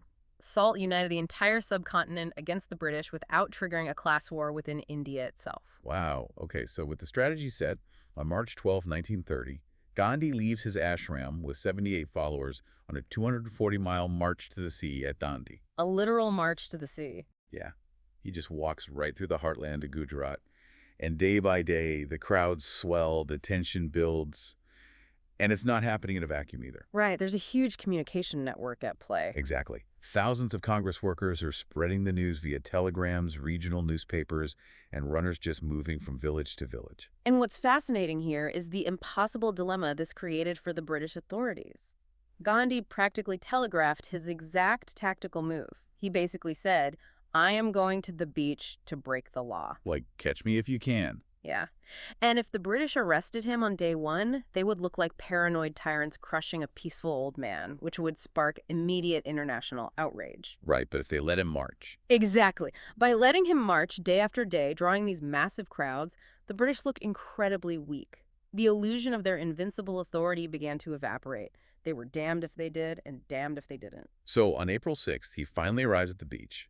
He reaches down, picks up a handful of crude salt, and the entire country just explodes. It was an immediate chain reaction. Yeah, we transition instantly from this tightly controlled, symbolic walk into a nationwide eruption of mass defiance. Yeah. Millions of people just start boiling seawater in their kitchens.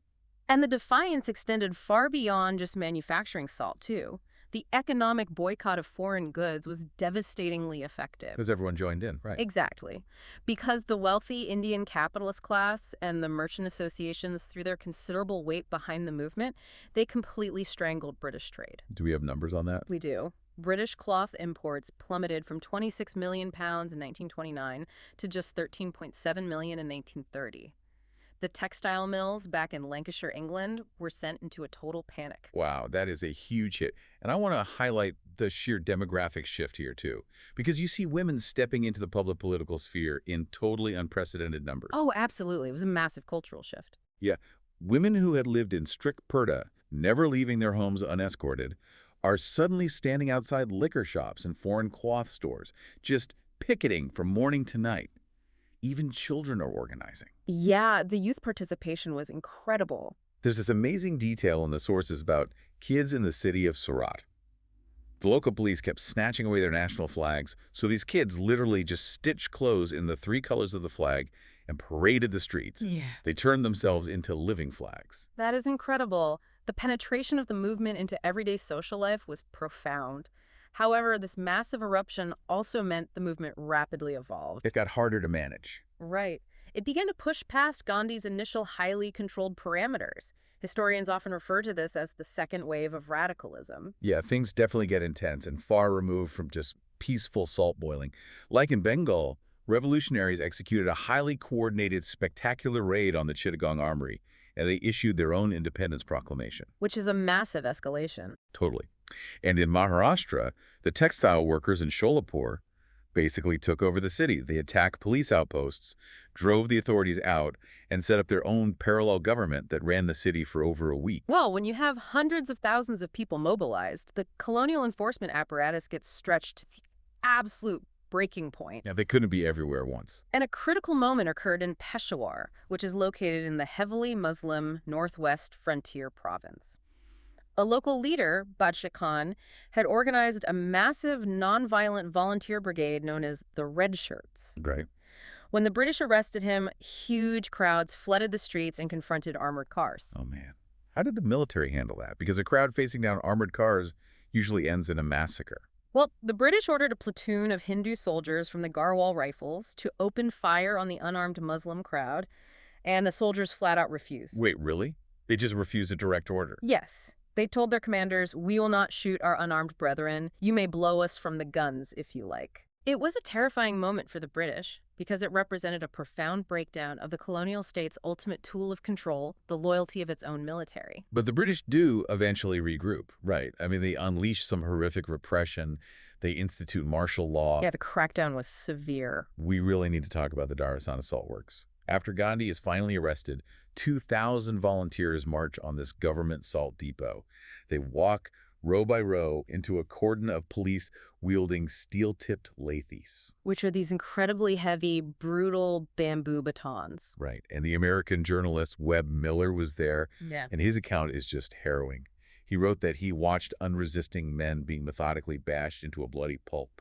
Nobody raised a single arm to defend themselves. It was a brutal, incredibly visible demonstration of the violence required to maintain colonial rule, and it was contrasted so sharply against the astonishing discipline of these nonviolent resistors who were known as satyagrahis. I have a serious question about this dynamic, though. Did this movement become such a massive threat to the British because of Gandhi's strict nonviolent rules, or despite them? That is a great question. Because clearly, on the fringes, in Sholapur and Chittagong, things got radical, violent, and totally out of his control. That tension is literally the central debate of the entire movement. The historical consensus points to the movement's true power lying in Gandhi's ability to maintain hegemony, his moral and political dominance over all these potentially rebellious, highly volatile forces. So he was acting as a stabilizing force. Exactly. He channeled the inexhaustible energy of the youth into controlled, sustained pressure. While spontaneous tribal rebellions and fierce peasant no-rent campaigns raged on the fringes, it was the controlled, non-violent core that allowed the middle classes, a business elite, and rural women to participate. So without the nonviolence, the wealthier people would have bailed. Right. Without that strict nonviolence, the wealthier classes would have fled in absolute terror of a total societal collapse. It kept a very fragile coalition from tearing itself apart, which makes what happens next incredibly jarring. By early 1931, the movement is peaking, the British are bleeding money, the colonial jails are overflowing, and then Gandhi just stops. He hits the brakes. He signs the Gandhi-Irwin Pact in March 1931, effectively calling off the entire civil disobedience movement. Why stop then? He agreed to a truce. In exchange, the British released political prisoners who hadn't been convicted of violence. They granted the right for coastal villages to make their own salt, and they allowed peaceful picketing. But the concessions had some glaring holes, didn't they? Oh, definitely. He failed to secure the return of confiscated peasant lands that had already been auctioned off by the government. He also failed to save the life of the young revolutionary Bhagat Singh, who was executed by the British just weeks later. Radicals like Nehru were completely devastated. They felt betrayed. It was a highly controversial move. I mean, why hit the brakes when the enemy is reeling? Was Gandhi pressured by the Indian bourgeoisie? Because the sources mention that massive industrial capitalists were panicking. They were losing catastrophic amounts of money due to the global Great Depression overlapping with the boycotts. If we connect this to the bigger picture, we really have to understand the fundamental mechanics of mass movements. They are, by definition, short-lived. You just can't sustain that level of intensity forever. Exactly. The capacity of the masses to sacrifice their livelihoods, leave their farms, and endure physical beatings is not infinite. The business class was indeed sending alarm signals about the economy, but the rural peasants were also being crushed by ruthless property confiscations. Here's where it gets really interesting. I look at this pact like hitting the pause button in a grueling marathon. That's a really good analogy. Right. If you try to sprint for 20 miles straight, your body is going to completely collapse. Gandhi realized that people's energy was reaching its absolute physical and financial limit. It was about self-preservation for the movement. Yet the pact wasn't a surrender. Just the optics of the British viceroy having to sit down at a table and negotiate with Gandhi as an equal was a massive psychological earthquake. It forced the colonial power to act not as an absolute master, but as a negotiating partner. And it allowed the Congress workers to return to their villages with their heads held high as victors, rather than as utterly exhausted, defeated prisoners. It was a strategic pause to rest, regroup, and rebuild their organizational machinery. They definitely needed to rebuild, because the truce does not last. The timeline shifts from the pragmatism of peace right back to total war. Yeah, the break was very short-lived. By the end of 1931, Gandhi travels to London for the Round Table Conference to discuss constitutional reforms. And it's a complete failure. The British purposefully used minority representatives to deadlock the talks. They played a very strategic game there. And while Gandhi is out of the country, the empire prepares a devastating counterattack. Right, because the new viceroy, Lord Willingdon, observed the mistakes of 1930 and decided not to wait for the Congress to act. When Gandhi returned to India in January 1932, the British launched a massive preemptive strike. They didn't hold back at all. No, they enacted what amounted to civil martial law. How do you even enforce that across a subcontinent? I mean, India is massive. You systematically dismantle the opposition's infrastructure. They banned Congress organizations at every single level, from the National Committee down to local village councils. Wow, they just outlawed the whole structure. Yes, they seized bank accounts, confiscated printing presses, and occupied ashrams. In just 15 months, they jailed 120,000 people. That is staggering. It was a level of systematic, preemptive repression designed to break the back of the rural resistance before it could even organize. And from a purely tactical standpoint, it succeeded in forcing the movement underground. The British don't just stop at physical repression either. They launch a very calculated political maneuver, the Communal Award of 1932. This was a very divisive policy. Yeah, it apportioned separate electorates to different religious minorities. But the real bombshell was that it extended separate electorates to the depressed classes, the untouchables, whom Gandhi called Harijans. To clarify the mechanics here, a separate electorate meant that untouchable voters would vote in their own exclusive elections for their own exclusive candidates, completely separate from the general Hindu electorate. And Gandhi hated this, right? He viewed this as a sinister existential threat. He believed it was designed to permanently fracture Hindu society and ensure the untouchables remained politically and socially isolated forever. So, from his jail cell, he launched a fast unto death to stop it. A move that sends the entire country into a total panic because no one wants him to die. Right.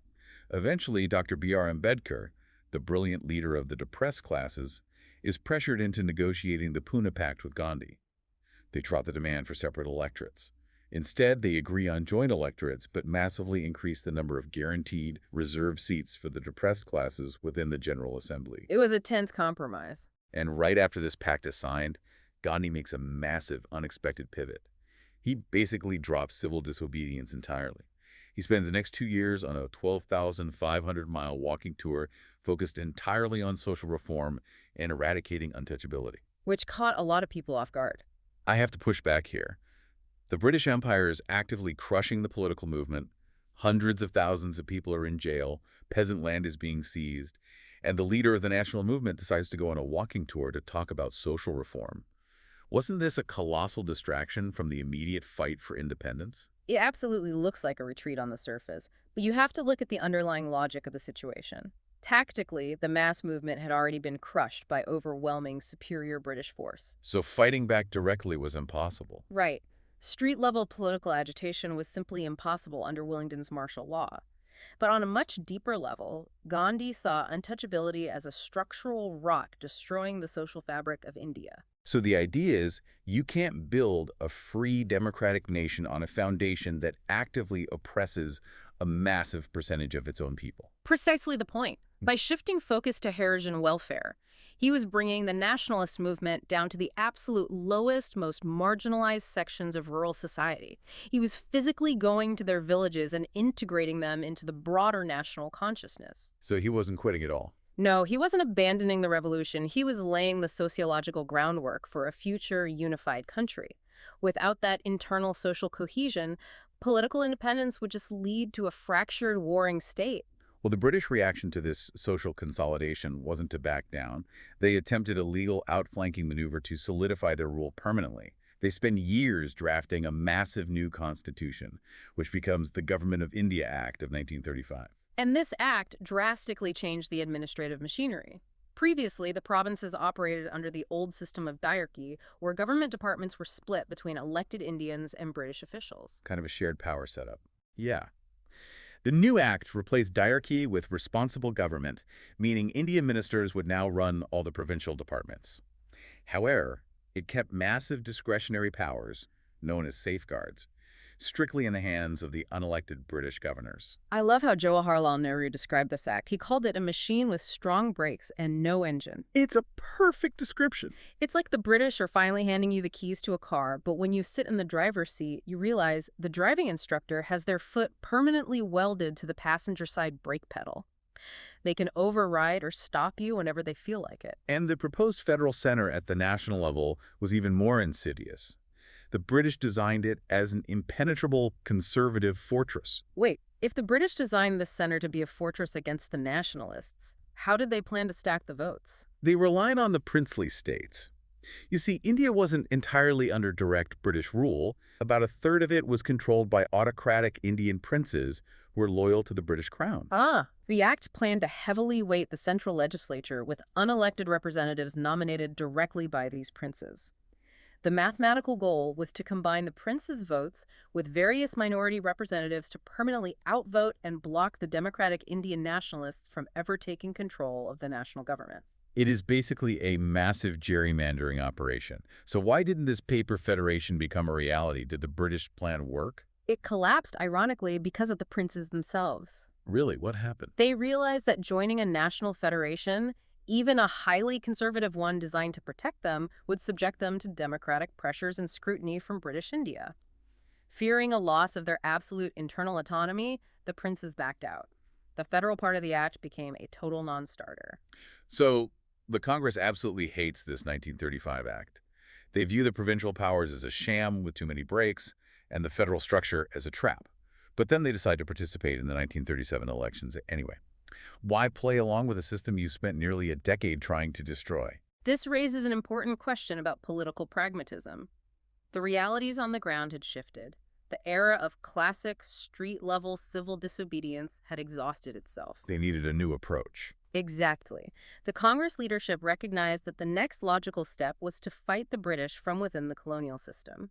By entering the provincial legislatures and becoming the actual government, they could protect their workers from police harassment, offer real legislative relief to the debt-crushed peasants, and continue the struggle using the very bureaucratic apparatus the British built to contain them. And because of the years of immense sacrifice, the jailings, the lengthy charges, the confiscations the Congress had secured, massive, unshakable moral authority among the rural masses.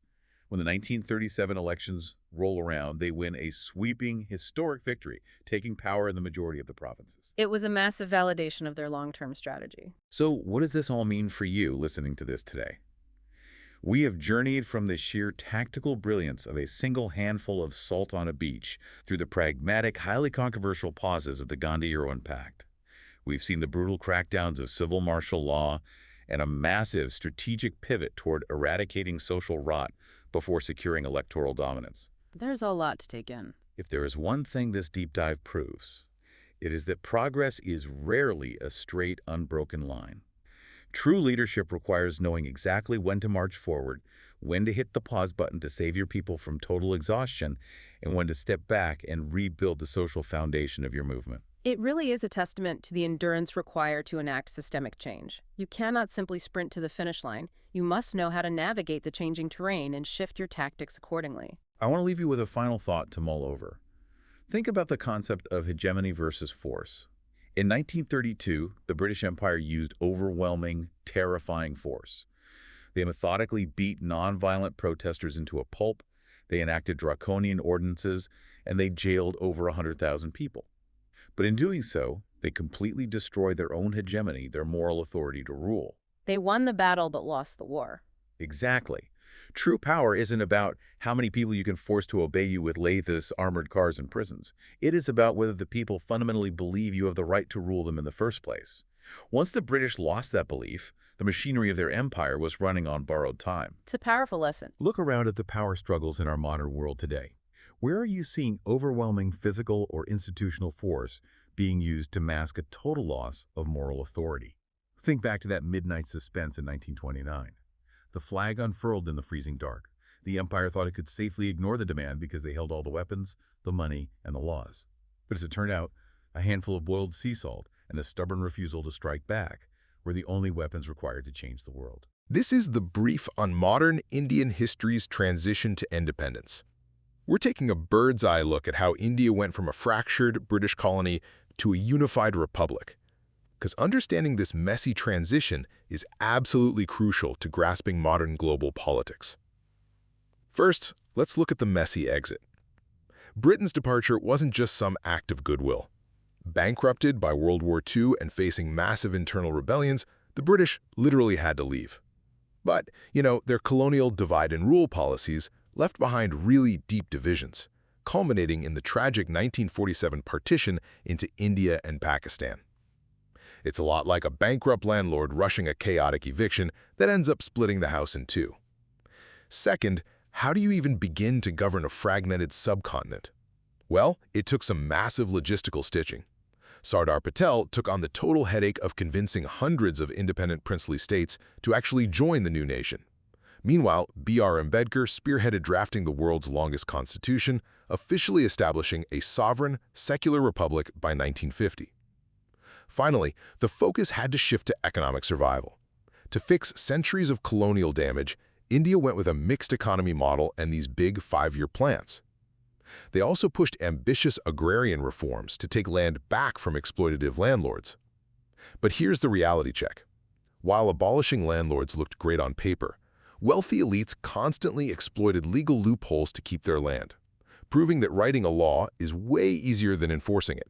Ultimately, India's mid-20th century journey is a masterclass in survival, turning colonial fragmentation and deep socioeconomic scars into the foundation of the world's largest democracy. So picture this. It's 1946, and the British Empire is, well, supposedly still the absolute master of the Indian subcontinent, right? I mean, they're officially ruling over 300 million people. Right, that was the official story anyway. Exactly. But if you look closely at the actual mechanics of that power on the ground, the reality was just completely different. By that year, in the province of Bengal, which was massively populated and incredibly politically volatile, there were exactly 19 British officers from the Indian Civil Service left. Wow, 19. And 19 guys left to fill 65 critical administrative posts.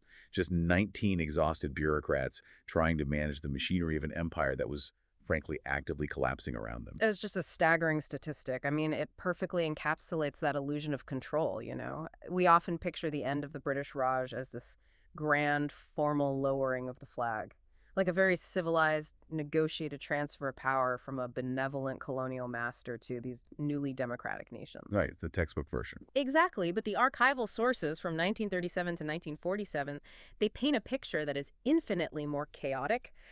It's blood-soaked, and it's full of paradoxes. We're looking at a system that didn't just gracefully step down, it structurally disintegrated. Welcome to this deep dive. Today, we're taking you into the really muddy waters of the final decade of India's struggle for freedom. Our mission here is to unpack this massive stack of historical texts that detail exactly how a movement that was fiercely anchored in nonviolence suddenly just erupted into mass sabotage. Yeah, and how a devastatingly failed military campaign on the Burmese border somehow transformed into this colossal political victory in Delhi. Absolutely, and maybe the most painful paradox for you to consider, how the very leaders who spent their entire lives fighting for a united secular India ultimately put their signatures on the papers that carved it into pieces. So to really understand the velocity of this collapse, we have to look at the exact moment the political chessboard was violently upended. The year is 1939. Right, the globe is plunging into the Second World War. Yes. And the catalyst that ignites the Indian political landscape isn't, it's not a battle or a protest. It's actually a unilateral administrative declaration. In September 1939, the Viceroy, Lord Linlithgow, just officially declares that India is at war with Germany. Which, on its face, that sounds like standard imperial protocol, right? Yeah. But the mechanism of how he did it is what really matters. Linlithgow committed an entire subcontinent to a global war without consulting a single Indian leader. Not one. Not one. And this wasn't just an insult to Indian pride, it was a direct constitutional affront. Because just 2 years earlier, in the 1937 provincial elections, the Indian National Congress had actually won significant power. Right. They were running actual ministries across the country. They had tasted real legislative authority. Exactly. So to suddenly be told, well, by the way, your resources and your citizens are now mobilized for a war in Europe that completely shattered the illusion that they held any real power at all. Yeah, it really did. And the Congress leadership, particularly figures like Jawaharlal Nehru, found themselves in this deeply conflicted position. I mean, ideologically, they were fiercely anti-fascist. Oh, yeah, they hated fascism. They had been condemning Nazi Germany and Mussolini's Italy for years. They'd even been criticizing the British government for its earlier policies of appeasement, so they actually wanted to support the Allied war effort. But they drew a very pragmatic line in the sand, didn't they? They did. Their negotiating stance was simple.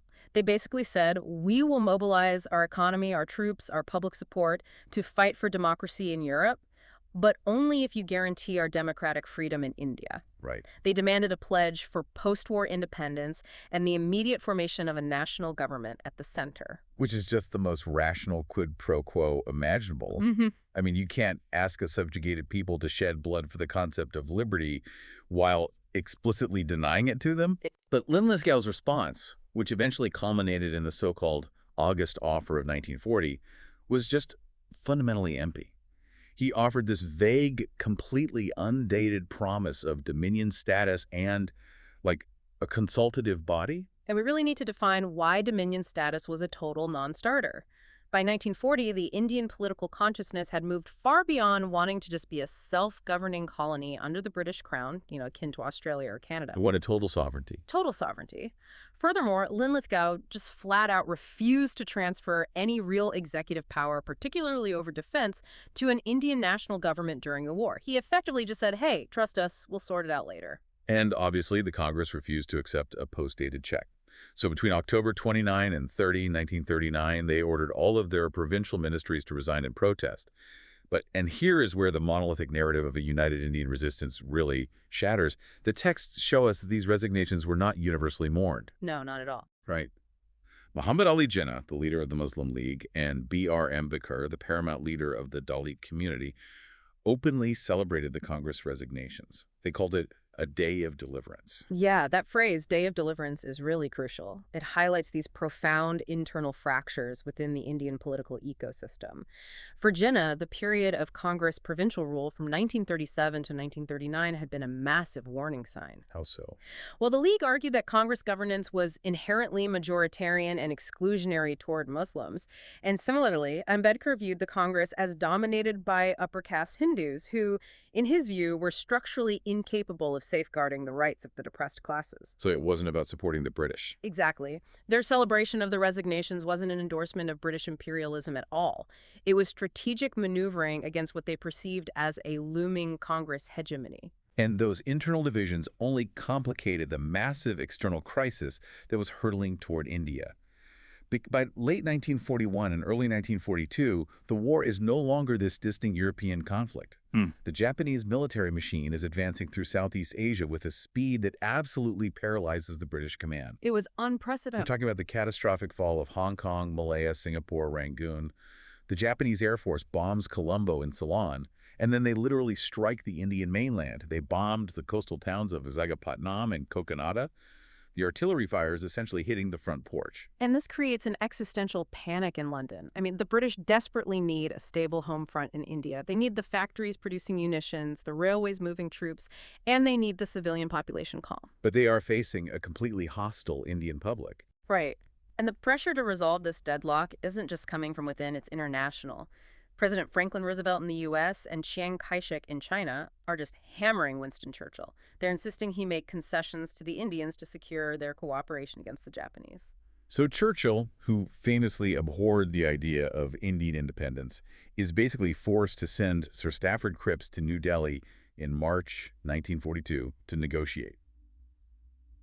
Now, Cripps seems like the right guy on paper, right? Yeah. He's a left-wing labor politician. He actually has personal friendships with Congress leaders like Nehru, and he arrives with a draft declaration. Yeah, he seemed perfect. But the mission crashes spectacularly. It's like a real estate agent trying to aggressively renegotiate a terrible lease agreement while the roof of the house is actively caving in from a hurricane. Both sides desperately need shelter, but the terms on the table are structurally insane. Why exactly did this fail so completely if both sides needed each other? Well, it failed because the fine print of the Cripps offer contained what the Congress saw as a lethal poison pill. Yes, Cripps finally offered a concrete path to a constitution-making body after the war, but there were two massive catches. Okay, what was the first one? First, the representatives from the princely states, which, remember, made up a third of the subcontinent, that they wouldn't be elected by the people, they would be appointed by the autocratic princes. Ah, Yeah, so that inherently rigged the assembly in favor of conservative, pro-British elements.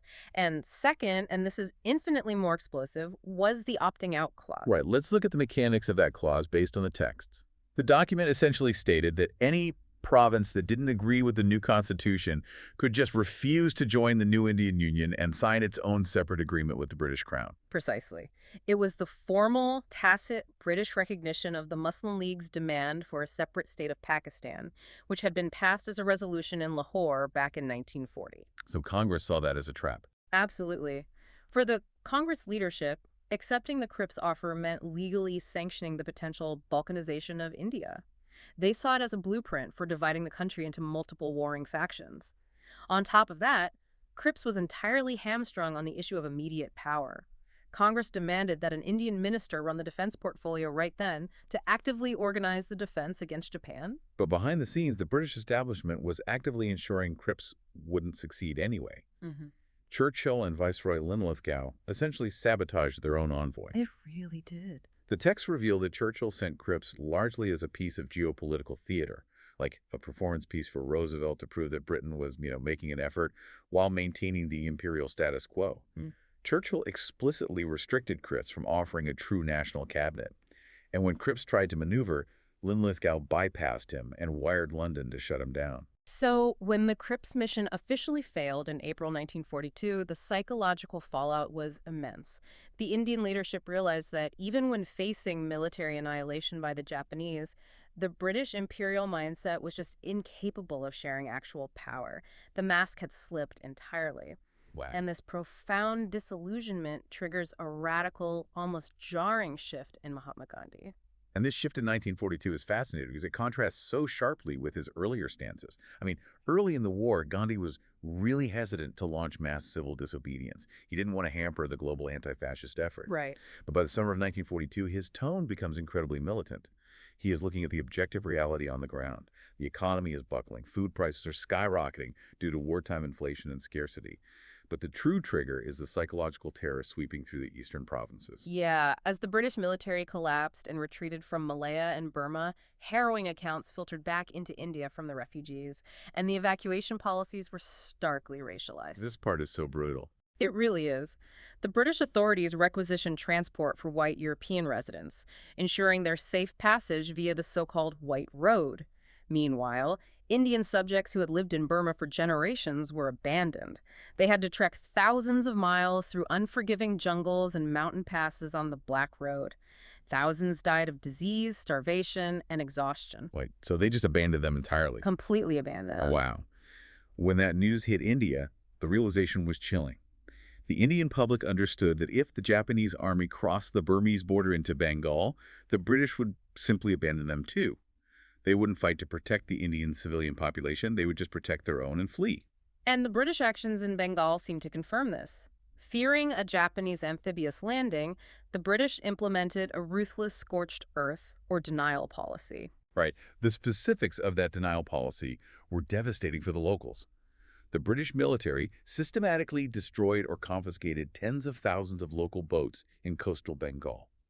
Now, in a riverine economy where boats are the primary mode of transport for food, commerce, daily life, this didn't just inconvenience the Japanese. It completely destroyed the local agrarian economy and the food distribution networks. They also confiscated hundreds of thousands of bicycles and bullock carts. Just crippling them.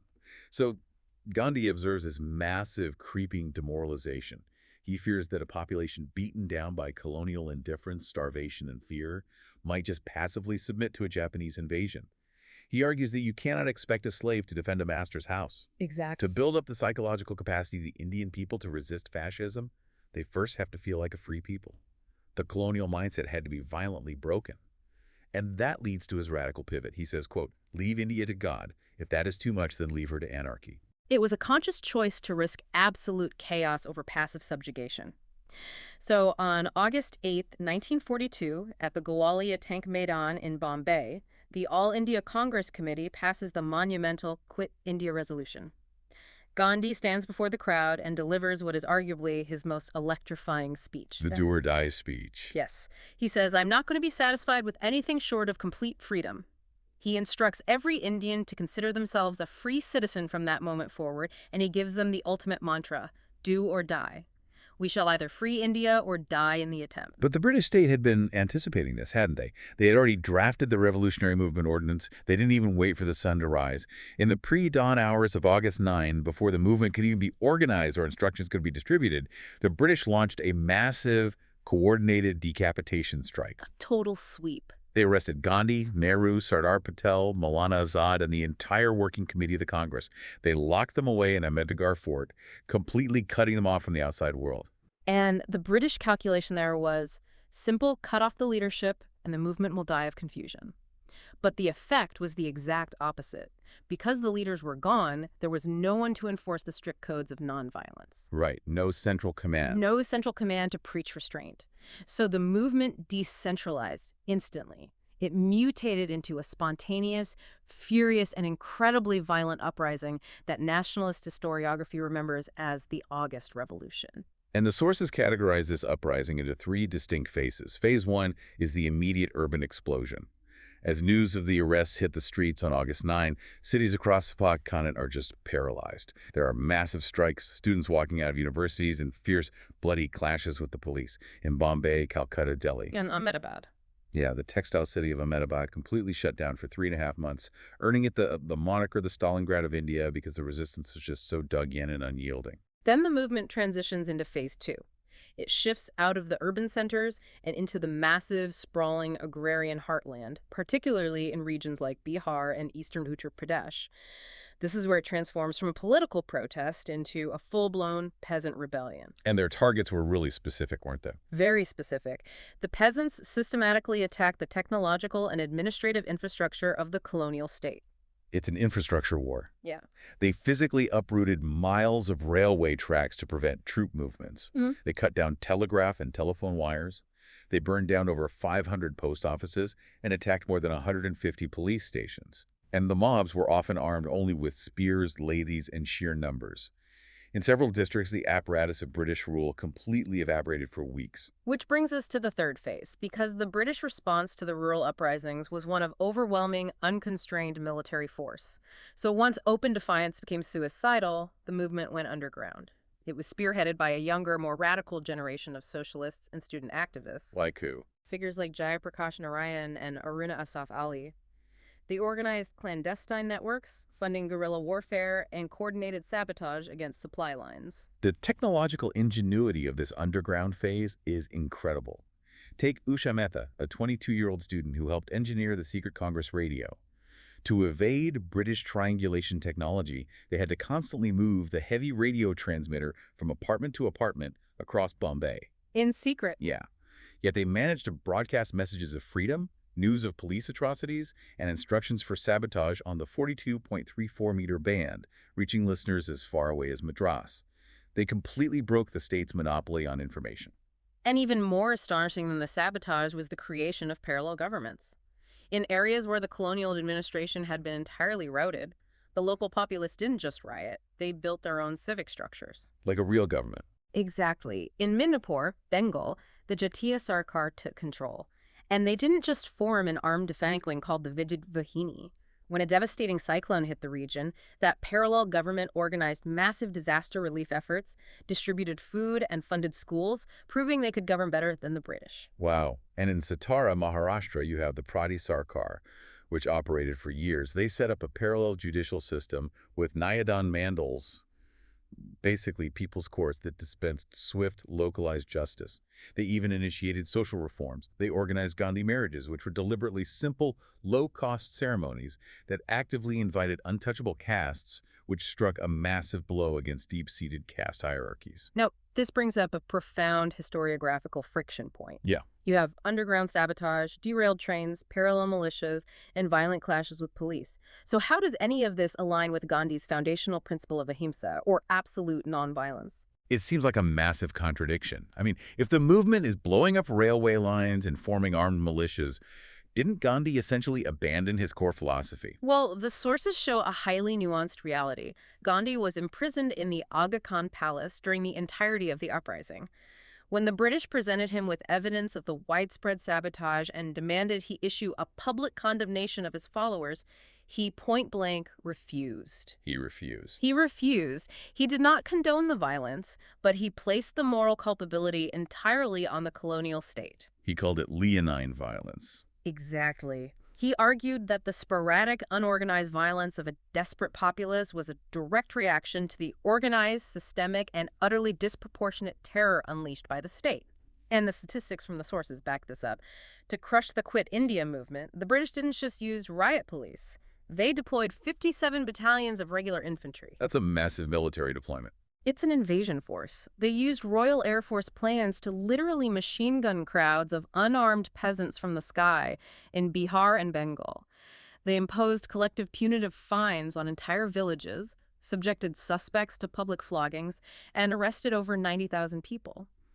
Gandhi's position was that expecting perfect nonviolence in the face of absolute state terror was hypocritical. However, strictly following the historical texts, we really have to acknowledge that this mass uprising was not universally embraced. We can't ignore that. Several major political organizations actively opposed or abstained from the Quit India movement. The Muslim League instructed its followers to stay entirely aloof. Jinnah argued the movement was a Congress ploy to force the British to hand over power to a Hindu-dominated center, basically bypassing Muslim demands. Right, and the Communist Party of India also opposed the movement, which was a decision dictated by global geopolitics. Because of the Soviets. Exactly. Once Nazi Germany invaded the Soviet Union, the CPI declared the conflict a people's war and instructed its cadres to support the British war effort to aid the USSR, which obviously put them at direct odds with the nationalist mainstream. Furthermore, you have the right-wing Hindu Mahasabha opposing the call. They actually urged Hindu youths to actively enlist in the British armed forces to gain military training. And B.R. Ambedkar, who was serving as the labor member on the Viceroy's Executive Council at the time, sharply criticized the movement. He continued his focus on securing constitutional safeguards for Dalits rather than joining a Congress-led rebellion. So by the end of 1942, the sheer crushing weight of the British military had largely suppressed the internal uprisings. The railways were repaired, the prisons were overflowing, and this uneasy quiet fell over the subcontinent. But that quiet was a total illusion, wasn't it? A total illusion. Because while the internal rebellion was being choked out, a completely different kind of threat was gathering on the other side of the Bay of Bengal. And this takes us out of India and into the jungles of Southeast Asia. We are looking at the formation of the Indian National Army, the INA, and the staggering trajectory of Subhas Chandra Bose. And the irony here is just profound. A military campaign that ends in devastating physical defeat somehow mutates into the psychological weapon that finally breaks the British Empire. To understand the INA, you have to look at the fallout of those early British defeats we mentioned earlier. When Singapore and Malaya fell, the Japanese captured tens of thousands of British Indian soldiers. Prisoners of war. Right. And a British Indian Army officer named Mohan Singh recognized a unique opportunity. Instead of just languishing in these horrific POW camps, he convinced the Japanese high command to let him organize these Indian prisoners into an armed force dedicated to liberating India from British rule. But the INA doesn't really become a formidable political force until 1943, right? When Subhas Chandra Bose arrives.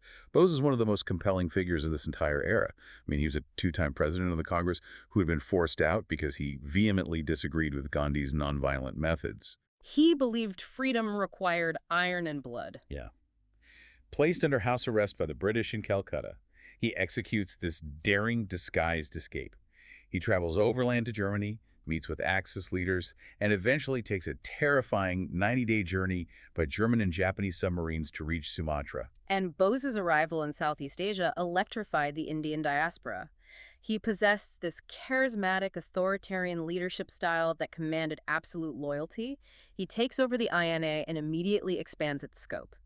He establishes the Provisional Government of Free India Azad Hind, which actually acquires its own territory in the Andaman Islands and is recognized by 9 Axis-aligned nations. It was a legitimate provisional government. Right, and he mobilizes not just POWs, but thousands of Tamil rubber plantation workers and civilian merchants. He even does something completely revolutionary for the time. He forms an all-women's combat infantry unit, the Rani of Jhansi Regiment, led by Captain Lakshmi Swaminathan. He rallies his troops with the iconic slogan, Delhi Chalo, on to Delhi, but the physical reality of their military campaign was a nightmare, wasn't it? Oh, an absolute nightmare. In early 1944, the INA marches alongside the Japanese 15th Army to invade India through the dense, unforgiving terrain of the Bhutanese border, targeting Imphal and Kohima. But the logistical planning was disastrous. Why? Well, the Japanese command essentially viewed the INA largely as a propaganda tool, so they denied them adequate rations, transport, and air cover. And when the monsoon broke, the campaign literally sank in the mud. The Allied forces held their ground, and the INA was forced into a horrific retreat. The sources describe soldiers surviving on jungle grass, decimated by malaria, dysentery, and starvation. The military dream of marching into Delhi as liberators was completely crushed. Yeah. And after the dropping of the atomic bombs and the Japanese surrender in August 1945, Bose's story ends tragically. He allegedly dies from third-degree burns after his overloaded bomber crashes on takeoff in Taiwan while he was reportedly trying to reach Manchuria to seek Soviet support. So militarily, the INA was completely neutralized. But here is the monumental pivot in the narrative. In the winter of 1945, the British find themselves holding thousands of captured INA soldiers. And the top brass, particularly the old guard of the Indian Army, demands retribution. They want to make an example of them. Yes, they want to make a public, theatrical example of these men to reinforce military discipline and show the Indian public what happens to mutineers. So they decide to hold public courts-martial. And the venue they choose reveals a devastating lack of political awareness. They decide to hold the trials at the Red Fort in Delhi, the exact same fortress where the British tried and exiled Bahadur Shah Zafar, the last Mughal emperor, after crushing the 1857 rebellion. They thought they were projecting imperial permanence. Instead, they handed the nationalist movement the greatest propaganda victory of the decade. Exactly. During the war, censorship had kept the true story of the INA hidden from the Indian public. But with the war over, the press blackout was lifted. As the trial proceedings were published daily, the Indian public didn't read about treasonous Japanese collaborators. What did they read? They read about men who had endured starvation and disease in the jungles of Arakan, who had risked execution to fight for the liberation of their motherland. They were instantly elevated to the status of national heroes. And the British inadvertently provided a symbol of unassailable unity. Out of thousands of prisoners, the first three officers they chose to put in the dock together were P.K. Sehgal, G.S. Dillon, and Shah Nawaz Khan, a Hindu, a Sikh, and a Muslim, standing shoulder to shoulder, facing the might of the British Empire. It was incredibly powerful. In a country that was increasingly fracturing along communal lines, this visual of absolute secular unity struck a massive emotional chord. Yeah. The entire subcontinent erupted. And the Congress leadership, most of whom had just been released from nearly 3 years in prison, immediately realized the seismic shift in public mood. Now, despite the fact that Congress had previously condemned Bose's alliance with fascist powers, they recognized that the INA's core motivation was pure patriotism. So they pivoted. They brilliantly co-opted the INA cause. They formed the INA Defense Committee. And it was an all-star legal team. Even Jawaharlal Nehru, who hadn't practiced law in 25 years, famously dusted off his barrister's gown and appeared at the Red Fort to defend the officers. The campaign took over the country. There were INA days and INA weeks organized in every major city. Students, shopkeepers, and even police officers openly donated to the INA relief funds. But the true crisis for the British wasn't the protests in the streets. The INA trials operated like a virus within the central nervous system of the empire, the regular British Indian Army. Oh, right. The commander-in-chief, General Claude Auchinleck, began receiving these deeply alarming intelligence reports. The serving Indian soldiers, the men who had just fought for the British in North Africa and Europe, were openly expressing sympathy for the INA men on trial. They were attending the rallies in uniform. They were secretly sending money to the defense funds. The psychological barrier had broken. The British realized that an Indian soldier could look at an INA officer, a man who had taken up arms against the King Emperor, and see a patriot rather than a traitor. If that fundamental loyalty was gone, the empire was completely indefensible. Auchinleck was basically forced to drastically commute the sentences of the three officers. He privately confessed to his superiors in London that if he attempted to carry out the sentences, the entire Indian army would likely mutiny. And this realization that the imperial sword was irreparably blunted sets the stage for the dramatic, violent upsurges of late 1945 and early 1946. You have to visualize the sociological state of India at this moment. The population's at a breaking point.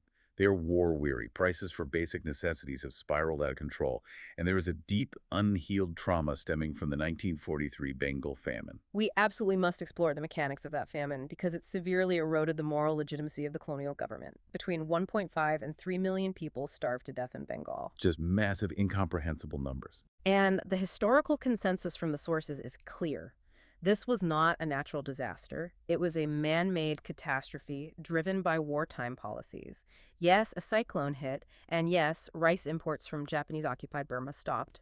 But the famine was driven by inflation and panic buying. Right. I mean, the British administration was just continuously printing money to fund their war effort, Yeah, causing hyperinflation that priced the poorest peasants entirely out of the food market. exactly. And simultaneously, the government aggressively procured massive quantities of rice from the countryside to feed the industrial workers in Calcutta and the rapidly expanding military forces in the region. And crucially, when the local administration begged London to send food shipments to relieve the starvation, the War Cabinet, heavily influenced by Winston Churchill, repeatedly refused. They cited a shortage of shipping and prioritized the stockpiling of food for post-war Europe over saving Indian lives. So the visual of millions of skeletal figures dying on the streets of Calcutta while grain was being hoarded for the military generated a generational rage. Add to this the sudden announcement of severe cuts to civilian food rations in early 1946, and the atmosphere was explosive. And it detonates first in Calcutta in November 1945 and then again in February 1946. Massive student-led protests erupt over the INA trials and the harsh sentences handed down to some soldiers. When the police fired on these student processions, the city instantly radicalized. The students were joined by striking tramway workers, factory laborers, municipal employees. The street fighting was brutal. But again, the most striking aspect was the visual unity at the barricades, right? Yes. You saw crowds marching with the Congress tricolor, the Muslim League's green crescent, and the communist hammer and sickle flags quite literally tied together. But the ultimate shockwave, the event that truly convinced the British their time was up, happened on the water. In February 1936, the Royal Indian Navy mutinies. It starts on the HMIS Talwar, a signals training establishment in Bombay. And the initial grievance isn't even grand anti-colonial ideology. The naval ratings, the enlisted sailors, go on a hunger strike because the food is inedible and their British commanding officers are subjecting them to relentless racial abuse. But the strike escalates with terrifying speed. Because the Talwar is a signal ship, the mutineers use the communication equipment to broadcast their rebellion to every ship and naval base in the country. Wow, they literally radioed a revolution. Exactly. Within 48 hours, the mutin spreads to 78 ships, 20 shore establishments, and involves over 20,000 sailors from Karachi to Calcutta. They haul down the Union Jack on their vessels and run up the intertwined flags of the Congress, the League, and the Communist Party. The breakdown of military discipline is total. The sailors arm themselves, take over the naval armories, and actually drive military trucks through the streets of Bombay, shouting nationalist slogans. And the civilian population responds with overwhelming solidarity. When the British military attempts to starve the sailors out by blockading the harbor, thousands of ordinary Bombay citizens brave police cordons to bring food, dropping bread and fruit from the gateway of India to the mutinous ships below. The British reaction is, well, apocalyptic. Admiral Godfrey goes on the radio and explicitly threatens to destroy the entire Indian Navy. He orders bomber aircraft to fly low, intimidating passes over the ships in the harbor. British Army battalions are moved into Bombay to crush the civilian sympathy strikes, leading to pitched battles in the streets where over 200 civilians are killed in a matter of days. But here's the paradox that requires deep analysis from the texts. The sailors are actively fighting the British. They are the vanguard of an armed revolution. Yet the senior nationalist leadership, specifically Sardar Patel of the Congress and Muhammad Ali Jinnah of the Muslim League, urgently intervene and tell the mutineers to surrender unconditionally. Why? I mean, if your goal is to expel the British, why actively suppress a massive military uprising against them? Because the political calculus of the leadership had fundamentally changed by early 1946. They were no longer operating as agitators, they were operating as state builders in waiting. They were about to be in charge. Right. The negotiations for the transfer of power were already underway. Patel and Jinnah realized that within a matter of months, they would be sitting in the seats of power in a free India, and for Jinnah, a free Pakistan. So if you are about to inherit the state, the last thing you want is a military that is accustomed to violently overthrowing its commanding officers. Exactly. Patel explicitly wrote that the discipline of the armed forces could not be tampered with because, quote, "We will want the army even in free India." Furthermore, both leaders knew the cold, hard military reality. The mutineers had small arms and a few ship cannons. The British had heavy bomber squadrons and seasoned infantry. If the mutiny continued, the British would simply annihilate the sailors. So the mutiny is called off, but its strategic purpose was already accomplished. The British High Command looked at the INA sympathy and the RIN mutiny and reached a definitive, inescapable conclusion. The Indian Armed Forces, the very instrument that had guaranteed British rule since 1857, could no longer be relied upon to suppress a mass Indian uprising. The coercion mechanism was broken. Britain had no choice but to negotiate an exit. Which brings us to the agonizing final act, the constitutional negotiations of 1946 and the tragic descent into partition. To understand the negotiating table, you have to look at the results of the winter elections of 1945 to 1946. This election completely wiped out the political middle ground, didn't it? It did. The results were starkly polarized. The Indian National Congress won an overwhelming majority of the non-Muslim general constituencies, over 90% in the Central Assembly, so they claimed an absolute mandate to speak for a united, secular India. But the League did well, too. Very well. The Muslim League completely swept the constituencies reserved for Muslims. This was a massive departure from the 1937 elections, where the League had performed quite poorly. By 1946, Jinnah had successfully mobilized the Muslim electorate around the specter of Hindu domination and the demand for a sovereign Pakistan. He was now undeniably the sole spokesman for Indian Muslims. So the British Labour government, led by Prime Minister Clement Attlee, sends a high-level cabinet mission to India in March 1946 to negotiate the transfer of power. And contrary to what some might assume, the British genuinely wanted to leave behind a united India. Yes. Why? Because the emerging Cold War was beginning, and Britain wanted a large, undivided Indian army as a strategic ally to secure the Indian Ocean region against Soviet influence. The cabinet mission recognized that a fully sovereign Pakistan was logistically and economically unviable, as it would require dividing the tightly integrated economies, railways, and militaries of the Punjab and Bengal. So they proposed a highly complex three-tier federal structure designed to keep India united while granting the Muslim League the autonomy they demanded. Let's break down the mechanics of this three-tier system, because it's the hinge on which the fate of the subcontinent turned. Imagine it like a corporate holding company with highly autonomous subsidiaries. Tier 1 was a very weak central government in Delhi. It would only control three portfolios: defense, foreign affairs, and communications. Everything else, currency, taxation, education, would belong to Tier 2, the individual provinces. But the linchpin was Tier 3, the grouping of these provinces. The plan divided the subcontinent into three distinct sections. Section A consisted of the massive Hindu-majority provinces like Madras, Bombay, and the United Provinces. Section B was the Muslim-majority provinces in the northwest Punjab, Sindh, and the Northwest Frontier Province. And Section C covered the Muslim-majority areas in the northeast, Bengal, and Assam. And the idea was that these groups would form their own regional constitutions within the larger union. And initially, in a moment of shocking compromise, both the Congress and the Muslim League accepted the plan. It seemed like a miraculous breakthrough. A united India was saved. But it collapsed almost immediately over a profound dispute in the fine print regarding that grouping clause. It came down to a single word: compulsory. The Muslim League interpreted the cabinet mission plan to mean that provinces had to join their designated groups. Jinnah saw sections B and C as de facto, highly autonomous Pakistani states operating loosely under a weak Indian center. He believed the grouping was compulsory and ironclad. But the Congress, led by Jawaharlal Nehru, interpreted the plan entirely differently. They argued that grouping was optional. Congress controlled the governments in the Northwest Frontier Province, which was in Section B, and Assam in Section C, and they absolutely did not want those provinces to be forced into Muslim League-dominated regional blocs. Right. And Nehru gave a fateful press conference in July 1946, where he stated that Congress would enter the Constituent Assembly completely unhindered by any prior agreements, and that the grouping system would probably collapse. For Jinnah, this was the ultimate confirmation of his worst fears. He believed the Congress was using its numerical majority to rewrite the rules of the agreement, aiming to crush the autonomy of the Muslim groups and force them into a unitary, Hindu-dominated state. Convinced that constitutional safeguards were useless, Jinnah made a drastic move. On July 29, 1946, the Muslim League formally withdrew its acceptance of the cabinet mission plan. And this is where Jinnah, a man who had spent his entire life as an elite, meticulous constitutional lawyer who basically despised mob politics, issues a call to the streets.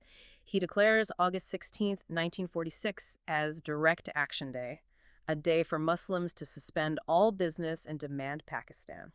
He famously stated, "Today we bid goodbye to constitutional methods." And the consequences of Direct Action Day just shattered the subcontinent. While the League planned for peaceful demonstrations, the reality in Calcutta was apocalyptic. The Great Calcutta Killings erupted days of unchecked, organized communal slaughter between Hindu and Muslim mobs. The state machinery completely paralyzed. Thousands of bodies clogged the gutters of the city. And the violence metastasized. It was a chain reaction of retaliation. The violence spread from Calcutta to the rural waterlogged districts of Noakhali in eastern Bengal, where Hindus were targeted. This triggered massive retaliatory massacres against Muslims in Bihar. And eventually, the firestorm reached the heavily militarized province of the Punjab. The country was spiraling into an outright civil war. It is in this atmosphere of uncontrollable communal carnage that the British government realizes the situation is totally untenable. In February 1947, Prime Minister Attlee announces that Britain will definitively transfer power no later than June 1948. He replaces Viceroy Wavell with Lord Mountbatten, an ambitious, media-savvy naval commander, giving him a mandate to accelerate the exit. So Mountbatten arrives in Delhi in March 1947. He surveys the wreckage. The interim government, supposedly jointly run by Congress and the League, is completely paralyzed. The Muslim League finance minister, Liaquat Ali Khan, is actively blocking every financial proposal made by the Congress ministers. The total gridlock. The bureaucracy is split down religious lines. Mountbatten concludes that the cabinet mission plan is dead and a united India is impossible. So he formulates the 3 June Plan, which dictates the transfer of power to 2 completely separate sovereign dominions, India and Pakistan.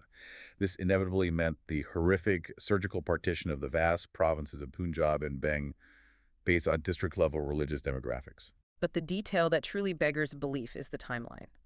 Mountbatten, seeking to shock the leaders into action and perhaps desperate to extract Britain before the entire structure collapsed, doesn't wait for June 1948. He arbitrarily pushes the date of independence forward to August 15th, 1947. He gives the politicians and administrators exactly 72 days to dismantle an empire. The logistical absurdity of those 72 days is just hard to overstate. They had to divide the assets of a subcontinent. They divided the army, regiment by regiment. They divided the railway rolling stock. Bureaucrats sat in offices assigning typewriters, chairs, and police bands to either India or Pakistan. They even divided the books in the imperial libraries, alternating titles between the 2 new nations. And to draw the actual borders of these new nations, they bring in Sir Cyril Radcliffe, an English barrister who had never set foot in India before, who know nothing of the culture or the terrain. Unbelievable. He is locked in a bungalow in Delhi with outdated census maps and given roughly 5 weeks to draw a line through the densely populated, deeply integrated societies of Punjab and Bengal. A line that would sever farms from water sources, divide villages in half, and ultimately displace over 14 million people in one of the most violent mass migrations in human history. Which forces us to step back and engage with the overarching historiographical debate. Why did this happen exactly the way it did? First, we must completely dismantle the imperialist narrative that 1947 was a gracious, planned fulfillment of Britain's civilizing mission. They did not leave because their job was done. They left because they were physically and financially incapable of staying. The structural data is irrefutable. We started with the statistic of the 19 officers in Bengal. The entire Indian civil service had been hollowed out because recruitment had stopped during the war. The British Army was demobilizing, and British citizens had no appetite to send their sons to fight a colonial war in India. And financially, the British economy was in ruins. Before the war, India was a debtor to Britain. By the end of it, Britain actually owed India a staggering £1,300 million for the resources and troops they had extracted. They couldn't afford to suppress another quit India-style mass rebellion. And then we face the most agonizing question of all. Why did the Congress leadership accept partition? Why did Gandhi, Nehru, and Patel, men who had sworn to keep India united, agree to a division based on the very religious lines they had always rejected? It wasn't a sudden change of ideology. It was a surrender to exhaustion and pragmatic dread. Nehru later admitted with profound sadness that they were tired men. They'd spent the prime of their lives in squalid colonial prisons. They were aging, and they were looking out of their windows in Delhi at a country that was burning. The daily reports of massacres in the Punjab deeply traumatized the leadership. They realized that if they continued to insist on a forced, united federation with the Muslim League, the paralyzing deadlock of the interim government would become the permanent state of the nation. They feared a sprawling, endless civil war that would destroy the entire administrative structure. Right. They accepted the surgical, agonizing amputation of partition to save the rest of the body, to finally secure the sovereign power needed to use the police and army to crush the riots and restore order. Furthermore, they had to acknowledge a monumental political failure. Despite their secular ideals and mass mobilization, the Congress had fundamentally failed to convince the majority of the Muslim masses that their rights would be safe in a united India. The sheer electoral dominance of the League in 1946 proved that Jinnah's message had won the demographic argument. Accepting partition was the tragic acknowledgement of that reality. So we arrive at the end of the journey. The history of this final decade is not a steady climb up a ladder of progress. It is a story of how the brutal violence of the colonial state generated a violent, spontaneous reaction in 1942. It is the story of how the failed military campaign of the INA inadvertently triggered a psychological earthquake that broke the loyalty of the British Indian military. And it is the story of how the final, frantic rush to dismantle the empire resulted in a hurried, devastating partition, birthing two independent nations amid unprecedented communal slaughter. As we conclude this deep dive, we want to offer one final, systemic thought to consider. Think about the morning of August 15, 1947. The flags changed.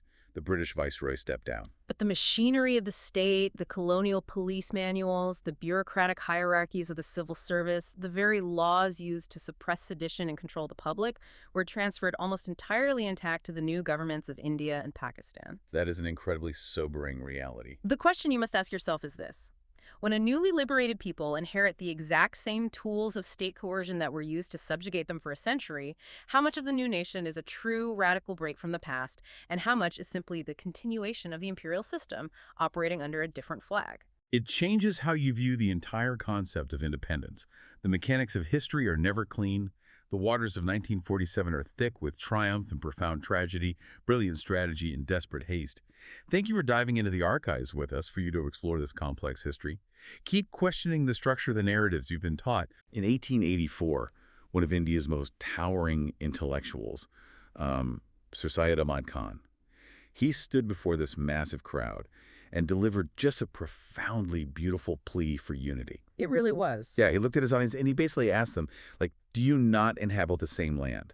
Are you not burned and buried on the exact same soil? Right. And he explicitly declared that Hindus and Muslims were inextricably bound together as one single nation, one Quam. Which is a powerful sentiment and, historically an incredibly accurate reflection of centuries of shared existence. But the tragedy of this specific history is what happens next. Right, because just 3 years later, Yeah, just 3 years. by 1887, that exact same visionary architect of unity experienced a complete ideological whiplash. I mean, he began laying the foundational bricks for pulling those communities completely apart. It's staggering. He started urging Muslims to stay away from the newly formed National Congress, arguing that they would be utterly dominated by a Hindu majority. So, 3 years. How does a brilliant mind, and frankly an entire subcontinent, snap like that? It is the ultimate question. Welcome to today's deep dive. We are looking at a massive stack of historical texts, sociological surveys, and mass psychology research to reverse engineer one of the most devastating geopolitical fractures in modern history, the rise of Indian communalism leading right up to the 1947 partition. And since we are dealing with a vast historical canvas that, encompasses highly charged political, religious, and social movements, it's definitely worth noting the breadth of our sources today. For sure. We are drawing from a really wide spectrum of academic viewpoints. This spans left-wing and right-wing historical analyses, as well as critiques of various nationalist and religious leaders. Which means, just to be clear up front, we are strictly serving as your guides through this specific stack of research. We aren't endorsing any particular ideology or taking sides. Exactly. Our goal is simply to unpack the data, the arguments, and the historical mechanics exactly as these historians and sociologists have presented them. Right, impartial reporting. And to even begin that process, we have to clear up a massive misconception. I mean, we have to separate religion from communalism, because the sources argue these are completely different animals. They are fundamentally distinct. According to the foundational definitions in our texts, Religion is, well, it's a personal belief system. Right. It encompasses an individual's moral compass, their spiritual framework, their relationship with the divine. Communalism, however, is diagnosed in these texts as a modern sociopolitical ideology. It's not about theology at all. Not at its core. It is a pursuit of secular power. Things like jobs, political seats, economic control. It merely uses religion as a vehicle for mobilization. It's so fascinating that the bedrock of this ideology isn't theological hatred, but rather a massive logical fallacy about secular interests. Looking at how the texts break down the anatomy of this ideology, they describe it almost like a virus. Yeah, that mutates. Exactly, it mutates through 3 distinct stages. And the first stage, like the initial infection, is the belief that people who follow the same religion automatically have identical political, economic, and social interests. Precisely. It is the assumption that a wealthy Muslim landlord in the United Provinces and an impoverished Muslim peasant in Bengal share the exact same economic goals simply because they pray in the same manner. Which is wild. Or that a Hindu factory owner and a Hindu factory worker want the exact same labor laws. Which completely defies basic economic reality, right? Mhm. I mean, a factory owner and a worker are never going to want the same labor laws, regardless of religion. Right, exactly. But once you convince people of that first premise, that your religious community is your only political community, the texts show how easily it slips into stage 2. The divergence. There's divergence, right? This is where the narrative shifts to claim that the secular interests of your religious group are entirely dissimilar from the interests of another religious group. You start drawing hard boundaries. And that leads directly to the third stage, which is the hostile climax. The dangerous one. Yeah, this is the extremist phase where the ideology asserts that these differing interests are not just dissimilar, but mutually incompatible and fundamentally antagonistic. So it's zero-sum. Exactly. It's the declaration that you are destined to be enemies because your survival basically precludes theirs. What's so counterintuitive about this 3-stage progression is how modern it is. I mean, when we hear about violent religious conflict, there is a natural tendency to assume it's an ancient medieval tribalism just sort of bubbling to the surface. Oh, absolutely. But the texts forcefully reject that idea. They really do. They pinpoint the structured ideology of communalism as a distinctly modern, post-1870s phenomenon born directly out of the colonial socioeconomic structure. Right. The historians acknowledge that people certainly quarreled over religion in medieval times, but the systematic political framework of communalism, well, it required the emergence of modern politics. Like voting and representation. Yeah, we are talking about the late 19th century, when concepts like nation-states, representative government, and class struggles were just being introduced to the subcontinent. And the texts make a brilliant point about human psychology here. Mm-hmm. The transition to modern politics was incredibly rapid and honestly disorienting. Very disorienting. If you are suddenly thrust into a world where you have to form political blocks to secure representation or jobs, and you don't fully grasp abstract concepts like class solidarity yet, you inevitably reach for the most familiar pre-modern labels you have. You grab onto whatever makes sense. Right. You grab onto caste, locality, or religion as a life raft to navigate this new political ocean. That is exactly the mechanism. The historical texts argue that under the specific pressures of the colonial situation, this natural religious consciousness was intentionally warped and structuralized into communal consciousness. Intentionally warped. Yes, and to understand how that happened, we really have to look at the catalyst. We have to look at the tectonic plates of colonial policy, specifically the aftermath of the 1857 revolt. The 1857 revolt is the pivot point in almost every source we have. Because during that uprising against the British East India Company, Hindus and Muslims fought shoulder to shoulder. The unity was absolute. It was. And the British response to that unity was just an industrialized level of vengeance. The statistics provided in the texts are staggering. I mean, in the immediate aftermath of the revolt, British officials viewed the Muslim population with intense, vindictive suspicion, blaming them heavily for the uprising. Yeah. The texts note that they hanged 27,000 Muslims in Delhi alone. I want you to pause and visualize that. 27,000 executions in a single city. It's hard to even comprehend. You are talking about gallows lining the street, an entire generation of leadership, intellectuals, and young men wiped out. That level of targeted retribution shows exactly how deeply terrified the British Empire was by the prospect of a unified Indian resistance. Oh, they were terrified. But as we move into the 1870s, the sources show a massive shift in British strategy. Right. They realized that brute force was unsustainable. Sensing the early tremors of a new, united Indian national movement, British statesmen fundamentally shifted their tactics Towards what? towards a highly active policy of divide and rule. The colonial state consciously decided to encourage separatist tendencies to act as a counterweight to the growing nationalist threat. It's basically the geopolitical equivalent of a controlled demolition. I mean, the British administration looked at the incredibly complex, diverse architecture of Indian society, found every natural fault line, and just started packing them with dynamite. That's a great analogy. The texts detail how they pitted province against province, caste against caste. They even weaponized language. The weaponization of language is a prime example of this strategy in action. Like, in places like Uttar Pradesh and Bihar, the British actively encouraged the movement to replace Urdu with Hindi as the official court language. Which immediately creates an economic crisis, like for anyone whose livelihood depends on the old system. You are suddenly unemployable in the courts, unless you speak the new language, which forces these linguistic communities into direct, bitter competition for survival. Right, and it's artificial competition. But of all the fault lines they exploited, religious division proved to be the most serviceable. The colonial state began to present communalism under the guise of the defense of minorities. Oh, wow. So they framed it as protection. Yes. They positioned themselves as the indispensable neutral arbiters in a land they claimed was inherently violently divided. So they manufactured the disease and then sold themselves as the only cure. Precisely. And this brings us back to the whiplash of Sir Syed Ahmad Khan from the intro. The texts show how heavily influenced he was by British officials, like Theodore Beck, the British principal of the Aligarh College. Right, Beck had a huge influence. It wasn't just a sudden change of heart.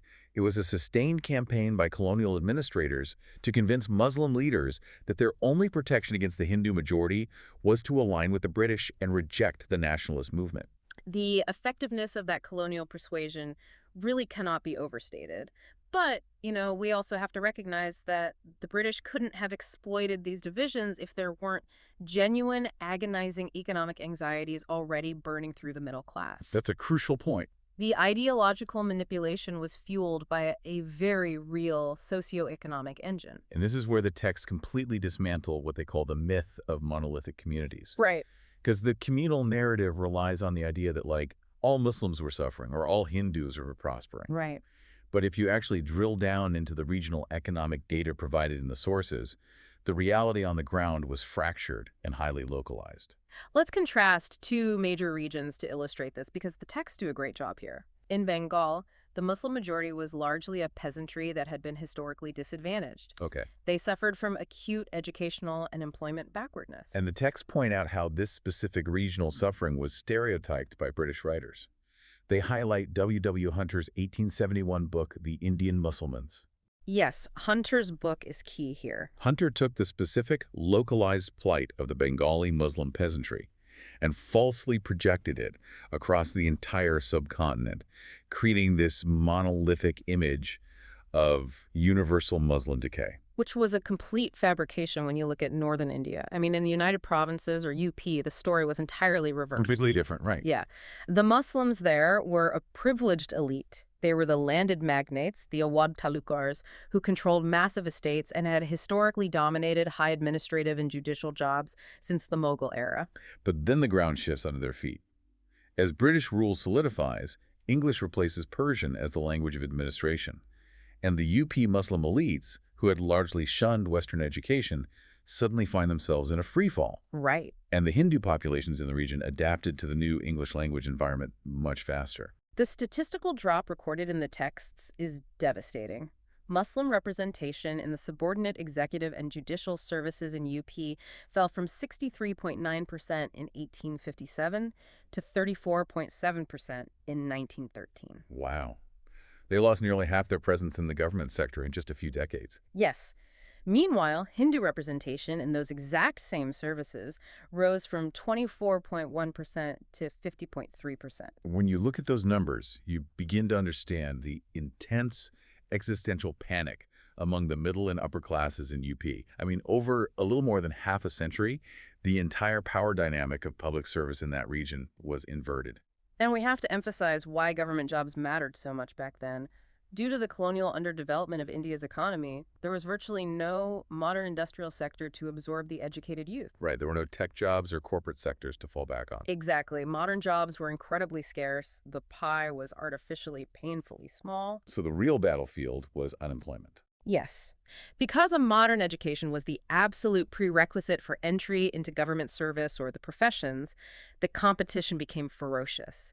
And this is where the tragic irony of the era really solidifies. Right, because instead of diagnosing the actual root of the disease, which was the colonial economic strangulation that was stunting the entire country's growth, the middle class turned on each other. They did. They used communal, provincial, or caste-based quotas to try and desperately secure a tiny sliver of that shrinking pie.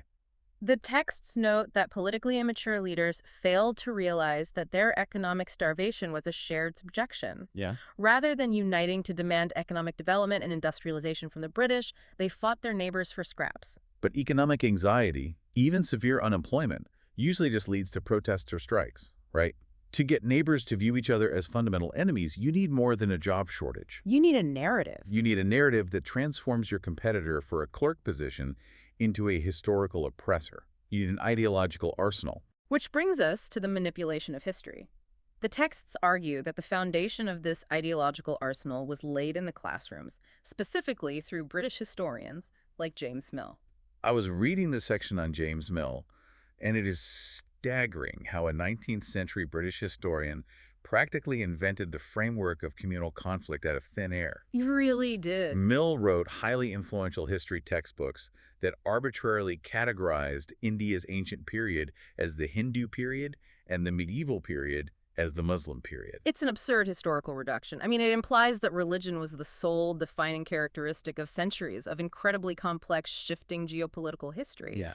But the texts show how deeply this framework penetrated the educational system. They taught generations of children that the medieval period in India was a time of continuous decay and tyranny, where Muslims ruled as foreign oppressors and Hindus were uniformly subjugated. Ignoring completely that ancient and medieval Indian politics were based on power, territory, and economics, just like everywhere else in the world.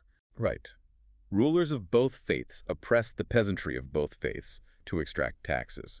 But the history books painted it as a 1,000-year religious crusade. And this distorted history became the oxygen for the communal fire. I mean, even Gandhi is quoted in the sources, observing that communal harmony could never be permanently established as long as these highly distorted, poisoned versions of history were being taught as absolute truth in schools and colleges. But it wasn't just British textbooks driving the wedge. The sources also offer a deeply nuanced critique of the early Indian nationalist movement itself. They do. They explore how the militant nationalist leaders, in their desperation to mobilize the masses against the British, accidentally alienated vast segments of the population through what the texts call the Hindu tinge in nationalism. The militant nationalist movement was undeniably a massive step forward in organizing anti-colonial resistance. But the texts point out the fatal flaw in their mass mobilization strategy. They relied heavily on Hindu religious symbols and idioms. The grassroots mechanics of this are crucial to understand. Like, if you are a leader, like Bal Gangadhar Tilak in Maharashtra, and you need to get millions of people to suddenly care about a highly abstract, modern concept like the nation, using deeply familiar emotional religious festivals is a very fast shortcut. It's very effective in the short term. Right. Tilak instituted the Ganesh Puja and the Shivaji festivals specifically to propagate nationalism. Similarly, the texts mention Aurobindo Ghosh's semi-mystical concept of India as a mother goddess, effectively equating the political nation with the Hindu religion. Yeah. And during the massive anti-partition agitation in Bengal, the political protests were literally initiated with ritual dips in the river Ganges. It's a powerful mobilizing tool for the majority. But the texts ask us to look at the consequence. If you are an educated Muslim in the early 20th century, and the nationalist movement feels indistinguishable from a Hindu religious revival, where political rallies require worshiping Hindu deities or hailing historical figures specifically lauded for fighting Muslim rulers, you are inherently excluded. Completely.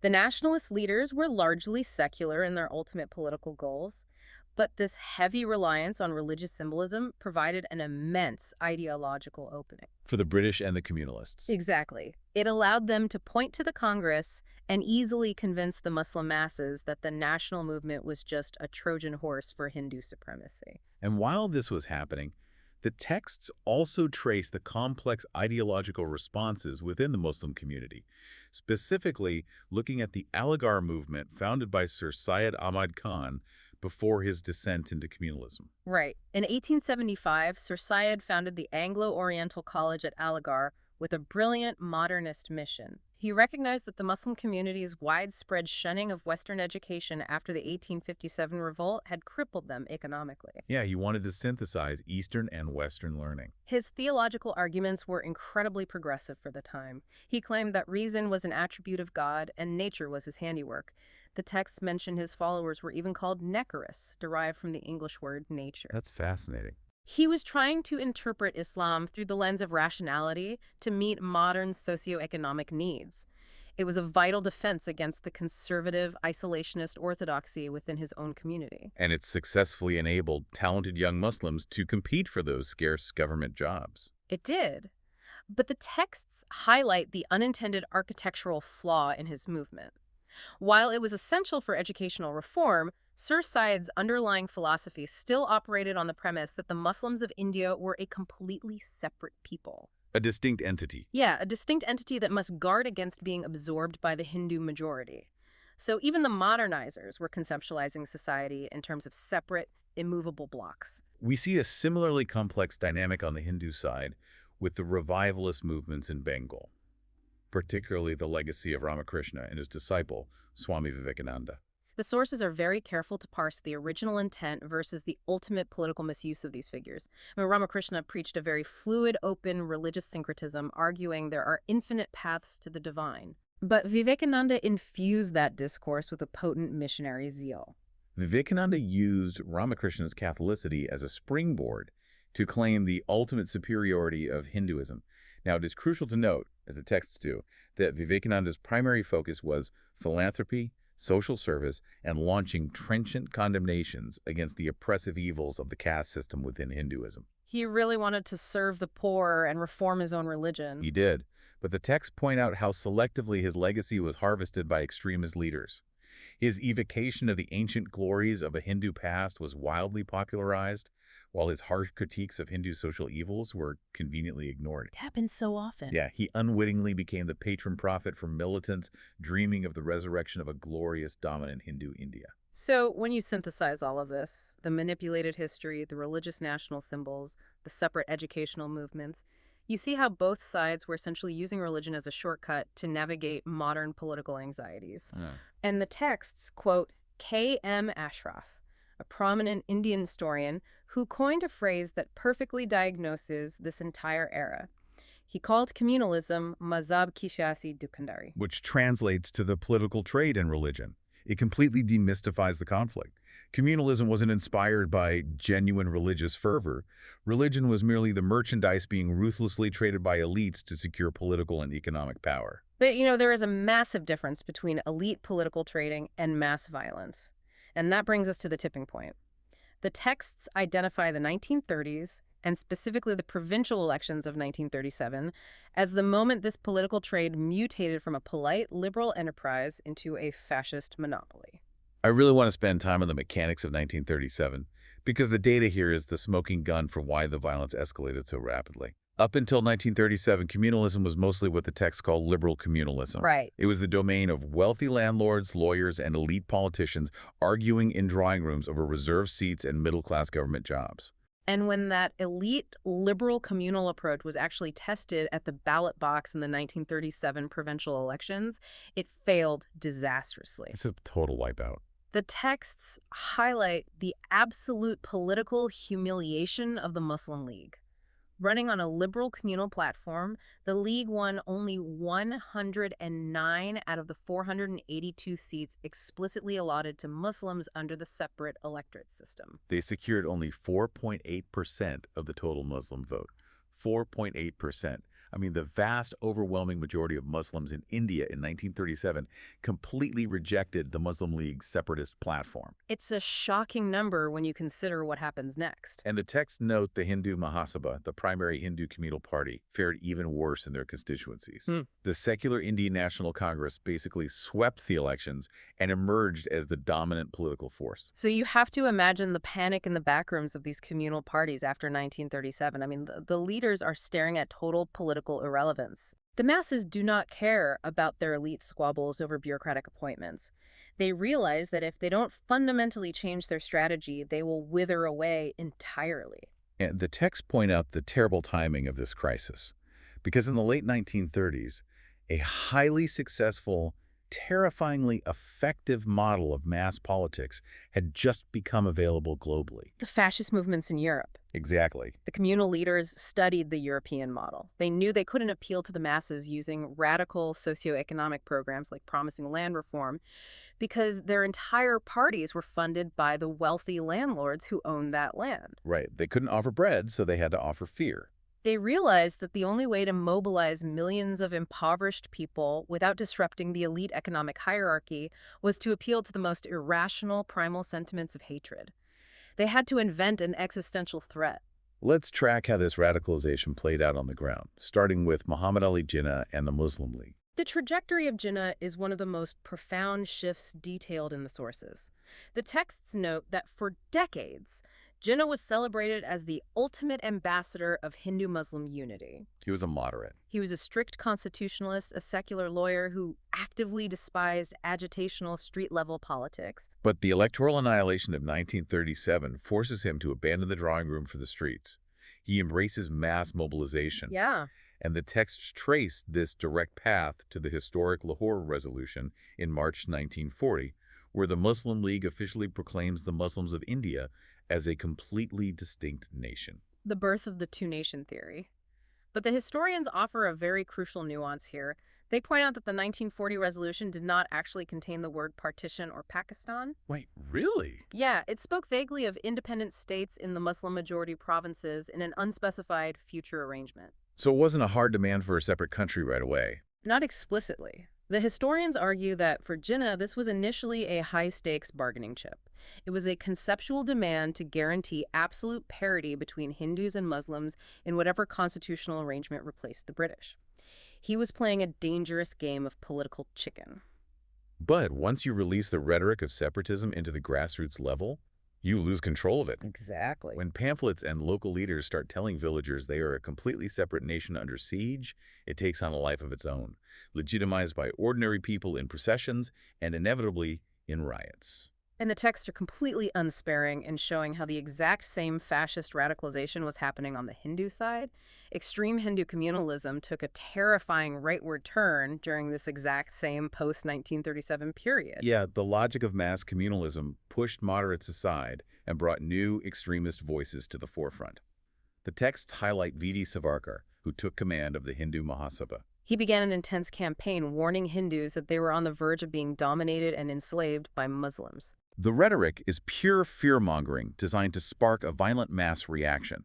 The texts quote Savarkar in 1938 declaring, "We Hindus are already reduced to veritable helots throughout our land." Calling them helots. Yeah, he was calling the majority population helots, serfs or slaves, in their own country to incite a sense of humiliated rage. And this ideological framework was militarized by the RSS, the Rashtriya Swayamsevak Sangh. The texts explicitly describe the RSS as being organized from its inception along fascist lines. Right. The leader of the RSS, M.S. Golwalkar, codified their chillingly exclusionary doctrines in his 1939 booklet titled We.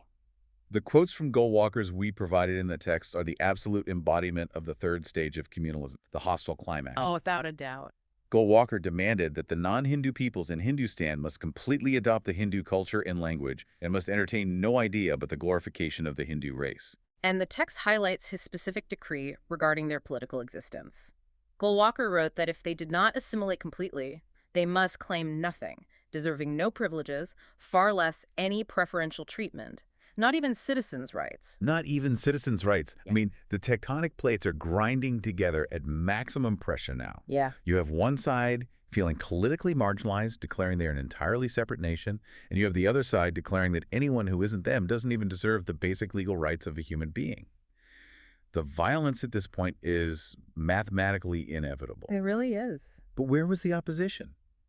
The text spent a significant amount of time critiquing the failure of the secular Indian National Congress during this escalation. It is a sharp critique of political methodology. The historians note that leaders like Jawaharlal Nehru provided utterly brilliant, razor-sharp diagnoses of the socioeconomic roots of communalism. He fully understood that it was a middle-class scramble for jobs manipulated by elite landlords. He understood the disease perfectly. But, diagnosing a disease in a journal article isn't the same as treating it in the streets. Exactly. The texts argue that despite their deep intellectual commitment to secularism, the Congress leadership fundamentally failed to wage a massive ideological struggle against communalism at the grassroots level. They didn't push back culturally. Right. They didn't launch the necessary cultural campaigns to deprogram the masses from the fear-mongering of the League or the Mahasabha. Instead, they relied on what they knew, drawing room politics. They constantly tried to negotiate with the communal leaders at the top level, offering concessions like the Communal Award in 1932, hoping that if they just gave them enough reserved seats, the problem would go away. And the texts point out the fatal logical flaw in appeasement. Because communalism isn't based on a finite set of rational grievances, it is an ideology that requires an enemy to exist. That's such an important distinction. Yeah, once a concession is granted, the communal leader faces a choice. Either declare victory and dissolve their party, or immediately discover a new, more terrifying threat to justify their continued political survival. And they always choose the new threat. You cannot negotiate with an ideology whose entire business model relies on the impending destruction of its followers. Precisely. And that failure of ideological struggle brings us to the inevitable, horrific climax. The pressure finally snaps in 1947. The texts offer a very grim, pragmatic conclusion about how historical crises resolve when left untreated. They state plainly that there are no instant, 11th-hour solutions to deep-seated sociopolitical diseases. The conditions for unity have to be prepared over decades. Because that wasn't done, the outcome was catastrophe. The partition of India, millions displaced, borders drawn in blood, horrific, localized genocide. We have a quote from the text here from Dr. Lal Baldur analyzing the terrible calculus that the nationalist leaders were ultimately forced into. Right. Dr. Bahadur analyzes the failure of the Congress to understand the communal mind, noting their reliance on expediency and appeasement left them trapped. He concludes that by 1947, the Congress was forced to choose between two profound evils: the utter breakdown of the state through constant communal vetoes, or the physical vivisection of Mother India. And he says, in accepting the latter position, perhaps a better evil was chosen. A better evil. It is a devastating phrase that captures the absolute, unmitigated tragedy of 1947. However, the historical texts do not end their analysis in the ashes of partition. They pivot to the structural antidote that was forged in the immediate aftermath. Right, the Constituent Assembly, sitting from 1947 to 1949, tasked with literally writing the legal code for a new reality out of the wreckage. The framers of the new Indian Constitution recognized that the institutionalization of division, the British system of separate electorates and tiered citizenship, was the mechanism that destroyed the country. So they established a sovereign democratic republic that fundamentally, structurally rejected the communal premise. How exactly did they pour concrete into those fault lines to stabilize the ground? First, by establishing a single, uniform citizenship for all. They systematically abolished the incredibly complex, tiered state system left behind by the British, culminating in the reorganization of 1956. Okay, so leveling the playing field legally. Yes. This ensured that every single person was equally an Indian citizen, regardless of geography, caste, or faith. And the true anchor of this new reality were the fundamental rights. Yes. Articles 12 to 35 of the Constitution. The texts highlight how these rights guaranteed absolute equality before the law and explicitly prohibited any form of discrimination on the grounds of religion, race, caste, sex, or place of birth. That's just huge. And the Supreme Court was appointed the independent guardian of these rights. It was a total institutional repudiation of both the two-nation theory and Golwalker's terrifying denial of citizens' rights. It is a brilliant legal architecture. But, as we know, legal documents, even the most robust constitutions, do not instantly rewrite human psychology. Unfortunately not. A law can tell you not to discriminate, but it can't explain why you wanted to in the first place. And this is where I want to profoundly shift gears, moving into the final section of our deep dive. Let's do it. We've looked at the history, the colonial policies, the economics, but the final source document we have, the Indian Communalism Sociological Survey, asks a much darker, much deeper question. It asks, why do neighbors actually turn into killers? This brings us to the social science lens, the realms of sociology, anthropology, and mass psychology. The historical timeline we just covered tells us the what and the when.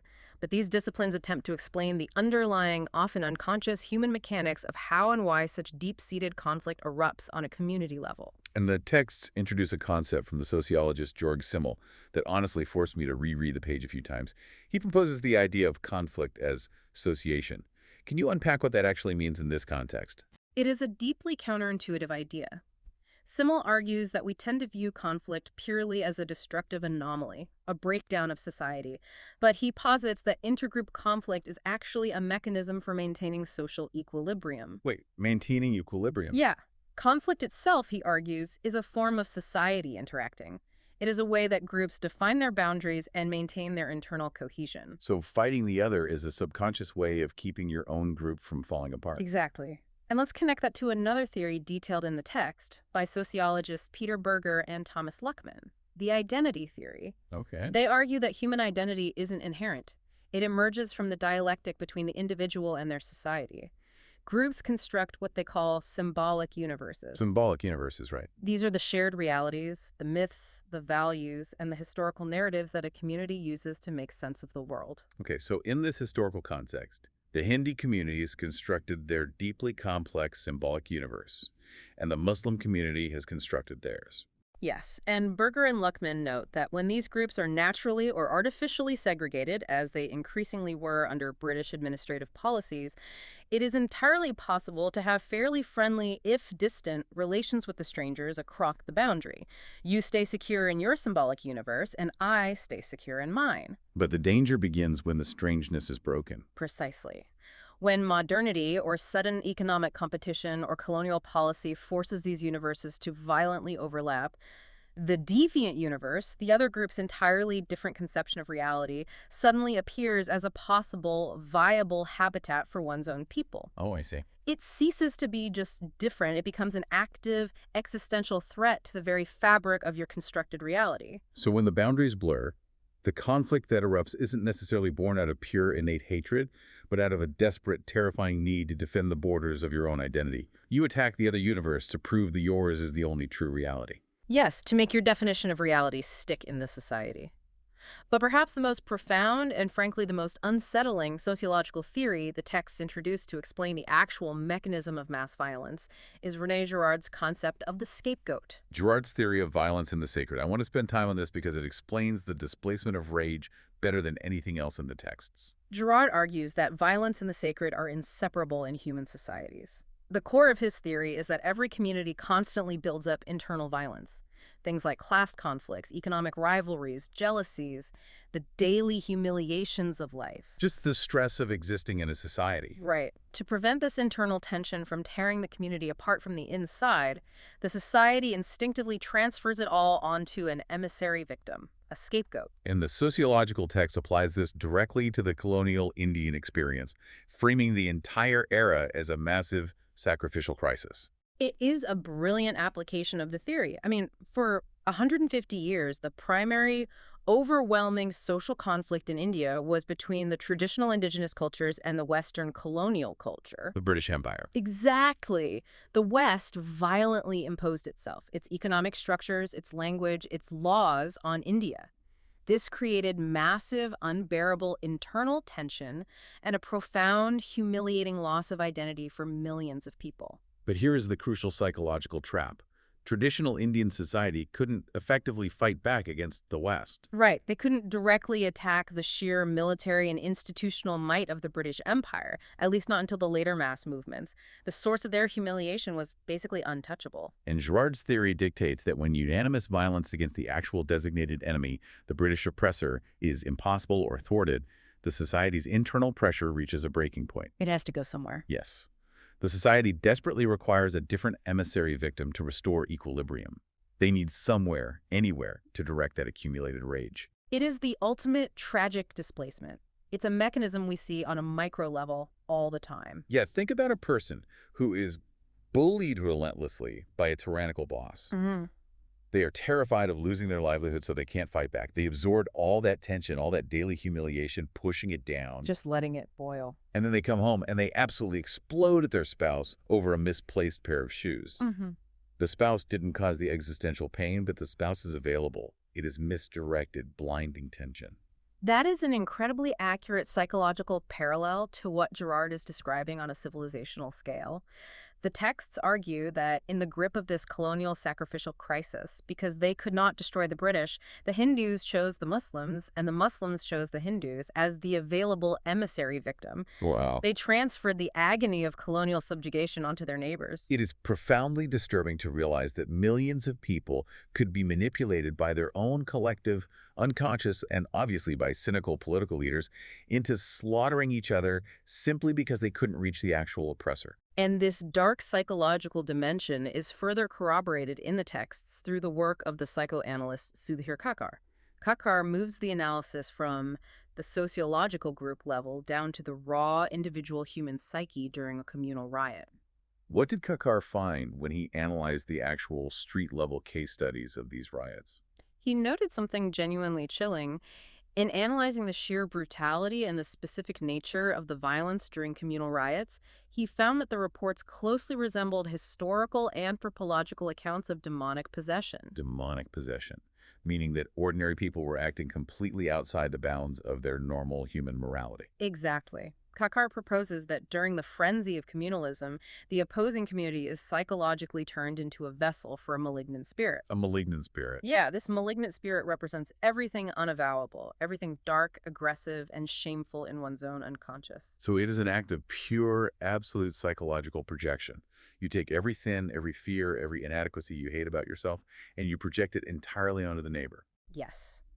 The mutual demonizing of the other, whether it culminates in a physical riot or just exists in everyday hateful speech, functions to protect what Kakar calls the individual's fragile narcissistic realm. By making the other group entirely irredeemably evil, your group becomes entirely unquestionably good. Exactly. It absolves you of your own internal contradictions, your own economic failures, your own complicity. Which brings us to the final and perhaps most urgent warning contained in all of these texts, the profound danger of essentialism. The historians, the sociologists, and the psychoanalysts in our sources are completely unified in their adamant rejection of essentialist argument. Let's clearly define what essentialism means in this context, because it is the trap that catches so many people. Essentialism is the false, deeply lazy idea that members of a rival community are simply predisposed by their very nature, their genetics, or their theology to divisiveness and violence. Right. It's the argument you hear when someone says, well, those people are just inherently violent, or their religion simply demands perpetual conflict by definition. And the texts call this out as completely unscientific, ahistorical garbage. Categorically. Yeah. The sources all agree there is absolutely no biological, genetic, or inherent religious imperative for communalism.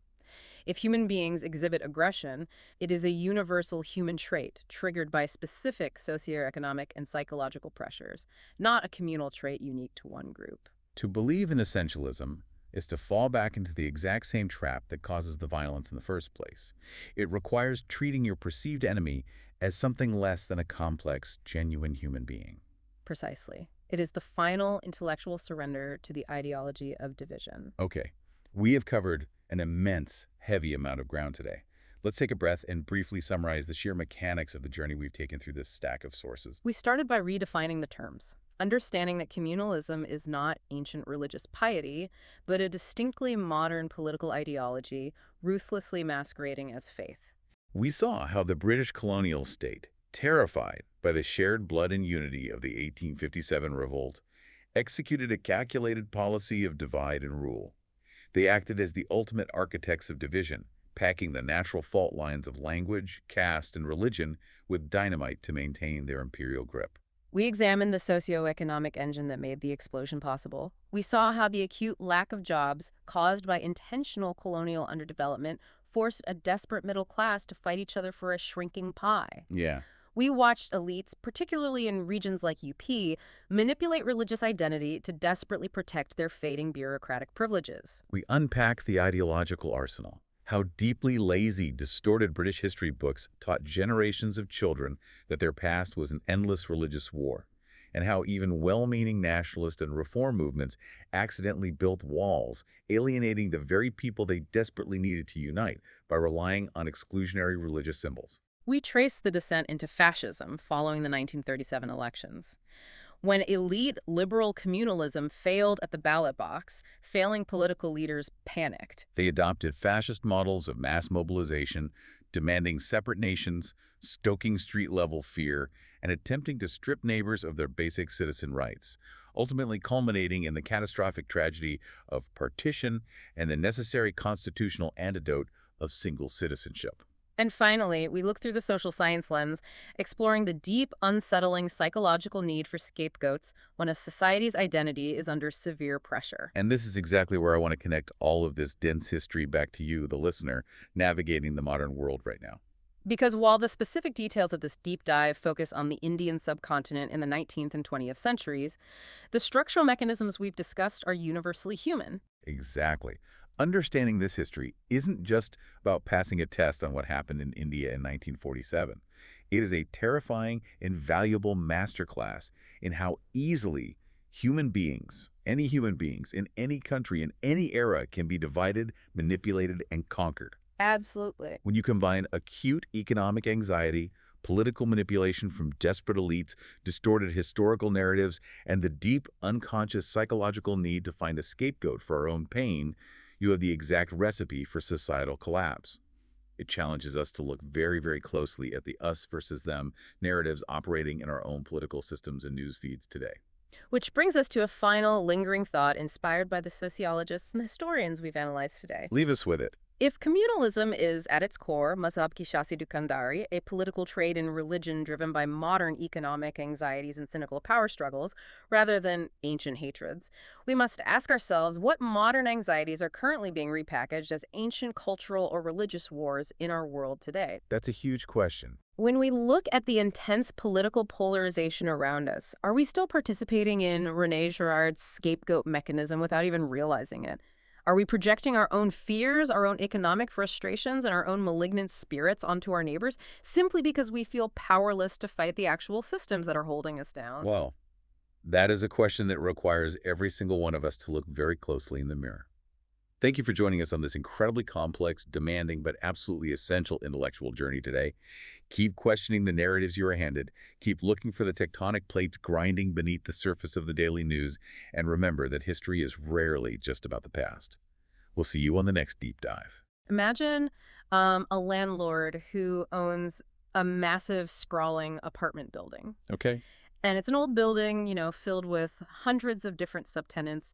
Some of them have tiny studio apartments, and some of them occupy entire floors with their own private security guards. Right, a real mix. Yeah. And then one day, out of absolutely nowhere, the landlord just announces they are permanently leaving. They abandon the property entirely and tell the 500 subtenants living there that they are all, as of this second, independent owners of their individual rooms. Wow. But there's a catch. They have mere weeks to figure out how the shared hallways are going to be managed, how the plumbing will connect, and who is handling the security for the front door. If they fail to agree, the entire building collapses into chaos. I mean, that is just a terrifying scenario. It's an administrative and logistical nightmare that would inevitably lead to a massive power struggle. Exactly. And that is the sheer scale of the puzzle we are looking at today. Welcome to this deep dive, where we are unpacking the 1947 partition of India and the integration of the princely states. It's quite the puzzle. It really is. And we've tailored today's conversation specifically for you, the learner. Because if you want to understand how modern South Asia was actually forged from this, jigsaw puzzle of independent kingdoms, you need a thorough synthesis of how that map was put together. Yeah, absolutely. But before we jump into the mechanics of this, I do want to set a quick ground rule for today's conversation. Sure, go ahead. Because we are dealing with the partition, which is, still an incredibly politically charged and painful history today, our goal here isn't to take sides left or right.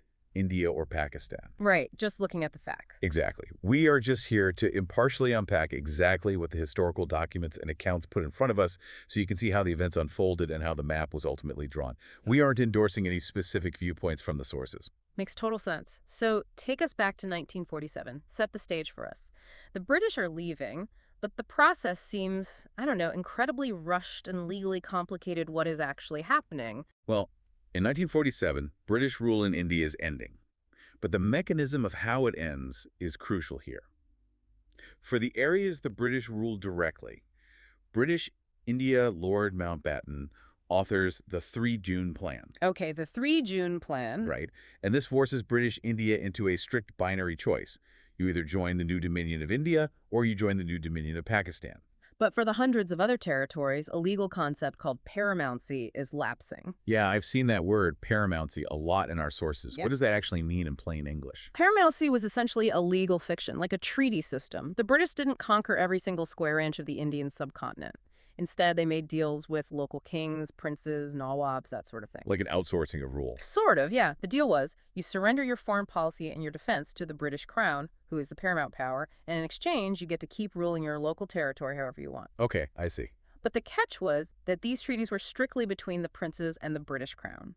They were not with the future governments of India or Pakistan. Oh, wait. So the moment the British Crown leaves, those treaties they vanish into thin air. Precisely. Suddenly, you have over 565 of these princely states that are technically legally independent countries overnight. That is wild. It is.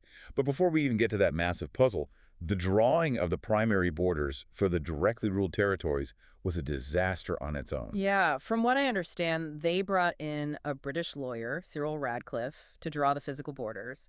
And he had almost no understanding of the local geography. None at all. He had never even been to India before. Yeah. He was chosen specifically because he was considered entirely impartial, having no prior connections or biases. Which sounds good on paper, I guess. Right, on paper. But the result was that he was working with outdated maps, sitting in an isolated bungalow trying to draw borders through incredibly complex, intermingled communities at terrific speed. The political fractures just started immediately. Let's look at a specific example of those fractures. The Northwest Frontier Province, the NWFP. There was a local leader there, Abdul Ghaffar Khan, who was known as the Frontier Gandhi. Yes, a very prominent figure. What was his movement trying to achieve while these lines were being drawn? Abdul Ghaffar Khan and his local Congress leadership really wanted a third option. They were opposed to the Muslim League's bid to incorporate the province into Pakistan. Okay. They argued for an independent Pathan state, which they called Pakhtunistan. They wanted self-determination based on their unique ethnic and cultural identity. But based on the 3 June Plan you mentioned earlier, they weren't allowed to choose that, right? Correct. The 3 June Plan simply did not allow for an independent option on the ballot. You either voted for India or for Pakistan. It was a strict binary. Right.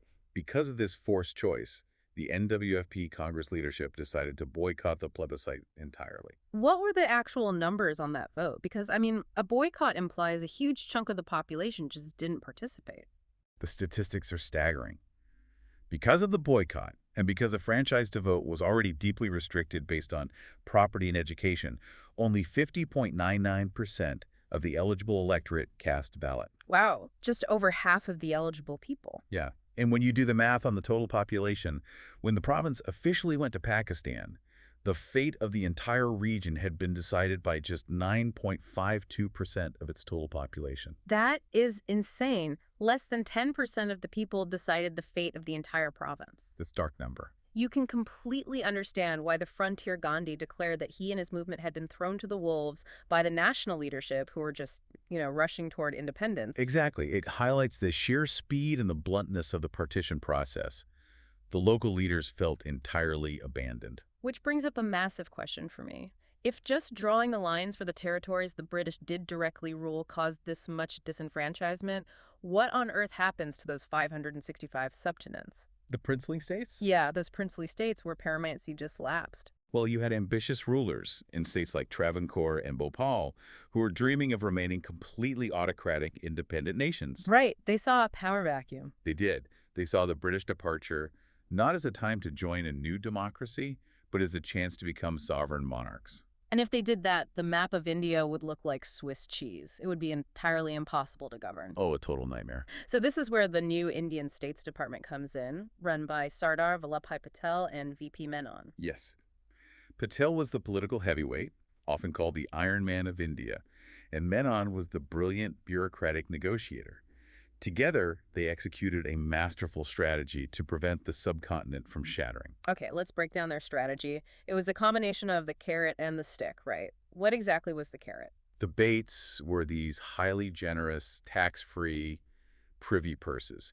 Essentially, they offered these princes massive guaranteed pensions funded by the state. Wow, just paying them off, basically. Basically. They also offered ceremonial titles, like Raj Pramukh, to ensure the princes felt important, honored, and, retained their social status. So they get to keep the wealth and the prestige. What was the stick then? The threat of mass popular pressure. Patel and Menon used popular democratic movements that were already brewing within these autocratic states. Oh, interesting. Yeah, they essentially used the threat of the prince's own people rebelling against them as leverage.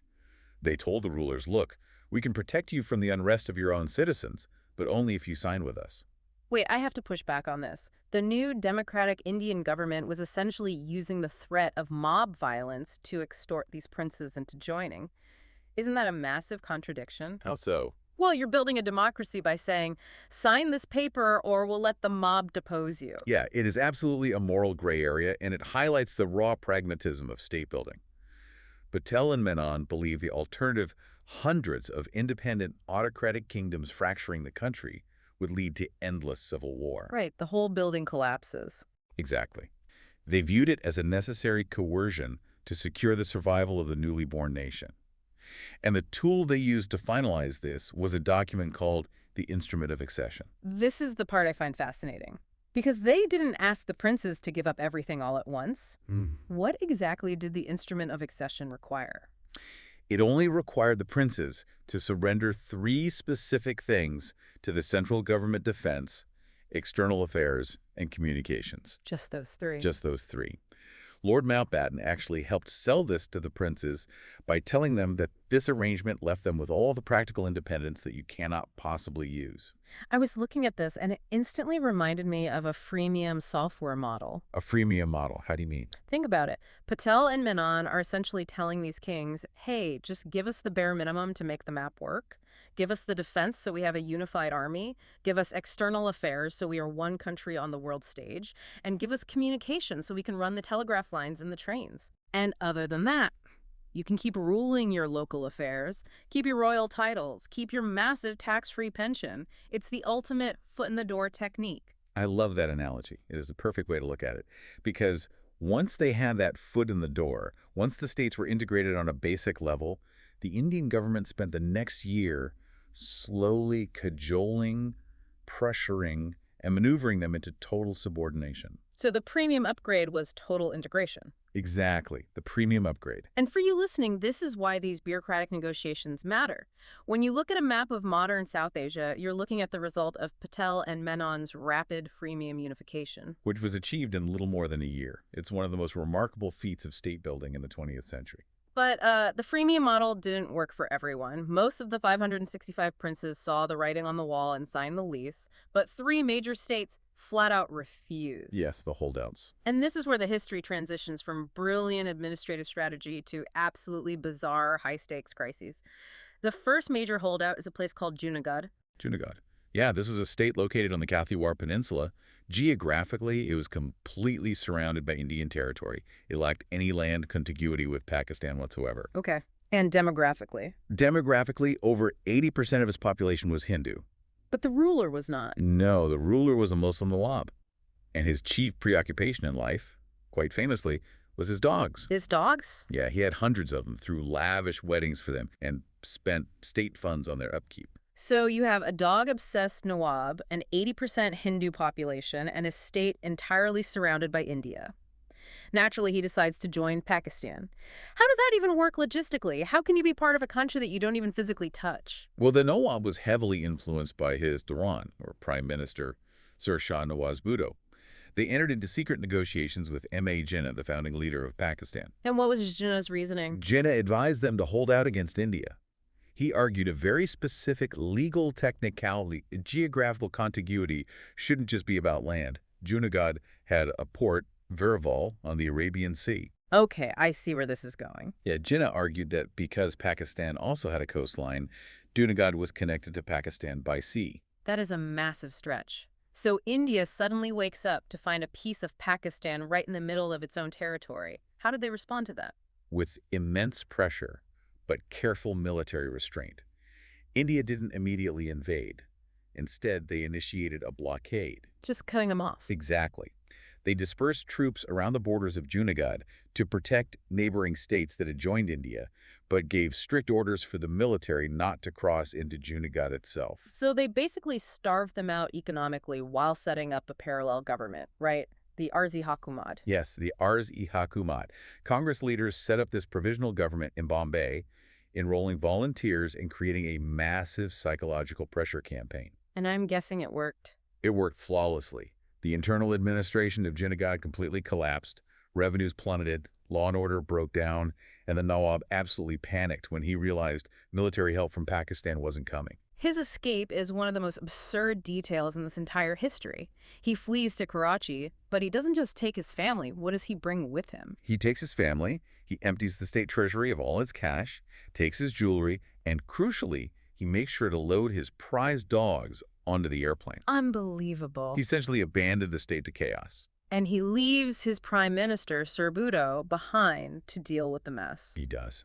And Sir Bhutto, seeing no other way out, formally requested the Indian Regional Commissioner to take over the administration just to restore basic order. Wow. India then held a plebiscite to confirm the integration democratically. And the numbers on that vote are wild compared to the NWFP boycott we talked about earlier. Night and day.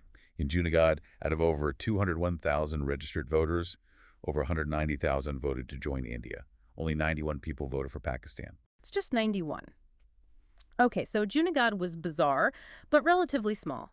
What happens when this exact same demographic mismatch happens in a state the size of the United Kingdom, with its own army, its own currency, and millions of people? That brings us to the second holdout, Hyderabad. Hyderabad was on a totally different scale. 60 million people. It had an annual revenue of 26 crores, which made the ruler, the Nizam, one of the richest men in the entire world. Just staggering wealth. Absolutely. He had his own coinage, paper currency, and postal system. And just like Junagadh, it was ruled by a Muslim monarch, while the population was 85% Hindu. But the Nizam didn't want to join Pakistan, did he? No, the Nizam wanted to be an independent sovereign state. Failing that, he wanted dominion status within the British Commonwealth. Meaning he wanted to be recognized as an autonomous country under the British Crown, similar to how Canada or Australia functioned at the time? Exactly. So he refused to sign the Instrument of Accession. To buy time, he signed a temporary standstill agreement with India in November 1947, which essentially maintained the status quo while negotiations continued. But buying time just allowed things to spiral out of control internally. You have this massive, incredibly wealthy state right in the belly of the subcontinent, and it just starts tearing itself apart. There's an extreme right-wing militia that emerges, right? Yes, a militant group called the Razakars, led by a man named Qasim Razvi. They were intensely loyal to the Nizam, and their rhetoric was terrifying. What were they saying? Razvi told his followers to march forward with the Quran in one hand and the sword in the other. He publicly threatened that if the Indian Dominion came to Hyderabad, they would find nothing but the bones and ashes of 1.5 crores of Hindus. That is chilling. It really is. They launched a campaign of intimidation and border raids that caused a massive refugee crisis into neighboring Indian provinces. So that's the extreme right-wing religious threat. But there's something else happening on the exact opposite end of the political spectrum at the very same time. The Communist Party of India, the CPI.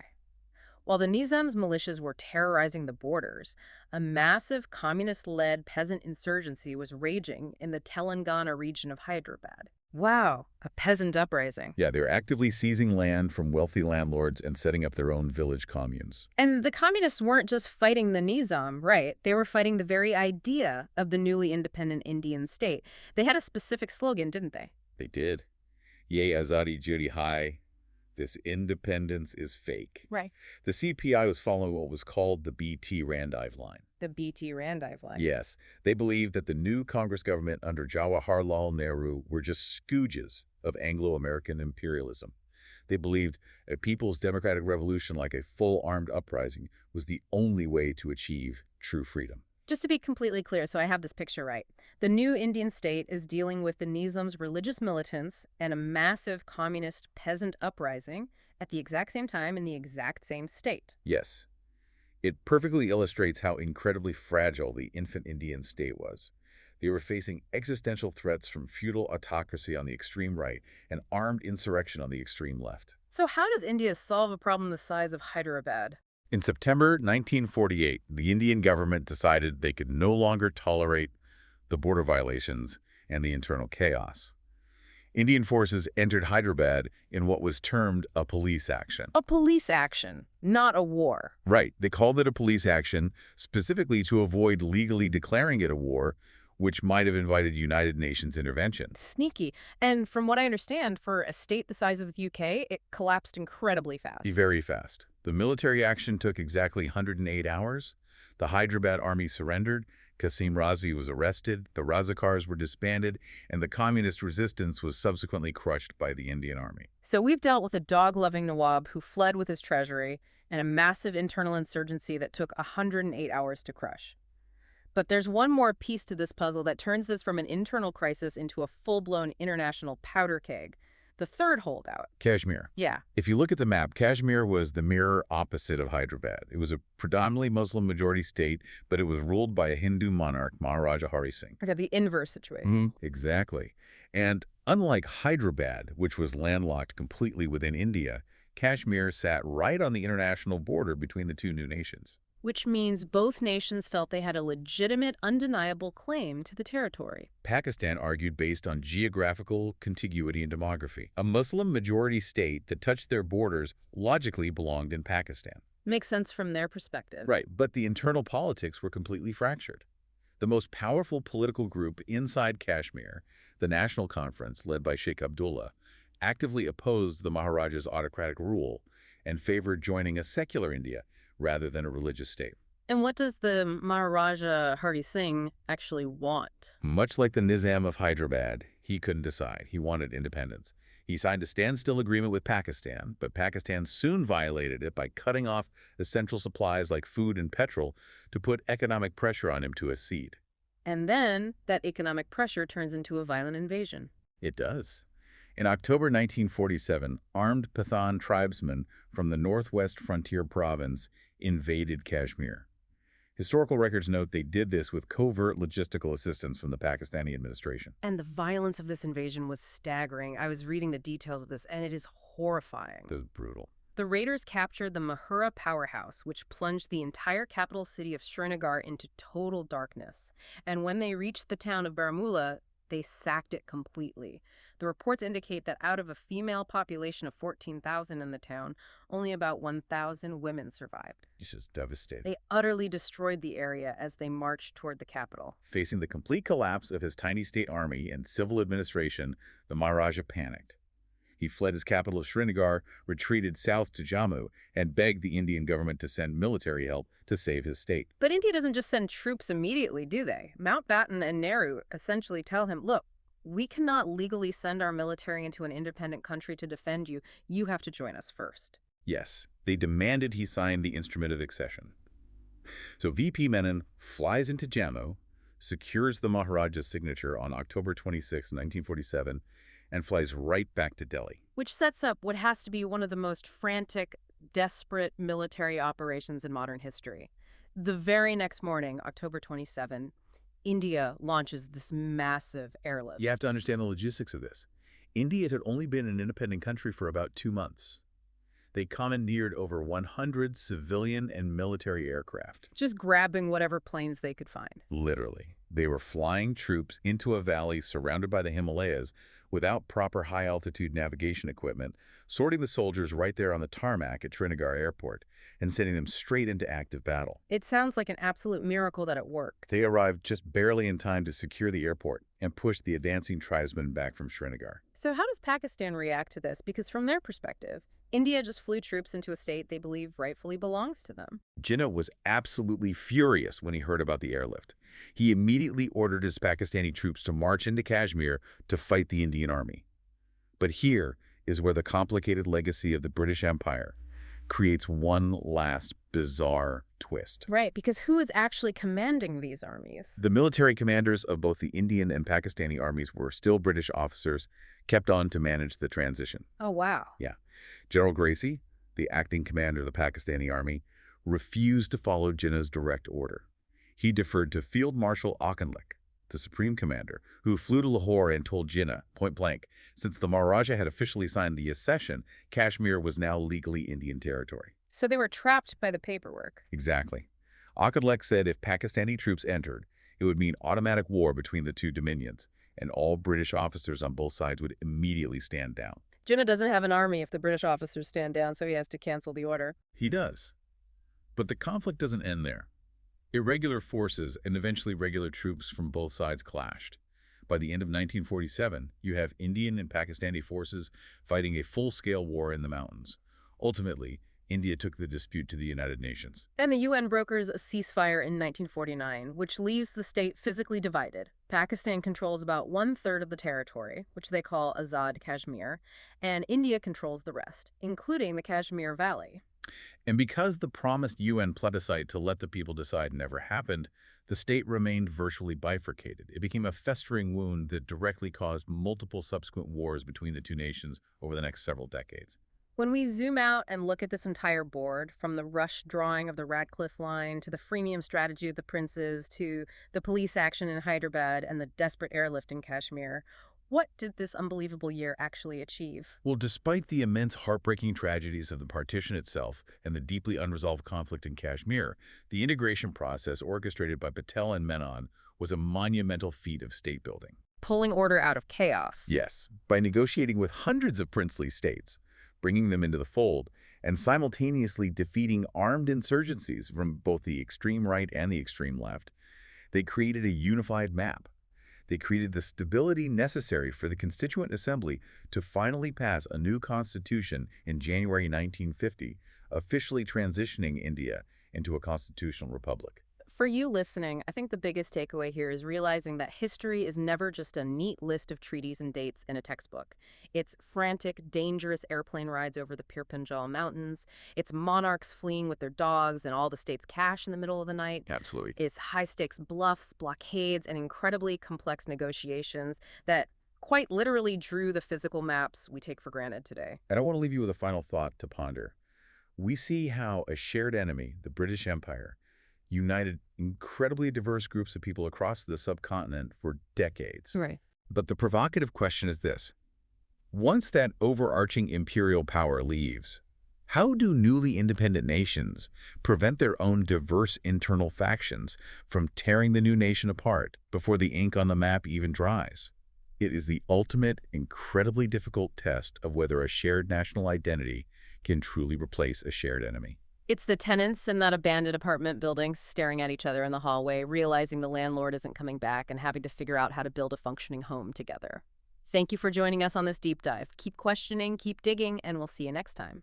I want you to picture this. It's the late 1940s, and India has just gained independence after decades of this incredibly grueling anti-colonial struggle. Right. The classic underdog story. Exactly. And, you know, normally if this were a movie, this is where the triumphant music would swell, the heroes would pose, and we'd get a neat fade to black. But real life doesn't really do neat fade to blacks, does it? No, not at all. Instead, the country is immediately plunged into the terrifyingly violent reality of partition. Plus, there's an armed communist insurgency brewing in the countryside. Yeah, the stakes couldn't have been higher. And on top of all that fire and chaos, the new government is staring down the daunting task of governing 176 million newly enfranchised, mostly illiterate citizens. Welcome to today's deep dive, by the way. I'm your host, and I'm here with our resident historical expert. Glad to be here. It's honestly the ultimate cliffhanger, but without a script for the sequel. I mean, the architects of this new nation had to write the rules of survival while literally standing on the edge of a cliff. And that is exactly what we are unpacking in today's deep dive. We're taking a massive stack of historical accounts, legal analyses, and source texts to see how modern India engineered a democracy from scratch. Yeah, to, like, total chaos. Pure chaos. We're focusing on the drafting of the world's longest constitution and the sheer logistical miracle of the largest election in human history. Which is just a staggering logistical feat. It really is. And for you listening, whether you are obsessed with history, fascinated by constitutional law, or you just love dissecting massive organizational nightmares, this is the ultimate case study. Absolutely. Just imagine you are tasked with building unity, equity, and a functional state out of a deeply divided society when literally everything around you is on fire. It's a remarkable story of state building, primarily because in those initial post-independence years, the survival of the nation was in no way guaranteed. Not at all. Like, the Indian state was facing an immense internal rebellion, specifically from the left. Okay, let's unpack this, because the immediate aftermath of 1947 is wild. You've got the Communist Party of India, the CPI, Right.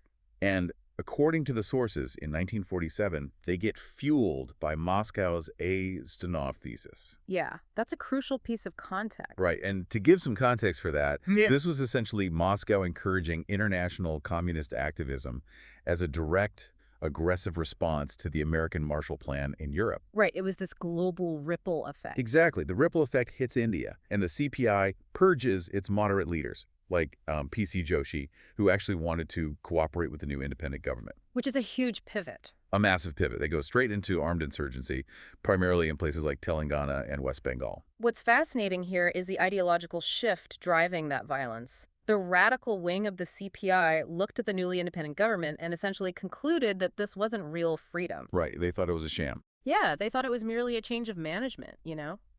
From white British elites to brown Indian elites, they believed the objective conditions were ripe for a true, violent proletarian revolution. Wow. But this posed a very real existential threat to the incredibly fragile new Indian state. And the response from the newly independent Nehru government is what really stands out in the sources here. Oh, it's very telling. Right. Because they use the exact same colonial-era repressive tools they had literally just spent their entire lives fighting against. The irony is pretty heavy. It is. They passed the Security Act of 1948 in West Bengal, giving themselves the power to imprison CPI leaders without a trial. Yeah. It's like overthrowing the strict, tyrannical landlord of your apartment building, only to immediately use his old security cameras and eviction notices to control your new roommates. That is a very apt, if slightly terrifying analogy. It highlights the brutal pragmatism of statecraft, honestly. Yep. This early crisis forced the new nation to confront a really harsh reality.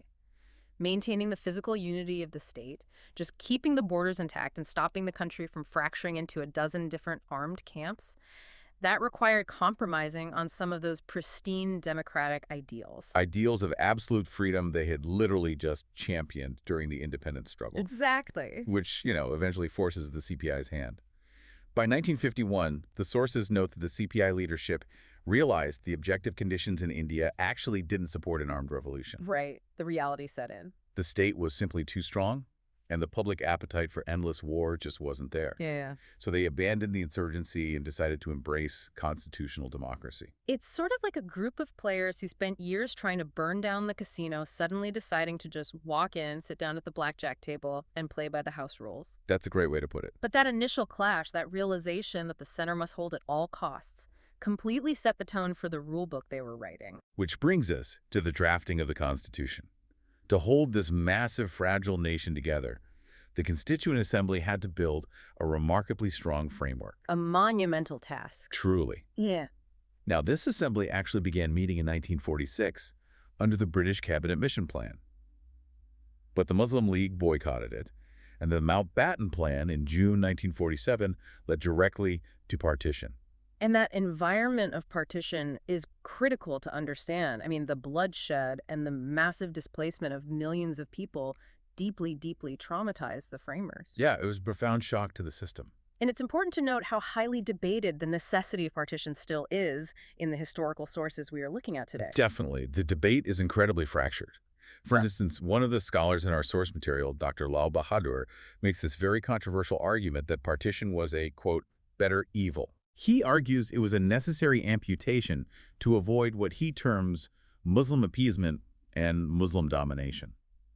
He essentially claims that true territorial integrity and a strong central government just wouldn't have been possible without dividing the subcontinent. Yeah, it's a very intense perspective. And we should be very clear here for you listening. We're absolutely not endorsing this view or taking sides. We are merely reporting the historical arguments contained in the source text to show you the full spectrum of the debate. Exactly. It just highlights exactly how tense the room was when this assembly sat down to work. The trauma of partition convinced the assembly, which, by the way, was heavily dominated by the Congress Party, meaning it was mostly upper caste Hindus, zamindars, which are large landowners and urban professionals. Right. It convinced them that they needed to forge an incredibly tight, unified structure. But to their credit, they recognized the danger of an echo chamber.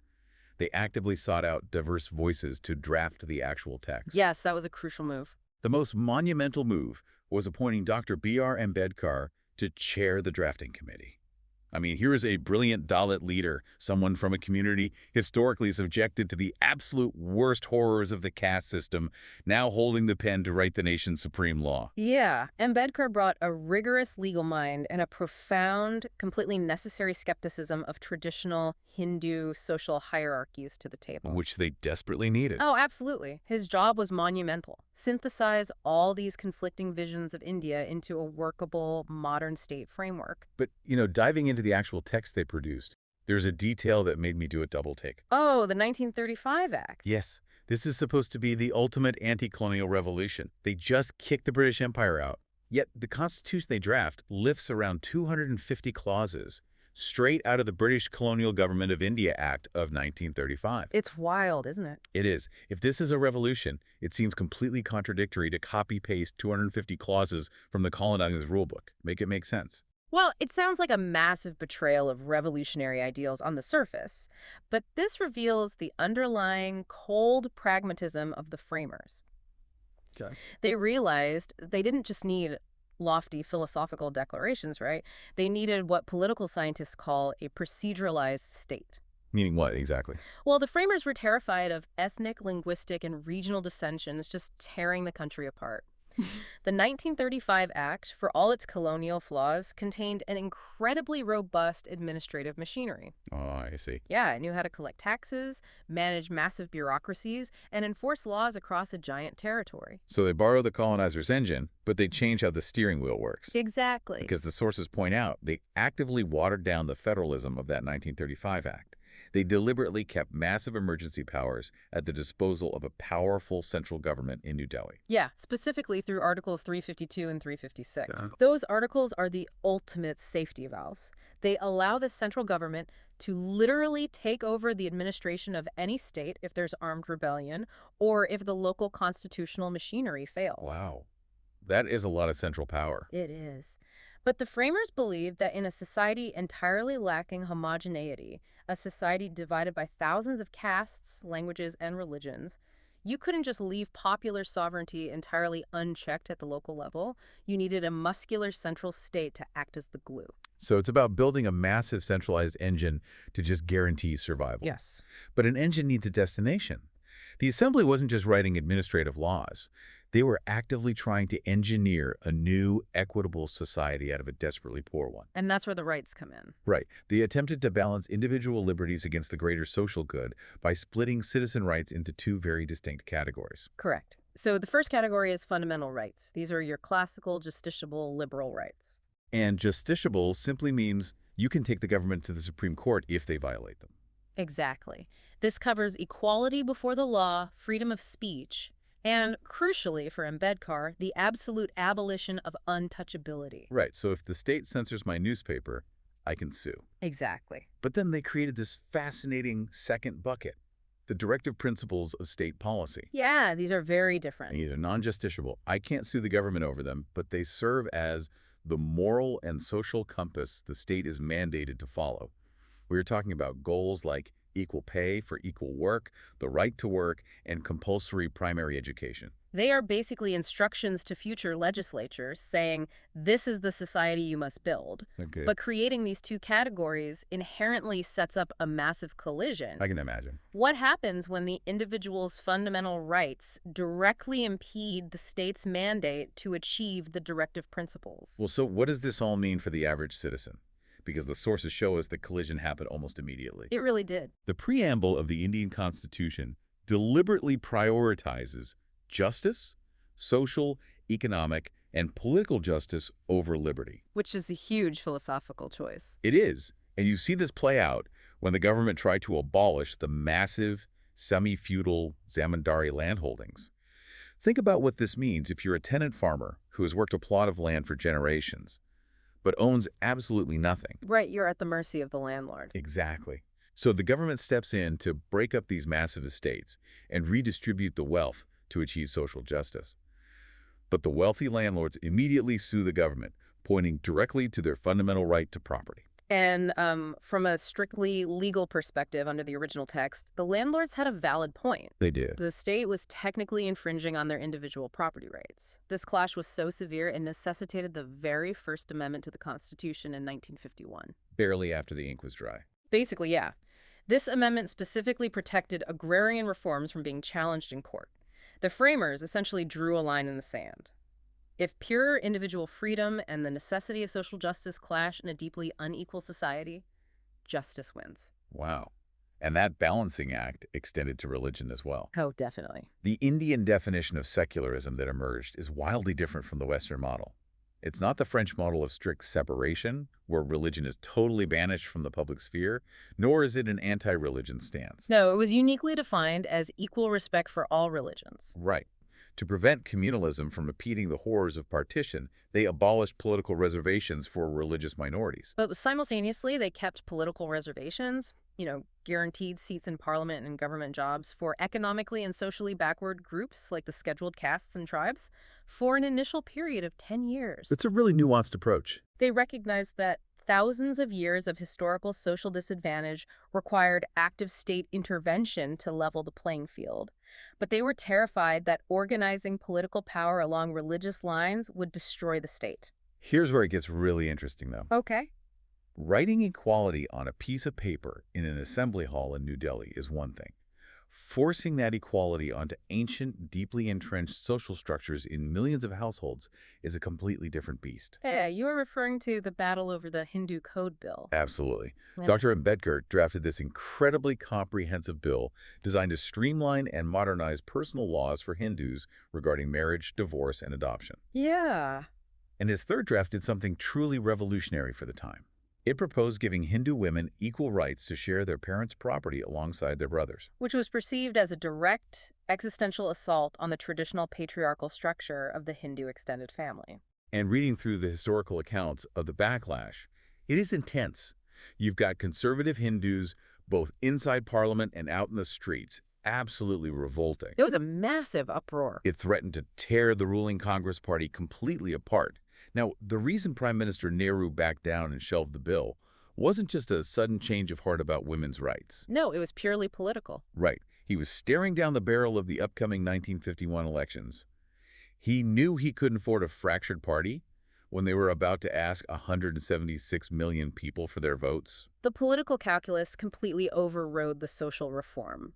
Ambedkar was so profoundly disgusted by this capitulation to conservative forces that he actually resigned from the cabinet. Wow. It highlights a profound irony of this era. I mean, the central state had the power and the will to abolish massive, wealthy zamindari estates, but it hit an immovable brick wall when it tried to reform the patriarchal family unit. The bill wasn't entirely dead, though. After the elections, it was chopped up into 4 weaker separate pieces of legislation passed in the mid-1950s. But our sources highlight some sharp modern critiques of this entire process. Scholar Madhu Kishwar, for instance, labels the eventual outcome a fraud on women.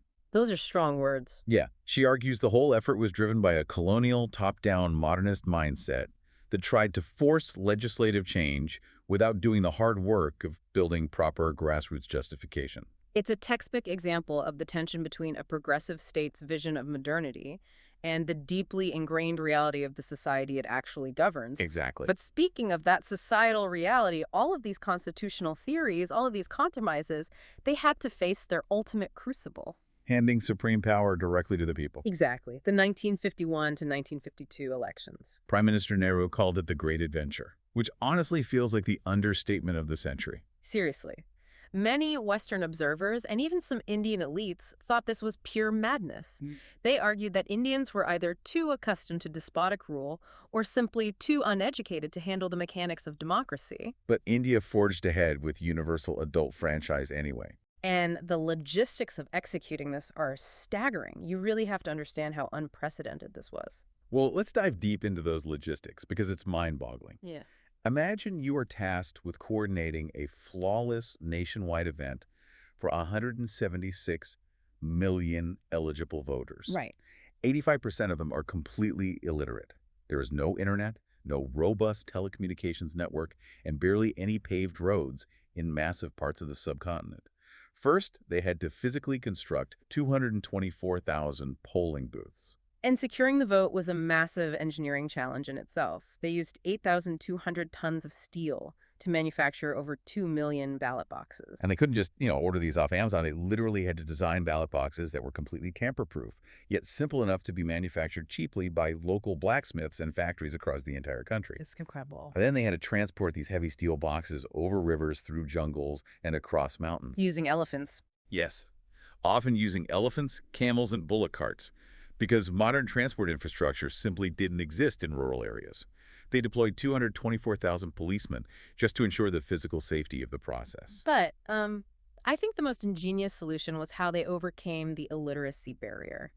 Because 85% of the electorate couldn't read a ballot paper, the voting procedure had to be entirely visual. Right. You didn't walk into a booth and check a name on a printed list.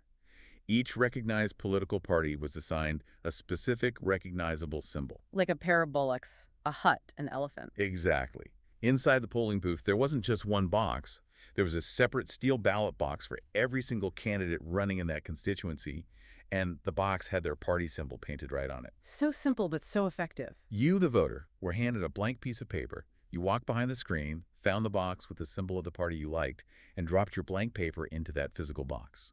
It is brilliantly simple, but the sheer scale of manufacturing, painting, and distributing those specific boxes is an administrative miracle. It truly was.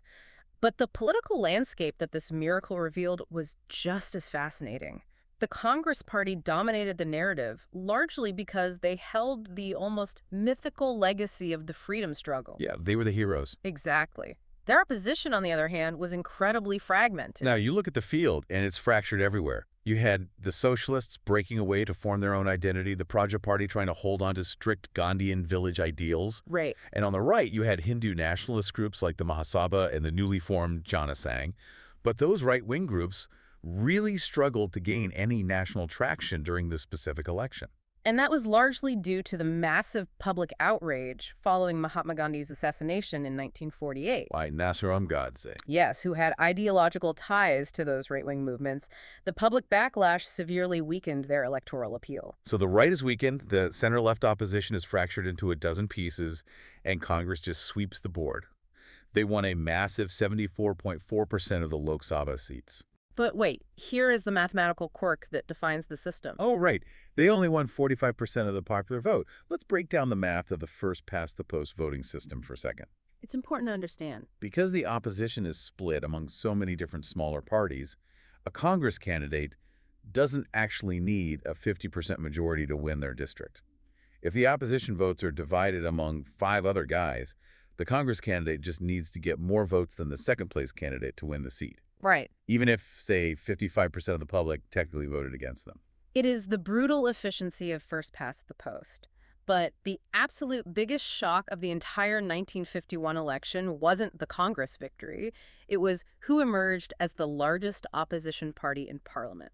Oh, man. The Communist Party of India. The exact same CPI that was launching armed insurgencies, hiding in the jungles, and being jailed without trial by Nehru's government just 3 years prior. It's a stunning pivot, isn't it? From armed rebellion to parliamentary opposition.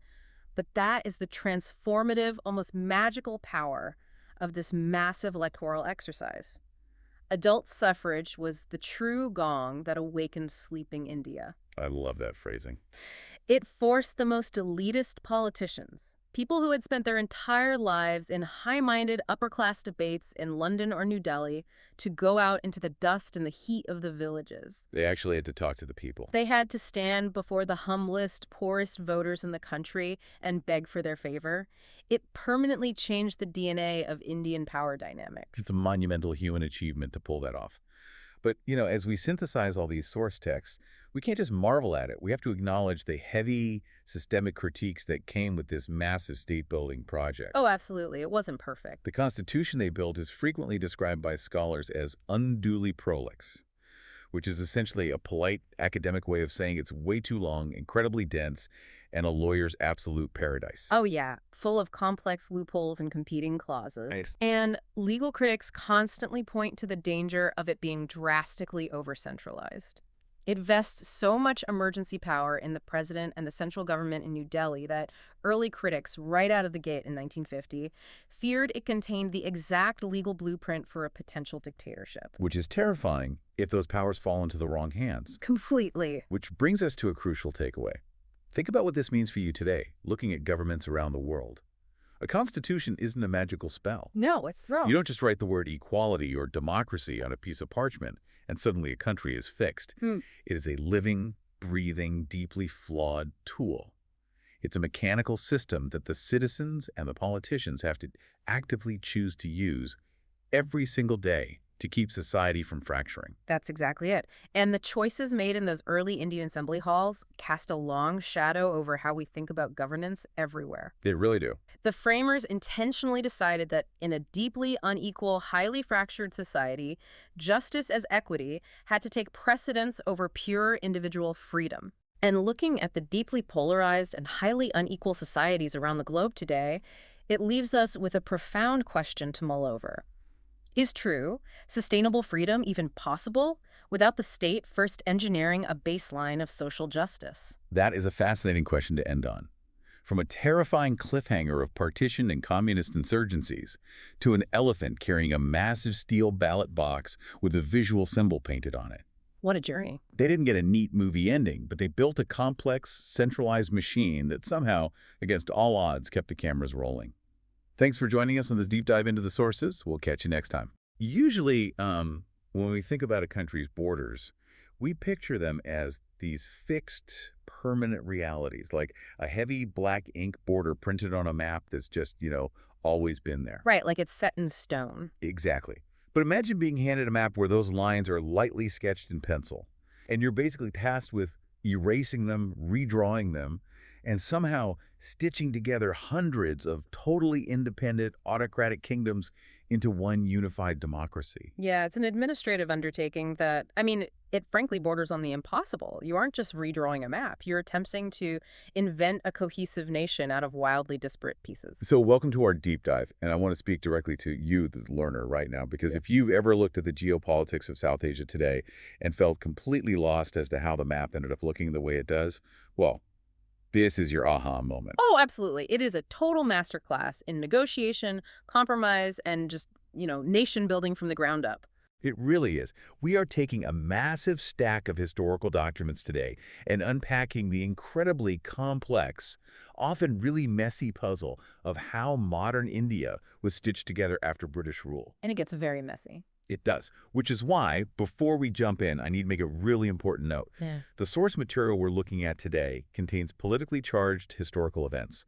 So the actions of Indian and Pakistani leaders, border disputes, military interventions, all of that. Right. Very heavy stuff. Exactly.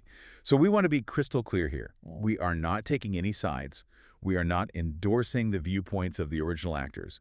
We are strictly and impartially reporting the historical events and ideas precisely as they're contained in the source documents provided to us. Just sticking strictly to the text. Exactly. So, okay, let's unpack this. We're looking at the aftermath of British rule, and the sources immediately make it clear that India wasn't just, inheriting a neatly packaged country. Oh, far from it.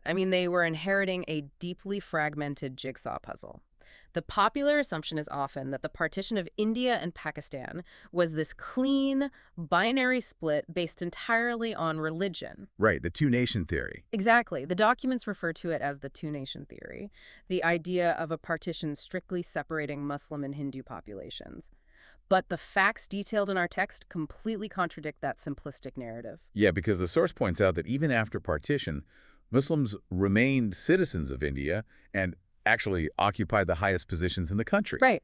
which alone challenges that strict two-nation theory. But the actual negotiations over the borderlines, well, they tell an even more complicated story. They really do. The documents reveal just incredible geopolitical maneuvering. For instance, M.A. Jinnah, the founder and first leader of Pakistan, he actively tried to secure the accession of states like Jodhpur and Jaisalmer to Pakistan. Wait, I'm stuck on this point.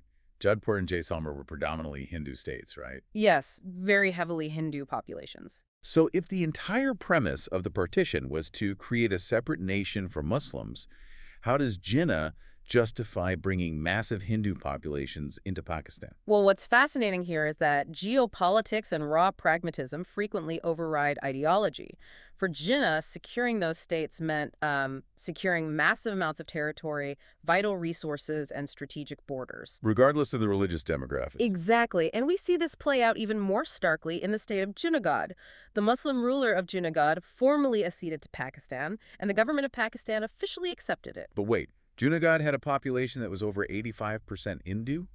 How did the leadership explain that to the public? They relied on a strict legal interpretation of the British departure terms. Those terms stated that the rulers of these princely states had the absolute authority to choose which country to join. Oh, wow. So they just use a technicality. Yeah, pretty much. Pakistan's leadership accepted Junagadh on the grounds of the ruler's legal prerogative. They temporarily ignored the demographic reality of their own two-nation theory just because it suited their territorial goals. It sounds like drafting teams for a sport, but suddenly the captains are just ignoring their own drafting rules to grab whatever territory they can get their hands on. That's a perfect analogy, honestly. Which I guess brings us to the situation in Jammu and Kashmir. Based on the conflict there over the last several decades, you'd assume the Indian government was desperately fighting to claim it from day one. You would think so, but the sources explicitly state the opposite. The government of India was actually initially indifferent to the accession of Jammu and Kashmir. Really? Indifferent. Yeah, they were just completely overwhelmed managing the fallout of partition everywhere else. The text suggests the government did absolutely nothing to force the hands of the Maharaja of Kashmir. They might have simply left the state alone if external forces hadn't intervened. Right, and I want to focus on that intervention, because the text describes a massive escalation. Pakistan adopted various tactics to pressure the Maharaja, but the ultimate catalyst was an attack by raiders. Yes. And these weren't just, like, disorganized local fighters. No, not at all. The documents identify the leader of these invading raiders as a General Tariq, but that was an alias. General Tariq was later identified as Major General Akbar Khan of the Pakistan Army, a man who eventually rose to become the commander-in-chief of Pakistan. Wow. Okay, that drastically changes the narrative from a local uprising to a covert military operation. Completely. And the raiders advanced really rapidly, threatening the capital city of Srinagar. So the Maharaja, facing the total loss of his kingdom, essentially begged the government of India for military assistance. But the Indian government stuck to that legal technicality again. Right. They told him they could only deploy troops to defend the territory if the state formally acceded to India. So the Maharaja was forced into signing the accession, and Indian troops were finally flown in. So the outer borders of the country were violently and often very reluctantly drawn. But securing that perimeter, it only revealed a much more insidious internal problem. Oh, a huge one. Because inside this massive new boundary were hundreds of tiny autocratic kingdoms. Right. And you can't build a modern democratic republic when hundreds of absolute monarchs are just ruling over little isolated pockets of your citizens. Right. Getting these states to legally join India was merely step one. The citizens living inside those princely states, they were demanding a share in the administration. They were looking at the democratic rights being promised in the rest of the country and saying, hey, what about us? Exactly. The entire internal system had to be modernized. They needed to move from mere accession to true political integration. And the blueprint they used to solve this was a massive undertaking. Instead of a simple one-size-fits-all law, the text outlines this triage approach. Their primary goal was to eliminate the small states and create viable administrative units with a common center. Viable being the key word there. Exactly. They realized the tiniest states simply lack the resources to function as modern democratic provinces. So method one was straightforward absorption or mergers. They swallowed the smallest states into neighboring, already established provinces. Right. Like the text mentions, 39 states in the Orissa and Chhattisgarh regions were merged in December 1947. Yes. And later, 289 Gujarat states merged into Bombay. Just to give you a sense of scale, the text notes that first merger covered an area of 56,000 square miles and involved 7 million people. They basically absorbed an area roughly the size of a European country overnight, erasing nearly 40 different kingdoms. It's mind-boggling. But how did they actually convince absolute monarchs to just, hand over their crowns and their land? Well, it required intense behind-the-scenes negotiation, largely led by Sardar Patel. He was India's first deputy prime minister, and Patel really understood leverage. He knew how to twist their arm a bit. Yeah. He argued that these tiny backward states could not afford the costs of modern administration. Schools, hospitals, infrastructure, they just couldn't pay for it. There's a great quote from Patel on December 16th, 1947 in the text. Oh, right, where he talks about democracy needing scale. Yes. He states that democratic institutions can only function efficiently where the units are large enough to subsist autonomously. He essentially told the monarchs, look, your kingdoms are financially unviable and your people will eventually revolt. Merging was presented as their only dignified survival option. Okay, so the tiny states are absorbed. Method 2 was for the mid-sized states, where they brought them under direct central control. Places like Himachal Pradesh or Bhopal or Tripura became centrally administered areas. Correct. But here's where it gets really interesting. Method 3, the strategy for the largest clusters of states. The states' unions. For massive clusters of princely states, the government grouped dozens, sometimes hundreds, of independent entities into newly forged provinces. Saurashtra, for instance, linked together 222 different states and local estates. 222 in one union. But to make these function, they implemented a system called the Raj Pramukh. Right. Yes, the Raj Pramukh system. So the former rulers of these states would form a council and elect one of themselves as the constitutional head, or Raj Pramukh, of the new union. And they got to keep their personal privileges, guaranteed private property, succession rights, and a privy purse. Yeah. Basically a massive government stipend. Right. I have to push back on this. They fight for a democratic nation, only to immediately put former kings back into presidential roles and pay them fortunes. How is that not a massive betrayal of the democratic principles they were preaching? I know, it looks like a huge contradiction. Yeah. But if we connect this to the bigger picture, it was a calculated mechanism for a bloodless transition. Bloodless being the priority. Absolutely. Oh. Remember, before this agreement, these princes wielded absolute power, and there was practically no distinction between public tax revenues and their own private bank accounts. They own the treasury. Exactly. So by offering them the title of Raj Pramukh and a guaranteed privy purse, the government convinced the princes to surrender their absolute authority and hand over the public treasury. The princes became constitutional figureheads, while actual political power shifted to democratic ministries. Okay, I see. A highly expensive buyout to prevent a civil war. Precisely. The people gained a democratic voice without having to fight a violent revolution. So the autocrats are sidelined. The puzzle pieces are glued together into these big new states. But the text reveals that the people living inside these newly drawn borders were still absolutely furious. Because the borders had been drawn based on administrative convenience, or they were just holdovers from British rule, they completely ignored the cultural and linguistic realities of the people actually living there. And that brings up the linguistic fault lines. The Dark Committee was set up in 1948 to look at this because people were demanding provinces reorganized along linguistic lines. But the committee explicitly opposed it. Yes, they were strongly against creating linguistic states. They argued that nationalism and subnationalism are emotional experiences that grow at the expense of each other. Why was language viewed as such a dangerous dividing line by the founders? I mean, compared to other differences.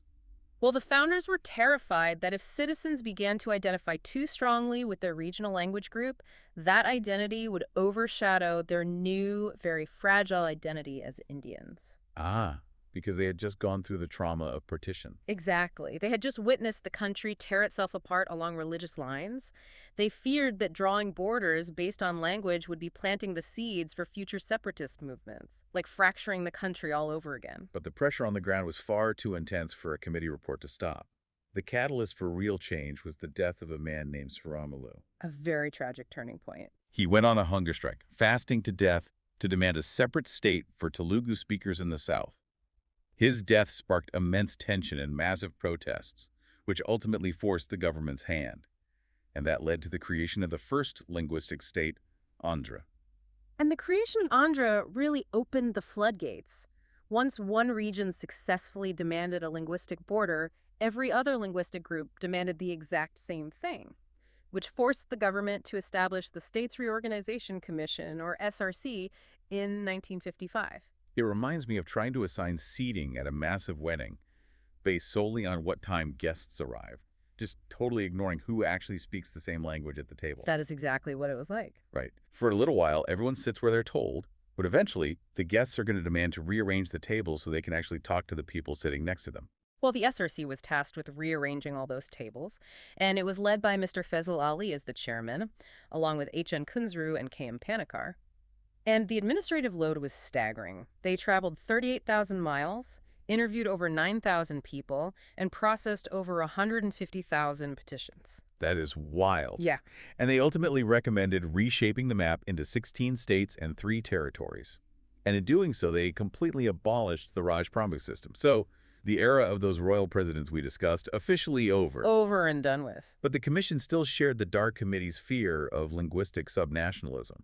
So how did they justify drawing these linguistic borders while still trying to protect national unity? They engineered specific institutional checks and balances into the system. For instance, to protect unity, they mandated that at least 1/3 of the judges in any state high court must be recruited from entirely outside that state. Oh, clever. Ensuring impartial justice and preventing local parochialism. Exactly. They also pushed for reconstituting all India services, like medical and health services, to maintain a unified national framework. And what about language itself? Did they address how people would communicate across state lines? Yes, and this was crucial.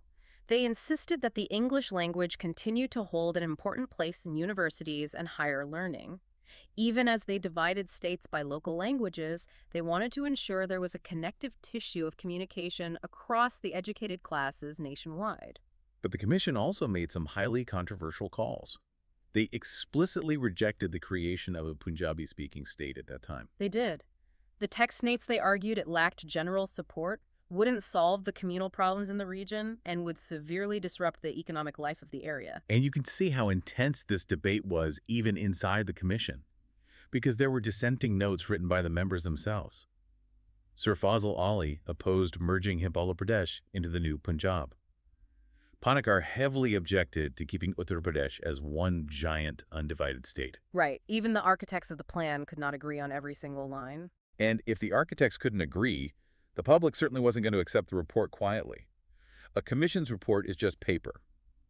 When the government tried to implement the 1956 States Reorganization Act, it met massive and sometimes fatal public pushback. It did. Now, the 1956 Act attempted to preempt conflict by establishing zonal councils. These were advisory bodies where chief ministers from neighboring states could meet, rotating the vice chairmanship to discuss border disputes and transport cooperatively. But advisory councils were basically powerless against the mass agitations that followed. Let's look at Bombay. The commission had recommended keeping Bombay as a massive bilingual state, containing both Marathi and Gujarati speakers. And the Maharashtrians were deeply dissatisfied with that arrangement. The text describes mass agitation that escalated into large-scale riots. It got so bad that 4 years later, in 1960, the government had to completely capitulate and split Bombay into 2 separate linguistic states, Maharashtra and Gujarat. And we see that exact pattern repeat in Punjab. Like we mentioned, the SRC had originally rejected a Punjabi-speaking state, but continuous, intense agitation by Sikh leaders forced the government to revisit the issue. Right, which led to the Shah Commission in 1966. Yes, which finally split the region to create the new state of Haryana, separate from Punjab. But solving that border dispute instantly created another one, specifically over the city of Chandigarh, because both the newly formed Punjab and Haryana claimed the city as their own.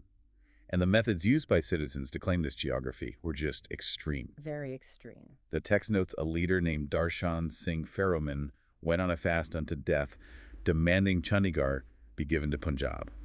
And he actually carried it through. He died fasting. And tragically, his death didn't even resolve the boundary dispute. The tension just continued to escalate.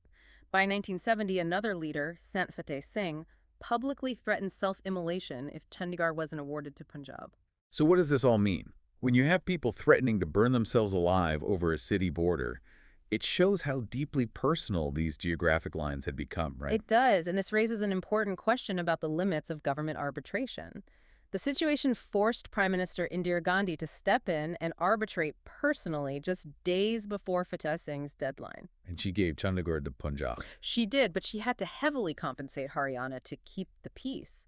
Haryana was given 114 Hindi-speaking villages in the Fazilka area, plus a massive 20-crore grant and loan package from the central government just to build themselves a brand new capital city. And these hyper-local conflicts were everywhere.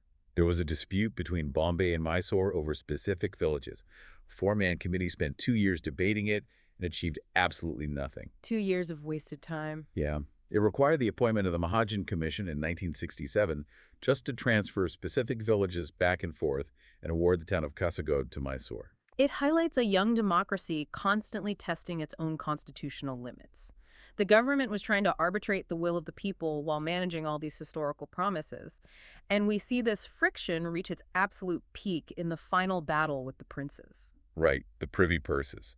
The government had agreed to pay these massive stipends back in 1947 to ensure peace. But by 1970, the political climate had shifted dramatically. Completely changed. The ruling party demanded the total abolition of these royal privileges, viewing them as totally incompatible with an egalitarian society. So a bill was introduced in Parliament in 1970 to abolish the privy purses. It successfully passed the Lok Sabha, but it failed by a fraction of a vote to secure the majority in the Rajya Sabha. Right, the upper house rejected it. So the democratic legislative process failed. How did the executive branch react to that? Well, that very same night, the President of India attempted to bypass Parliament entirely. He signed an executive instrument withdrawing official recognition of all the rulers. Wow, just cutting off their stipends by decree. Exactly. But the princes didn't just accept it. They took the government straight to the Supreme Court. And the Supreme Court actually ruled in favor of the former monarchs. They quashed the president's executive order. Yes. They held that the rulers were constitutionally entitled to their pre-existing rights and their stipends. The judiciary actively stood up to the executive branch to defend those original founding contracts. What a massive constitutional crisis. So the only way to legally and permanently end the era of the princes was to change the Constitution itself. Right.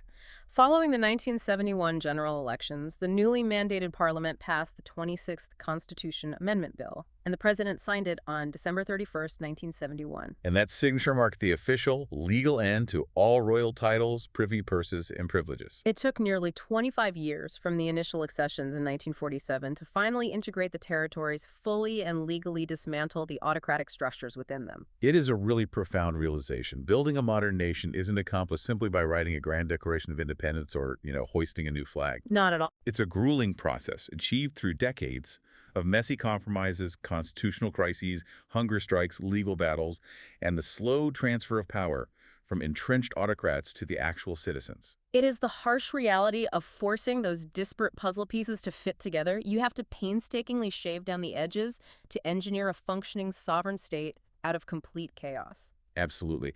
And it leaves you with a deeply fascinating concept to mull over.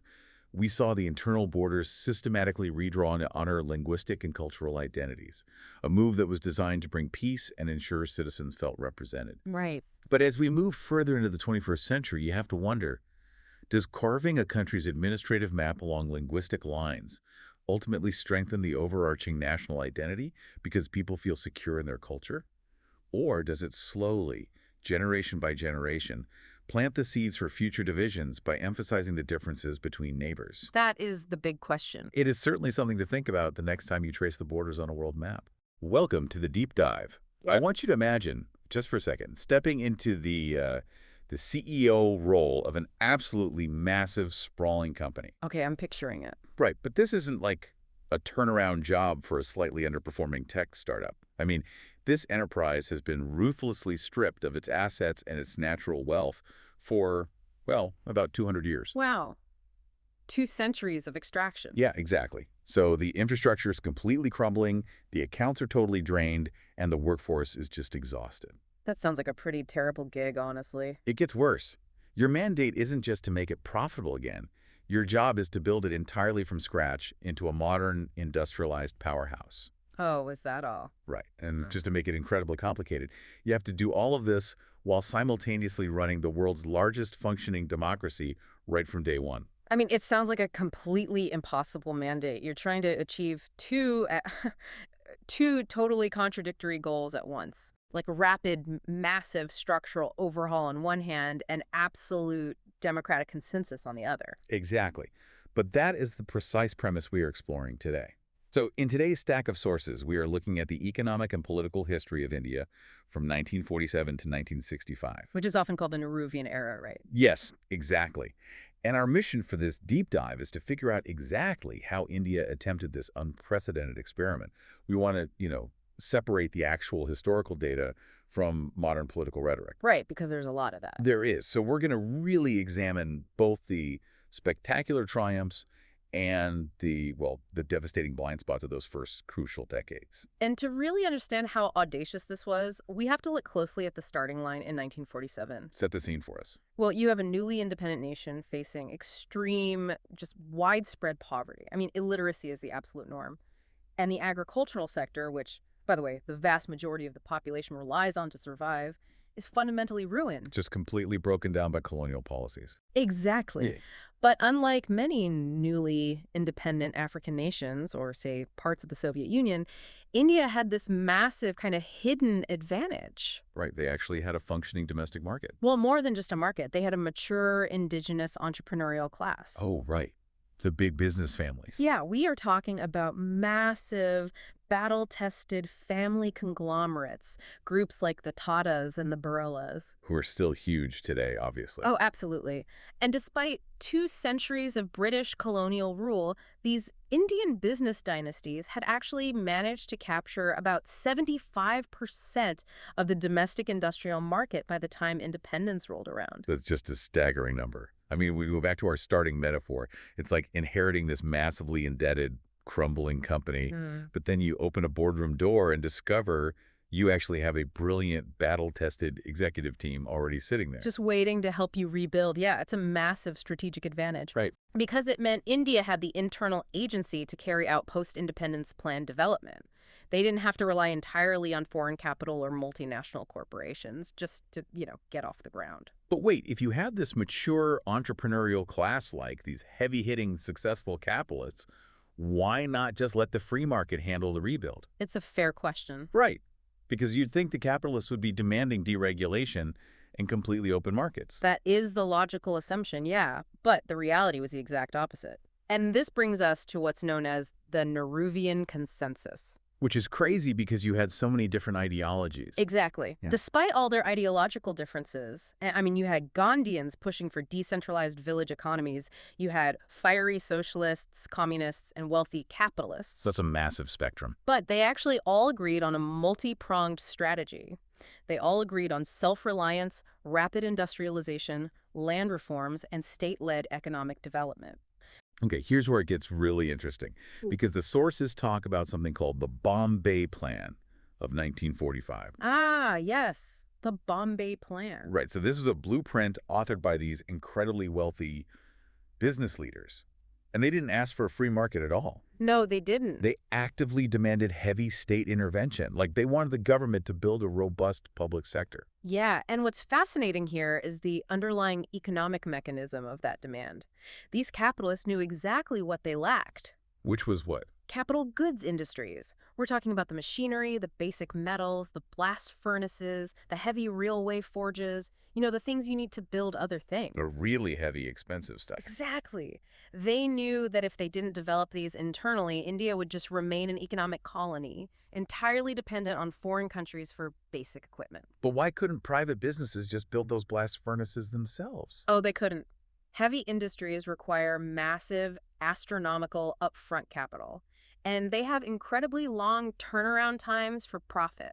All right, I guess a steel mill isn't profitable overnight. Not at all. It might take a decade just to become operational, let alone profitable. So private capital in a newly independent, impoverished country simply couldn't absorb that kind of risk. Or, wait that long for a return on investment.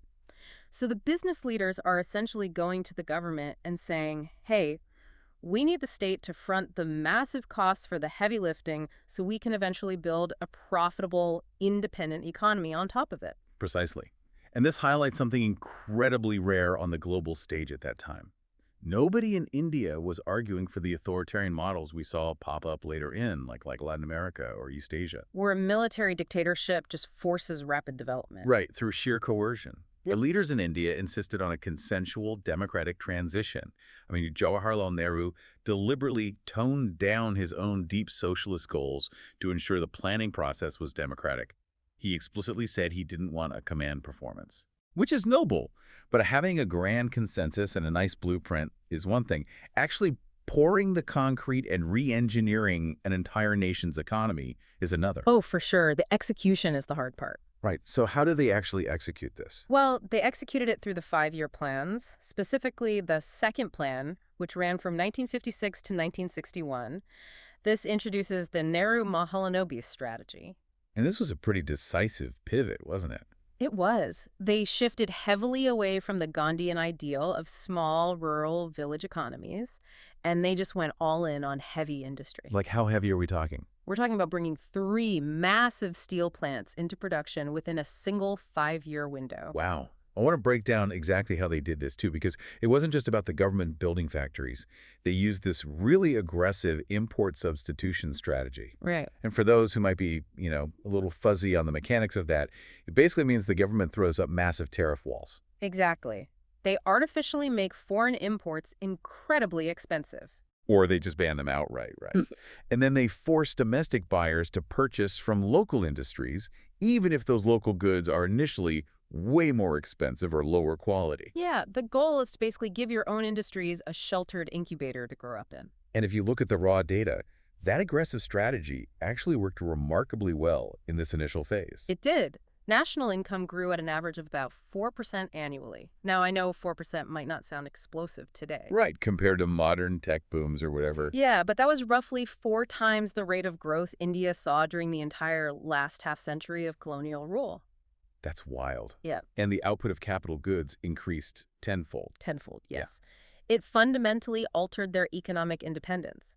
Like in 1950, India had to import almost 90% of its machine tools. Okay. But by the mid-1970s, because of this import substitution strategy, India was meeting over 90% of its equipment needs domestically. That is a massive leap. Oh, absolutely. As former Prime Minister Manmohan Singh pointed out, back in 1960, India was globally considered the absolute frontrunner of the developing world. But I want you to imagine for a second the darker side of orchestrating this massive, sheltered growth.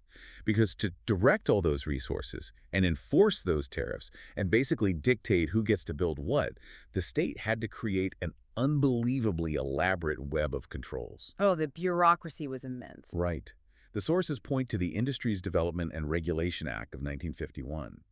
This act didn't just regulate, it planted the seeds for this totally Kafkaesque web of license and quota rules. Which became known as the infamous license Raj. Exactly, the license Raj.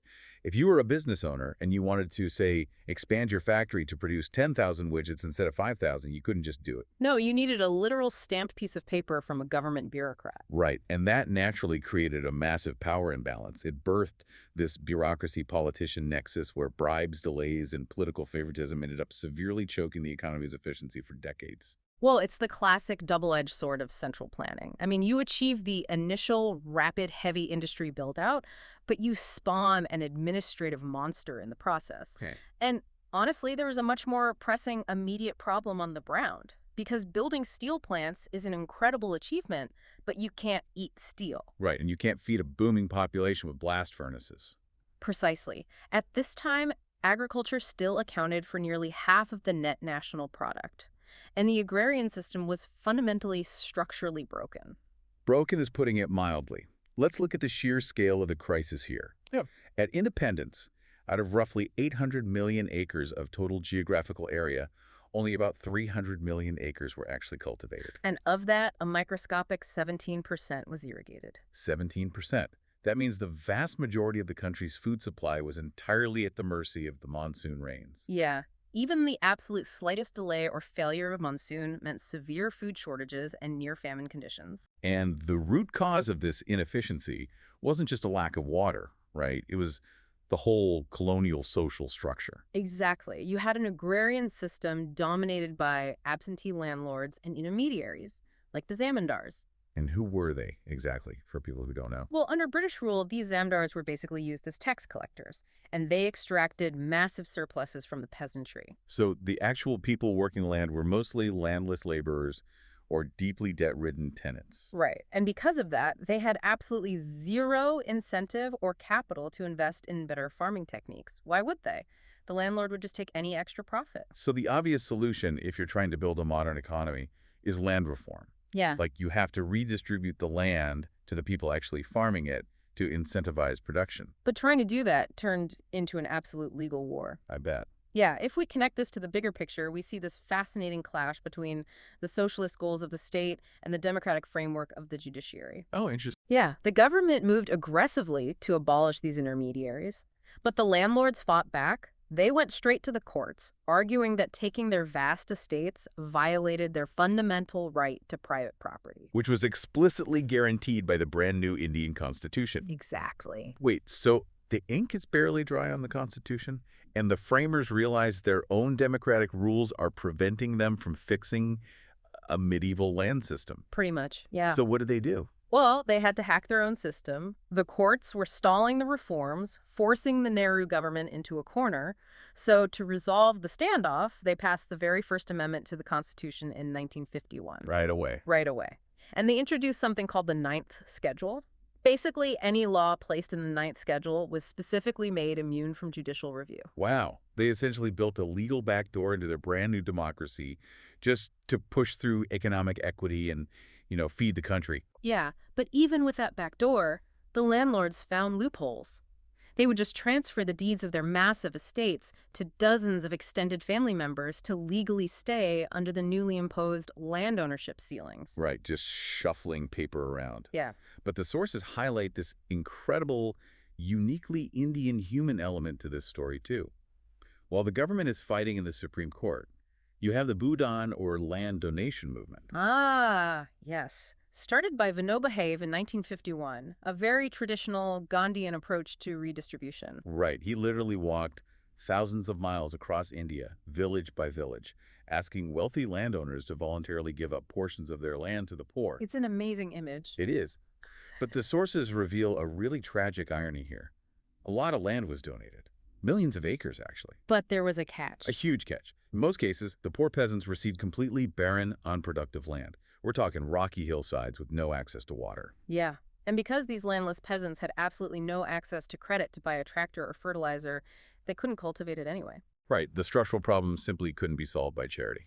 Which is why, by the mid-1960s, the agricultural economy hit a terrifying crisis point. India became entirely dependent on food imports from the USA under the PL 480 scheme. And it is vital to understand that PL 480 wasn't just like friendly charity.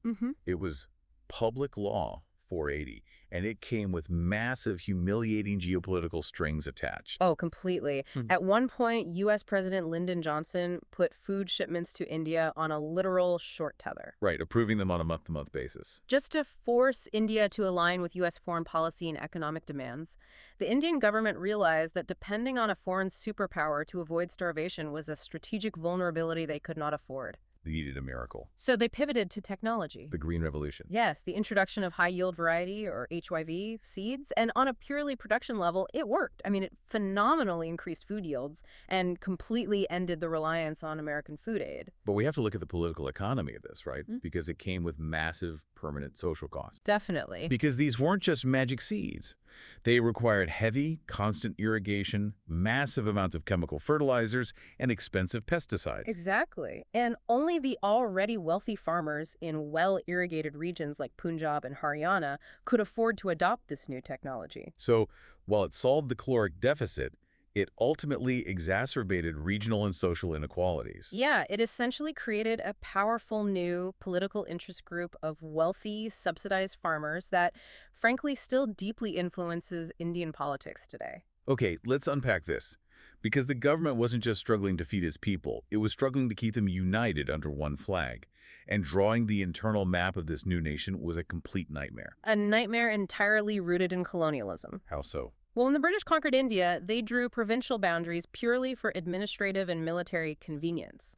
They had absolutely zero regard for linguistic or cultural homogeneity. Just drawing lines on a map. Pretty much. So you had these massive administrative units, like the Madras Presidency, containing Tamil, Telugu, Kannada, and Malayalam speakers all jammed together. Which naturally led to severe friction. Right. With minority language speakers feeling dominated and deprived of resources by the majority. Exactly. And during the independence movement, the Congress Party had historically promised that once the British left, they would reorganize the country along linguistic lines. But post-independence, they suddenly hit the brakes. They did. The sources mention the JVP report, which stood for a committee made of Jawaharlal Nehru, Vallabhbhai Patel, and Pattabhi Sitaramaya. The top leaders. Yeah. These top leaders looked at the situation and decided that reorganizing states by language might literally balkanize the fragile new country. You have to view it through the trauma of the era, I guess. Yeah. They had just witnessed the horrific, bloody partition of India and Pakistan based on religion. Right. They were terrified that language would become the next great dividing line, fracturing the nation into a dozen independent countries. So they prioritized administrative national unity over linguistic identity. But the popular pressure was just too immense. People wanted to be governed in their own languages. Yeah. And it reached a really tragic catalyst in 1952. Yeah, the story of Padisaramalu. Right. You have this Gandhian leader. He goes on a hunger strike. He's demanding a separate Telugu-speaking state of Andhra. And he fasts for, what, 56 days? 56 days, yeah. And then he dies. Wow. The reaction must have been... It was explosive. Massive political uproar, violent riots broke out across the region. The central government was basically forced to concede and created the linguistic state of Andhra. But more importantly, this shattered the dam, right? Completely. It proved that mass agitation could force the government's hand. This led directly to the Massive States Reorganization Act of 1956, which fundamentally redrew the entire internal map of India along linguistic lines. It's honestly a miracle that the country held together through that intense internal fracturing. But they weren't just looking inward. They had to immediately position themselves on the global stage right at the terrifying dawn of the Cold War. And here, Nehru championed the famous policy of non-alignment. Right. The philosophy was to keep India strictly independent of both the U.S.-led capitalist bloc and the USSR-led communist bloc. India wanted to forge a new path, aiming to be the moral and diplomatic leader of the newly independent Afro-Asian nations. But the sources point out some incredibly stark contradictions in how this moral high ground actually played out in practice. Oh, for sure. It's the classic collision of rhetoric versus geopolitical pragmatism. Give us an example. Well, when the Dutch attempted the military reoccupation of Indonesia, India took a strong, principled, highly vocal stand against it. But when the Soviet Union sent tanks to crush the uprising in Hungary, India was notably uncomfortably ambivalent. And when the British took aggressive police action against communists fighting in Malaya, India didn't utter a word. Exactly. Non-alignment, it turns out, wasn't always a perfect moral middle ground. It was often deeply pragmatic, protecting India's specific strategic interests. And that pragmatism, or maybe you could call it idealism, really hit a devastating wall with China.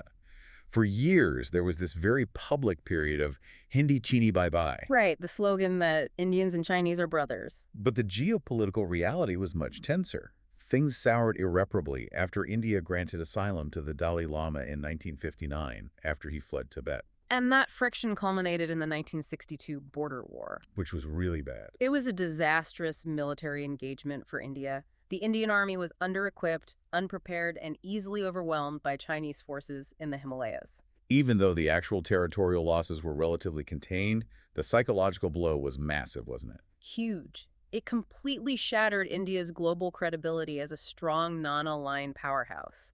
And more intimately, it marked the beginning of the end for Nehru's undisputed leadership. The architect of modern India never truly recovered from the shock and humiliation of that setback. Which brings us to the fading of what the sources refer to as the Congress system. Because it wasn't just the shock of 1962, it was the internal rot that had been slowly building up within this massive political machine. Yeah, the renowned political scientist Rajni Kothari summarized this decline perfectly.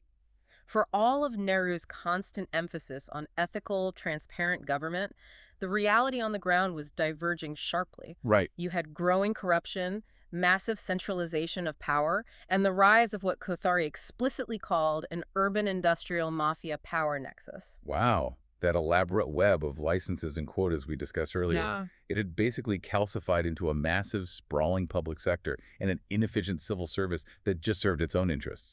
Exactly. The dominant, undisputed single-party system began to heavily crumble even before Nehru passed away in 1964. So what did this all mean? We've covered a completely impossible mandate, the grand consensus of the Bombay Plan, the Kafkaesque red tape of the license Raj, the near starvation and the PL 480 crisis, the redrawn linguistic maps, and the military humiliation of 1962. It's a lot to take in. It is. And if you just focus on the corruption and the eventual need for the massive 1991 economic reforms that finally dismantled this protectionist state, it would be very easy to just write off the entire Nehruvian era as a failure of central planning. It would be incredibly easy to do that, but as the sources emphasize, to call it a failure would be deeply ahistorical and, frankly, short-sighted. Right, because look at what they actually achieved. They took that extracted, crumbling company, and they successfully poured the foundation. They built the massive power grids. They established the Atomic Energy Commission. They quadrupled economic growth compared to the colonial era. Yeah. They went from importing 90% of their machinery to building it themselves. Right. And the most vital point, they did all of this without resorting to an authoritarian dictatorship. They kept the world's largest, most complex democracy functioning through unimaginable stress. It is a stark, almost unbelievable contrast to almost every other developing nation of that era across Africa, Latin America, and Asia. They did not sacrifice civil liberties, freedom of the press, or multi-party elections on the altar of rapid industrialization. There's one final incredibly provocative thought from the text that I want to leave you with. Oh, this is a good one. Yeah. We know that in today's global economy, knowledge and human capital are the ultimate factors of production, right? Well, back in the 1950s, those early planners poured massive amounts of state funding into building elite scientific institutes. Right. The CSIR, which is the Council of Scientific and Industrial Research, and the famous IITs, the Indian Institutes of Technology. Nehru called them the temples of modern India, completely believing they would serve and sustain a self-reliant socialist state. But the historical irony is profound. Is it possible that this massive socialist-era investment in higher education and technical human capital is exactly what accidentally provided the raw fuel for India to become a hyper-competitive capitalist tech giant in the 21st century? It's wild to think about. The very tools meticulously designed for state-led socialist planning became the exact engine that propelled India into globalized capitalism. It's an amazing paradox. It really is. You step into that crumbling company, you build a rigid foundation for one specific kind of future, and it ends up launching something completely different, but undeniably powerful. Thank you for joining us on this deep dive. Keep questioning the historical narratives you hear, and we'll see you next time.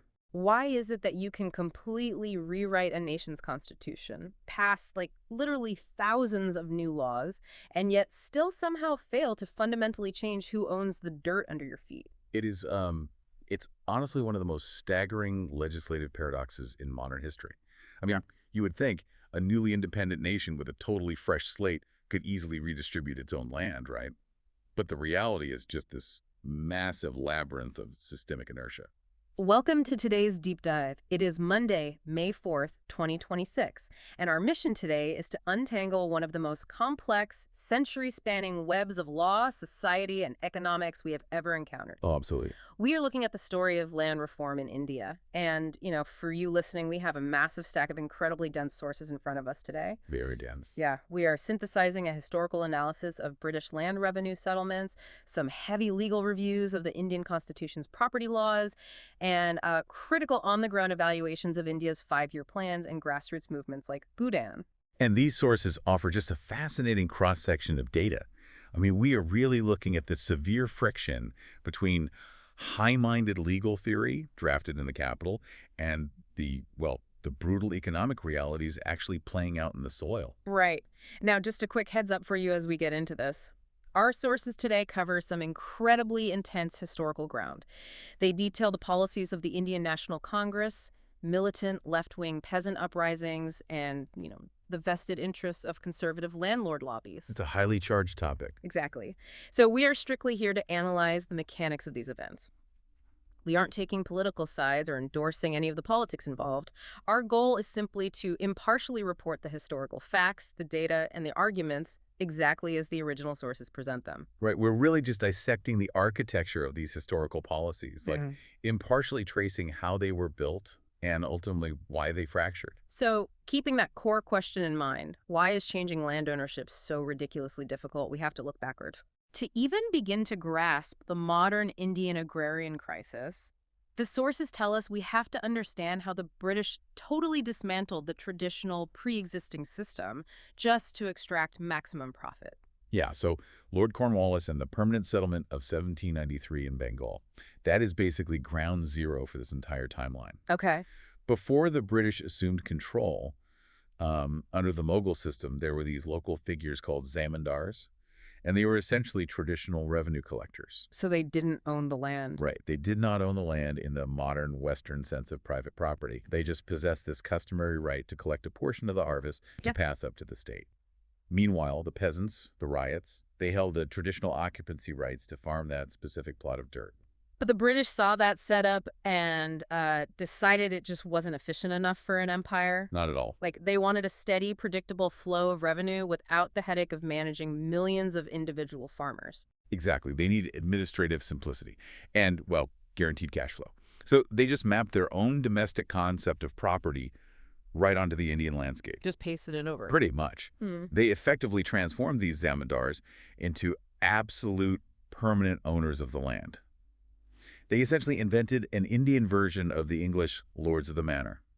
And the mathematical reality of that shift is just staggering to me. Like, the sources highlight the revenue split under this new system. The colonial state took 89% of the estimated rent of the land. 89. That left only 11% for the zamindar to keep for all their collection duties. And, I mean, the psychological and economic pressure of that 89% quota, it changed the entire social fabric. I bet. To maintain their own wealth, and honestly, just to survive the colonial tax burden, the zamindars were forced to ruthlessly extract maximum rent from the peasants. Wow. So at a stroke, the traditional centuries-old occupancy rights of the ryots were just wiped out. They were reduced to tenants at will, completely at the mercy of landlords. Because if a zamindar failed to pay that massive quota, The British would simply seize their estate and auction it off to the highest bidder. which created a whole new class of absentee landlords, right? Because you had wealthy businessmen and moneylenders living in cities like Calcutta buying up these estates as like financial investments. Exactly. They had absolutely no connection to the land, no agricultural knowledge, and literally no relationship with the people actually farming it. And the sources detail this phenomenon called subinfeudation, which just broke my brain. That was wild. Because these city-dwelling owners didn't want to travel to the countryside to collect the rent themselves. They leased out the rent-collecting rights to middlemen. And what's fascinating here is how extreme that chain of middlemen became over time. I mean, the sources cite one specific historical case where there were 150 intermediary layers. 150. 150 layers between the actual cultivator sweating in the dirt and the original landlord sitting at the very top of the chain. Okay, let's unpack this. It sounds like the British set up a massive agrarian pyramid scheme. That's a good way to put it. Because in the permanent settlement, the peasant is at the very bottom generating all the actual value, right? And they're trying to pay the salaries of 150 layers of middle management above them. Right. But the British realized this pyramid scheme wasn't working perfectly everywhere, so they tried other administrative systems later, right? The sources mention the Rayatwari and Malawari systems. Yeah, the base of that pyramid was crumbling, so in other regions they pivoted. In areas like Madras and Bombay, they introduced the Rayatwari system. How is that different? Well, this was designed as a direct settlement between the government and the individual peasant. Theoretically, it was cutting out the zamindar middleman completely. Okay. And in the northwestern provinces, they implemented the Mahawari system, where they were dealing with the village community as a single collective unit. So in the Rayatwari system, to continue the analogy, the peasant is dealing directly with the CEO, like the colonial government. But the quota the CEO sets is still so impossibly high that the moment there is like a bad monsoon or a failed harvest, the peasant has to turn to local loan sharks just to survive and pay the tax. So they end up losing their land to the moneylenders anyway. Exactly. And if we connect this to the bigger picture, whether it was Zamindari, Rayatwari, or Mahalwari, the colonial systems fundamentally broke the agrarian structure. Yeah. They took a rural society based on mutual social duties, customary rights, and shared risk, and forcefully converted it into a ruthless, contract-based rent extraction economy. Just brutal. It was. And the ultimate devastating result across the entire subcontinent was the creation of a massive, deeply impoverished new class of landless laborers. So fast forward to 1947, India finally wins its independence. Right. And the new government had been promising for decades to abolish these feudal intermediaries. Like, land to the tiller was a massive rallying cry during the entire freedom struggle. It's a huge slogan. Right, so they finally get the keys to the country. They set out to dismantle the zamindari system, and they immediately slam into a brick wall. And ironically, it is a wall of their own making, the Constitution. Yeah, the constitutional tug-of-war detailed in the legal sources is perhaps the most complex part of this entire history. It's a maze. It really is. The origin of the roadblock is the Government of India Act 1935, which was a piece of legislation passed by the British before independence. And that act specifically protected the vested interests of people like zamindars. Okay. So when the new independent Indian Constitution was drafted and came into effect in 1950, it actually carried over some of that legal DNA, specifically in Article 31. Right. Article 31 guaranteed the fundamental right to property, and it specifically mandated that if the state compulsorily acquired anyone's property, it had to pay compensation. So you can guess what happened. The moment the newly elected state government started passing zamindari abolition acts to fulfill their campaign promises, Right. the wealthy landlords immediately weaponized the courts to block them. They sued. They sued. The landlords argued that the compensation the government was offering was nowhere near the actual market value of their massive estates. Therefore, they argued, their fundamental rights under Article 31 were being violated. And the courts agreed. The courts looked at the text of the Constitution and often completely agreed, striking down the land reform laws. But wait, why include the right to property as a fundamental right in the very first place if they knew their primary political goal was to dismantle the massive estates of the zamindars? It's a great question. Because the new government had to repeatedly amend its own brand new constitution just to execute the core promises of their independence movement. That seems like a massive, glaring contradiction. The contradiction is very real, and it reflects a deep, foundational ideological fracture within the Constituent Assembly itself. How so? Well, you had one faction fiercely advocating for the protection of individual rights and private property, and they were heavily influenced by Western legal traditions. Right. But on the other side, you had delegates pushing for the directive principles of state policy. That's the philosophy that the state has an affirmative duty to intervene, ensure social justice, and equitably distribute wealth. And the sources bring up a profoundly different ancient Indian philosophical framework that was heavily debated during this time too, the concepts of dharma and yagna. Right, the idea that property is not an end in itself. Exactly. Under this philosophical view, property exists to serve a broader social purpose. It is considered a trust held for the community, not an absolute, untouchable individual right. I see. So because the final Constitution was a political compromise between these two vastly different worldviews, Article 31 was basically born with an inherent fatal tension. And what follows is a decade of absolute legal gymnastics. I mean, the courts strike down a land reform law, so the parliament amends the Constitution. Over and over. Like, the First Amendment in 1951 is wild. They literally created a brand new constitutional vault, the Ninth Schedule, specifically to protect land reform laws from judicial review. Right. If Parliament placed a law into the Ninth Schedule, the courts legally couldn't touch it. But the courts simply found other avenues to challenge the acquisitions. They pivoted their focus to the specific word compensation within Article 31. Ah, clever. Yeah, the Supreme Court established a precedent ruling that compensation legally meant a just equivalent or full market indemnification.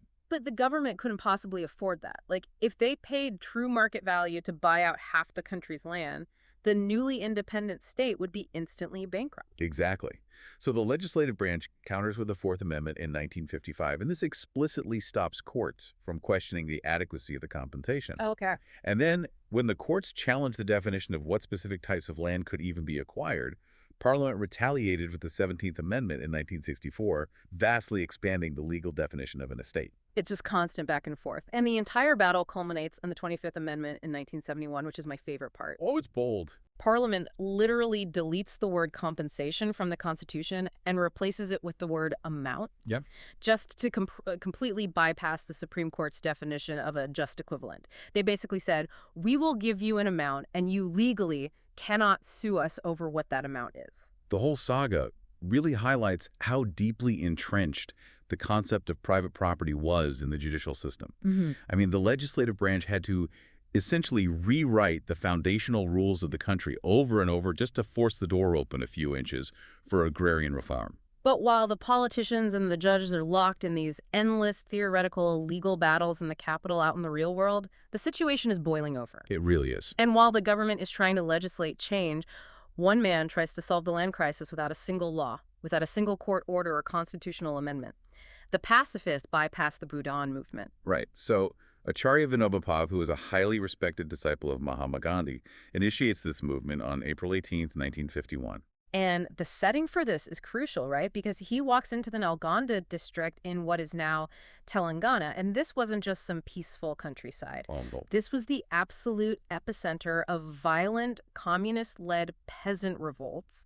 The peasantry had been pushed to the absolute breaking point and were literally taking up arms. Yeah. Vinobapov steps right into this highly volatile atmosphere, and he visits a colony of the untouchable community, the Hairjans. Okay. They tell him, look, they don't want a violent revolution. They simply need land to survive. And they calculate that just 80 acres would be enough to sustain all the families in their entire community. Just 80 acres. Right. So Behave turns to the village at large, the people gathered there, and asks if there isn't something they can do themselves without waiting for the slow wheels of government to turn. And incredibly, a local landlord named Ramchandra Reddy spontaneously stands up and offers to give them 100 acres of his own land. Yeah. And that single, highly visible act of voluntary renunciation sparks a fire. It becomes the genesis of the Bhutan, or land gift movement. Wow. Faves decides this is the uniquely Indian solution to the agrarian crisis, a spiritual awakening rather than a legal mandate. Right. So he begins walking across the entire subcontinent on foot. And his goal is staggering. He wants to collect 50 million acres of land by appealing directly to the consciences of the wealthy, asking them to treat their excess wealth as a trust for society. And, I mean, the numbers in the sources look impressive at first glance. By 1957, they had collected about 4.3 million acres. A huge amount of land. Right, and the movement even expanded its scope. It wasn't just Bhutan anymore. It evolved into Gramdan, which was the gifting of entire villages to be held communally, and Sampadadan, the gifting of monetary wealth. Yeah. But here's where it gets really interesting. Relying on the ultra-rich to voluntarily give away their primary source of wealth and power sounds beautiful, but isn't it incredibly naive? Like, did it actually work? Well, the practical execution documented in the sources was deeply flawed. By the 1960s, the movement had largely lost its momentum. The reality of agrarian economics proved way too stubborn for moral appeals alone. Because giving away a parcel of land isn't as simple as handing over a gold watch, right? Exactly. The sources reveal that a massive portion of the donated land lacked proper legal demarcation details. Oh, man. It was often rocky, barren, completely uncultivable, or tied up in bitter legal disputes. Basically, land the owners didn't even want. Convenient. Yeah. Furthermore, much of the arable land that was donated was never actually redistributed to the poor because the movement lacked the massive administrative workforce required to process the logistics of transfer. That makes sense. And in many cases, the landlords who made these grand public gestures of donating land simply waited for Pave to walk to the next town and then quietly kept cultivating the donated land themselves. Unbelievable. So it functioned largely as just a symbolic gesture. Mostly, yes. It proved that while you can occasionally inspire a small moral sacrifice through personal charisma, you cannot rely on individual charity to dismantle centuries of entrenched structural inequality. Okay, so the legal path is bogged down in constitutional amendments. The voluntary pacifist path has essentially stalled out. Yeah. So the government shifts its focus to mandating change through centralized planning, specifically through the 5-year plans. That was the next big push. They instruct the states to pass laws putting a strict ceiling on how much land any one person can own, with the idea that the state will seize the surplus and distribute it to the landless. But as the sources brutally reveal, the implementation was basically a bureaucratic mirage. It really was. The gap between the policy draft in New Delhi and the reality out in the fields was just an absolute chasm. Yeah. The Planning Commission's own task force on agrarian relations actually released a highly critical report admitting to a massive hiatus between their policy pronouncements and actual on-the-ground execution. And the loopholes the state legislatures wrote into these ceiling laws are almost comical. Oh, they're absurd. Let's look at the ceilings they set. In Andhra Pradesh, the legal ceiling for land ownership was set anywhere from 27 to 324 acres, depending on the land type. Right. In Rajasthan, the legal limit was up to 336 acres. And the kicker, that wasn't a limit per family, that was the limit per individual. Yeah, so a single family of 5 in Andhra Pradesh could easily and legally retain over 1,600 acres of land, perfectly within the bounds of this supposedly radical reform legislation. Passing these ceiling laws was essentially like putting a speed limit of 200 miles per hour in a school zone, adding a special exemption for luxury cars, and then patting yourself on the back for solving traffic safety. And the police officers handing out the speeding tickets are the ones driving the luxury cars. Exactly. Because the Revenue Administration tasked with implementing these reforms was deeply apathetic, and they were often allied with the landowners. So even if they could enforce it, they wouldn't. Right. And even when the generous ceilings did threaten a landlord, the evasions were rampant and highly creative. The sources detail a spate of fictitious transfers. Landlords used what are called Benami transactions. Let's make sure that's clear for the listener. A Benami transaction essentially means without name. Correct. A landlord would officially transfer the legal deed of the surplus land to a fictional person, a distant relative, or even a trusted servant. So they're completely avoiding the ceiling limit on paper, while the original landlord continued to secretly control the land and cash the harvest checks. It was a completely shadow ownership structure. Just hiding the land in plain sight. Exactly. And the most devastating loophole of all was the exemption for personal cultivation. Oh, right. The ceiling laws stated that if you were personally cultivating the land, you could keep larger tracts. Consequently, landlords engaged in mass, violent evictions of their sharecroppers and tenants. That is so dark. They claimed they were now personally farming the land, usually by turning around and hiring those exact same evicted tenants back as daily wage laborers with zero rights or job security. Wow. So the end result of all this legislation, out of roughly 400 million acres of cultivated land in India, only about 2 million acres were ever actually declared surplus. Half of 1%. Half of 1%. This raises an important question, though. Who was actually in charge of enforcing these laws? Well, the legal system inherently favored those who possessed written records and the capital to hire lawyers, which the poor sharecroppers almost never had. Right. But most crucially, the state-level politicians writing and executing the laws were very often members of the landlord class themselves. I mean, they were never going to vote for their own economic ruin. So did anything actually change? Because the sources do point to a few regions where the ceiling laws had some teeth. They did, but the catalyst for actual reform wasn't a cleverly drafted law or a dedicated bureaucrat. What was it? The true driver of whatever land transfer did happen was what the sources call pressure from below. Okay. In states like Kerala and West Bengal, the legal ceilings were set much lower and the enforcement was significantly stricter. But this didn't happen in a vacuum. It happened because militant peasant organizations, sharecroppers, and agricultural laborers unionized. They organized. They did. They physically defended their harvests. They occupied the surplus lands. They forced the local governments to act. They basically made the political cost of ignoring them higher than the cost of reform. Exactly. The law only functioned when the peasants organized at the grassroots level to ensure the administrative machinery actually enforced it. So what does this all mean for you listening right now? Like, why should you, sitting here in 2026, care about the intricacies of 20th century Indian agrarian law? It's a fair question. Because this deep dive is a masterclass in the absolute limits of legislation. It shows us that you can write all the progressive laws you want, you can amend your constitution a dozen times, you can draw up brilliant 5-year plans. Yeah. But if the local power dynamics, the administrative machinery, and the economic reality on the ground don't change, the status quo remains completely untouched. That's the real takeaway. Yeah. And, throughout this deep dive, we've seen how monumental a struggle it was to redistribute a highly visible, physical, tangible asset like land. Right. That you can measure dirt, you can map it, you can literally put a physical fence around it. Yet the elite still found incredibly complex ways to hide it, hoard it, and manipulate the legal system to retain it. They always find a way. Always. And as we move further into the 21st century, the greatest concentrations of wealth and power are no longer physical. They are intangible assets. Oh, wow. They are global data silos, proprietary algorithms, and incredibly complex intellectual property networks. That's a scary thought.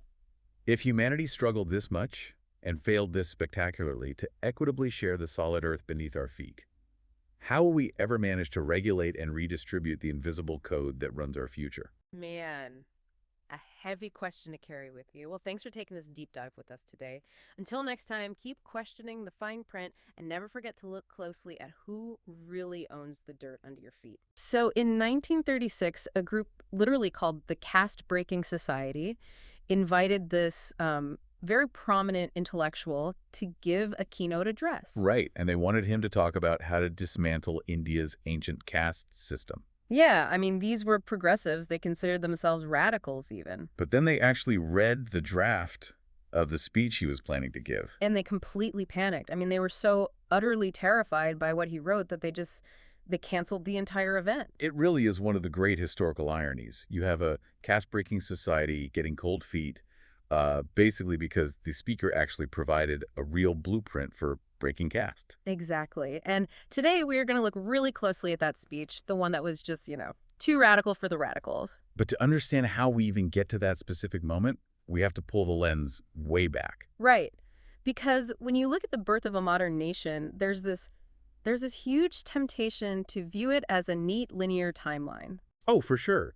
You look at a history chart, the dates are all in a nice row, and it feels like one event just perfectly caused the next. Which is comforting, I guess. Yeah. But it's also entirely fictional. Completely fictional. Nation building is never clean. It's inherently messy, overwhelmingly complex, and it's defined by these competing ideologies that are just constantly crashing into one another. Welcome to today's deep dive. We are taking a massive journey through the incredibly rich tapestry of modern Indian history. And our mission today is to move completely beyond the rote memorization of names and dates, the kind of stuff you might have, slept through in high school. Yeah, we are going to connect some seemingly entirely disparate events. We're going to explore how rural peasant uprisings in the Deccan connect to the strategic use of Mauser pistols in train robberies. And how all of that ultimately leads to the really intense, granular, legal rewiring of the Hindu family structure. Because modern India wasn't just forged through some unified resistance against the British Empire. No, not at all. That's really only half the story. Right. The other half is this fierce internal struggle over what the nation should actually look like once the British are finally gone.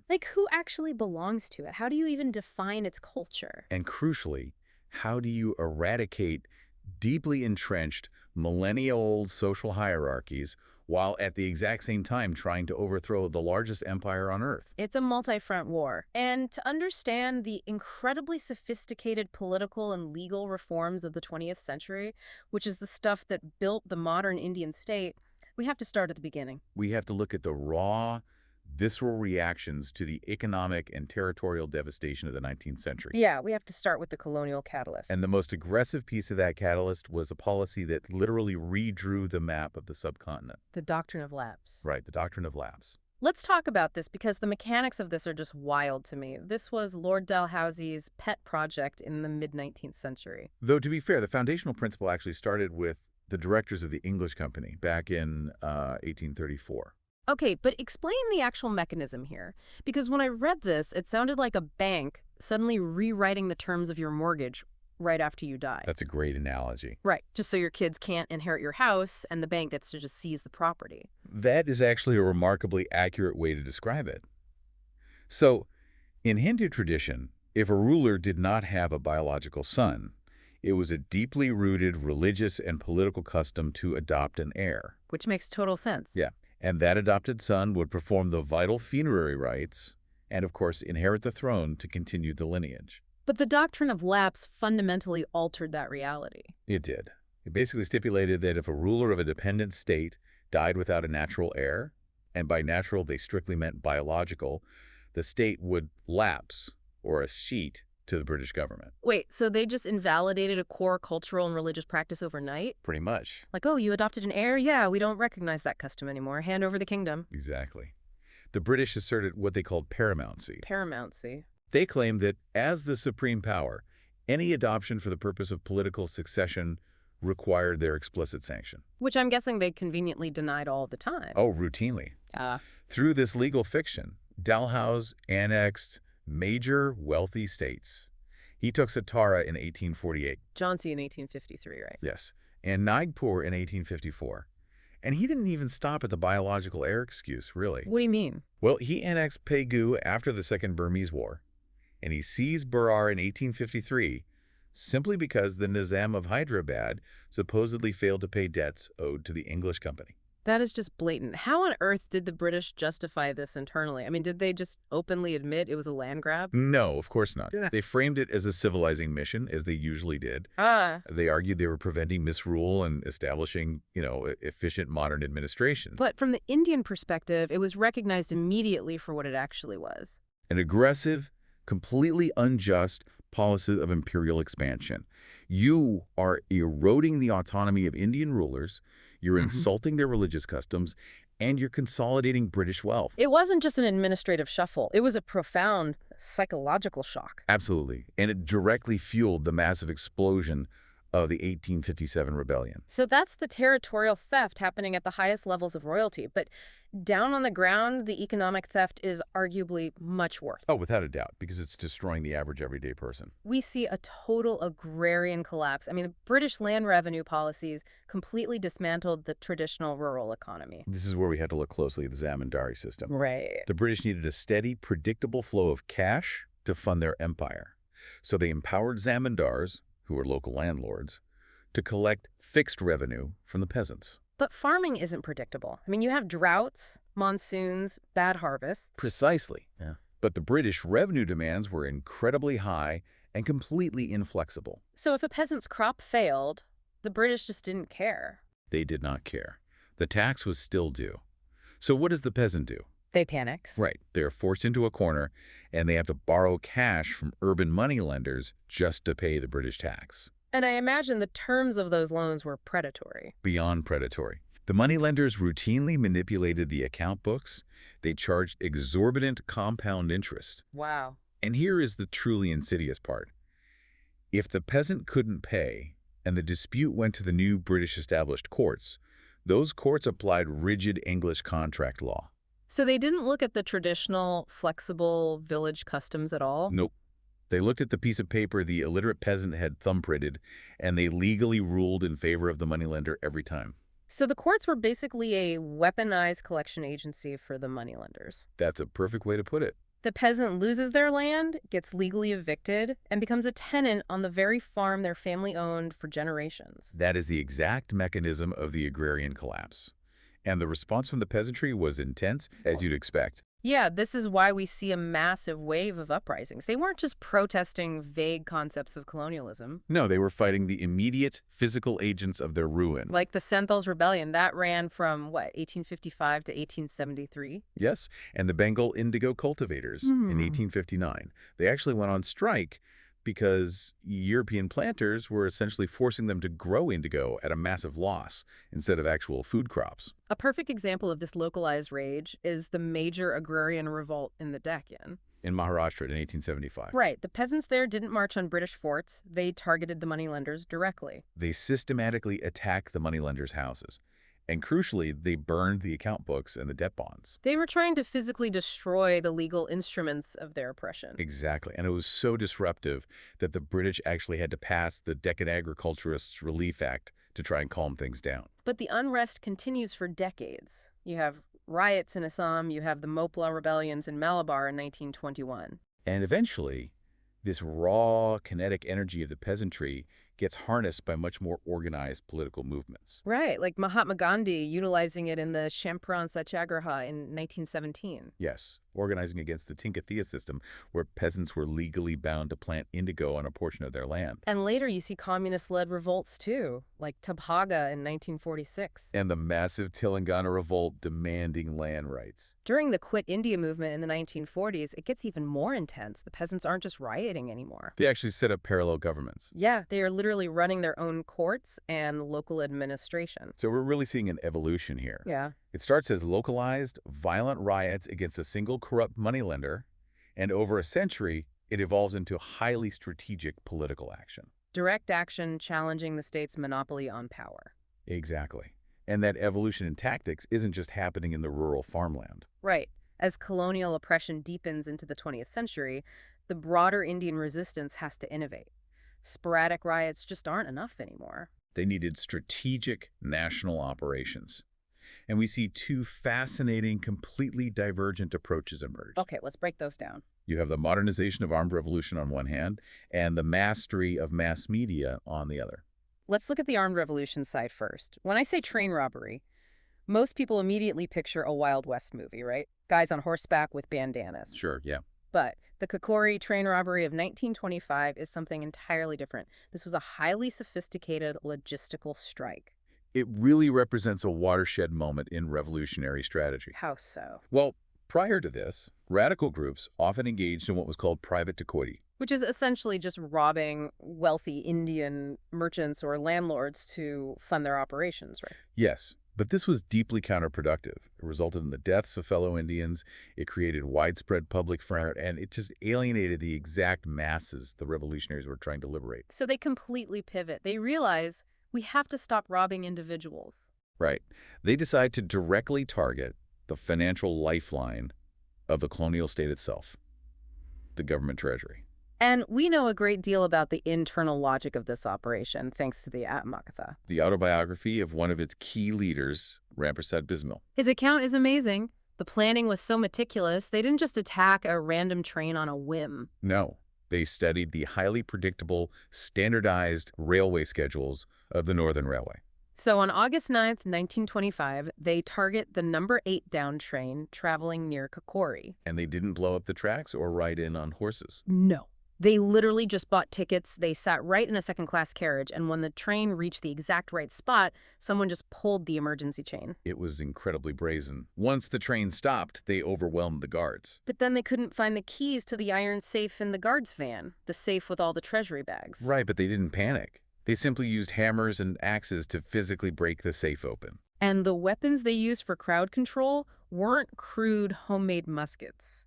The operation was funded specifically to buy modern firearms. They spent roughly 4,000 rupees, which was an absolute fortune in 1925, to acquire modern, cartridge-based Mauser pistols and rifles. But what makes Bismil's account so compelling isn't just the logistics of the heist, it's the intense psychological framework behind it. Yes, Bismil practiced rigorous brahmacharya, or celibacy. Which seems like a purely religious choice at first glance. But he used it as a tactical advantage, didn't he? He absolutely did. He viewed brahmacharya as an essential physical and mental discipline.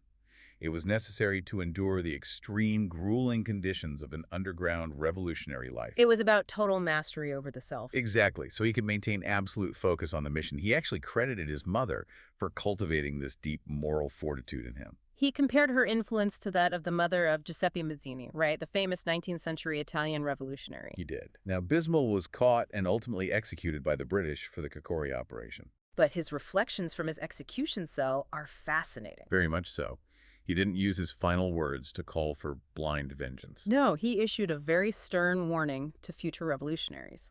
He told them to avoid leader worship at all costs. And he warned against relying on hired guns or mercenaries. He understood that for an armed revolution to succeed, it had to be deeply ideological, rooted in personal sacrifice and a profound vow or pratija.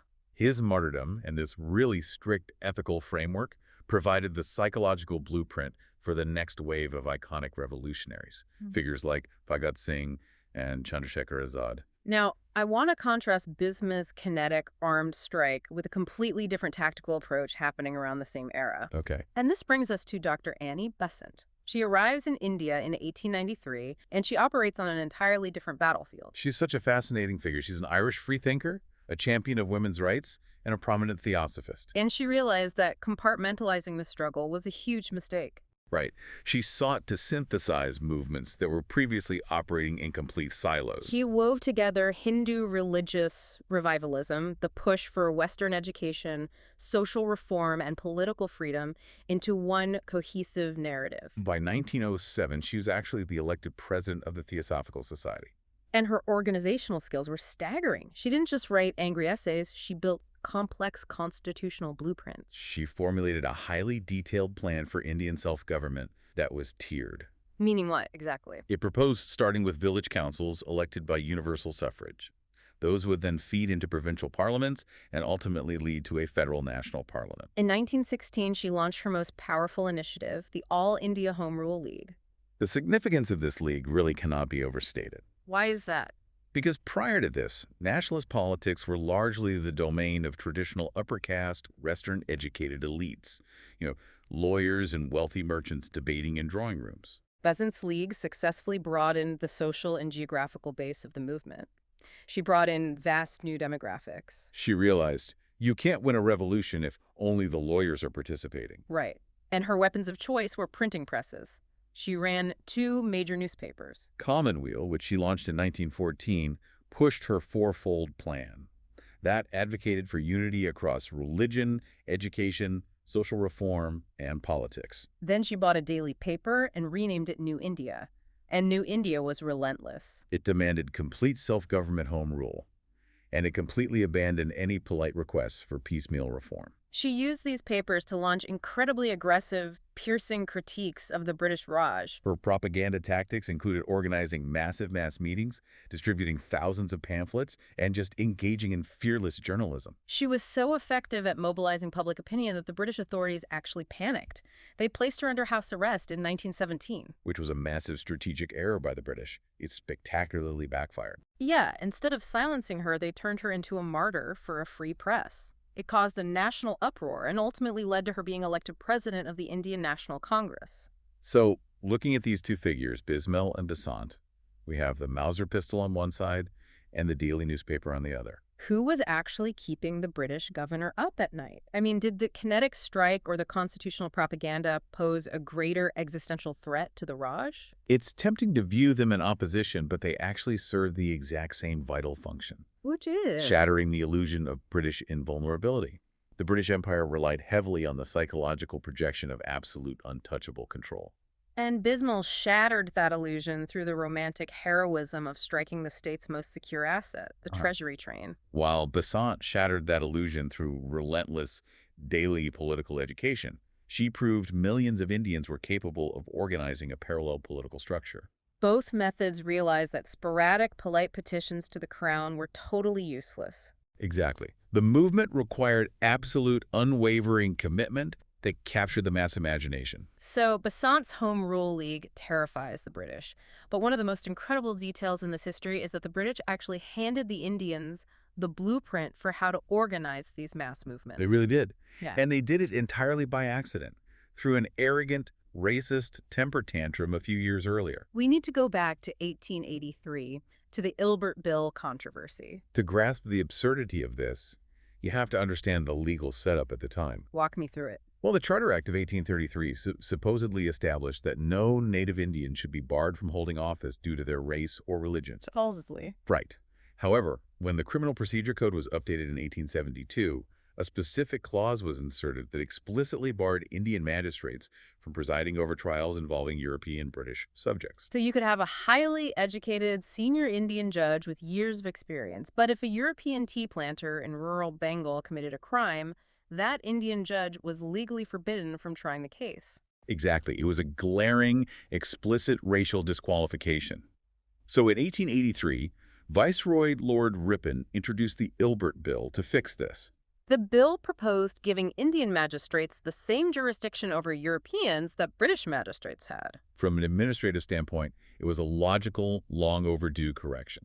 But the British expatriate community in India completely lost their minds over it. They did. The bill triggered what became known as the White Mutiny. A highly organized, viciously racist backlash. Spearheaded by Calcutta businessmen, European tea planters, and a newly formed group called the European and Anglo-Indian Defense Association. The rhetoric they used was just vile. They argued in the press that Indians inherently lacked the moral character, uprightness, and Christian background necessary to fairly judge a European. And worse, they aggressively stoked alarmist fears. They claimed that if Indian judges had authority, English women living in the districts would be fundamentally unsafe. Faced with this immense coordinated pressure and the very real threat of economic and social sabotage from the powerful European commercial class, Lord Ripon surrendered. He completely gutted the Ilbert Bill. He agreed to a compromise known as the Concordat, right? Yes, which stipulated that if a European was brought before an Indian magistrate, the European had the right to demand a jury where at least half the members were European or American. Which effectively neutralized the entire point of the bill. Pretty much. It's an incredible irony. The British expatriates throw this massive, coordinated tantrum to protect their racial privilege, and Indian intellectuals are just watching this happen. They are watching the mighty viceroy cave to an organized pressure group. It's like a terrible boss accidentally showing his employees exactly how effective a labor union can be. That's precisely what happened. The success of the White Mutiny was a masterclass in political agitation. It taught the Indian intelligentsia that the British state, for all its power, would yield if faced with a unified national protest. And this direct realization led to the founding of the Indian National Congress just 2 years later in 1885. But the fallout from the Ilbert Bill wasn't just about political strategy. It had a deeply toxic effect on the psychology of Indian men. Yes, it did. Because if you are publicly emasculated by the colonial state, if the state explicitly tells you that you are racially inferior and unfit to judge a white man, how do you react? You retreat to the one sphere you still control, the home. And we see the devastating consequences of this 8 years later, during the Age of Consent Act controversy of 1891. The British introduced a bill to raise the age of consent for marriage, aiming to protect very young girls' child wives from early consummation. On paper, protecting children seems like an undeniable good.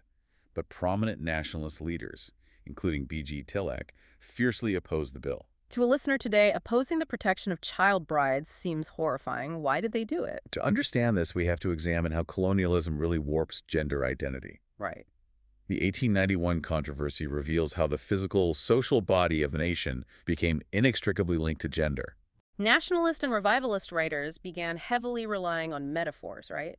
Metaphors that linked the motherland, ancient mother goddesses, and actual living women. Yes, as embodiments of Shakti divine feminine strength and tradition. So the idea was that the British had conquered the public world. The courts, the economy, the government. And the only space left that was purely Indian was the domestic sphere, the family. Exactly. Tilak and other revivalists argued that any colonial interference in domestic Hindu traditions, even if framed as progressive reform, was an act of cultural emasculation. They framed their opposition not as a desire to harm young girls, but as a desperate defense of the sacred motherland against the corrupting alien influence of British law. They believed that if they allowed the British to dictate the terms of the Hindu family, total cultural erasure would follow. It is a profound tragedy of the colonial condition. Because Indian men felt politically powerless in the public sphere, they doubled down on absolute patriarchal control in the private sphere, sacrificing the well-being of young women on the altar of anti-colonial resistance. It really highlights a critical fracture in the nationalist movement. Because getting rid of the British is one thing, but what are you replacing them with? What exactly constitutes the Indian identity? Right. And this question sparked intense, decades-long ideological wars between progressive social reformers and militant religious revivalists. Let's dive into those ideological wars. Just a quick note for you listening. As we discuss these specific political and religious ideologies from the source text, we are impartially reporting on the historical theories as they are laid out in the material. We aren't taking sides here, just unpacking the history. Absolutely. So to start, let's look at two major socio-religious movements from the 19th century that had very different visions for society. The Prathana Samaj and the Arya Samaj. The Prathana Samaj, founded in Maharashtra in 1849, represented the progressive reformist wing. They were deeply focused on rational worship and tangible social upliftment. You weren't just debating theology, they were opening night schools for workers, running orphanages. And they established a depressed classes mission, aimed specifically at improving the material conditions of lower castes and women. In stark contrast to that, you have the Arya Samaj, founded by Swami Dayanand Saraswati in 1875. Their vision was rooted in revivalism. They wanted to strip away what they saw as the later corruptions of Hinduism and return to the pure original authority of the Vedas. And while the Arya Samaj also advocated for social reforms like pushing for universal education and campaigning against untouchability, their methodology and tone were radically different. Very much so. They adopted a highly aggressive militant stance. They actively sought to militarize Hindu identity to combat both the caste system and external religious influences. This is really evident in their launch of the Shuddhi movement, isn't it? Yes, it was a formalized campaign to aggressively reconvert people of other faiths back to Hinduism. So with the Arya Samaj, we see the seeds of a more militant, rigid religious identity forming. And this ideological evolution leads us directly into the political theories of the 20th century. I want to look at the ideological architecture built by Vinayak Damodar Savarkar. Again, reporting purely on the text provided here, how exactly did he define the concept of Hindutva, and how did he separate it from the religion itself? According to his writings, Savarkar made a very explicit, crucial distinction between Hinduwad and Hindutva. Okay, what's the difference? Hinduwad refers simply to the theological, religious practices and dogmas of Hinduism. The actual religion. Right. Hindutva, as he formulated it, is a broader political and cultural identity. He argued it is based on a shared nation, a shared history, and a shared culture. For Savarkar, true Indian nationhood required recognizing the subcontinent not just as a Matrubhumi, a motherland, But essentially as a Punya Bhumi, a sacred land where one's religion originated. and because Islam and Christianity originated outside the subcontinent, Savarkar's theory posits that Muslims and Christians might share the motherland, but they don't share the sacred land. Therefore, in his framework, they fall outside the core of this cultural nationhood. That is the central pillar of the ideology outlined in the text. He theorized that Hindus constitute the actual nation, while other groups are merely religious societies living within it. And this theoretical framework deeply influenced the creation of organizations like the Rashtriya Swayamsevak Sangh, the RSS, founded in 1925. How did the RSS implement this ideology structurally? Based on the sources, I mean. The text indicates the RSS was structured as a highly disciplined, militaristic cadre. Were they focused on fighting the British? Actually, the historical documents provided show that its primary focus was not necessarily fighting the British in the independence movement. Rather, it was organizing and protecting the Hindu community against perceived internal threats, particularly what they viewed as Muslim domination. Figures like M.S. Golwalkar articulated this aggressively, arguing that non-Hindu groups must either assimilate entirely into the dominant Hindu culture or live within the nation without claiming equal privileges. And this ideology eventually required a political vehicle, which leads to the founding of the Bharatiya Jan Sangh in 1951. Right.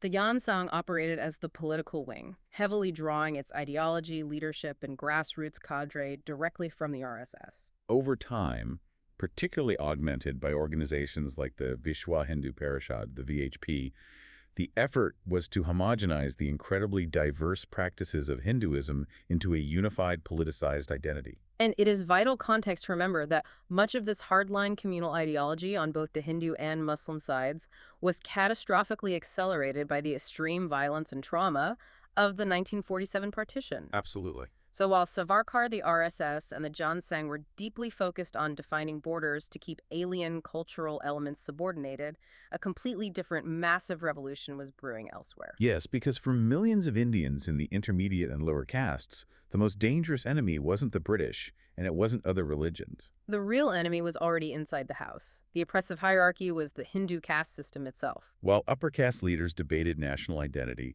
a profound anti-caste revolution was gaining immense momentum. In the early 20th century, intermediate and lower castes began recognizing that political independence meant nothing if Brahmin dominance in education, government administration, and the courts remained intact. We see the rise of movements like the Justice Party in Madras directly challenging this monopoly. But the most creative and fascinating movement to me is the Satyashodhak Samaj in Maharashtra, founded by Mahatma Phule. They were incredible. They didn't just write petitions to the government. No, they launched a populist rural insurgency against what they identified as a dual oppression. Cool was brilliant in his analysis. He argued that the lower castes were being crushed in a vice grip between two forces. The Bachis and the Shechis. Right. The Bachis were the Brahmin priests who controlled the religious and social hierarchy, and the Shechis were the rich merchants and moneylenders who controlled the rural economy. And the way the Satyashodak Samaj communicated this message was pure genius. They didn't rely on English-language newspapers that the rural peasantry couldn't read.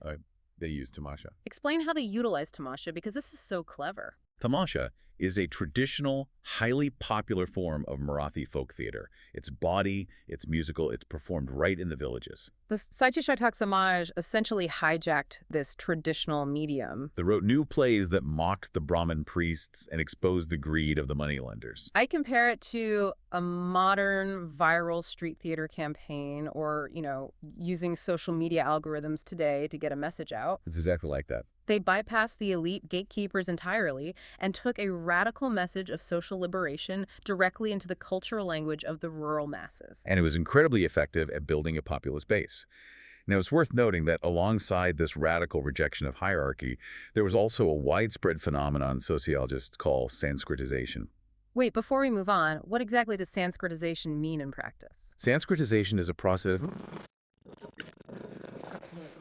attempts to raise its status in the traditional hierarchy by emulating the customs, rituals, and dietary practices of the upper castes. Like adopting vegetarianism or more rigid marriage customs. Precisely. So you had this intense tension. Some groups were trying to climb the ladder of caste by mimicking the elites. While radical movements like the Satyashodak Samaj were trying to burn the ladder down entirely. Exactly. But to burn the ladder down, you need more than viral folk plays. You need institutional power. You need laws, schools, and organizations. And that is exactly what Dr. B.R. Ambedkar brought to the fight. Ambedkar institutionalizes the anti-caste revolution.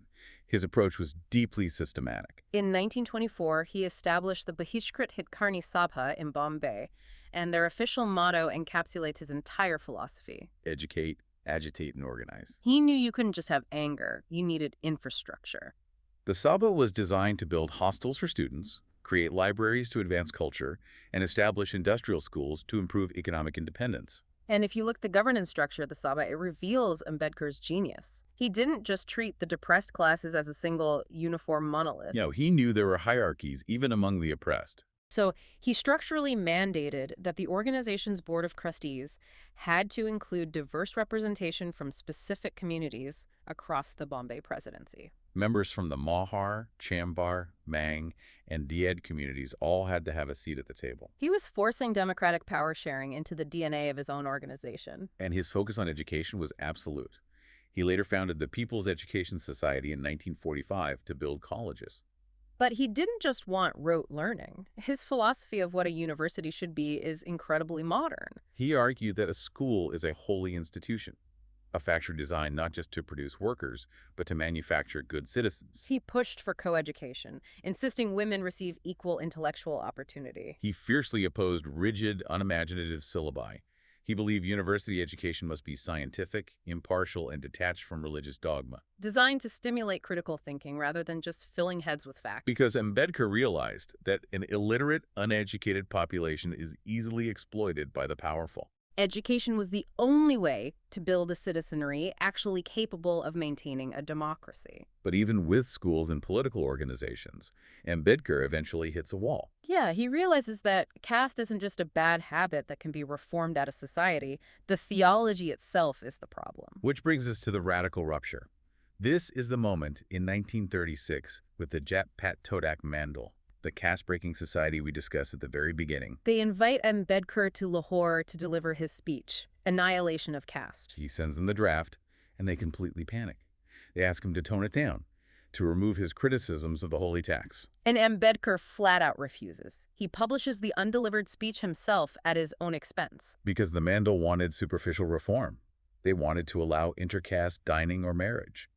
But Ambedkar's speech went for the jugular. He argued that Hindus do not actually constitute a society at all because true society requires shared communication, shared sympathy, and shared inheritance. All of which the caste system violently prohibits. He takes direct aim at the concept of Chaturvarnya, the theoretical fourfold division of society into Brahmins, Kshatriyas, Vaishyas, and Shudras. Even when progressive Hindus argued that Chaturvarnya could be based on a person's worth or guna rather than their birth, Ambedkar totally rejected it. He called it impractical, unscientific, and fundamentally a system of formalized inequality that inherently degrades human beings. Particularly the Shudras and untouchables. His ultimate conclusion was devastating to orthodox ears. He stated that to destroy caste, you cannot simply appeal to reason, because caste is rooted in the divine authority of the Shastras and Vedas. Therefore, the authority of those religious texts must be completely and utterly discarded. This stance leads to a monumental public clash with Mahatma Gandhi. Gandhi reads the speech and writes a critique in his journal, Harijan. Gandhi's argument was essentially reformist. He questioned whether Ambedkar was interpreting the scriptures correctly. Gandhi argued that every religion has flaws in its practice, but you should judge Hinduism by its highest ideals and its greatest saints, not by its worst historical corruptions. Right. He believed the Varna system, stripped of the poison of untouchability, was a noble division of labor. And Ambedkar fires back with a brilliant rejoinder. He basically says, the saints may preach equality, but have they actually changed the structural reality of the caste system? No, they operate within it. This debate reveals a massive, unbridgeable philosophical chasm. Gandhi viewed caste as a perversion of a noble religion, a tumor that could be surgically removed to save the patient. While Ambedkar viewed caste as the skeletal structure of the religion itself, it wasn't a glitch.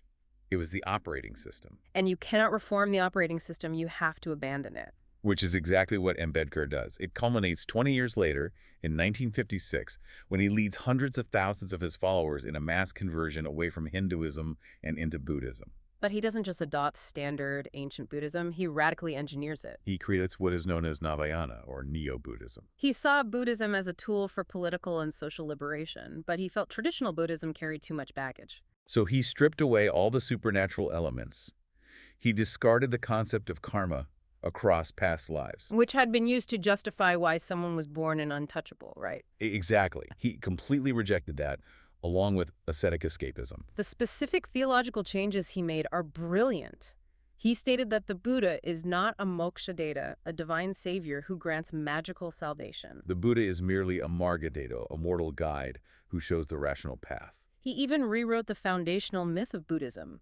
Traditionally, Prince Siddhartha leaves his palace, the Parivraja, because he sees a sick man, an old man, and a corpse, and is overwhelmed by existential dread. Ambedkar completely rejected that story. He argued it was illogical. Instead, Ambedkar claimed Siddhartha left the palace due to a fierce political and tribal conflict over water rights. He grounded the origins of Buddhism in a struggle over material resources and justice, not mystical despair. And his redefinition of dukkha, or suffering, is the core of this new religion. In traditional Buddhism, suffering is an existential reality of the human condition. But Ambedkar redefined suffering as structural, man-made oppression. Suffering isn't an abstract spiritual concept. Suffering is poverty, exploitation, and the caste system. Therefore, to achieve enlightenment, you don't meditate in a cave. You actively dismantle the systems of oppression in society.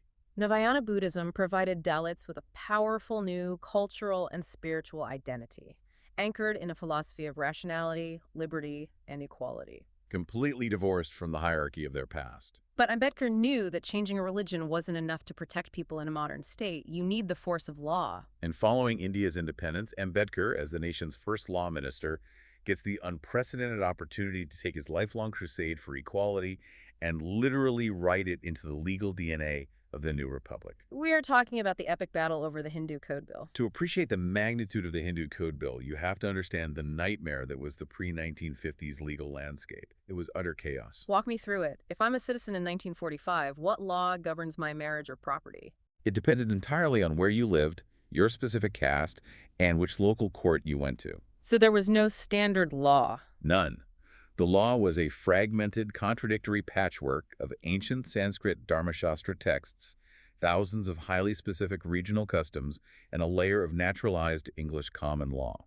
Overlaid by British judges who barely understood the local context. Precisely. It's like trying to run a modern country on a fragmented computer operating system patched together with 1,000 pieces of conflicting legacy code. And the Hindu Code Bill was supposed to be the grand unifying software update. Drafted initially by the Rao Committee and massively expanded and championed by Ambedkar starting in 1951. The goal was to create a single, uniform, progressive civil code covering marriage, divorce, succession, and adoption for all Hindus. But when you try to forcefully update society's software, the system crashes. The orthodox backlash to the Hindu Code Bill was staggering. The resistance was immense, right? Conservative politicians and orthodox religious leaders argued that the bill was an attack on divinely revealed law. They claimed it would destroy the traditional joint family structure and rigidly ossify fluid local customs into draconian state law. The opposition in Parliament was so fierce and vitriolic that Prime Minister Nehru had to initially stall the bill, which led Ambedkar to resign from the cabinet in absolute disgust. He steps down, but the mission doesn't die. Over the next few years, Nehru strategically breaks Ambedkar's massive omnibus bill into 4 separate digestible acts. And it pushes them through Parliament in 1955 and 1956. Let's break down these 4 acts because they fundamentally rewired the daily lives of millions of people. Let's start with the Hindu Marriage Act of 1955. First and foremost, it enforced strict legal monogamy. Prior to this, polygamy was legally permissible for Hindu men in many communities. This act criminalized it. It also established standard minimum age requirements. At the time, 18 for the groom and 15 for the bride. And it prohibited Sapinda marriages, meaning you could no longer legally marry close lineal relatives. But the truly revolutionary part of the Marriage Act was the introduction of divorce. Under traditional Orthodox Hindu law, marriage was an unbreakable, eternal sacrament. Yes. The act fundamentally secularized marriage by allowing for judicial separation and divorce. It outlined specific modern grounds for dissolving a marriage, such as adultery, conversion to another religion, or suffering from incurable insanity, leprosy, or venereal disease. And had a very progressive clause regarding children. It ensured that if a marriage was later legally annulled or declared void, any children born from that union were still deemed entirely legitimate. It protected the child's legal and social standing from the failure of the parents' marriage. Next was the Hindu Minority and Guardianship Act of 1956. What did this change? It codified who has legal authority over a minor, defined as anyone under 18. It established the father as the primary natural guardian, followed by the mother. However, it specifically mandated that the mother is the primary guardian for young children under the age of 3 or for illegitimate children. And it also stopped guardians from treating a child's assets like a personal piggy bank. It placed strict curbs on financial abuse. A guardian could no longer simply sell or mortgage a minor's immovable property without explicit permission from the court. Furthermore, it completely abolished the power of de facto guardians, people who just informally acted as guardians, to dispose of a minor's property. But the real earthquake, the law that completely dismantled the economic foundation of patriarchy, was the Hindu Succession Act of 1956. This overhauled the laws of inheritance. Specifically, it abolished the women's estate. Explain exactly what the women's estate was, because it sounds incredibly restrictive. Let's look at a hypothetical scenario. Imagine a woman in 1940 whose husband dies. Under the women's estate or limited estate rules, she might inherit his property, but she did not truly own it. She had the right to live in the house and use the income from the land for her maintenance. But she possessed zero legal right to sell that land, mortgage it, or bequeath it in her own will. She was essentially just a temporary custodian of the property until she died, at which point it would revert back to her husband's male relatives. So she has no real economic independence. She can't sell a piece of land to start a business or send her daughter to school. The 1956 Act annihilated that concept. It explicitly decreed that any property possessed by a female Hindu is held by her as a full, absolute owner, with the exact same power to sell or dispose of it as a man. That is a staggering transfer of wealth and agency. And the Act also rewrote the rules for intestate succession, when a man dies without a will. Prior to this, property primarily devolved through male lineage under rules like the Mitikshara joint family system, where property passed by survivorship only to male co-partners. The 1956 Act changed the hierarchy of heirs. If a man died without a will, his property now devolved to Class I heirs. And crucially, Class I heirs now included the widow, the mother, and the daughter, ensuring that daughters received a share equal to that of sons. And just as a fascinating, grim legal detail, the Act explicitly included a clause disqualifying murderers from inheriting the property of the person they killed. Apparently that needed to be formally codified. Finally, we have the Hindu Adoptions and Maintenance Act of 1956. This modernized the concept of adoption. Historically, adoption was almost exclusively about securing a male heir to perform religious rites. This act allowed for the legal adoption of daughters. It granted the capacity to adopt to male Hindus, but with a strict new requirement. A married man could not adopt without the explicit consent of his living wife. Furthermore, it allowed unmarried, widowed, or divorced women to adopt children in their own right. And it mandated a 21-year age gap if an individual was adopting a child of the opposite sex as a safeguard. On the maintenance side, it established comprehensive, lifetime maintenance rights for a wife. And, crucially, it allowed a wife to live separately from her husband, without forfeiting her right to financial maintenance, if he was guilty of cruelty, desertion, or keeping a concubine. It also legally bound individuals to maintain their aged parents' independence. When you step back and look at these four acts combined, the magnitude is breathtaking. The state legally reached into the home and dismantled millennia of patriarchal control. By granting absolute property rights to women, allowing divorce, and equalizing inheritance, the government fundamentally shifted legal power away from the traditional patriarch of the joint family. And placed it directly into the hands of the individual citizen. It was a monumental achievement for civil rights. However, as transformative as the Hindu Code Bill was, the original framers of the Constitution intended it to be just a stepping stone. They envisioned a unified legal framework for all Indians, regardless of religion. Yet those final steps toward total national uniformity remain uncompleted and fiercely debated to this day. Which brings us to our final section, unfinished business. We need to talk about the Uniform Civil Code, or the UCC. And again, keeping to our rule, we're looking strictly at how the sources frame the legal and political arguments around this, impartially. Absolutely. Now, the mandate for the UCC is actually written directly into the Indian Constitution? Yes, it is found in Article 44. The text of the Constitution explicitly directs that the state shall endeavor to secure for the citizens a uniform civil code throughout the territory of India. But there's a massive legal catch here. Article 44 is categorized as a directive principle of state policy. Exactly. Directive principles are outlined in Part 4 of the Constitution. They are meant to be fundamental guidelines for the governance of the country. The state is supposed to use them to frame laws. However, and this is the crucial distinction, they are not justiciable. Right. That means they are not directly enforceable by any court. A citizen cannot sue the government for failing to implement a directive principle. So it's a constitutional suggestion, basically, a highly recommended goal.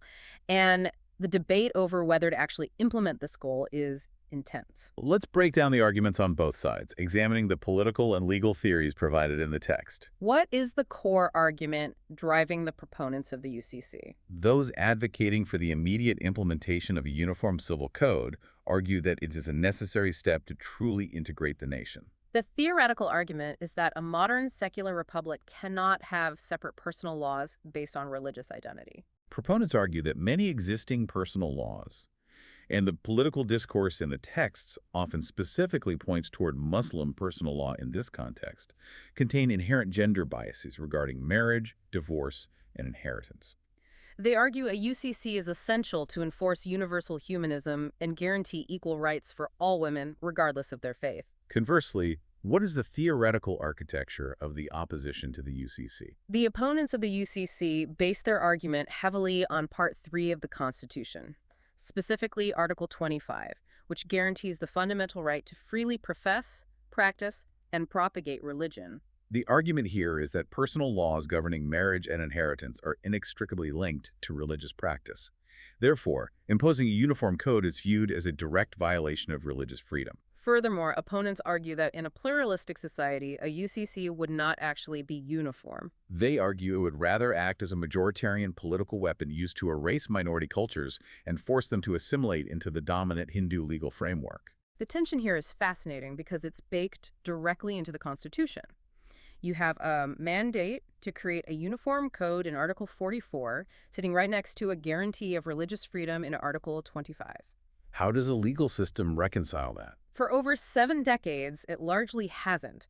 The UCC remains what legal scholars call a dead letter. The Supreme Court of India has, on multiple occasions, issued observations expressing regret that Article 44 has not been implemented, urging the state to take action. But Parliament has consistently avoided passing a nationwide UCC due to the immense political volatility of the issue. The friction between the ideal goal of state policy and the immediate guarantee of minority rights results in perpetual legislative paralysis. And while the push for legal uniformity stalled in Parliament, we see attempts to create cultural uniformity in other spheres, particularly in education. This brings us to the Kothari Commission of 1964 to 1966. Chaired by Dr. D.S. Kothari, the Education Commission was tasked with advising the government on a standardized national pattern education. Their goal was to use the classroom as the primary engine for national integration. They pushed for sweeping, progressive changes. They advocated for free and compulsory primary education for all children up to the age of 14 and demanded the immediate abolition of tuition fees in all government and local authority schools. But beyond just access, they wanted to standardize the curriculum. They recommended integrating general education with productivity, moral values, and spiritual values. And most controversially, they pushed for the three-language formula. This proposed that students should learn Hindi, English, and their regional language, attempting to create a linguistic bridge across the diverse states of the Republic. It was a massive, ambitious attempt to stitch a fractured society together through a common school system. So, as we pull all of these complex threads together, Let's look at the sheer scale of the journey we've just taken. we started in the mud and the blood of the 19th century, with the visceral outrage of peasants burning moneylenders' books and kings losing their thrones to Dalhousie's legal fictions. We tracked the tactical evolution of the resistance, watching revolutionaries graduate from sporadic riots to the disciplined, kinetic strikes of Bismarck and the brilliant mass media constitutional propaganda of Annie Besant. We navigated the fierce internal ideological wars over what the nation should be, contrasting the militant borders of Hindutva with the profound social reform of the Samaj. And we traced B.R. Ambedkar's monumental crusade, from a young intellectual trying to annihilate the theology of caste to a law minister fundamentally rewriting the legal DNA of the Hindu family. It is an incredible narrative arc.